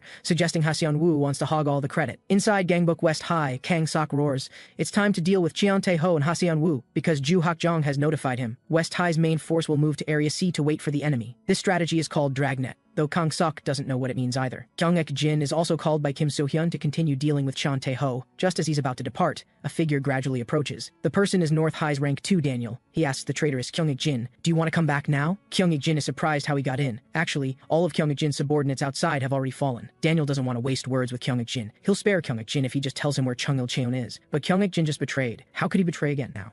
Although Kim Soo-hyun told him to deal with Cheon Tae-ho, he thinks it's better to deal with Daniel first. Daniel asks in confusion, are you really going to fight me? It turns out that when Kyung-ik-jin decided to leave Gangbuk North High, Jo-yoon could no longer use the camera card on him. He originally wanted to find Kyung-ik-jin himself, but when Daniel learned that Kyung-ik-jin was defeated by Kim Soo-hyun and Chung-il-cheon, he requested that Jo-yoon let him go instead. Because I know Kyung-ik-jin, I must make him taste the flavor of betrayal. Daniel asks Jo-yoon not to worry. He'll make sure Kyung-ik-jin can never form a squad again. And now, Kyung-ik-jin realizes the situation is bad, because his attacks have no effect on Daniel at all. Daniel is completely toying with Kyung-ik-jin. He wonders about Kyung-ik-jin's arms. Were they broken when fighting Kim Soo-hyun? Kyung-ik-jin questions him, why are you following Jo-yoon? Kang Se-chan used to be everyone's idol. Daniel originally thought that way too. Kyung-ik-jin questions him, were you lying from the very beginning? Daniel says coldly, it seems you have many misunderstandings about me. That guy Kang Se-chan isn't the talent who can unify Gangbuk. Daniel says while turning off the lights, don't think of me as too bad, because I genuinely like Jo-yoon. I've been searching for the man who can unify Gangbuk. Kyung-ik-jin doesn't wait for him to finish and attacks again with a kick. However, Daniel easily dodges it again. But Kyung-ik-jin wasn't actually using a kick. He was just pretending both his arms were broken, just to land this left hook that could deal Daniel a fatal blow. Kyung-ik-jin's attack indeed successfully lands on Daniel's face, but Daniel just laughs. His hands start rotating. Daniel's Aikido is incredibly powerful. Before Kyung-ik-jin can even react, he's already knocked to the ground. Daniel relays Jo-yoon's words to him. Execute Kyung-ik-jin and then return. On the other side, Kim Soo-hyun is shocked to learn that Kyung-ik-jin has disappeared. A subordinate judges from the fighting traces at the scene that someone must have fought with Kyung-ik-jin. Kim Soo-hyun exclaims in surprise, did Ma Jung-do come? Then doesn't that mean there's no one to deal with Cheon Tae-ho now? He suddenly realizes he needs to confirm Kyung-ik-jin's safety first. So Kim Soo-hyun orders Kyung-ik-jin's personal forces to be dispatched to search for him personally. Meanwhile, Kang-suk roars out Ju Hak-jong's name, because dealing with Cheon Tae-ho has made no progress whatsoever. Kang-suk has already done what Ju Hak-jong said, bringing everyone to Area D and perfectly setting up the dragnet. Kang-suk tells him to explain the strategy quickly. Do we just need to ambush the enemy here? Ju Hak-jong says Area D is large, not suitable for ambushes, but rather good terrain for overwhelming enemies with numbers. Seeing that Kang-suk still doesn't understand, Ju Hak-jong says helplessly, it means it's suitable for group fighting. Just then, a subordinate reports. The enemy has appeared. Cheon Tae-ho is attacking. He came alone again this time. However, this time Cheon Tae-ho seems to have become very weak. He's different from when he attacked before, as if he has a lot on his mind. Ju Hak-jong tells Kang-suk what he did to Cheon Tae-ho. After hearing it, Kang-suk immediately shows a wicked smile. He roars, now's the chance. Cheon Tae-ho is getting weaker. Today we'll wipe away our past humiliation and deal with Cheon Tae-ho. Kim Soo-hyun watches all of this through the camera skill. Without Kyung-ik-jin, he must go himself, because tactical schemes is a card that requires getting close to the opponent to use. Today is the day to deal with Cheon Tae-ho. Kang-suk greets him enthusiastically again. But Cheon Tae-ho Tae-ho asks in confusion, "Who are you?" Kang-suk roars, "I'm Kang-sek, you bastard." His potential also starts struggling against its limits at this moment. Under the curious questioning of the twin brothers, Joo Hak-jung reveals he simply exploited their characteristics. Between Cheon Tae-ho and Ha-seon-woo, there exists a difference few people know about. Cheon Tae-ho, who craves battle, really likes Ha-seon-woo, who can satisfy his desires, while Ha-seon-woo, who craves fame, also really likes Cheon Tae-ho, who helps him. Joo Hak-jung used their desires to get close to them. He deliberately gave large amounts of West High territory to Ha-seon-woo, causing him to fall into fame-seeking madness. So Ha-seon-woo said things to Cheon Tae-ho he shouldn't have said, and Cheon Tae-ho would feel very disappointed. Hearing this, the twin brothers praise, "Joo Hak-jung is truly despicable and dirty." But Joo Hak-jung understands that Cheon Tae-ho is different. That guy is genuine about Ha-seon-woo. Because when Joo Hak-jung provocatively asked if Ha-seon-woo wanted to hog all the credit, Cheon Tae-ho warned him to prepare to die if he talked about Ha-seon-woo like that again. Thus, Joo Hak-jung's divide and conquer had no effect on Cheon Tae-ho at all, so he should use Cheon Tae-ho's loyalty to replace the divide and conquer strategy. Ha-seon-woo has already been blinded by fame, so manipulating Cheon Tae-ho, who's all alone, is very easy. After a subordinate passed him the message that Ha-seon-woo has been kidnapped by Joo Hak-jung, Cheon Tae-ho immediately becomes anxious. The subordinate adds fuel to the fire, saying the kidnapping location is in Area D, you must hurry there, and Cheon Tae-ho completely lacks the mind to discern false intelligence. He thus goes alone to rescue Ha-seon-woo under Joo Hak-jung's calculations. Then, Joo Hak-jung clearly tells Kang-suk, "An opportunity this good only comes once today. Everything is proceeding according to plan." When Cheon Tae-ho is distracted worrying about Ha-seon-woo, the winner of this battle is destined to be Kang-suk. He roars, "What is everyone doing? Cheon Tae-ho is weak right now. Hurry up and beat him to a pulp." Some of North High subordinates still want to go forward to help Cheon Tae-ho. Yang Cheon-seol can't help but feel fortunate, because he didn't want to participate in such dirty tactics in the first place. Hong Baek-gi thinks the same way. So the two of them decide to deal with North High's small fries and stall for time. Someone else will deal with Cheon Tae-ho anyway. And Cheon Tae-ho is just taking hits one-sidedly. He hopes these despicable guys from West High will spare Ha-seon-woo. Meanwhile, Ha-seon-woo inside North High is stunned when he hears this news. He pushes away the messenger. Ha-seon-woo finally realizes his mistake and wants to go help Cheon Tae-ho. But his path forward has already been blocked, because Jang Ji-hyuk already knew he would pass through here. Chung Il-cheon is looking forward to fighting his long-unseen senior Ha-seon-woo. Ha-seon-woo says coldly, "This is troublesome. I hope Cheon Tae-ho is okay." And Kang-suk is also puzzled about what Cheon Tae-ho is doing, because he's kneeling on the ground admitting he's lost and can't fight anymore. As long as Kang-suk is willing to spare Ha-seon-woo, Cheon Tae-ho will do anything. Well then, Kang-suk is going to play golf with him. Finally, the golf club slams hard on the ground, but Cheon Tae-ho is completely unharmed, because this isn't the duel Kang-suk wants. He tells Cheon Tae-ho to listen carefully. Ha-seon-woo hasn't been captured. You were just deceived by Joo Hak-jung's strategy. This was a trap from the very beginning. Eom Chang-won and Do Min-yo don't understand. What stupid thing is Kang-suk doing? The two of them want to deal with Cheon Tae-ho as quickly as possible. Just then, the quest pop-up warns Kim Soo-hyun, if the quest fails, all rewards will be reclaimed, and no more quests will be received in the future. And the quest pop-up is warning about is the Defeat Cheon Tae-ho quest. Kim Soo-hyun doesn't understand what's happening. Ma Jung-do, rank number 3 at North High, knows that Cheon Tae-ho is an underestimated officer. With his original strength, it wouldn't be strange if he rose to rank 6 or higher. Cheon Tae-ho is only rank 7 because he likes the number 7. He asks Kang-suk why he revealed the truth. Not long ago, Jeon-hyung said Cheon Tae-ho fights purely by instinct, but he heard Cheon Tae-ho learned wrestling before. Therefore, Kang-suk, known as Rhino, really wants to have a real duel with him. Cheon Tae-ho murmurs, "Finally found it. You're the true strong fighter I've been looking for." Kang-suk thanks him for the recognition. The next second, a fist lands on his face. Kang-suk is actually knocked out with one punch. All other officers immediately launch attacks at Cheon Tae-ho, but no one can withstand even one exchange with Cheon Tae-ho. The overwhelming pressure makes West High subordinates flee in fear. Ji-eun-hyung is still one step too late. He curses inwardly. Kang-suk is truly too foolish. He actually let Cheon Tae-ho show his original strength. Ji-eun-hyung takes off his glasses and also attacks him. Cheon Tae-ho says disdainfully, "That reckless appearance, even more foolish than me. Knowing you can't win, why even step up?" But Ji-eun-hyung is just stalling for time. Kim Soo-hyun, who came with him, uses the ancient flow martial arts Taejun as a sneak attack, but it has no effect at all. Cheon Tae-ho exclaims excitedly, "Finally get to fight West High's boss." His heavy punch slams toward Kim Soo-hyun. The powerful impact makes Kim Soo-hyun drop to one knee. As Cheon Tae-ho's fist is about to fall again, all Kim Soo-hyun can do is dodge his attacks. Because he fought with Kyung-jin, he doesn't have many cards left to use. This time, Cheon Tae-ho won't let Kim Soo-hyun dodge anymore. But Kim Soo-hyun still has the newly obtained Master Card, Tactical Schemes. Its effect is to make the opponent's stats plummet for a short time. After designating Cheon Tae-ho as the target of Tactical Schemes, Kim Soo-hyun immediately launches an attack at him, but the quest pop-up indicates there are 10 seconds left before Cheon Tae-ho's stats decrease. If attacked within 10 seconds, the use of Tactical Schemes will be cancelled. As Cheon Tae-ho's fist is about to fall, Kim Soo-hyun curses inwardly, "Why didn't you mention the activation time earlier?" Kang-suk wakes up from unconsciousness wondering what happened. He remembers he seems to have been knocked out with one hit. Hearing the fighting sounds, Kang-suk forces his eyes open. He wonders, why is Kim Soo-hyun fighting Cheon Tae-ho? Is it to protect me after I fell? Kang-suk doesn't want Cheon Tae-ho to attack Kim Soo-hyun, because Kim Soo-hyun must be defeated by him personally. 2 months ago, Kang Suk, in order to revive Gangbuk South High, found Jung Beom-sang who was delivering takeout, but Jung Beom-sang no longer had confidence in fighting, because he didn't know how to defeat Kim Soo-hyun who had become so strong. After that, Kang Suk found Lee Sung-min at a construction site, but even the loyal Lee Sung-min no longer had confidence to fight again. He understood that as soon as their force rises again, it will immediately be suppressed by Kim Soo-hyun. Lee Sung-min says helplessly,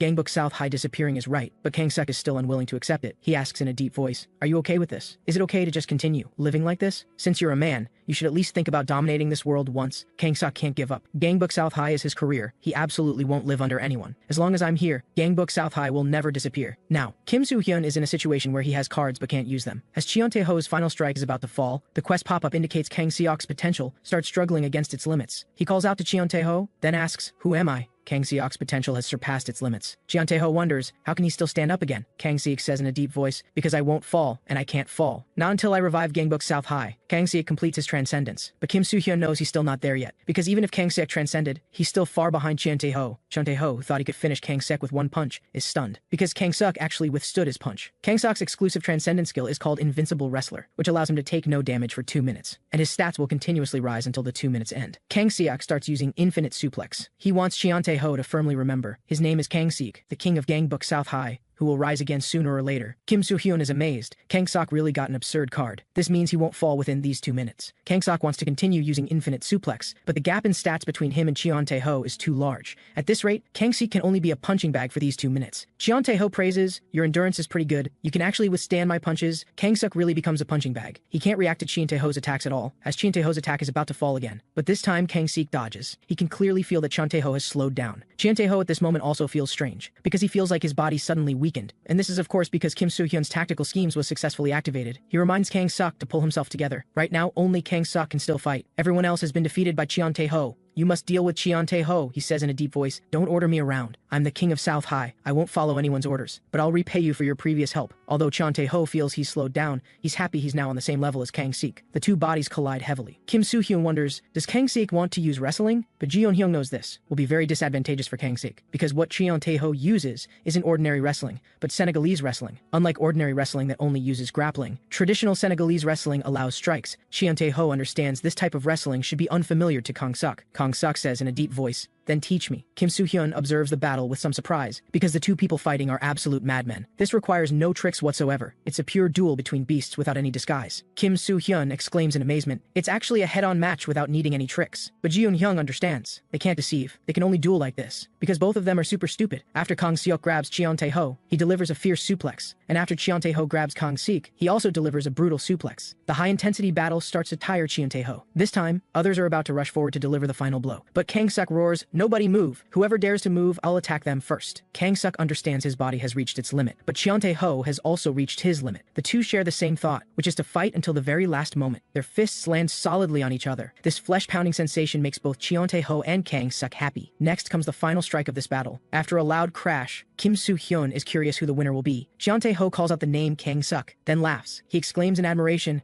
"This was a perfect fight." The winner of this battle ultimately belongs to Kang Seok. He can't help but feel gratified, because Cheon Tae-ho finally remembers his name. The main quest to defeat Cheon Tae-ho is thus completed. Kim Soo-hyun immediately activates the newly obtained Master Card. This skill is called Card Buffet. Kim Soo-hyun thinks to himself, after Cheon Tae-ho falls, only one person remains at North High, and that's Ryu Si-kyung, ranked number 10. Ryu Si-kyung greatly anticipates Gangbuk West High's arrival. Meanwhile, Aeom Chang-won asks on the phone, "Can you still be this relaxed now?" Han Jae-ha tells him not to be too nervous. Ryu Si-kyung will die today anyway, because Han Jae-ha's plan started 2 months ago. Just as Kim Soo-hyun wants to check the card buffet skill from the Master Card, the fallen Cheon Tae-ho stands up again. He excitedly wants to fight another perfect battle, and Gangbuk West High has no one left who can fight now. Kim Soo-hyun immediately puts his hand on his back. He thinks this guy Cheon Tae-ho must have been brainwashed by Jo Yoon too. He just needs to use Nullify to remove the brainwashed state. But the quest pop-up indicates Nullify failed to activate, because Cheon Tae-ho has no status abnormalities. Kim Soo-hyun is shocked. This guy simply just loves fighting, and touching the back for Cheon Tae-ho is a signal to fight. If Kim Soo-hyun doesn't strike first, he's going to make a move. Kim Soo-hyun curses inwardly. This guy is a 100% pure lunatic. He has a flash of insight and shouts, "If you want to fight strong opponents, why not just go fight Jo Yoon?" Hearing this, everyone present is stunned. But Cheon Tae-ho has an expression of sudden realization. On the other side, Chung Il-cheon just faces off with Ha Seon-woo. Ha Seon-woo has intelligence on all of Gangbuk West High's officers, so he knows Chung Il-cheon uses the speed-based capoeira, and the way to beat Chung Il-cheon is to get close to him. But what surprises Ha Seon-woo is that Chung Il-cheon actually uses the ancient ancient flow martial arts Taejun. Ha Seon-woo is surprised. This is clearly Kim Soo-hyun's technique. Chung Il-cheon then delivers a powerful left hook. Ha Seon-woo is shocked again. Isn't this Kyung Ik-jin's technique? Although he doesn't know why this is happening, he still counterattacks calmly. But Jung Ji-hyuk on the side shouts to wait, because he has a phone call for Ha Seon-woo. On the phone, Cheon Tae-ho excitedly tells Ha Seon-woo he fought a perfect battle, under Ha Seon-woo's stunned gaze. Cheon Tae-ho says his goal is to fight Jo-yoon. Ha Seon-woo is shocked. Are you crazy? Do you want to abandon everything and join West High? Just then, a West High subordinate reports to Jang Ji-hyuk, Ju Hak-jung has returned to West High, and North High's territory has been returned to West High. Ha Seon-woo's entire strategy has turned to nothing.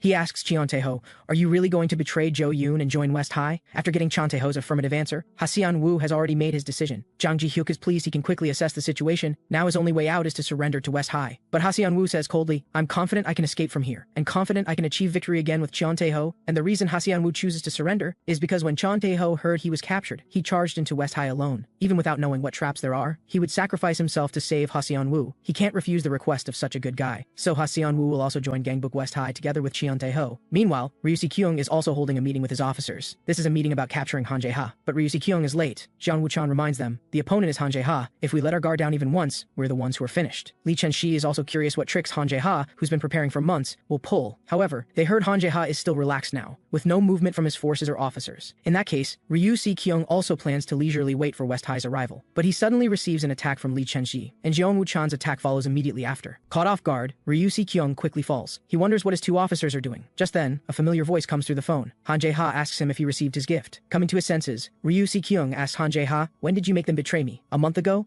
Or a week ago? Han Jae-ha says mockingly. What nonsense are you talking about? The day after Ryu Si-kyung betrayed Han Jae-ha, he started planning. Han Jae-ha carefully prepared all of this to take revenge on him. He advises Ryu Si-kyung, from today on, don't trust anyone, because he's already arranged everything around Ryu Si-kyung. Han Jae-ha has no interest in unifying Gangbuk. He just needs to kill this traitor Ryu Si-kyung. Han Jae-ha will make Ryu Si-kyung regret betraying him. The main quest also updates at this time to deal with Ryu Si-kyung. The first step is to make Han Jae-ha's first strategy succeed. He will slowly torture Ryu Si-kyung until death. Ryu Si-kyung exclaims in admiration, worthy of being Han Jae-ha, truly impressive. But what Han Jae-ha doesn't know is, guys like these can't hurt him at all. Making these officers of Ryu Si-kyung betray him has thoroughly angered him. Ryu Si-kyung tells Han Jae-ha to use his brain more. No matter what, you absolutely can't beat me. Han Jae-ha smiles, that's not necessarily true. The main quest updates to make his second strategy succeed. Ryu Si-kyung's other officer, Jung Ui-hyuk, hears the commotion and immediately runs in to check the situation, but he's grabbed by the throat. Ryu Si-kyung questions him, you're also Han Jae-ha's man, right? Jung Ui-hyuk hastily says, I also know what the situation is, because I came over after dealing with those traitors. These personal forces of Ryu Si-kyung were preparing at the entrance to attack him. They must have turned to Han Jae-ha before. Jung Ui-hyuk reminds Ryu Si-kyung, this is not a small matter. It's become a situation where you can't trust anyone. In that case, Ryu Si-kyung can't trust that he hasn't betrayed him either. Jung Ui-hyuk directly says that Han Jae-ha also tried to recruit him. He knew Jung Ui-hyuk joined North High so long ago, but only became Ryu Si-kyung's officer, so Han Jae-ha invited him to join Gangbuk West High. After all, North High's hierarchy is set in stone. No matter how hard Jung Ui-hyuk tries, he can't climb. Joining West High will have better prospects. But Jung Ui-hyuk still coldly told Han Jae-ha to get lost. You have to know, he and Ryu Si-kyung have been good friends since kindergarten. Jung Ui-hyuk says solemnly, I'm not an ungrateful bastard, I'll stand by your side. Ryu Si-kyung apologizes for his earlier suspicion. He asks Jung Ui-hyuk what the plan is next, and Jung Ui-hyuk says they need to clean up the internal traitors. Only then can they deal with Han Jae-ha with peace of mind. Meanwhile, Han Jae-ha is still leisurely playing pool. Suddenly a subordinate hurriedly reports, this is bad. Ryu Si-kyung is reorganizing internally. He seems to want to execute all traitors. This is calmer than Gu Ha-jun imagined. He thought Ryu Si-kyung would rush over in agitation. However, all of this is within Han Jae-ha's expectations. Han Jae-ha tells everyone to relax for now. Jung Ui-hyuk is following Ryu Si-kyung to execute traitors. Soon, all the traitors are cleaned up. Jung Ui-hyuk wonders, how did Han Jae-ha convince these guys? He actually persuaded over 100 personal forces. Ryu Si-kyung thanks him. Without Jung Ui-hyuk, he might have lost his mind. Now Ryu Si-kyung only needs to deal with Han Jae-ha. Then another subordinate arrives, shocked. What's the situation here? Ryu Si-kyung furiously questions him. Where is Han Jae-ha? The subordinate asks in terror. Ryu Si-kyung, what's going on? Ryu Si-kyung says coldly, still acting even after it's all over. Just then, Jung Ui-hyuk says, the boss is calling. Ryu Si-kyung wonders, did Jo-yoon call because he knows the situation? Jung Ui-hyuk grins wickedly. It's the new boss, Han Jae-ha. A familiar voice comes through the phone again to Ryu Si-kyung. Han Jae-ha asks mockingly, how did you get fooled again? Didn't I tell you not to trust anyone? Although Jung Ui-hyuk did refuse Han Jae-ha's invitation the first time, but right after he told Han Jae-ha to get lost, Han Jae-ha told this fool to think carefully. Jung Ui-hyuk only became an officer because he knew Ryu Si-kyung for 10 years, but North High won't leave someone with average abilities alone. Even if Ryu Si-kyung objects, he'll eventually be eliminated. Han Jae-ha promises him, if you come to West High, you won't have these concerns. I'll make you into West High's Ryu Si-kyung, because I only want revenge. Ryu Si-kyung asks, did Han Jae-ha incite my subordinates this way? Han Jae-ha asks back how he could possibly incite over 100 forces. Actually, he only incited 3 of Ryu Si-kyung's officers. What Han Jae-ha finds most distasteful is that Ryu Si-kyung betrayed him and received 100 personal forces as a reward from Jo-yoon. He must eliminate Ryu Si-kyung's 100 personal forces, but he doesn't have many forces himself, so he used his brain. Thus, Ryu Si-kyung personally cleaned up his own 100 subordinates. Because he was deceived by Youngwee Hyuk, who was following Han Jae-ha's instructions. Ryu Si-kyung roars out Han Jae-ha's name in fury. Han Jae-ha grins wickedly, "Don't start exerting yourself so soon. Because the real show is just beginning. This is a squad Han Jae-ha specially created to capture Ryu Si-kyung." Ryu Si-kyung scoffs, "Will wearing masks make a difference? Don't be ridiculous." Han Jae-ha asks him, "You don't think there are only small fries inside, do you? It's been so long, why don't you greet your former comrades?" Ryu Si-kyung is struck hard by a headbutt. Eum Chang-woong has been waiting for this day for a long time. The next second,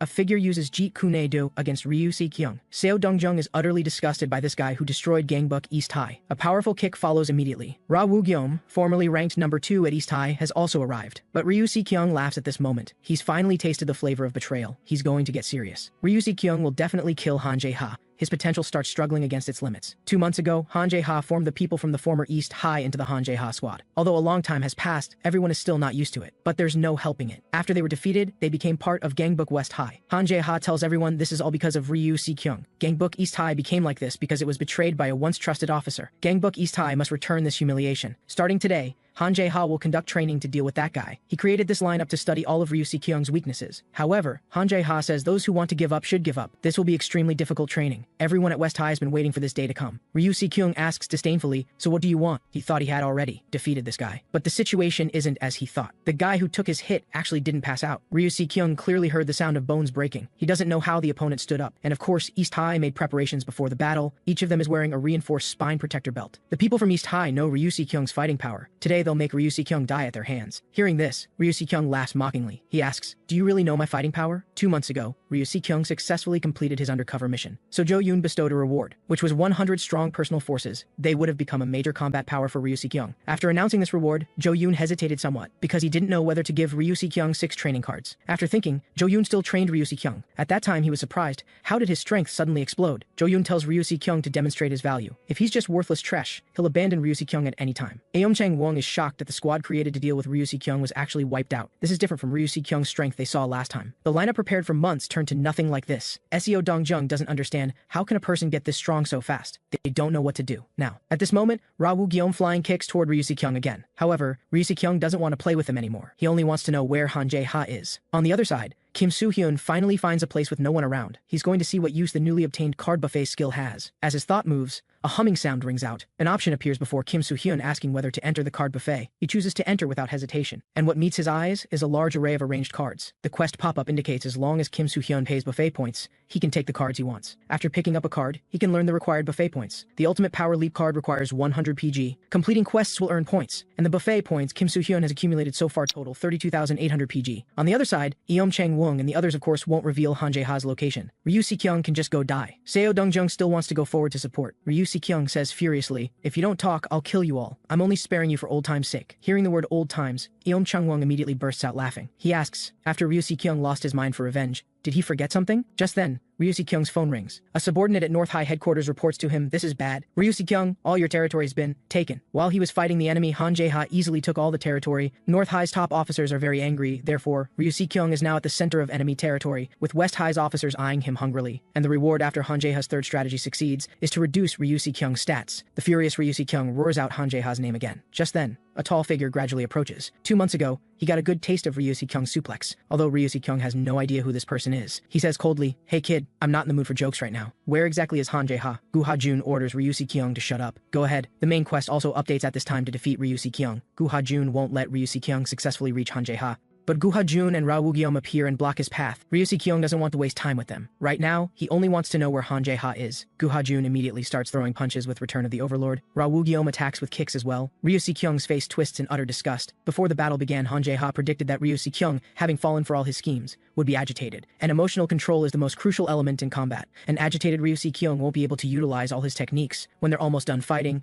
Han Jae-ha will appear. He said, if it's too hard to beat Ryu Si-kyung, just holding him down is fine. An agitated opponent is weak. Han Jae-ha told Gu Ha-jun and Ra Woo-gyeom they could release all their accumulated stress, because Ryu Si-kyung would make an excellent toy. Ryu Si-kyung can't help but curse inwardly, damn it, because if he focuses on just one person, he'll get attacked from the other side. But if he attacks the other guy, he'll get attacked by the first one. Realizing something's wrong, Ryu Si-kyung forces himself to calm down. If this continues, he won't be able to do anything. Seeing this, Gu Ha-jun signals Ra Woo-gyeom to stop as well. He can tell Ryu Si-kyung has calmed down, so they need to guard against Ryu Si-kyung's next move. Between the three of them lies a collapsed West High underling. Ryu Si-kyung suddenly kicks him toward Gu Ha-jun. Caught off guard, Gu Ha-jun is momentarily restricted. Ryu Si-kyung instantly turns and runs. Seeing this, Ra Woo-gyeom immediately gives chase, but Ryu Si-kyung's footsteps suddenly pivot. Then he viciously locks onto Ra Woo-gyeom. Ryu Si-kyung's escape was an act all along. His battle plan succeeded. Gu Ha-jun can't make it in time to provide support. Ra Woo-gyeom is slammed hard onto the ground. Gu Ha-jun realizes they fell into his trap. He immediately grabs the just risen Ryu Si-kyung. But with just Gu Ha-jun alone, Ryu Si-kyung doesn't consider him a threat at all. Gu Ha-jun reminds him, did you forget something? Because we prepared motorcycle spine protector belts in advance. Everyone from Gangbuk West High can stand up twice.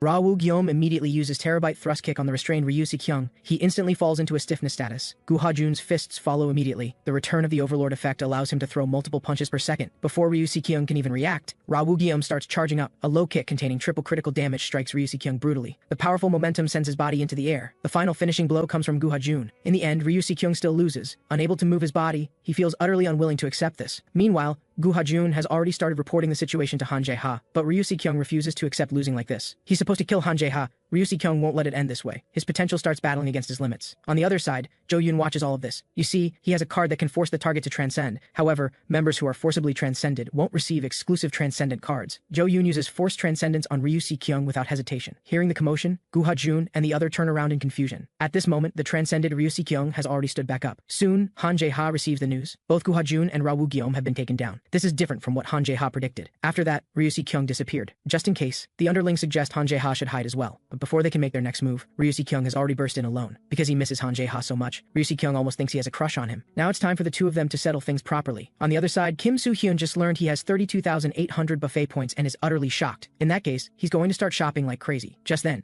Kim Soo-hyeon sees a card he desperately needs. The Magic Key skill can unlock his sealed stats, and it only costs 100 buffet points. With this, Kim Soo-hyeon can grow again. Suddenly he realizes, now isn't the time for shopping. Through the camera card, Kim Soo-hyeon discovers an astonishing scene. Ryu Si-kyung has actually transcended. Then Han Jae-ha is in danger. He has no idea what's going on. According to Han Jae-ha's plan, Ryu Si-kyung should face the two of them in an extremely exhausted state. How could he defeat them and still make it here? But Han Jae-ha can't think about that now. Ryu Si-kyung is right in front of him. Han Jae-ha will definitely kill this guy today. But Han Jae-ha freezes as his attack lands, because Ryu Si-kyung blocks it very easily. He says coldly to Han Jae-ha, if you want to kill someone, you need to at least send them flying like this. Han Jae-ha said before that he'd kill Ryu Si-kyung slowly, so Ryu Si-kyung is quite curious. When exactly will he die? Ryu Si-kyung's slaps keep landing on Han Jae-ha. He roars, telling this bastard Han Jae-ha to keep playing tricks, but Han Jae-ha says coldly, I just did. The stunned Ryu Si-kyung doesn't know when a wound appeared above his eye. Then blood flows into his eye, blocking his vision. Ryu Si-kyung instantly realizes Han Jae-ha's kick was for this purpose, and because he's lost his vision, he can't dodge Han Jae-ha's attacks. He says coldly, is this your limit, you idiot? Han Jae-ha's chance to end the fight has arrived. Victory will ultimately be his. But Ryu Si-kyung asks disdainfully if this can even kill anyone. You see, Ryu Si-kyung's level is different from his. He's going to make sure Han Jae-ha can never wear brass knuckles again. The enraged Han Jae-ha immediately counterattacks with his other hand, but Ryu Si-kyung takes the opportunity to break that hand. Next, he's going to cripple Han Jae-ha's waist, and Han Jae-ha is extremely unwilling to lose like this. He must kill Ryu Si-kyung. After crippling Han Jae-ha's arms and waist, there's one more thing left. Ryu Si-kyung will make sure he can never walk again. Since childhood,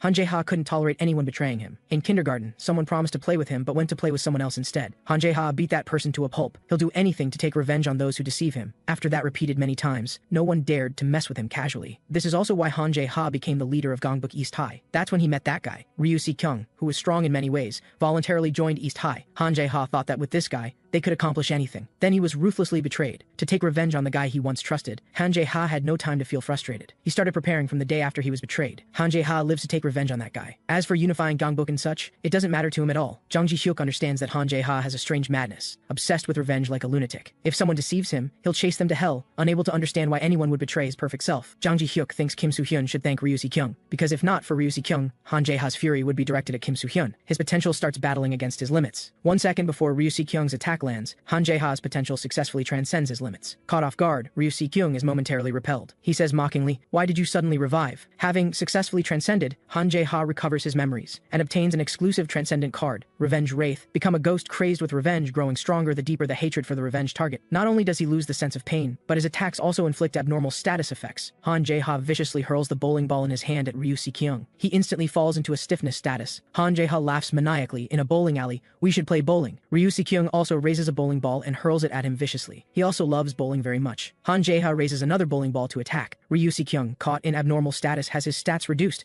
Han Jae-ha compliments that his bowling isn't bad. Ryu Si-kyung returns the compliment without hesitation. The West High underling watching from the side is dumbfounded. He's not sure if this is really okay. If they keep this up, someone will actually die sooner or later. Both of their bowling balls completely shatter under the tremendous force. Ryu Si-kyung's speed is still faster. Just when he thinks it's all over, Han Jae-ha, who feels no pain, won't fall just like that. Ryu Si-kyung is instantly dumbfounded. He doesn't understand how, after being beaten this badly, why hasn't he fallen yet? Han Jae-ha roars maniacally, "Because I'm going to kill you today." Feeling the intense killing intent, Ryu Si-kyung instantly understands. The madman before him is serious. Until he kills him, Han Jae-ha absolutely won't fall. Fear gripping him, Ryu Si-kyung starts overthinking. There's only one way he can think of to end this. That is to let himself die. Ryu Si-kyung, having executed a perfect suplex again, smiles smugly. However, Han Jae-ha clings to him again like a demon. Chong-il-cheon arrives at the bowling alley under Jang Ji-hyuk's instructions, because Jang Ji-hyuk understands that Han Jae-ha alone against Ryu Si-kyung is far from enough. But the scene that greets the anxious Chong-il-cheon when he pushes open the door is bizarre. Han Jae-ha is standing there alone. He asks Chong-il-cheon, "Can you tell me where Ryu Si-kyung is? Because blood is blocking my vision." Ryu Si-kyung got away. Ryu Si-kyung, not far away, shouts angrily, "You psycho lunatic, what is this all for? I was just following orders from above. Does that deserve this much?" And Han Jae-ha finally locates Ryu Si-kyung by following his voice. But Ryu Si-kyung has lost his will to fight. He admits he's lost. He doesn't want to fight anymore. Ryu Si-kyung truly regrets it. He shouldn't have betrayed him in the first place. He finally understands one thing, that is, he must never betray Han Jae-ha. Han Jae-ha has won this battle. Ryu Si-kyung apologizes for everything he's done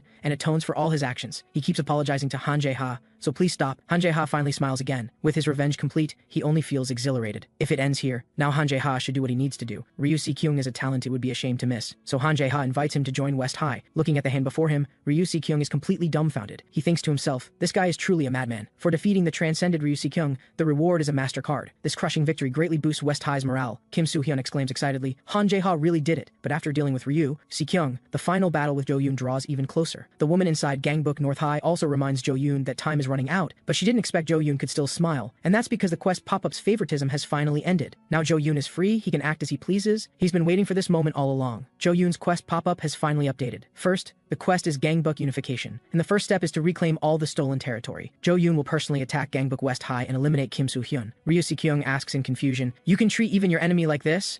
Han Jae-ha says seriously, "This is who I am. Whether someone is my enemy or not, if they have abilities I want, I'll obtain them." Ryu Si-kyung asks again, "What if I betray you again?" Han Jae-ha smirks wickedly. "Then I misjudged you, and of course I'll take revenge again." Somewhat relieved, Ryu Si-kyung asks Han Jae-ha to give him some time to sort things out. Just then, a West High underling reports to Han Jae-ha, "We have a problem. Our people in Zone C have been attacked." Han Jae-ha says strangely, "There shouldn't be anyone attacking us now. Don't tell me it's you again, Ryu Si-kyung." But Ryu Si-kyung doesn't even have any subordinates to command now. He has no idea who did it either. Chong-il-cheon tells Han Jae-ha to rest for a bit. He'll go check it out first. Han Jae-ha tells him to be careful, because he feels something isn't quite right. The new master card is called Elixir. Kim Soo-hyun doesn't know if this is a good thing, but he must hurry and finish shopping to get back. Kim Soo-hyun buys a large number of training cards to help everyone grow. Just as he's shopping enthusiastically, a special card catches his attention. It's a trade card that burns a member's potential and mind to explosively increase combat power. Kim Soo-hyun instantly realizes that Hyo Kyung-tae was hit by Jo-yoon using this card. Although this card is very dangerous, Kim Soo-hyun hesitates but still purchases it. Meanwhile, Jang Ji-hyuk is looking for the suddenly disappeared boss. After that battle, everyone's condition isn't great. Cheon Tae-ho went back to the office first to regroup and should return with Ha Seon-woo. Just then, another underling reports, "We have a problem. People in Zone B have all been attacked." Ji Eun-hyung asks in confusion, "Wasn't this war over? Who's doing this now?" Jang Ji-hyuk immediately orders to find out who the attacker is. At this moment, a low voice says, "That shouldn't be necessary, because I've come in person." Everyone present is instantly dumbfounded, because the newcomer is Daniel, ranked number 2 at Gangbuk North High. He mutters, "He's not here either." Ji Eun-hyung didn't expect Daniel to appear at a time like this. They must buy time now, until Cheon Tae-ho arrives. But the next second, Daniel appears right in front of Ji Eun-hyung. Seeing through Ji Eun-hyung's little scheme at a glance, he asks in confusion, "Will Cheon Tae-ho's arrival change anything?" Ji Eun-hyung immediately throws a sneak punch, but by the time he realizes it, his own body has already been flipped over. Daniel tells him something. "Know your limits." The other West High officers immediately swarm forward. However, they're all too fragile. No one can withstand even a single move from Daniel. He says coldly,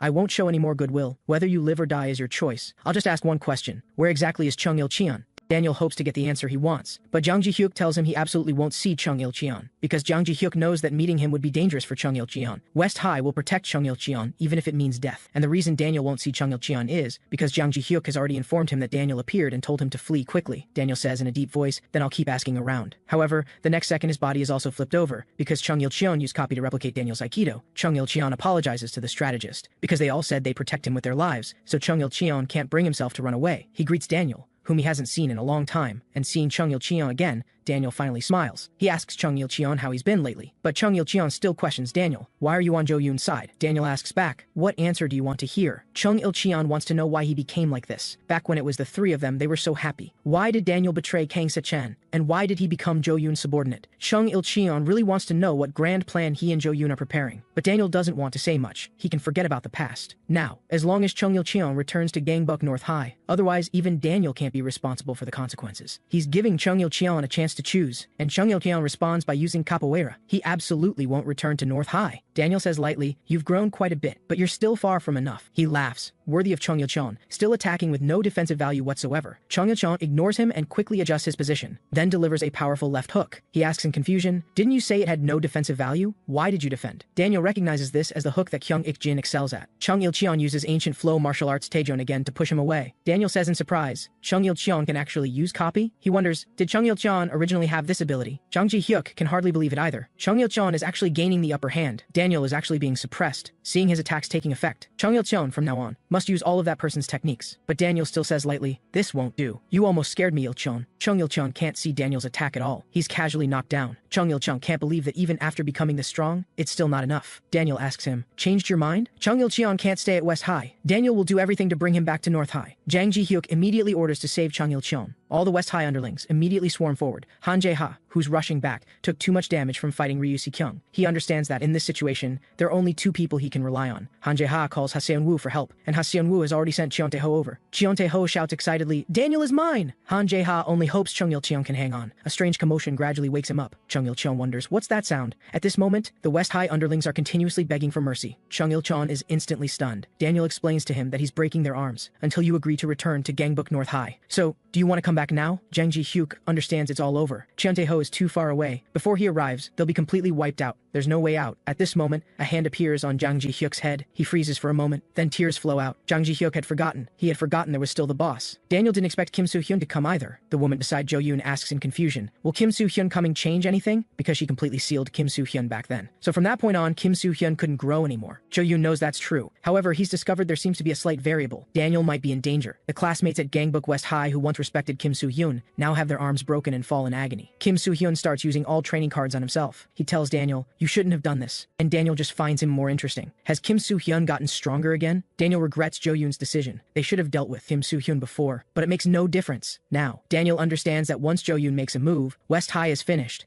and Kim Soo-hyun's new quest is still to survive Daniel's attack. Daniel tells him, Gangbuk West High will disappear today, and this will be your end. I'll be taking Chung Il-cheon with me. As his attack lands, Daniel feels something strange, because he didn't adjust his power to a level Kim Soo-hyun could block. Daniel can feel that the guy before him is different from before. Kim Soo-hyun's rate of growth is unreasonable, whether external or internal. Major changes have occurred in a short time. Daniel doesn't understand what's going on. What trick did Kim Soo-hyun pull? Chung Il-cheon understands. This is different from his own situation. Kim Soo-hyun is truly gaining the upper hand, but the person fighting knows something's wrong. Kim Soo-hyun isn't gaining the upper hand, because he's not landing any effective hits at all. Daniel is completely different from X-rank Cheon Tae-ho. Kim Soo-hyun is shocked. Triple X stats are actually this much stronger, and Jo-yoon clearly knows there's a world of difference between X ranks. From 1X to double X requires a tremendous number of training cards. Daniel's stats are the result of using a tremendous number of training cards. Now Jo-yoon will reclaim the lost territory on his own. He's not worried about Daniel, because Kim Soo-hyun can't possibly defeat him. The difference between levels can't be erased. Jo-yoon understands that Kim Soo-hyun's only hope of winning was the call-over card, but that card was already used in the showdown with Kyung Ik-jin. However,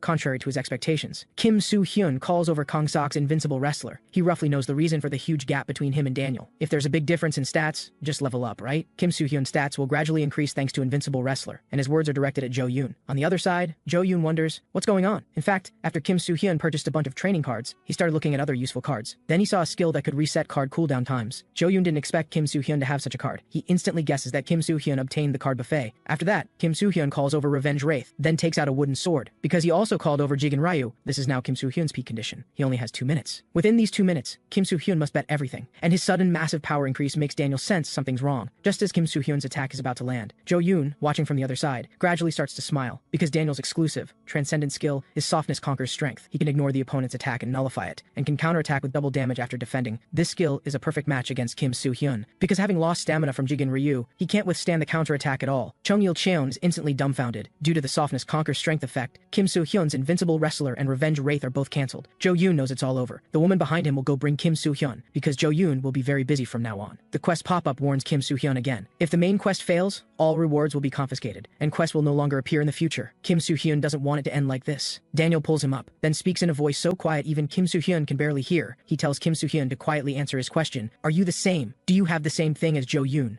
Kim Soo-hyun immediately plays dumb and asks Daniel, do you have delusions or something? But inwardly he's shocked. How did Daniel figure it out? How could a normal person possibly guess that something like receiving quests exists? But just a moment ago when Daniel was speaking, Kim Soo-hyun sensed his hostility toward Jo-yoon. However, since Kim Soo-hyun denied having the same thing as Jo-yoon, Daniel is about to end all this directly. Kim Soo-hyun immediately activates his negotiation mist skill. Within the mist, not only does the probability of persuasion increase, but he can also become invisible. Daniel wonders, why is there suddenly such thick fog? Kim Soo-hyun doesn't waste words and asks directly, what did you see with Jo-yoon, and who exactly are you? Seeing this bizarre scene, Daniel realizes he must have guessed correctly. Since Kim Soo-hyun sensed his hostility toward Jo-yoon in that instant, this might be an opportunity for both of them. Kim Soo-hyun asks Daniel, want to have a proper talk? At this moment, the others from West High also can't see the two of them because the fog is too thick. Suddenly another subordinate reports, bad news. Jo-yoon from Gangbuk North High has broken in alone. The woman beside Jo-yoon wonders, why did he suddenly stop? This is because Jo-yoon can no longer see Daniel. Just like when Ma Jung-do couldn't catch Kim Soo-hyun, Jo-yoon begins to suspect what they're discussing using negotiation mist, and he must return first. 5 minutes later, the thick fog finally clears, and the figures of Kim Soo-hyun and Daniel reappear. Daniel says disdainfully, as expected, it won't work. You're of no help to my plan. Since you can't match Jo-yoon, the negotiation has failed. Just as Daniel's attack is about to land, he greets someone he hasn't seen in a long time. Cheon Tae-ho exclaims excitedly, I felt Daniel's sincere fist. So are we fighting now? But Cheon Tae-ho alone is clearly not enough. Ryu Si-kyung, feeling a bit unwell, also arrives, because he feels Han Jae-ha is more frightening than Jo-yoon. Kim Soo-hyun tells Daniel to think carefully with that smart brain of his. Can you really defeat all of us? Daniel exhales and asks, so should I run away? Jo-yoon had told him before that if things don't look good, retreat immediately. Daniel has already successfully stalled for time. During this time, Jo-yoon has already reclaimed all the stolen territory, so it's time to end this. Finally, Daniel says goodbye to Chung Il-cheon. Ji-yeon-hyung urgently tells Ryu Si-kyung, we can't let Daniel go. Since Jo-yoon has already taken back the territory, we should at least capture North High's second in command. However, Ryu Si-kyung knows this is impossible. Even though Daniel says he's running away, if they fight now, Gangbuk West High will be completely annihilated. And North High doesn't just have Daniel. If the executives ranked 4 through 6 also start moving, things will get difficult. Kim Soo-hyun suddenly tells Ji-yeon-hyung not to worry, because this battle is definitely not a defeat. The next day, Gangbuk West High holds another meeting. This war is both a victory and a defeat. It's a defeat because Jo-yoon took back all the territory West High had seized, but compared to territory, West High gained something more valuable, which is recruiting talent from Gangbuk North High. Cheon Tae-ho is happy to meet everyone and ready to fight anytime. After Ha-seon-woo introduces himself as Cheon Tae-ho's friend, he suggests putting on a shirt. After Ryu Si-kyung introduces himself, he asks for everyone's support going forward. Han Jae-ha sighs, these are all reliable newcomers. However, one person is still missing. Kim Soo-hyun wonders, still haven't contacted him? It turns out to be Kyung-ik-jin, ranked 9th in Gangbuk North High. They indeed can't reach him now, but they can't just keep waiting, because the final battle with Jo-yoon is about to begin. Kim Soo-hyun's quest updates again. It's the exact same Gangbuk unification quest as Jo-yoon's, with the first step also being to reclaim lost territory. Kim Soo-hyun begins using the greeting card. The challenger card realizes Kim Soo-hyun obtained the greeting card through Card Buffet, and praises him for having grown considerably. The challenger card also understands that Kim Soo-hyun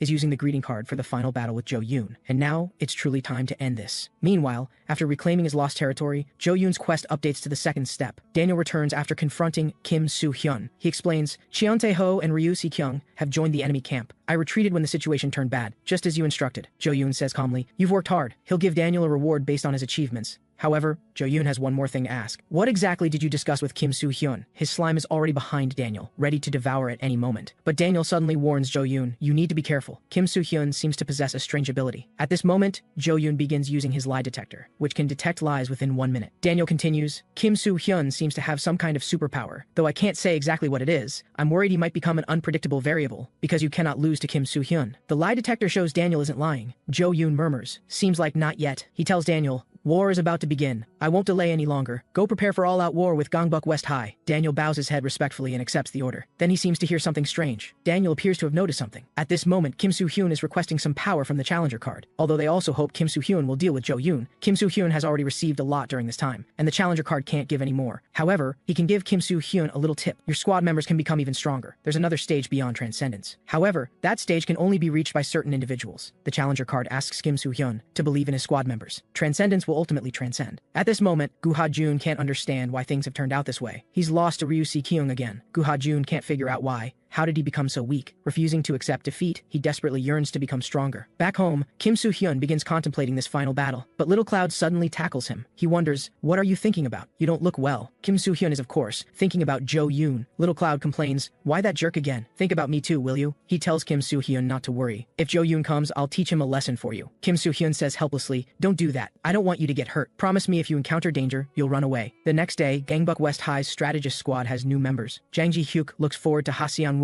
and Cheon Tae-ho's future contributions. After a brief welcome, Kim Soo-hyun asks what the next plan is. Jang Ji-hyuk says bluntly there isn't one, because Jo-yoon's combat power exceeds their imagination, making it impossible to formulate a proper plan. To think he could reclaim all the territory alone. Jeon-hyung can't think of any way to counter such a monster. Ha-seon-woo tells them, that's not all. Gangbuk North High has other executives too. Ha-seon-woo has intel on those guys and begins introducing them. First is Hong Ji-gwang, ranked 6th in North High. He's currently 18 years old, 1.91 meters tall, weighing 112 kilograms. Moreover, Hong Ji-gwang was originally a loyal follower of Kang Se-chan, but one day he suddenly became Jo-yoon's lackey. It's a long story. Ha-seon-woo continues, Hong Ji-gwang's fighting technique is close quarters combat, but the others present suddenly freeze. Ha-seon-woo wonders, are you scared by close quarters combat? Kim Soo-hyun points behind him and asks, is this guy the Hong Ji-gwang you mentioned? Hong Ji-gwang says calmly, acknowledging your question. Ha-seon-woo is somewhat surprised. How did he get here? Coming here is actually quite simple for Hong Ji-gwang. All the West High members present immediately rush forward. Daniel didn't expect that guy to go to Gangbuk West High alone, though there's nothing to worry about. It's been a long time since he gathered with these people like this. Jung-jun and Seog-won, ranked 5th in North High, Jung-jun says impatiently. That's not important. Get to the point. Seog-won feels this place is boring as expected. He should have gone to West High with Hong Ji-gwang. That said, Daniel reminds them, Hong Ji-gwang acting without permission should probably be dealt with. Ma Jung-do says in a deep voice, I'll educate him properly. Then Daniel gets straight to the point. Jo-yoon is going to wage all-out war directly with Gangbuk West High, then unify Gangbuk. Only these 5 remain in Gangbuk North High. Their mistakes could lead to North High's defeat. So now, advance southward and attack Gangbuk West High. Seog-won wonders, what about Jo-yoon? Daniel explains, he's already moved ahead, going alone to attack Gangbuk West High.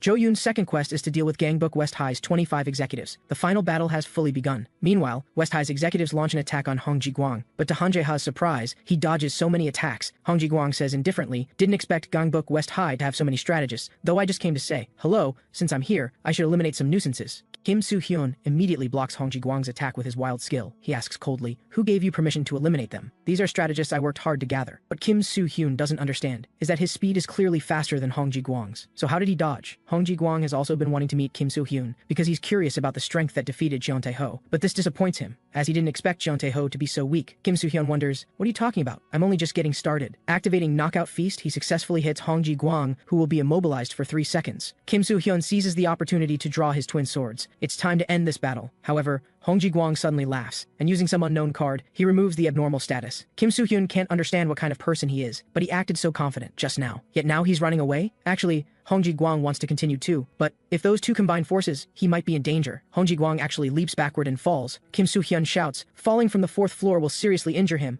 We must catch that guy. But the subordinates who came to support find it strange, because they didn't see anyone downstairs. But Hong Ji-gwang really did fall just now. Kim Soo-hyun instantly thinks of a possibility. At this moment, a subordinate reports again, bad news. Jo-yoon has broken in alone just like before. He's sweeping through our territory by himself, and including Daniel. North High's executives are all heading south, targeting West High's territory. Kim Soo-hyun decisively orders, gather all executives. Jo-yoon coming in alone is West High's opportunity. He's too immersed in his power and has made an arrogant decision. Kim Soo-hyun needs to know Jo-yoon's location now, because such a good opportunity might not come again. But Han Jae-ha understands. The remaining North High executives are a problem. If they unite with Jo-yoon, West High will be in serious trouble. The method to prevent them from meeting is simple. Just sacrifice one person. West High needs to send one executive north to stall for time. This will be a difficult mission that will result in severe injuries. Ryu Si-kyung and Cheon Tae-ho can't go because they're crucial forces for dealing with Jo-yoon. At this moment, a deep voice speaks up. He'll take on that role. Soon after, Hong Ji-gwang receives a message. This is West High's plan to send someone to stop North High's executives from meeting Jo-yoon. However, the identity of the executive West High sent hasn't been revealed yet, so Hong Ji-guang plans to eliminate that person before they can interfere. Hong Ji-guang can't help but be curious who West High sent. Meanwhile, Jang Ji-hyuk is very anxious, because that person isn't suitable for this role. He thinks it would be better to send the fast Chung Il-shan. That person is too reckless. But Kim Soo-hyun has already decided. He believes in the guy who volunteered to go north. North High's people have already heard West High will send an executive to stall for time, but they didn't expect them to come alone without any forces. And he is Gu Ha-jun, ranked 3rd in Gangbuk West High. Daniel, who soon gets the news, finds it interesting. He knows there are only 2 outcomes for Gu Ha-jun trying to stop these executives alone. If he doesn't become crippled, this will become a new legend. His potential has somehow reverted to awakening status. After obtaining 10,000 buffet points, Kim Soo-hyun opens card buffet again. Then he sees a card that can revert a squad member's awakening status to the previous stage. Thus, Gu Ha-jun's potential changed from transcendence back to awakening status. The battle quickly begins. Gu Ha-jun, who refuses to accept defeat, has only one thought: he must win. He's unwilling and won't lose again. Gu Ha-jun understands he needs to improve even more. He must continue progressing, constantly, so he won't be eliminated again. Hong Ji-guang, ranked 6th in North High, soon gets word that Gu Ha-jun is indiscriminately attacking North High's territory. If this continues, Gu Ha-jun will hinder the other executives' progress. Hong Ji-guang immediately finds this interesting. He'll handle this personally. However, there's no need for that, because Gu Ha-jun will deal with him first before continuing. In that case, Hong Ji-guang doesn't need to go through the trouble of finding Gu Ha-jun. He's curious. Does Gu Ha-jun, who couldn't even beat Ryu Si-kyung, really think he can stop all of North High's executives alone? Gu Ha-jun doesn't answer but quickly throws a punch. Then he understands one thing. This guy has exceptional endurance. Hong Ji-guang complains, "Weren't we still talking? This is really rude of you." If this is all there is, Hong Ji-guang can't help but feel disappointed. This unbelievable striking power makes Gu Ha-jun realize he's not just exceptionally durable. Hong Ji-guang sits back down and tells Gu Ha-jun to stand up. He can wait a moment. Gu Ha-jun tells him not to worry. "I wouldn't have come if I'd fall this easily. I believe I'll win." But Hong Ji-guang is curious how he could possibly win. On the other side, Jo-yoon is still attacking Gangbuk West High alone. Ju Hak-jong believes that no matter how strong he is, he's just one person, and absolutely can't face so many forces at once. However, beyond Ju Hak-jong's understanding, human wave tactics have no effect on Jo-yoon. Ju Hak-jong doesn't understand what's happening. Is Jo-yoon really human? How can a human possibly be this strong? Ju Hak-jong feels despair, because strategy has no meaning against this kind of monster. Just when he thinks everything will end, Cheon Tae-ho excitedly attacks Jo-yoon. He roars, "I betrayed you. That means you have to fight me now." West High's people immediately get excited. Now they finally don't have to worry about surviving, because someone who can fight Jo-yoon has arrived. Cheon Tae-ho has been waiting for this day. He asks Jo-yoon, "What type of fight do you prefer?" However, before Cheon Tae-ho finishes speaking, Jo-yoon's single strike drives him headfirst into the ground. West High's people are completely dumbfounded. With this, Cheon Tae-ho realizes Jo-yoon likes the direct type, so now it's his turn. Cheon Tae-ho is excited to have another perfect fight. His punching power begins to explode, each strike containing terrifying impact force. Cheon Tae-ho tells Jo-yoon to show his real strength. He knows Jo-yoon is just going through the motions. Since Cheon Tae-ho wants to see it so badly, Jo-yoon will grant his wish. As Jo-yoon activates his card skill, Cheon Tae-ho instantly flies backward and crashes hard into a wall. West High's people are left in complete shock, because Cheon Tae-ho didn't even last 1 minute. He didn't expect to be so far behind Jo-yoon. He's never encountered anyone like this. If he'd known, Cheon Tae-ho would have betrayed Jo-yoon sooner. The time he stalled is also important, because Kim Soo-hyun's tactical scheme skill was successfully activated. It makes the opponent's ability values plummet temporarily, and can't be removed with cards. Since Jo-yoon looks down on Gangbuk West High so much, Kim Soo-hyun will lead West High's executives to take down Jo-yoon. Now Kim Soo-hyun can finally see Jo-yoon's drastically reduced ability values. On the other side, Gu Ha-jun must win, because he has someone he must defeat. At least before that, he doesn't want to lose. Hong Ji-guang says unhappily, "Seems you really look down on me. Then please begin, Mr. Gu Ha-jun. I'll give you a miserable defeat." Gu Ha-jun is confident in his strength, because he's worked really hard. Hong Ji-guang absolutely won't be able to withstand it. However, things don't go as planned. Hong Ji-guang wonders, is this your strength? Gu Ha-jun didn't expect his endurance to be this strong, but even so, it's not difficult. He just needs to accumulate damage. Gu Ha-jun has gone through thousands of weight training sessions. Now he'll use speed to accumulate damage. But the next second he freezes, because Hong Ji-guang's transcendence skill can temporarily swap any desired stat with another. His speed is far faster than Gu Ha-jun's. Now it's Hong Ji-guang's turn to attack. Gu Ha-jun believes that after thousands of training sessions, he definitely has the endurance to withstand it. But reality slaps him hard in the face. Hong Ji-guang uses his exclusive transcendence skill again. His strength isn't something Gu Ha-jun can endure. Hong Ji-guang isn't just strong in power. Even his speed is incredibly fast. No matter what Gu Ha-jun does, it's useless. He begins to doubt. Is he going to lose? Is he going to lose this easily again? Hong Ji-guang fulfills his promise. He gives Gu Ha-jun a miserable defeat. North High's people praise, as expected of Hong Ji-guang. They mock Gu Ha-jun. Not such a great guy after all, huh? The fallen Gu Ha-jun refuses to accept this. Not long ago, when he trained to exhaustion at the gym, a man suddenly appeared and offered to help Gu Ha-jun. He's a boxer just like Gu Ha-jun. To Gu Ha-jun's question, the man says he's Lee Jin-sung. The quest pop-up prompts. Gu Ha-jun's potential begins struggling with its limits. Then, Gu Ha-jun achieves transcendence again. But the quest pop-up issues another warning. Gu Ha-jun's potential shakes violently once more. Finally, Gu Ha-jun actually opens the path of mastery. He tells Hong Ji-guang to try again. Hong Ji-guang attacks with full fury. North High's people are surprised. Why is Hong Ji-guang suddenly so agitated? Actually, Hong Ji-guang understands understands he was almost in danger just now, because Jo Yoon told him about that state. He almost got defeated due to carelessness. Hong Ji-gwang tells the others to finish this guy off. As for him, he needs to go elsewhere. At this moment, Jo Yoon is facing an assault from West High's executives. What Han Jae-ha finds unbelievable is that Jo Yoon takes down 3 people in an instant. And even more surprisingly, Jo Yoon uses boxing, Muay Thai, and wrestling. He's actually using all fighting techniques. Han Jae-ha is shocked. Is this even possible? Cheon Tae-ho roars, "Let's go another round." Ryu Si-kyung quickly locks Jo Yoon from behind. As he exerts force to perform a suplex, Jo Yoon easily breaks free. Ryu Si-kyung's wrestling has no effect on him. Kim Soo-hyun understands the longer this drags on, the worse for West High. They must end this before Jo Yoon's subordinates arrive. At this moment, Hong Ji-gwang suddenly appears on the battlefield. He explains that situation to Jo Yoon. Kim Soo-hyun doesn't understand how he got here. Given Hong Ji-gwang's distance from here, it's impossible to arrive this quickly. Combined with all the previous strange occurrences, Kim Soo-hyun is now certain Hong Ji-gwang is Copy Cloud. On the other side, North High's subordinates surround Gu Ha-jun. They mock this foolish guy who dared to recklessly break in alone. Just as North High's people are about to finish off Gu Ha-jun, a powerful left hook knocks one down. The newcomer needs to know immediately what's most urgent for Gangbook West High. Kyung-ik-jin has no time to explain to Gu Ha-jun. He needs to know the battle situation. Gu Ha-jun briefly explains, West High's main force is battling Jo Yoon. We must stop North High's executives from joining Jo Yoon. But Gu Ha-jun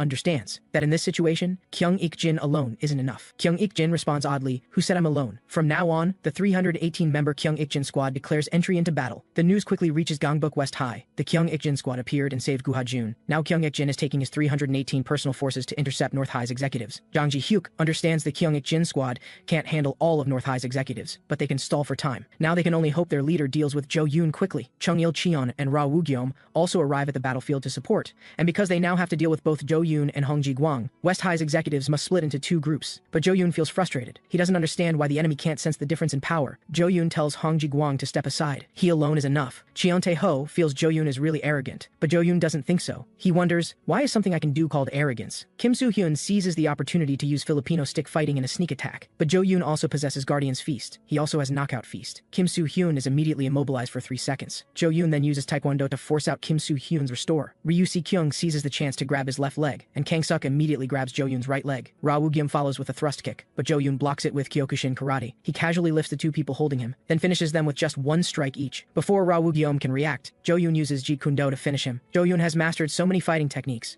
not just Taekwondo, but also Kyokushin Karate. Just as Han Jae-ha attacks him with Taekwondo, Jo Yoon even uses Iron Mountain Lean. Chung Il-cheon immediately uses Copy to replicate Iron Mountain Lean and attacks. Lee Ji-hyun's attack follows immediately. Enter Jigen Ryu strikes fiercely at Jo Yoon. However, Lee Ji-hyun's strongest strike has no effect, and she's sent flying by Jo Yoon's punch. Chung Il-cheon is also kicked away by Jo Yoon's Taekwondo, and even Gil-do is knocked away by Jo Yoon's Kyokushin Karate. The quest pop-up prompts. Lee Ji-hyun's potential begins struggling with its limits. A few months ago, Lee Ji-hyun sought help from her master because she hadn't stopped training but somehow couldn't progress. The master understands she's hit a plateau. The sword is a very fickle thing. Sometimes no amount of training brings progress. To break through, one must confront mortal danger. The master tells Lee Ji-hyun, you can overcome it by facing an enemy beyond imagination. There's no plateau in the face of death. Lee Ji-hyun's potential transcends its limits. Jo Yoon begins walking toward her, and having achieved Transcendence, Lee Ji-hyun receives an exclusive Transcendence card, Lightning Quick Draw. Draw the sword with aggressive Godspeed to attack the enemy. Lee Ji-hyun successfully delivers this incredibly fast quick draw slash. But the next second, she's knocked down by Jo Yoon's punch. Hong Ji-gwang says, you've worked hard, Jo Yoon, to think you could defeat everyone alone. Now Jo Yoon can finally achieve his first objective, which is to absorb Kim Soo-hyun. Just as Jo Yoon is about to grab Kim Soo-hyun, to Hong Ji-gwang's surprise, Kim Soo-hyun grabs Jo Yoon first. He's been waiting for this moment all along. Kim Soo-hyun bought cards specifically targeting Jo Yoon from Card Buffet. One is the Restraint card that can briefly stop the opponent's movement, and another is the Prohibition card that can disable one of the opponent's cards. Jo Yoon shouldn't have been careless at this final moment. Kim Soo-hyun successfully restrains him, and designates Jo Yoon's Drain Magic skill to be disabled. But the quest pop-up indicates failure, because the opponent doesn't have the Drain Magic card. Jo Yoon asks Kim Soo-hyun coldly, do you understand now? My star-absorbing art can absorb the opponent's stats and life force to permanently increase my own stats, and can be used on very strong enemies. Now Jo Yoon asks Kim Soo-hyun, do you understand how Kang Se-chan became like that? He's already begun using star-absorbing art on Kim Soo-hyun. Kim Soo-hyun can feel his strength being drained bit by bit. He's completely helpless now. If this continues, Kang Se-chan's fate will become his. Kim Soo-hyun refuses to accept ending like this, but there's no one who can save him now. But Copy Cloud suddenly self-summons and applies a rear naked choke on Jo Yoon. He tells Kim Soo-hyun, run quickly. I'll stall for you. He figures since he's a summon type, if there's danger he can just return. Hong Ji-guang complains, what are you doing? He didn't expect Copy Cloud to appear and apologizes to Jo-yoon. Hong Ji-guang will dispose of Kim Soo-hyun's Copy Cloud immediately, and will absolutely not interfere with your feeding. Little Cloud struggles to fight back, but Hong Ji-guang is very disdainful, although Little Cloud wants to save his master. The difference in power between him and Hong Ji-guang is far too great. Just as Hong Ji-guang is about to finish Little Cloud, Jo-yoon tells him to move aside, because Little Cloud still has uses. Jo-yoon begins using star-absorbing art on him. Seeing this, Kim Soo-hyun hurriedly tries to recall Copy Cloud, but the quest pop-up indicates recall failed, because star-absorbing art has a higher level than Copy Cloud, so Copy Cloud cannot be recalled, while star-absorbing art is active. Seeing Jo-yoon has already begun absorbing Little Cloud's life force, Kim Soo-hyun immediately attacks Jo-yoon in fury, but no matter what technique he uses to attack, Jo-yoon remains completely unmoved. The quest pop-up begins warning, Copy Cloud is in danger. In desperation,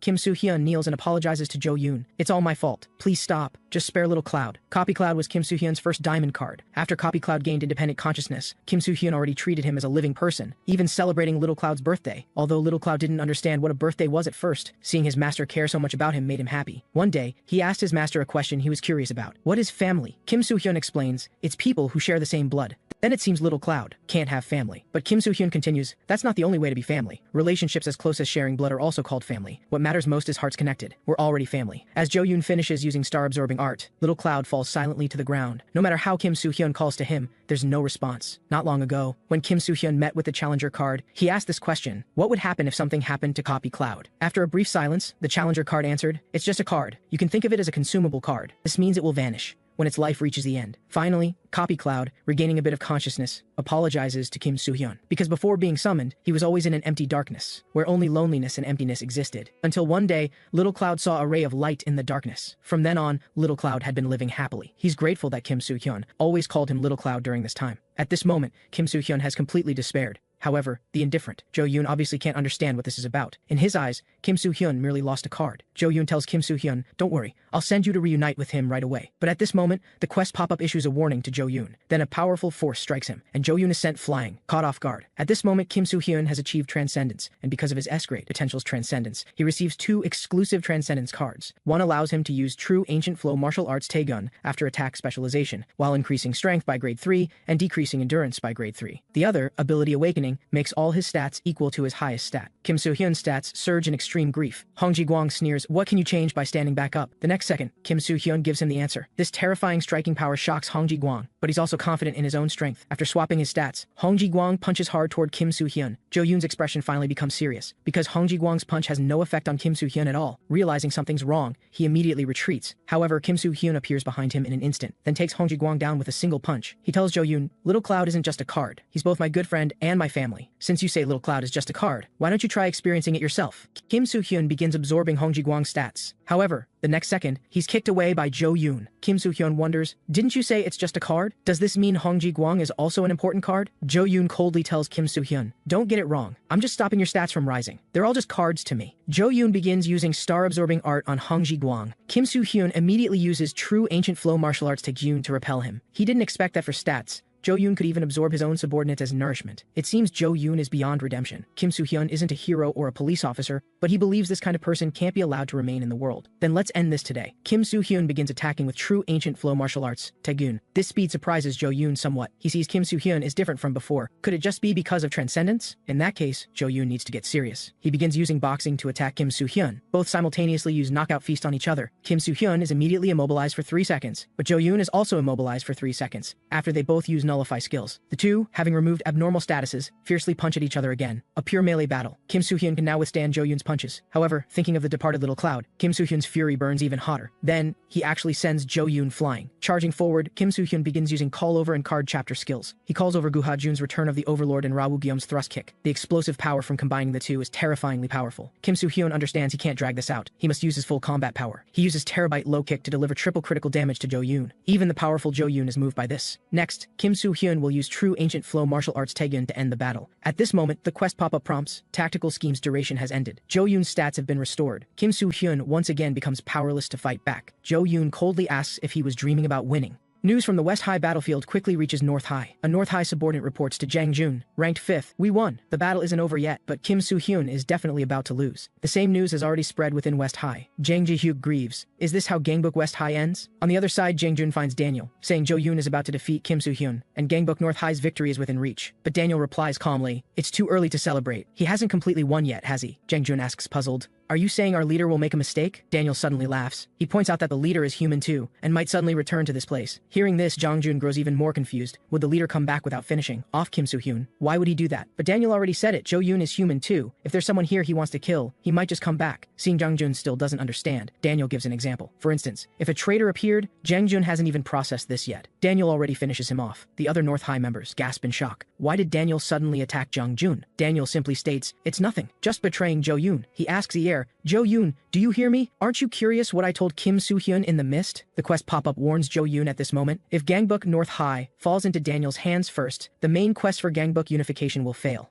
Daniel continues speaking to the heir. If you want to know, don't touch Kim Soo-hyun and come back here. Otherwise, I'm taking over Gangbuk North High. It turns out that last time, after Kim Soo-hyun used negotiation mist, he told Daniel that he could receive quests and obtain rewards, though Daniel found this explanation hard to believe. The truth is exactly that. Kim Soo-hyun grew stronger because of quests that suddenly began one day. He asked Daniel, who demanded proof, if there could be any other possibility. How could a weakling like me possibly become the boss of Gangbuk West High in such a short time? And according to Kim Soo-hyun, Jo-yoon is the same. He was originally just a model student who was good at studying. Even if Daniel can't believe it, he must believe it. The reason someone like Jo-yoon could become the boss is because we can obtain rewards by completing quests and then grow stronger. Hearing this, Daniel can't help but laugh. He thinks this world has truly gone mad. Daniel isn't sure if he can trust Kim Soo-hyun, and Kim Soo-hyun's words end there. Since he's being sincere with Daniel, from now on, Daniel must respond with sincerity as well. Kim Soo-hyun asks Daniel what his true purpose really is. This might be a once-in-a-lifetime opportunity. The two of them might be able to help each other. After brief consideration, Daniel also reveals his purpose and the story of North High. Kim Soo-hyun is stunned after hearing him out. Now, Daniel asks Kim Soo-hyun the most important question. Are you sure you can really defeat Jo-yoon? Can you defeat Jo-yoon using the quest you receive? After a brief silence, Kim Soo-hyun's answer is,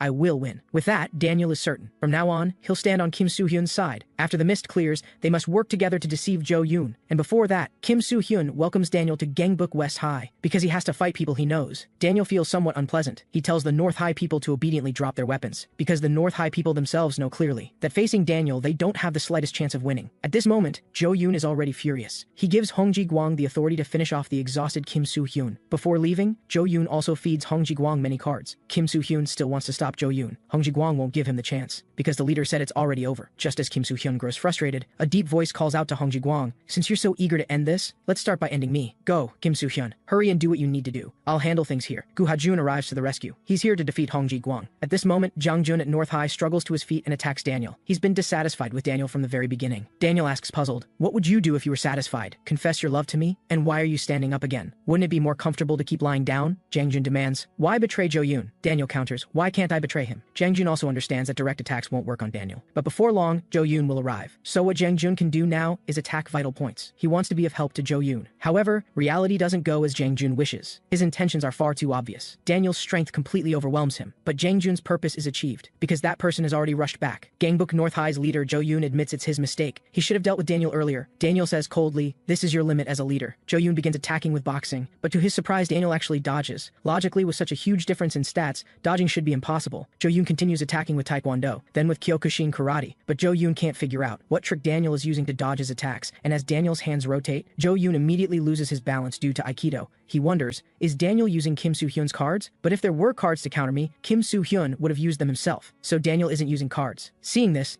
Daniel understands he guessed correctly. Next, he'll show Jo-yoon a battle that can be won without quests. On the other side, SEOG-1, North High's 4th ranked, also receives news of Daniel's betrayal. According to the messenger, Jang Jun has been defeated by Daniel. Daniel is now confronting Jo-yoon. SEOG-1 suddenly finds things getting interesting. At this moment, someone appears and tells him something even more interesting. The traitor isn't just Daniel. There's me, Kyung-ik-jin, too. SEOG-1 asks confused, didn't Daniel take care of you? Regarding this matter, Kyung-ik-jin has something to say. Jo-yoon is watching all of us. If we just keep following Jo-yoon, we'll all be in danger. It turns out that when Daniel fought Kyung-ik-jin earlier, he deliberately turned off the light so Kyung-ik-jin could escape. Daniel whispered to Kyung-ik-jin, if we just keep following Jo-yoon, we'll all die. You must believe this fact. Afterward, remember to persuade the other executives to betray Jo-yoon. But SCOG-1 obviously won't believe a traitor's words. Kyung-ik-jin asks him, don't you really think Jo-yoon is strange? That guy's various behaviors are all bizarre. Gangbuk North High is becoming stranger and stranger. Before Kyung-ik-jin finishes speaking, COG-1 strikes. Of course he won't believe the traitor before him, and doubt the powerful Jo-yoon. However, However, if Kyung-ik-jin can make things interesting, he might consider it. Then Kyung-ik-jin understands. He'll make SEOG-1 feel a good rush of dopamine. At another battlefield, Jo-yoon still pretends not to understand what quests are, but Daniel has already heard from Kim Soo-hyun about completing quests to obtain rewards. Jo-yoon asks Daniel, "Do you believe it? Do you really believe Kim Soo-hyun can defeat me?" Jo-yoon says coldly, "You're wrong, Daniel. Kim Soo-hyun can't beat me. It's not too late. I can tolerate one betrayal. Return to Gangbuk North High. My plan needs you." However, Daniel's answer is straightforward, "I refuse." Then from now on, the two are completely broken. To Jo-yoon's surprise, Daniel dodges his attack again. He continues attacking with Jeet Kune Do, then Muay Thai.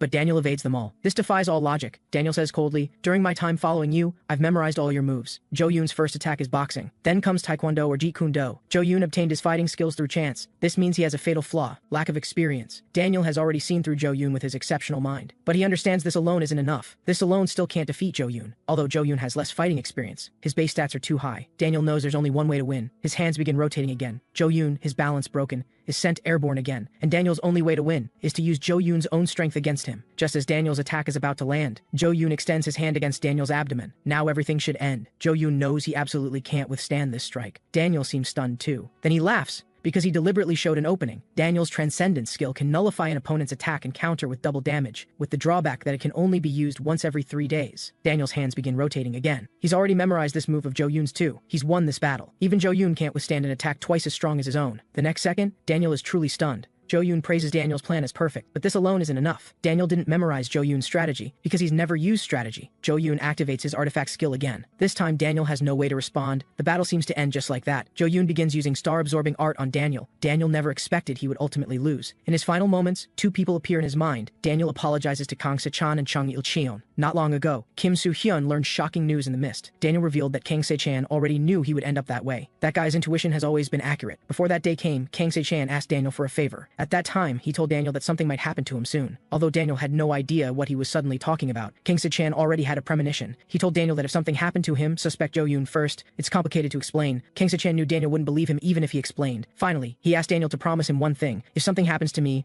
I'm entrusting Chung Il-cheon to you. If it's you, you can protect Il-cheon well. And not long after Daniel finished saying those words, the powerful Jo-yoon indeed began to make his move. He used star-absorbing art on Kang Se-chan. Until Kang Se-chan's life force was nearly depleted, Jo-yoon finally stopped using star-absorbing art. That day, Daniel could only watch helplessly as all this unfolded. He witnessed Jo-yoon take Kang Se-chan's life with his own eyes. Because of fear, Daniel couldn't do anything. No one believed his words. Everything became part of Jo-yoon's scheme. Daniel wasn't sure if Jo-yoon saw him at that time, or what kind of person that guy really is. Most importantly, Daniel didn't know what he should do now. Then, he remembered Kang Se-chan entrusted him to protect Chung Il-cheon well, so Daniel pretended to betray Kang Se-chan, and turned to join North High's new leader, Jo-yoon, to protect Chung Il-cheon. He had no choice. After that, Daniel became North High's second in command. There was something Jo-yoon needed him to do. Select the guys with potential in Gangbuk North High. Because I'm hungry. This is something that must be done for Gangbuk unification. Daniel keenly sensed danger, and Chung Il-cheon happened to have great potential. He didn't know what would happen if Jo-yoon found out, so Daniel began distancing himself from Chung Il-cheon. He harshly humiliated Chung Il-cheon as worthless, and Jo-yoon's grand plan doesn't need worthless people, so Chung Il-cheon was assigned to North High's outskirts to monitor other factions. This was the only way Daniel could think of to protect him. Only this way could ensure Chung Il-cheon's safety. For this, Daniel was willing to let him hate him. Last time Daniel called Chung Il-cheon back to North High, he just wanted to hide him. Daniel asked Kim Soo-hyun for a favor. Don't let Chung Il-cheon know the truth, because if he knew Daniel, betrayed for his sake, he would definitely be heartbroken. Daniel doesn't want to make that guy sad. Kim Soo-hyun can't help but ask him, what's the reason for doing this much for Chung Il-cheon? Actually, after Kang Se-chan asked Daniel to protect Chung Il-cheon, well, Daniel also asked the same question as Kim Soo-hyun. Kang Se-chan said somewhat sheepishly, you should have already noticed, right? Because I liked Chung Il-cheon. Daniel was somewhat hesitant to speak, but of course he had to agree to his good friend's request. Kim Soo-hyun can't help but feel incredulous. Daniel made such a sacrifice just because of a friend's request? He also knows this reason is strange, so he should tell the truth. Daniel isn't protecting Chung Il-cheon only because of Kang Se-chan's request. He struggles free from Jo-yoon's control. The reason Daniel protects Chung Il-cheon is that Kang Se-chan isn't the only one who likes Chung Il-cheon. Jo-yoon is truly terrifying. Daniel is afraid he'll become like that too, but this is something he must do. Daniel roars out Jo-yoon's name. The quest pop-up issues a warning at this moment. Daniel's potential begins wavering again. When the resolve in his heart becomes unshakable, Daniel finally opens his path of mastery. Because he opened the path of mastery, Daniel recovers his stamina and obtains an exclusive mastery card. Sacrifice. The longer a designated team member takes damage, the more stats increase. Daniel's hands begin rotating again. Jo-yoon's balance is instantly broken, and he's sent airborne. Daniel actually knocks him down with one punch. Protecting Chung Il-cheon. This is Daniel's most important quest. Jo-yoon grabs his ankle and slams Daniel to the ground. This is the first time anyone has knocked Jo-yoon down. Daniel didn't expect he would fall from that move either. For this,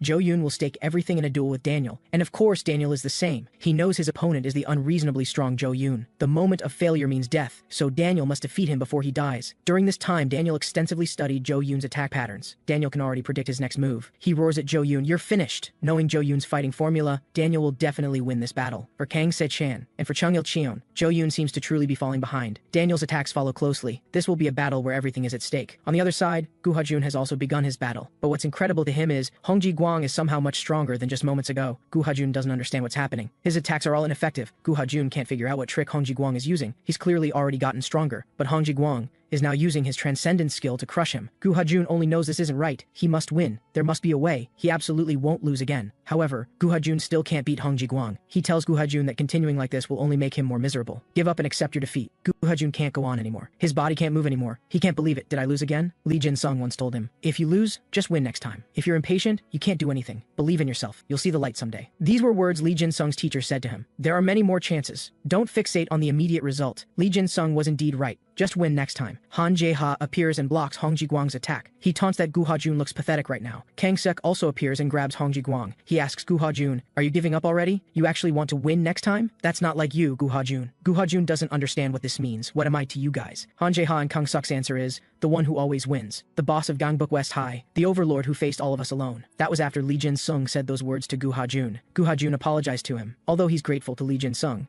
the path he described doesn't suit Gu Ha-jun. Gu Ha-jun only wants to win and must win. This is the real Gu Ha-jun. Lee Jin-sung can't help but laugh. He feels Gu Ha-jun is truly a fundamentally different kind of guy. Han Jae-ha and Kang Suk together still aren't Hong Ji-gwang's match, but the quest pop-up suddenly issues a warning. Gu Ha-jun commands Hong Ji-gwang, "Come light my cigarette." His potential begins wavering again. Hong Ji-gwang asks strangely, smoking in this situation, "Are you really crazy?" Hong Ji-gwang punches him in the jaw again. However, Gu Ha-jun asks if he didn't hear, "I told you to come light my cigarette." Gu Ha-jun also opens his path of mastery. Hong Ji-gwang shouts angrily, "Stop bluffing." However, Gu Ha-jun, having opened the path of mastery, has recovered his stamina and obtained an exclusive Gu Ha-jun mastery card. Hong Ji-gwang is actually knocked down with one punch. Just one strike makes him lose consciousness. Gu Ha-jun takes the lighter from him and lights one for himself. His mastery card increases stats based on the number of opponents defeated so far and cannot be affected by the call-over skill. And from childhood until now, Gu Ha-jun can't even count how many people he's defeated. On the other side, Kyung Ik-jin and Seo Ji-won also begin their battle. Though on the surface the two seem evenly matched, Kyung Ik-jin understands Seo Ji-won is holding back. He's just toying with Kyung Ik-jin. In reality, there's a huge gap in their levels, but Kyung Ik-jin feels fortunate because of this, because this way Seo Ji-won will let his guard down. Kyung Ik-jin's left hook actually lands successfully, just as he thinks the attack worked. Seo Ji-won counterattacks completely unaffected. He wonders, wasn't Kyung Ik-jin supposed to make him feel dopamine? Right now he's just making him feel worse. And Seo Ji-won's transcendence skill randomly inflicts status ailments when attacking. Each of his strikes can inflict status ailments on Kyung Ik-jin. Seo Ji-won, as North High's 4th-ranked executive, is someone chosen by Jo-yoon. Yet Kyung Ik-jin is telling him to betray Jo-yoon. Seo Ji-won asks strangely, "Are you brain damaged?" Eliminating the traitor Kyung Ik-jin. This was the order Jo-yoon gave Daniel. Seo Ji-won is honored to complete this task in his place. At this moment, two people suddenly leap out and interrupt him. The newcomers are two of Kyung Ik-jin's executives. They were busy dealing with North High's remnants, so they're late. The others have also arrived. All of Kyung Ik-jin's personal forces are here. They want revenge for their boss. Next, Seo Ji-won needs to face Kyung Ik-jin's force of over 300 people. Now he finally feels the dopamine rising. Kyung Ik-jin's troops swarm forward, but Kyung Ik-jin doesn't understand what they're doing. He wants his subordinates to stop fighting, because this is his own war. Kyung Ik-jin, having exceeded his potential limit, apologizes to him because this kind of battle is truly pathetic. Seo Ji-won sincerely praises, "You're pretty cool, kid." Kyung Ik-jin, having exceeded his limits, also obtains an exclusive transcendence card. Stats rise or fall based on the number of personal troops and cannot be affected by the call-over skill. Kyung Ik-jin throws his left hook again, stronger than ever before. He also knows he's really super cool. Seo Ji-won is excited. This is dopamine. Now Kyung Ik-jin can counterattack too. They're both addicted to the thrill of battle, so they must fight until the very last moment. On the other side, Gu Ha-jun just finished off Hong Ji-gwang. Kim Soo-hyeon knew he could do it.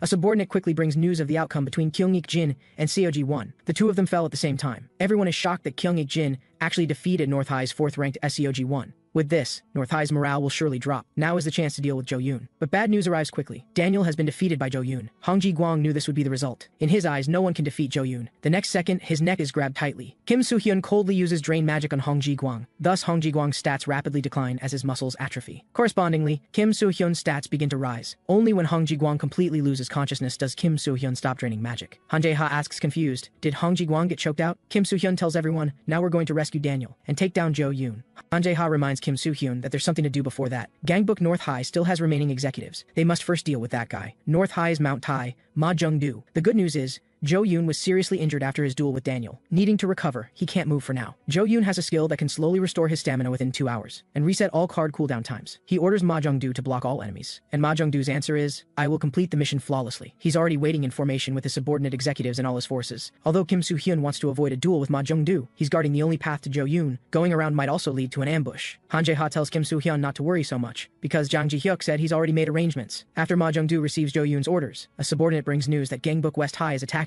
This time they've gathered all of West High's forces, too many to count. Ma Jung-do tells everyone to listen carefully. This is the only path Gangbuk West High can take. If we're breached, Jo-yoon will be attacked, so we must hold them back. All subordinates immediately respond in unison. They immediately set out to intercept the West High forces. Only Ma Jung-do's 2 executives remain and ask him a question. Is it true that Jo-yoon was seriously injured in the duel with Daniel? And after hearing the affirmative answer, the 2 executives immediately launch a sneak attack on Ma Jung-do. They finally believe what Jang Ji-hyuk said. Gangbuk North High has no future. However, their attacks have no effect on Ma Jung-do, just as they think they're dead. Ma Jung-do simply embraces them gently and expresses understanding for their actions. You've had a hard time during this period. Ma Jung-do tells them to leave slowly. The 2 executives immediately flee in terror. Ma Jung-do is also ready. He will defend Jo-yoon to the death. Gangbuk West High quickly clears out Ma Jung-do's forces. Then Kim Soo-hyun has a question. Are you really going to face all of us alone, Ma Jung-do? Gangbuk North High is almost finished. No matter how strong you are, you can't stop all of us. Jo-yoon is just using you to buy time. Join Gangbuk West High. I won't use you. If you join now, this long war can end. I'll treat you well. Ma Jung-do coldly asks Kim Soo-hyun. Are you trying to make me feel ashamed?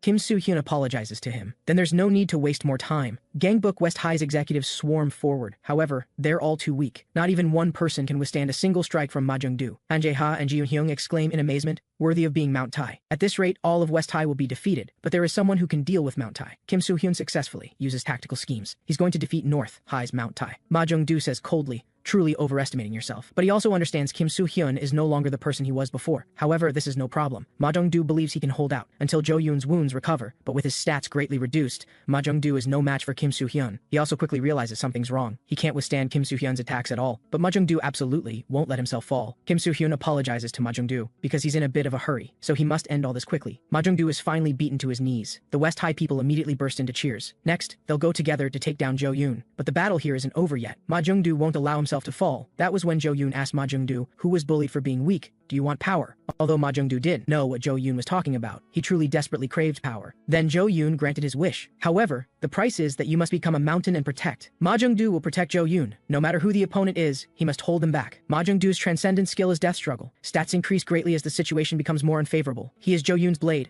Mount Tai. Kim Soo-hyun didn't expect there to be such a broken card as death struggle. It's completely a special card made for fighting multiple opponents. Although Gangbuk West High has many people on their side, Kim Soo-hyun understands this won't work. Against someone like Ma Jung-do, numbers are meaningless. Gangbuk West High with hundreds of people present can't do anything against Ma Jung-do alone. Ji Eun-hyung reminds Kim Soo-hyun, we don't have time to deal with Ma Jung-do. Before long, Jo-yoon will recover from his injuries. We must get past Ma Jung-do and leave quickly. But there's a problem right now. Who will handle Ma Jung-do? Aside from Kim Soo-hyun, no one is a match for Ma Jung-do. But at this moment, Gil-do steps forward. Facing Kim Soo-hyun's objection, Gil-do states his purpose isn't to win. He just needs to hold back Ma Jung-do so Kim Soo-hyun can go to Jo-yoon. Kim Soo-hyun must also consider the bigger picture. However, he leaves some executives to help Gil-do hold back Ma Jung-do. The others follow Kim Soo-hyun to Jo-yoon, but Ma Jung-do won't let them succeed. Cheon Tae-ho and Ryu Si-kyung immediately attack. Cheon Tae-ho can't wait to play with Mount Tai. Ryu Si-kyung tells Han Jae-ha to hurry. Kim Soo-hyun seizes the opportunity to penetrate deeper into North High with 4 executives. He tells Gil-do to be careful too. Although the opponent is called Mount Tai, Gil-do believes he's ultimately human too, and he can at least hold him back. However, reality doesn't go as Gil-do wishes. He doesn't understand what's happening. Ma Jung-do is equally surprised. Gangbuk West High's second-in-command is surprisingly weak. After taking one hit, Gil-do's body can't move anymore. He wonders, can everyone else still keep fighting? Can they actually keep fighting this monster? Gil-do finally understands. Everyone has gotten stronger. Everyone has been working hard. Gil-do doesn't know what he's been doing. Was he just dating? Gil-do, as West High's second-in-command, feels deeply ashamed. What is Yang Guk-ji, the Dark Lord, anyway? Is he trash who can't even hold back one person? Gil-do is very disappointed in himself. He's let everyone down. As the man ranked second in Gangbuk West High, he's actually this disappointing. Ryu Si-kyung seizes a chance to grab Ma Jung-do. Just as he's about to use his specialty wrestling, Ma Jung-do easily breaks free from his hold. Ryu Si-kyung instantly realizes a possibility. They simply can't beat Ma Jung-do. This guy is a monster. Having dealt with 2 more West High executives, he moves on to the next. But a voice comes from behind Ma Jung-do. He says calmly, although I'm not someone who enjoys fighting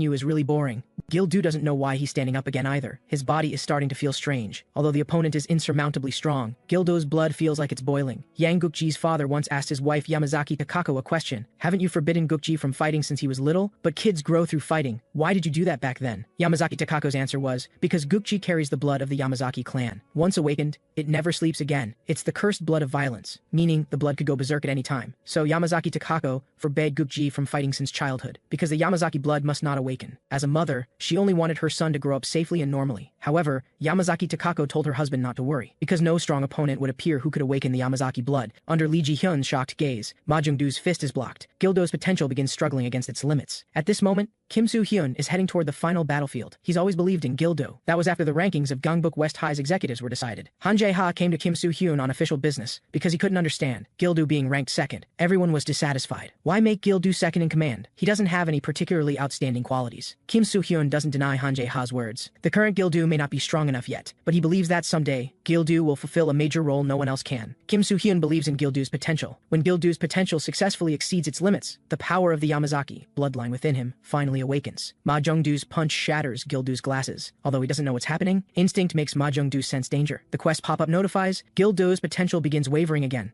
He's actually also beginning his path of mastery. Because Gildo's potential is S rank, he obtains 2 Transcendence and Mastery cards. Ma Jung-doo becomes more serious than ever before. And because Gildo is unconscious, he can't recover stamina. His Transcendence skills are Yamazaki bloodline and kill on sight. His mastery skill is Dark Lord Stage 2, and when unconscious in battle, he awakens into an unconscious state that feels no pain. Stats also rise based on the actual combatant's abilities. Gildo's power completely erupts. Ma Jung-doo can feel it. After passing out and standing back up, his entire aura has changed. Is his body moving purely through his obsession with fighting? Ma Jung-doo has an ominous feeling. His instinct tells him this guy is dangerous. So Ma Jung-doo wants to end it with one strike, but he doesn't understand what's happening. Gildo actually dodges it. Gildo's Dark Lord Stage 2 ability raises his own stats while reducing surrounding enemy stats by 2 levels. He begins using Yamazaki style, Kyokushin Karate. Ma Jung-doo can also feel himself slowing down, but he can't just take the hits. To protect Jo-yoon, Ma Jung-doo is willing to become his mountain. He activates Death Struggle again. His stats rise once more, nearly matching Gildo in his unconscious state. The others from West High never expected Gildo to be this strong. After all, his opponent is someone revered as Mount Tai, yet Gildo's strength matches his evenly. However,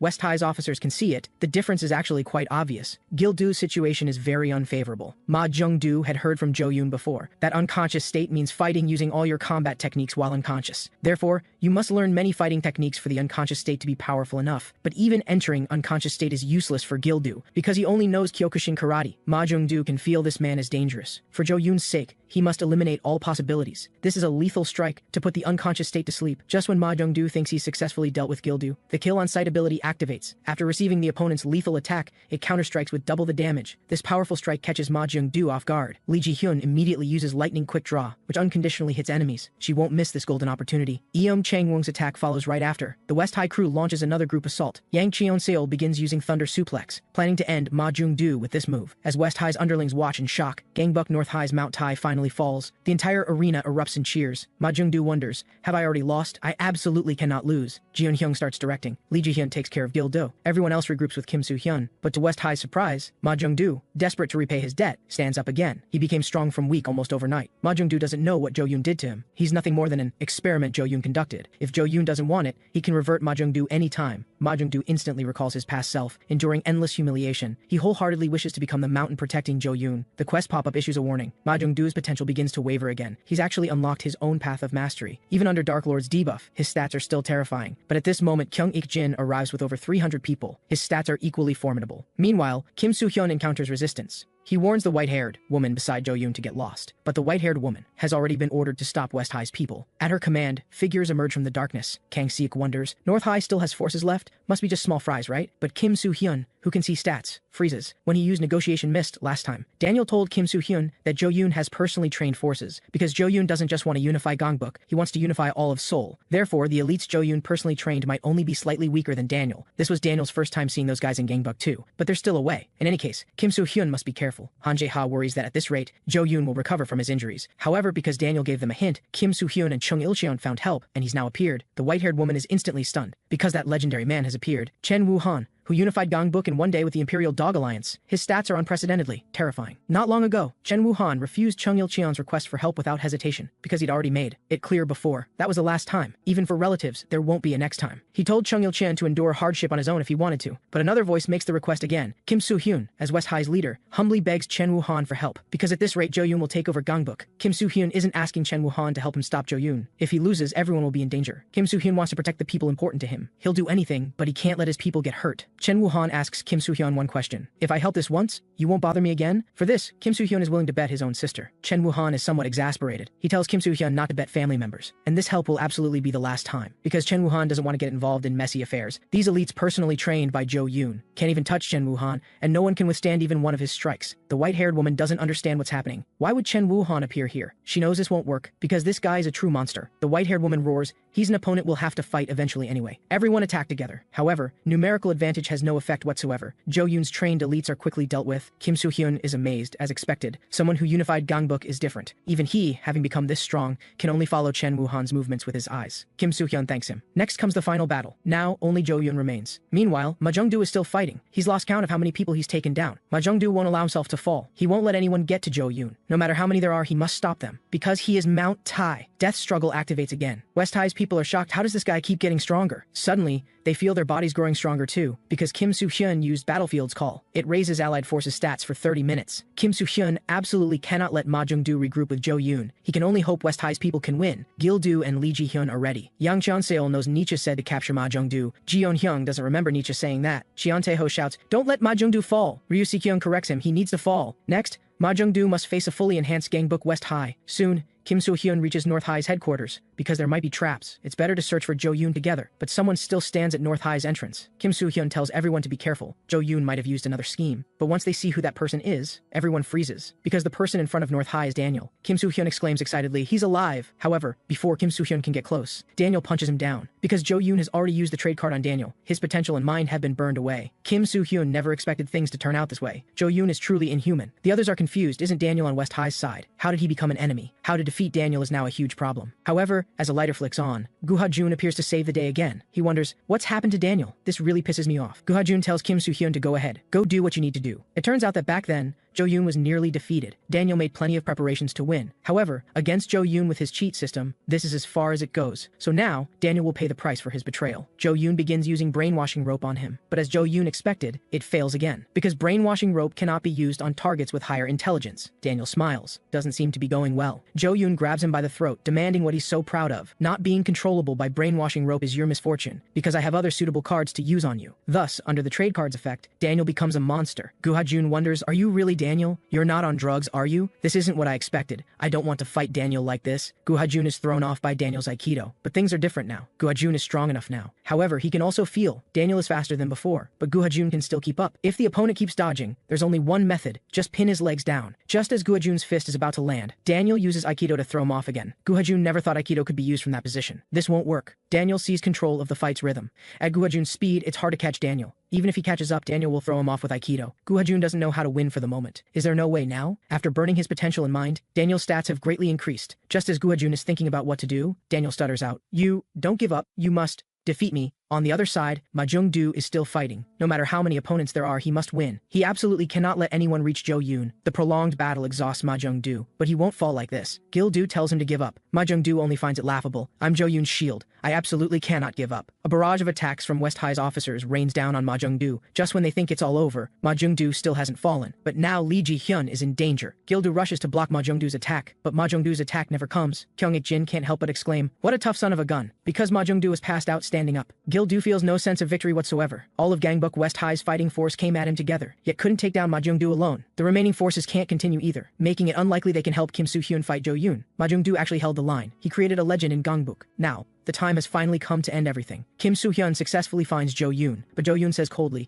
the ending is decided by the strong. You can't handle me with just this. The quest pop-up issues a warning to Kim Soo-hyun. If Jo-yoon cannot be defeated, all rewards gained from the quest will disappear. Kim Soo-hyun's fourth quest, win the showdown against Jo-yoon. Likewise, the quest pop-up issues a warning to Jo-yoon. If Kim Soo-hyun cannot be defeated, all rewards gained from the quest will disappear. Jo-yoon's fourth quest, win the showdown against Kim Soo-hyun. What begins now will be the final war. Gu Ha-jun stands back up, though he doesn't know what happened to Daniel. The only thing Gu Ha-jun knows is, he must win, and take Daniel down. This is the only way to save him. Daniel's speed is extreme, and all Gu Hajun can do is keep throwing punches. Just as he's about to land a hit on Daniel, Gu Hajun is sent flying by Aikido again. The current Daniel is simply too strong. Gu Hajun is now at a deadlock, because every time Daniel takes a hit, he counters with Aikido. But Gu Hajun has no choice. The only thing he can do is keep throwing punches, because only this way can he successfully corner Daniel. This time, he cannot dodge. Just as Gu Hajun's fist is about to come down again, Daniel is about to use Aikido again. But Gu Hajun suddenly stops. Because he's figured it out, Aikido is simply a technique for grabbing people. If that's the case, then it's simple. Gu Hajun uses Overlord's Descent to first break Daniel's wrist, then uses Return of the Overlord, hammering his fists into Daniel repeatedly. The final finishing blow comes down to end it all. However,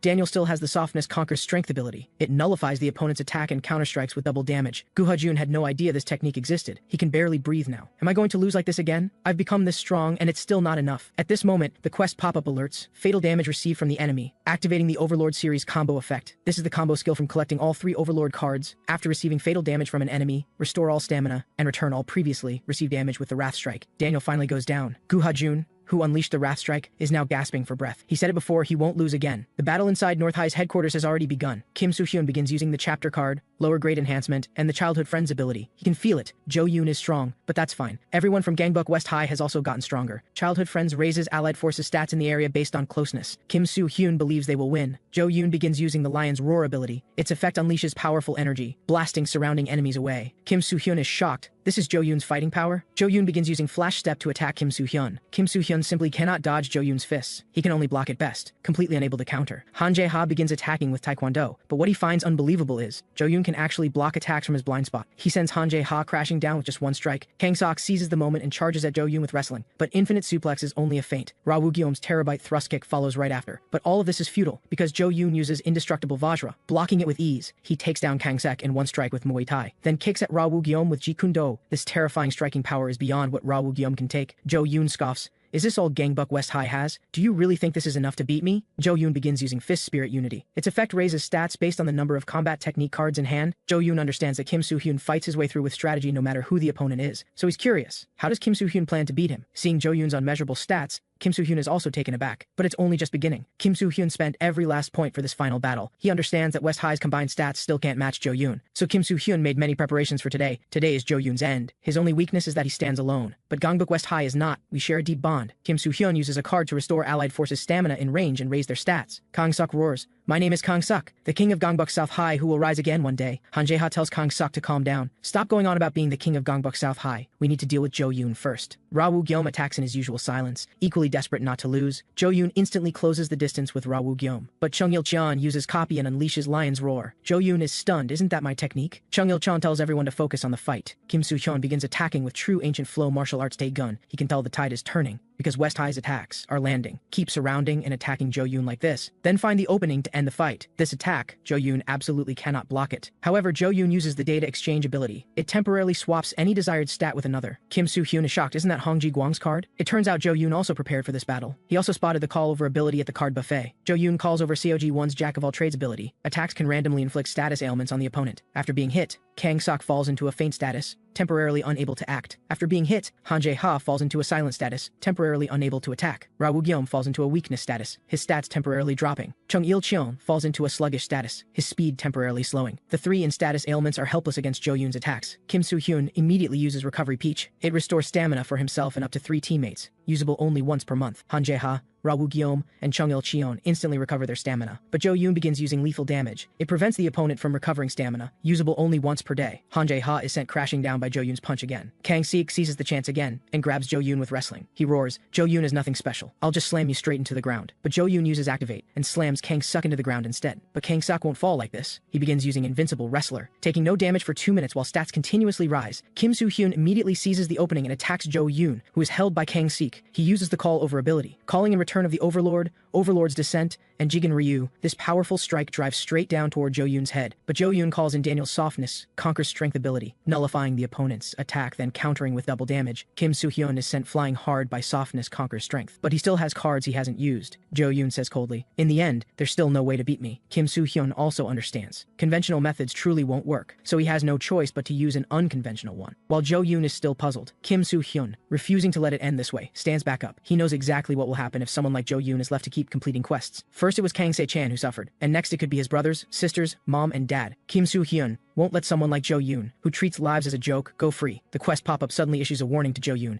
Kim Soo-hyun's stats are skyrocketing. It turns out he used the trade card on himself, burning his own potential in mind. Jo-yoon never imagined Kim Soo-hyun would do this, and after using the trade card, Kim Soo-hyun's stats have also reached unmeasurable. Before Jo-yoon can even react, Kim Soo-hyun drives his fist straight into his face. Jo-yoon can feel the gap between them. Even though both are at unmeasurable status, Kim Soo-hyun is simply stronger than Jo-yoon. Jo-yoon simply cannot touch him. Now it's Kim Soo-hyun's turn to fight back. Not long ago, he used the greeting card again to meet with the challenger card. Kim Soo-hyun asked, "What exactly is the trade card?" The challenger card explained, "It's a card that grants enormous power by burning your mind and potential. The higher your potential and mind, the greater the boost." Kim Soo-hyun asked, "How can I use the trade card on myself?" But the answer he received didn't change at all. The challenger card curiously asked Kim Soo-hyun, "Why are you working so hard to deal with Jo-yoon? Is your agreement with us that important? Or do you have other reasons?" Kim Soo-hyun has no obligation to stop Jo-yoon, but Kim Soo-hyun knows that only he can stop Jo-yoon. The challenger card sincerely praised him. "You truly are kind. That is exactly why we chose you, Kim Soo-hyun." Jo-yoon is being completely overwhelmed. He doesn't understand why. Why would Kim Soo-hyun go this far? Just to stop me, he's willing to sacrifice himself. He must pull himself together now. If he's defeated like this, Jo-yoon's quest will fail. His mind races, searching for a way to turn the tide. Suddenly, Jo-yoon has a flash of inspiration. He immediately uses Activate to push Kim Soo-hyun back, then focuses all his cards while charging forward. Jo-yoon's most powerful attack card, the ancient martial technique, Overlord's Fist. The devastating force sends Kim Soo-hyun's body flying backward. Jo-yoon knows he cannot beat the current Kim Soo-hyun, so there's only one way to turn things around. That is to return Kim Soo-hyun to the state before he burned his potential and mind. Jo-yoon also purchased a MasterCard elixir at the card buffet, a legendary remedy that restores all status effects and stamina. A vial of liquid instantly appears in Jo-yoon's hand. He begins using the elixir on Kim Soo-hyun, then launches Overlord's Fist at Kim Soo-hyun again. Kim Soo-hyun takes the hit before he can recover. Jo-yoon uses Overlord's Fist again, aiming to end the fight. But the next second, Jo-yoon is stunned because Kim Soo-hyun actually blocked it. After all, a healed Kim Soo-hyun with restored stats shouldn't be able to block Jo-yoon's Overlord's Fist. To Jo-yoon's shock, Kim Soo-hyun's stats are still unmeasurable. It turns out all of this was within Kim Soo-hyun's calculations. Back then,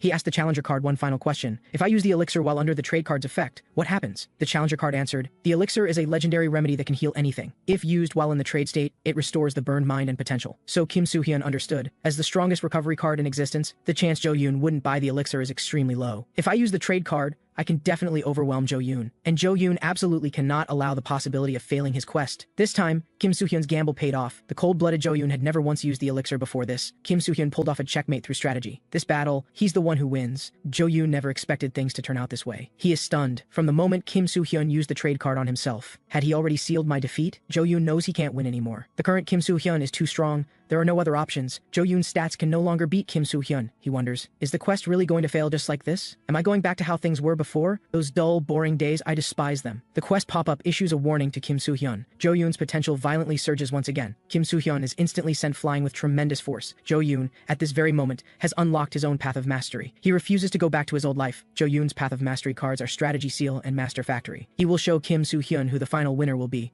Kim Soo-hyun has no idea how strong Jo-yoon has become, so his only option right now is to watch for an opening and strike first. But before Kim Soo-hyun can make a move, he's already taking hits. Jo-yoon is blindingly fast. Kim Soo-hyun can't react in time. Jo-yoon is even stronger than he imagined, and Kim Soo-hyun is at a complete loss. And keep in mind, Jo-yoon hasn't even used his mastery card yet his stats are already this overwhelming. Suddenly, a furious shout brings Jo-yoon to a halt. Lee Hyun-dong, ranked 17th at Gangbuk West High, arrives with backup. The West High crew quickly surrounds Jo-yoon. Kim Soo-hyun is stunned. "Lee Hyun-dong, what are you doing? Aren't you supposed to be guarding the inside? Get back before you get hurt." Lee Hyun-dong replies calmly, "We're not here to win, we're just here to buy some time. Because we're the weakest of Gangbuk West High. There's only one reason we came here, to sacrifice ourselves for you. So please restore your stamina as fast as you can. Come up with a strategy to take down Jo-yoon, and win, just like you always do." Jo-yoon sends Lee Hyun-dong crashing to the ground with a single punch. Jo-yoon sneers, "What a waste of breath." Kim Soo-hyun immediately seizes the opening and launches at Jo-yoon, but he can no longer match Jo-yoon as he is now. Jo-yoon moves in to end it. Lee Hyun-dong snaps, "Who said you get to end this? I'm not done yet." Lee Hyun-dong's potential begins to clash against his limits. He says in a low, steady voice, "Don't get in the way of something great." This is the moment for Kim Soo-hyun to unify Gangbuk. Lee Hyun-dong achieves transcendence. His transcendence skill is weakest body. His attack power rises in proportion to the stat gap between him and his opponent. Lee Hyun-dong knows he doesn't have what it takes to unify Gangbuk. So stay out of Kim Soo-hyun's way, you bastard. For Kim Soo-hyun's cause, Lee Hyun-dong will hold the line no matter what, but he's still too weak. And this is as far as Lee Hyun-dong can push himself. Jo-yoon grabs him and starts using star-absorbing art. Kim Soo-hyun, burning with rage, launches another attack at Jo-yoon. In the past, every time Kim Soo-hyun returned to Gangbuk West High, Lee Hyun-dong would line up all the guys to salute and greet him. Before the fight with Jo-yoon even began, Lee Hyun-dong had already congratulated Kim Soo-hyun on unifying Gangbuk. Kim Soo-hyun was a little embarrassed. He hadn't unified it yet, but Lee Hyun-dong believed he would. Kim Soo-hyun told everyone saluting him to get back to their posts.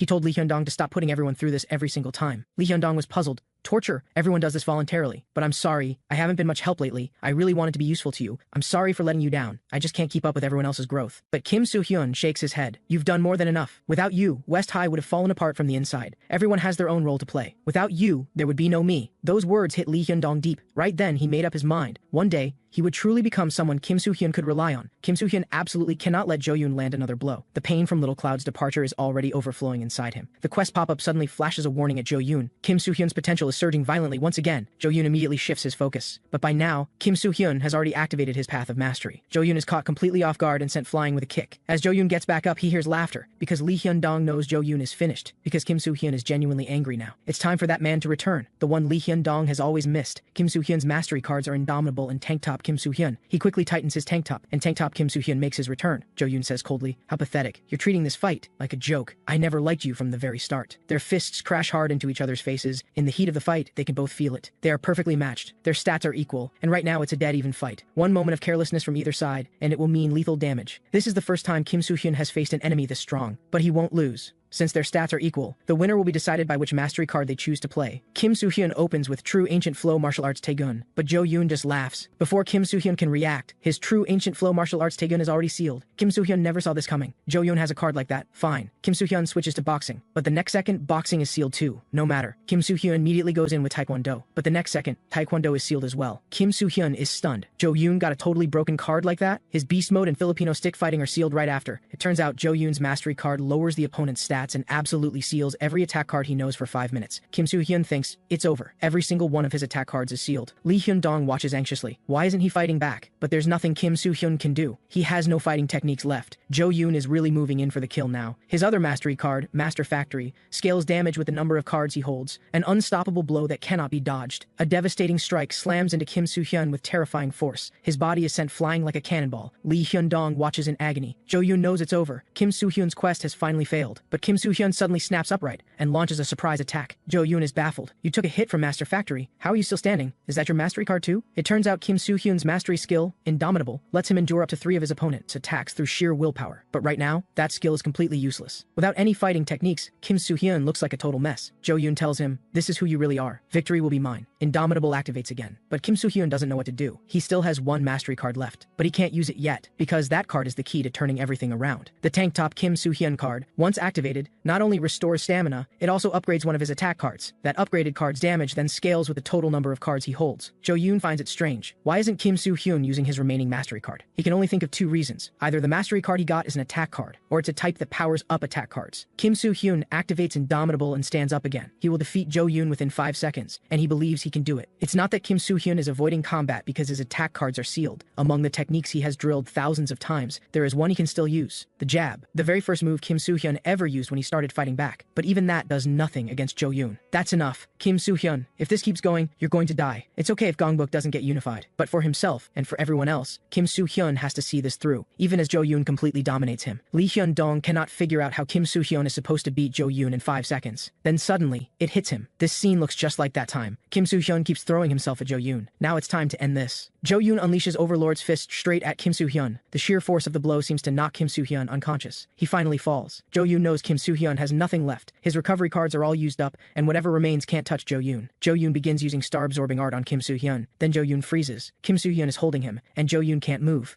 The reason Jo-yoon assumed Kim Soo-hyun's attack cards were all combat techniques is because he never witnessed Kim Soo-hyun's very first fight. Kim Soo-hyun's attack cards aren't limited to fighting techniques. It's one specific card that allowed him to grow this far. This familiar scene brings it all rushing back to Lee Hyun-dong. Back then, to defeat Gu Ha-jun, Kim Soo-hyun used the exact same method he's using now. Kim Soo-hyun's Exceed Limits card allows him to gain 100 kilograms of mass within 5 seconds. Boosted by the tank top Kim Soo-hyun card, that number jumps to 500 kilograms. This is what Kim Soo-hyun has been holding on for. Jo-yoon struggles and fails. He's completely stunned. Kim Soo-hyun roars, "What's your core card?" "Mine is this one." Kim Soo-hyun's current weight is 568 kilograms, and his striking force matches every single kilogram of it. This is a chance Kim Soo-hyun will never get again. He has to hit with everything he has. Lee Hyun-dong stands there, jaw on the floor. He snaps back to reality and shouts for Kim Soo-hyun to stop, because if this keeps going, Jo-yoon will actually die. Kim Soo-hyun's Exceed Limits runs out at the same moment. The quest pop-up confirms it. Jo-yoon has fallen. Lee Hyun-dong immediately rushes toward Kim Soo-hyun in excitement. The final quest for the unification of Gongbuk, defeat the formidable rival Jo-yoon, is complete. An exhausted Kim Soo-hyun tells tells the quest pop-up to bring the rewards. He has finally unified Gangbuk. News of Jo-yoon's defeat spreads fast. Everyone at Gangbuk West High has pulled off something huge. The remaining forces of Gangbuk North High surrender with Jo-yoon's fall. This victory belongs to Gangbuk West High. Woo Ha-jun sighs. That guy really has no limits. Gildu never doubted for a second that Kim Soo-hyun would win. Jang Ji-hyuk bursts out, "My lord, you actually did it." Gangbuk is finally unified. Jo-yoon regains consciousness and accepts his defeat without a word, because his main quest failed. Every reward he received is confiscated. Jo-yoon's muscles begin to shrink, and the height his cards had granted him fades back to normal. Having lost everything,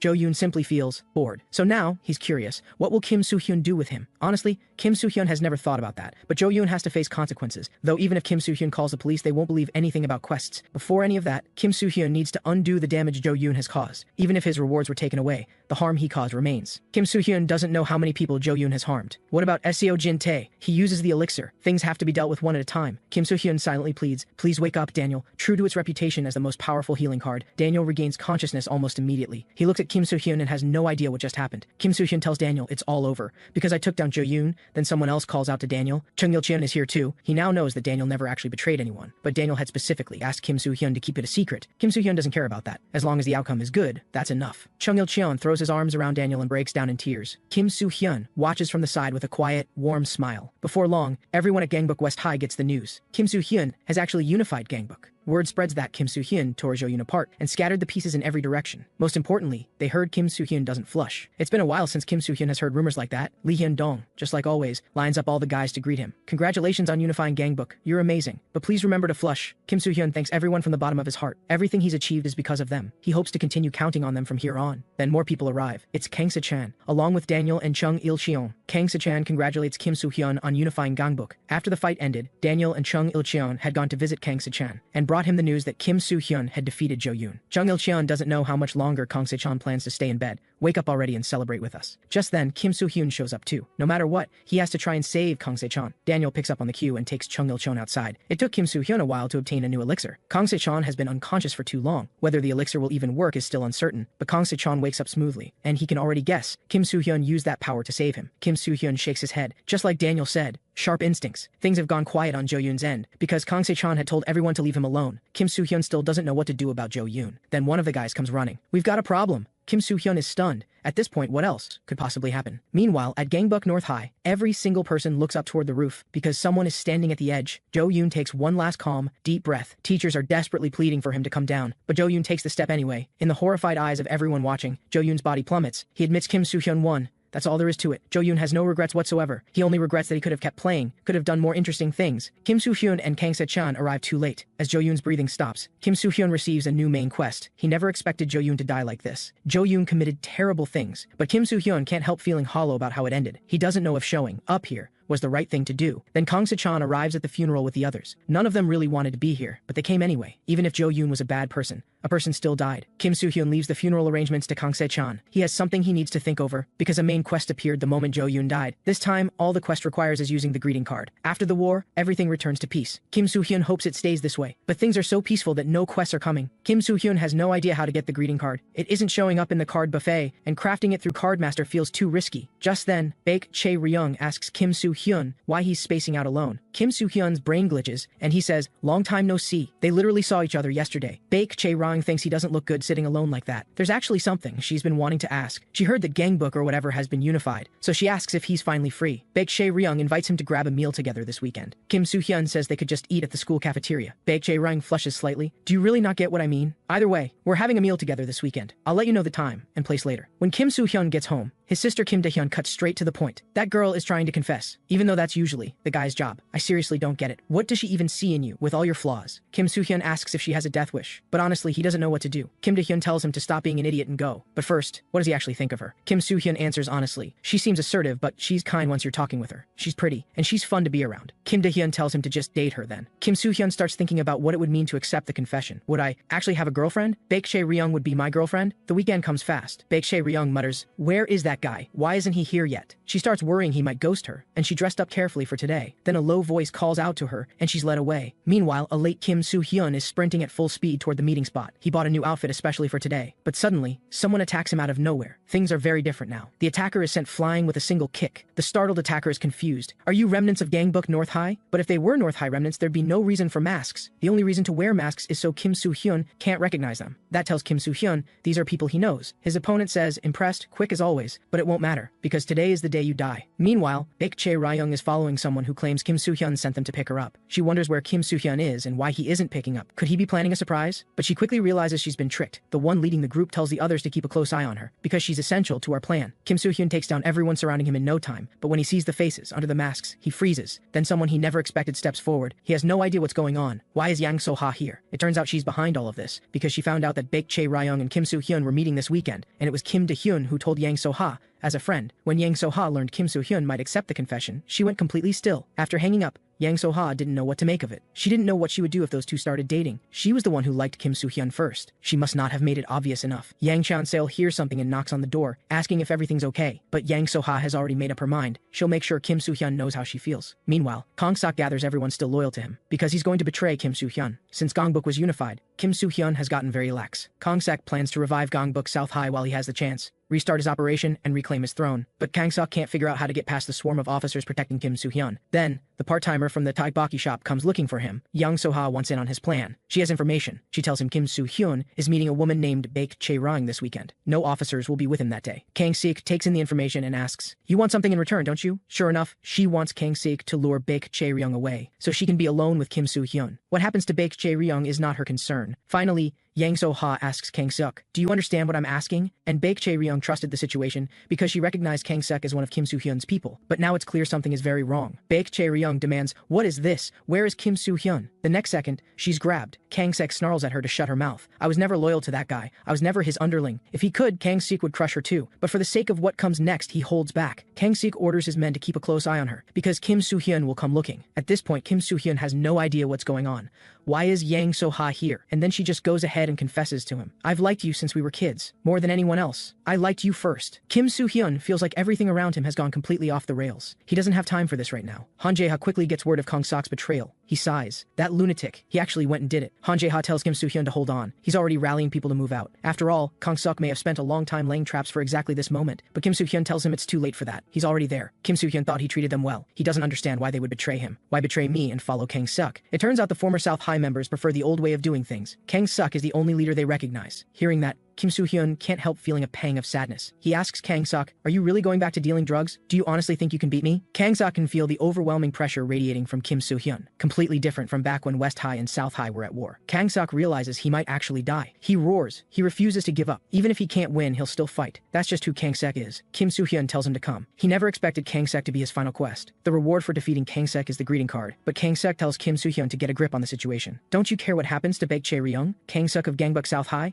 There's nothing he won't do." Kim Soo-hyun already knows. Kang-suk is exactly that kind of person. But Kang-suk couldn't care less about playing dirty. He's been waiting for this day all along. The day he reclaims his throne. From the side, a frantic Baek-chae Ryung shouts at Kim Soo-hyun to forget about her and fight back. Kang-suk knows that if this keeps up, he wins. No matter how strong Kim Soo-hyun is, he's still human. Enough damage will take him down. This victory belongs to Kang-suk. He has nothing personal against Kim Soo-hyun. He just wants to be king again. Just as Kang-suk moves to finish Kim Soo-hyun off, he hears something unexpected. Chung Il-cheon has taken out the men guarding Baek-chae Ryung. He shouts, "I'm so disappointed in you, Kang-suk." Now Kim Soo-hyun can fight back. Kang-suk braces to take the punch and counter. Kim Soo-hyun says coldly, still just as dumb as ever. A single punch leaves Kang-suk completely dazed. Kim Soo-hyun would never hand Gangbuk West High over to him, because what they built was paid for with everyone's sacrifices. By now, Kang-suk feels like he's about to black out, but he absolutely refuses to go down like this. Kang-suk activates Invincible Wrestler. He will never be anyone's subordinate. Kang-suk uses Invincible Wrestler to attempt a suplex. Kim Soo-hyun can understand the ambition behind it, but it's too late. The next second, Kang-suk is driven into the ground with one punch. The Kim Soo-hyun of today is nothing like the pushover he used to be. Meanwhile, Han Jae-ha is rushing toward the scene with Gil-do and Gu Ha-jun, but they quickly realize they may have worried for nothing, because the leader who unified Gangbuk is simply not someone who loses. Han Jae-ha doesn't understand why Kang-suk did this. Can he really not let go of that era? Han Jae-ha knows himself well enough to admit their level and Kim Soo-hyun's are on completely different planes now. It might sting, but you have to accept what's true. Meanwhile, Gil-do watches Kim Soo-hyun with quiet satisfaction, because the moment for his own choice has arrived. Before long, word spreads through West High about Kang-suk's rebellion. They always knew that squinty-eyed guy was bad bad news.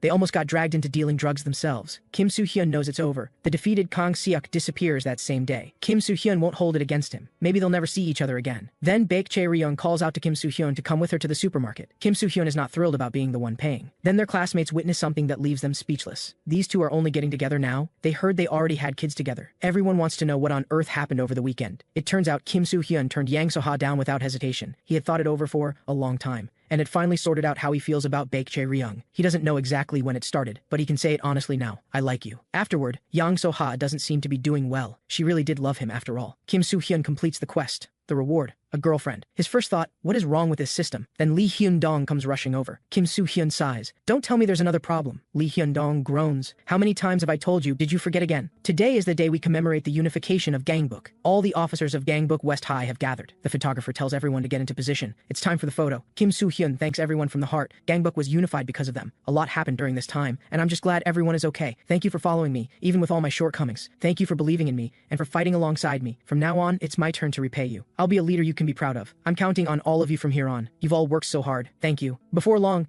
Kim Soo-hyun uses the greeting card. It's time for the final conversation. The challenger card connects Kim Soo-hyun to that man once again. Kim Soo-hyun has a lot of questions, and now that he has unified Gangbuk, he has finally earned the right to ask. First, Kim Soo-hyun asks who he is. The man answers, I'm human, just like you. I once received quests the same way you did. Now I'm the one giving them. You may be able to meet me in person before long. Kim Soo-hyun then asks why the man chose both Jo-yoon and him as quest players. The man says, at first I only chose Jo-yoon. He was sharp and intelligent, and he did reach the top in his own way in a very short time. But he was too evil. Thinking I could control him through quests was my mistake. So I chose you, Kim Soo-hyun, to stop him. Kim Soo-hyun asks flatly, so you picked me because I'm kind and stupid? After hearing the affirmation, he tells the man he didn't have to be quite that honest. Kim Soo-hyun then asks what Jo-yoon was supposed to accomplish in the first place. The man says, it's related to the final quest. I mentioned it the first time we met. I didn't trust you at first, so I gave you the task of unifying Gangbuk. All of it was the foundation for what comes next, because a great evil is coming, and it has finally shown its true face. The man tells Kim Soo-hyun, what you have to do is stop that man, but you can't do it alone. The man tells Kim Soo-hyun there are people he can work with. They have already begun moving against the threat. From here on, the road ahead will be incredibly difficult, but I believe that the person who stopped Jo-yoon can do this. Now, I'll tell you the name. After the conversation ends, Kim Soo-hyun leads Gangbuk West High to the meeting. Gil-do can't help feeling tense because of who they're about to meet, but West High seems to have arrived a little late. Kim Soo-hyun says, good to meet you. The Gunui Alliance, first time meeting. Among them, Ironclad Lee Jin-sung, Blue Flame Hero Vasco, Son On Hyun Sang, Master Chen Ho-bin, and young Master Hong Jae-yol. The leader of the Gunui Alliance slowly rises to his feet. He raises an eyebrow. Isn't this a bit too late for a first meeting? Kim Soo-hyun apologizes. He had to take a dump, so he was late, and this man is the pride of the Gunui Alliance. Park Hyun-sek. Park Hyun-sek says he's glad to meet Kim Soo-hyun. He has heard a great deal about him, and thanks him for agreeing to work with the Gunui Alliance. Gil-do and Vasco look at each other and both think the same thing. The other one looks old. Gu Ha-jun never expected Lee Jin-sung to be part of the Gunui Alliance, and he still owes Lee Jin-sung a favor. Chen Ho-bin squints at Chung Il-chon. Is this one a guy or a girl? If it's a guy, get lost. If it's a girl, leave your number first. Han Jae-ha didn't expect to run into An Hyun-sang here. He'd love to pick his brain about the liquor business. Ra Woo-gyeom and Hong Jae-yol just stare at each other in silence. Nobody knows who decided to put these two in the same room. But introductions are done, and there's no more time to waste. The enemy this time is someone who wants to swallow the entire world. The Gunui Alliance and Gangbuk West High. It's time to move to the next destination.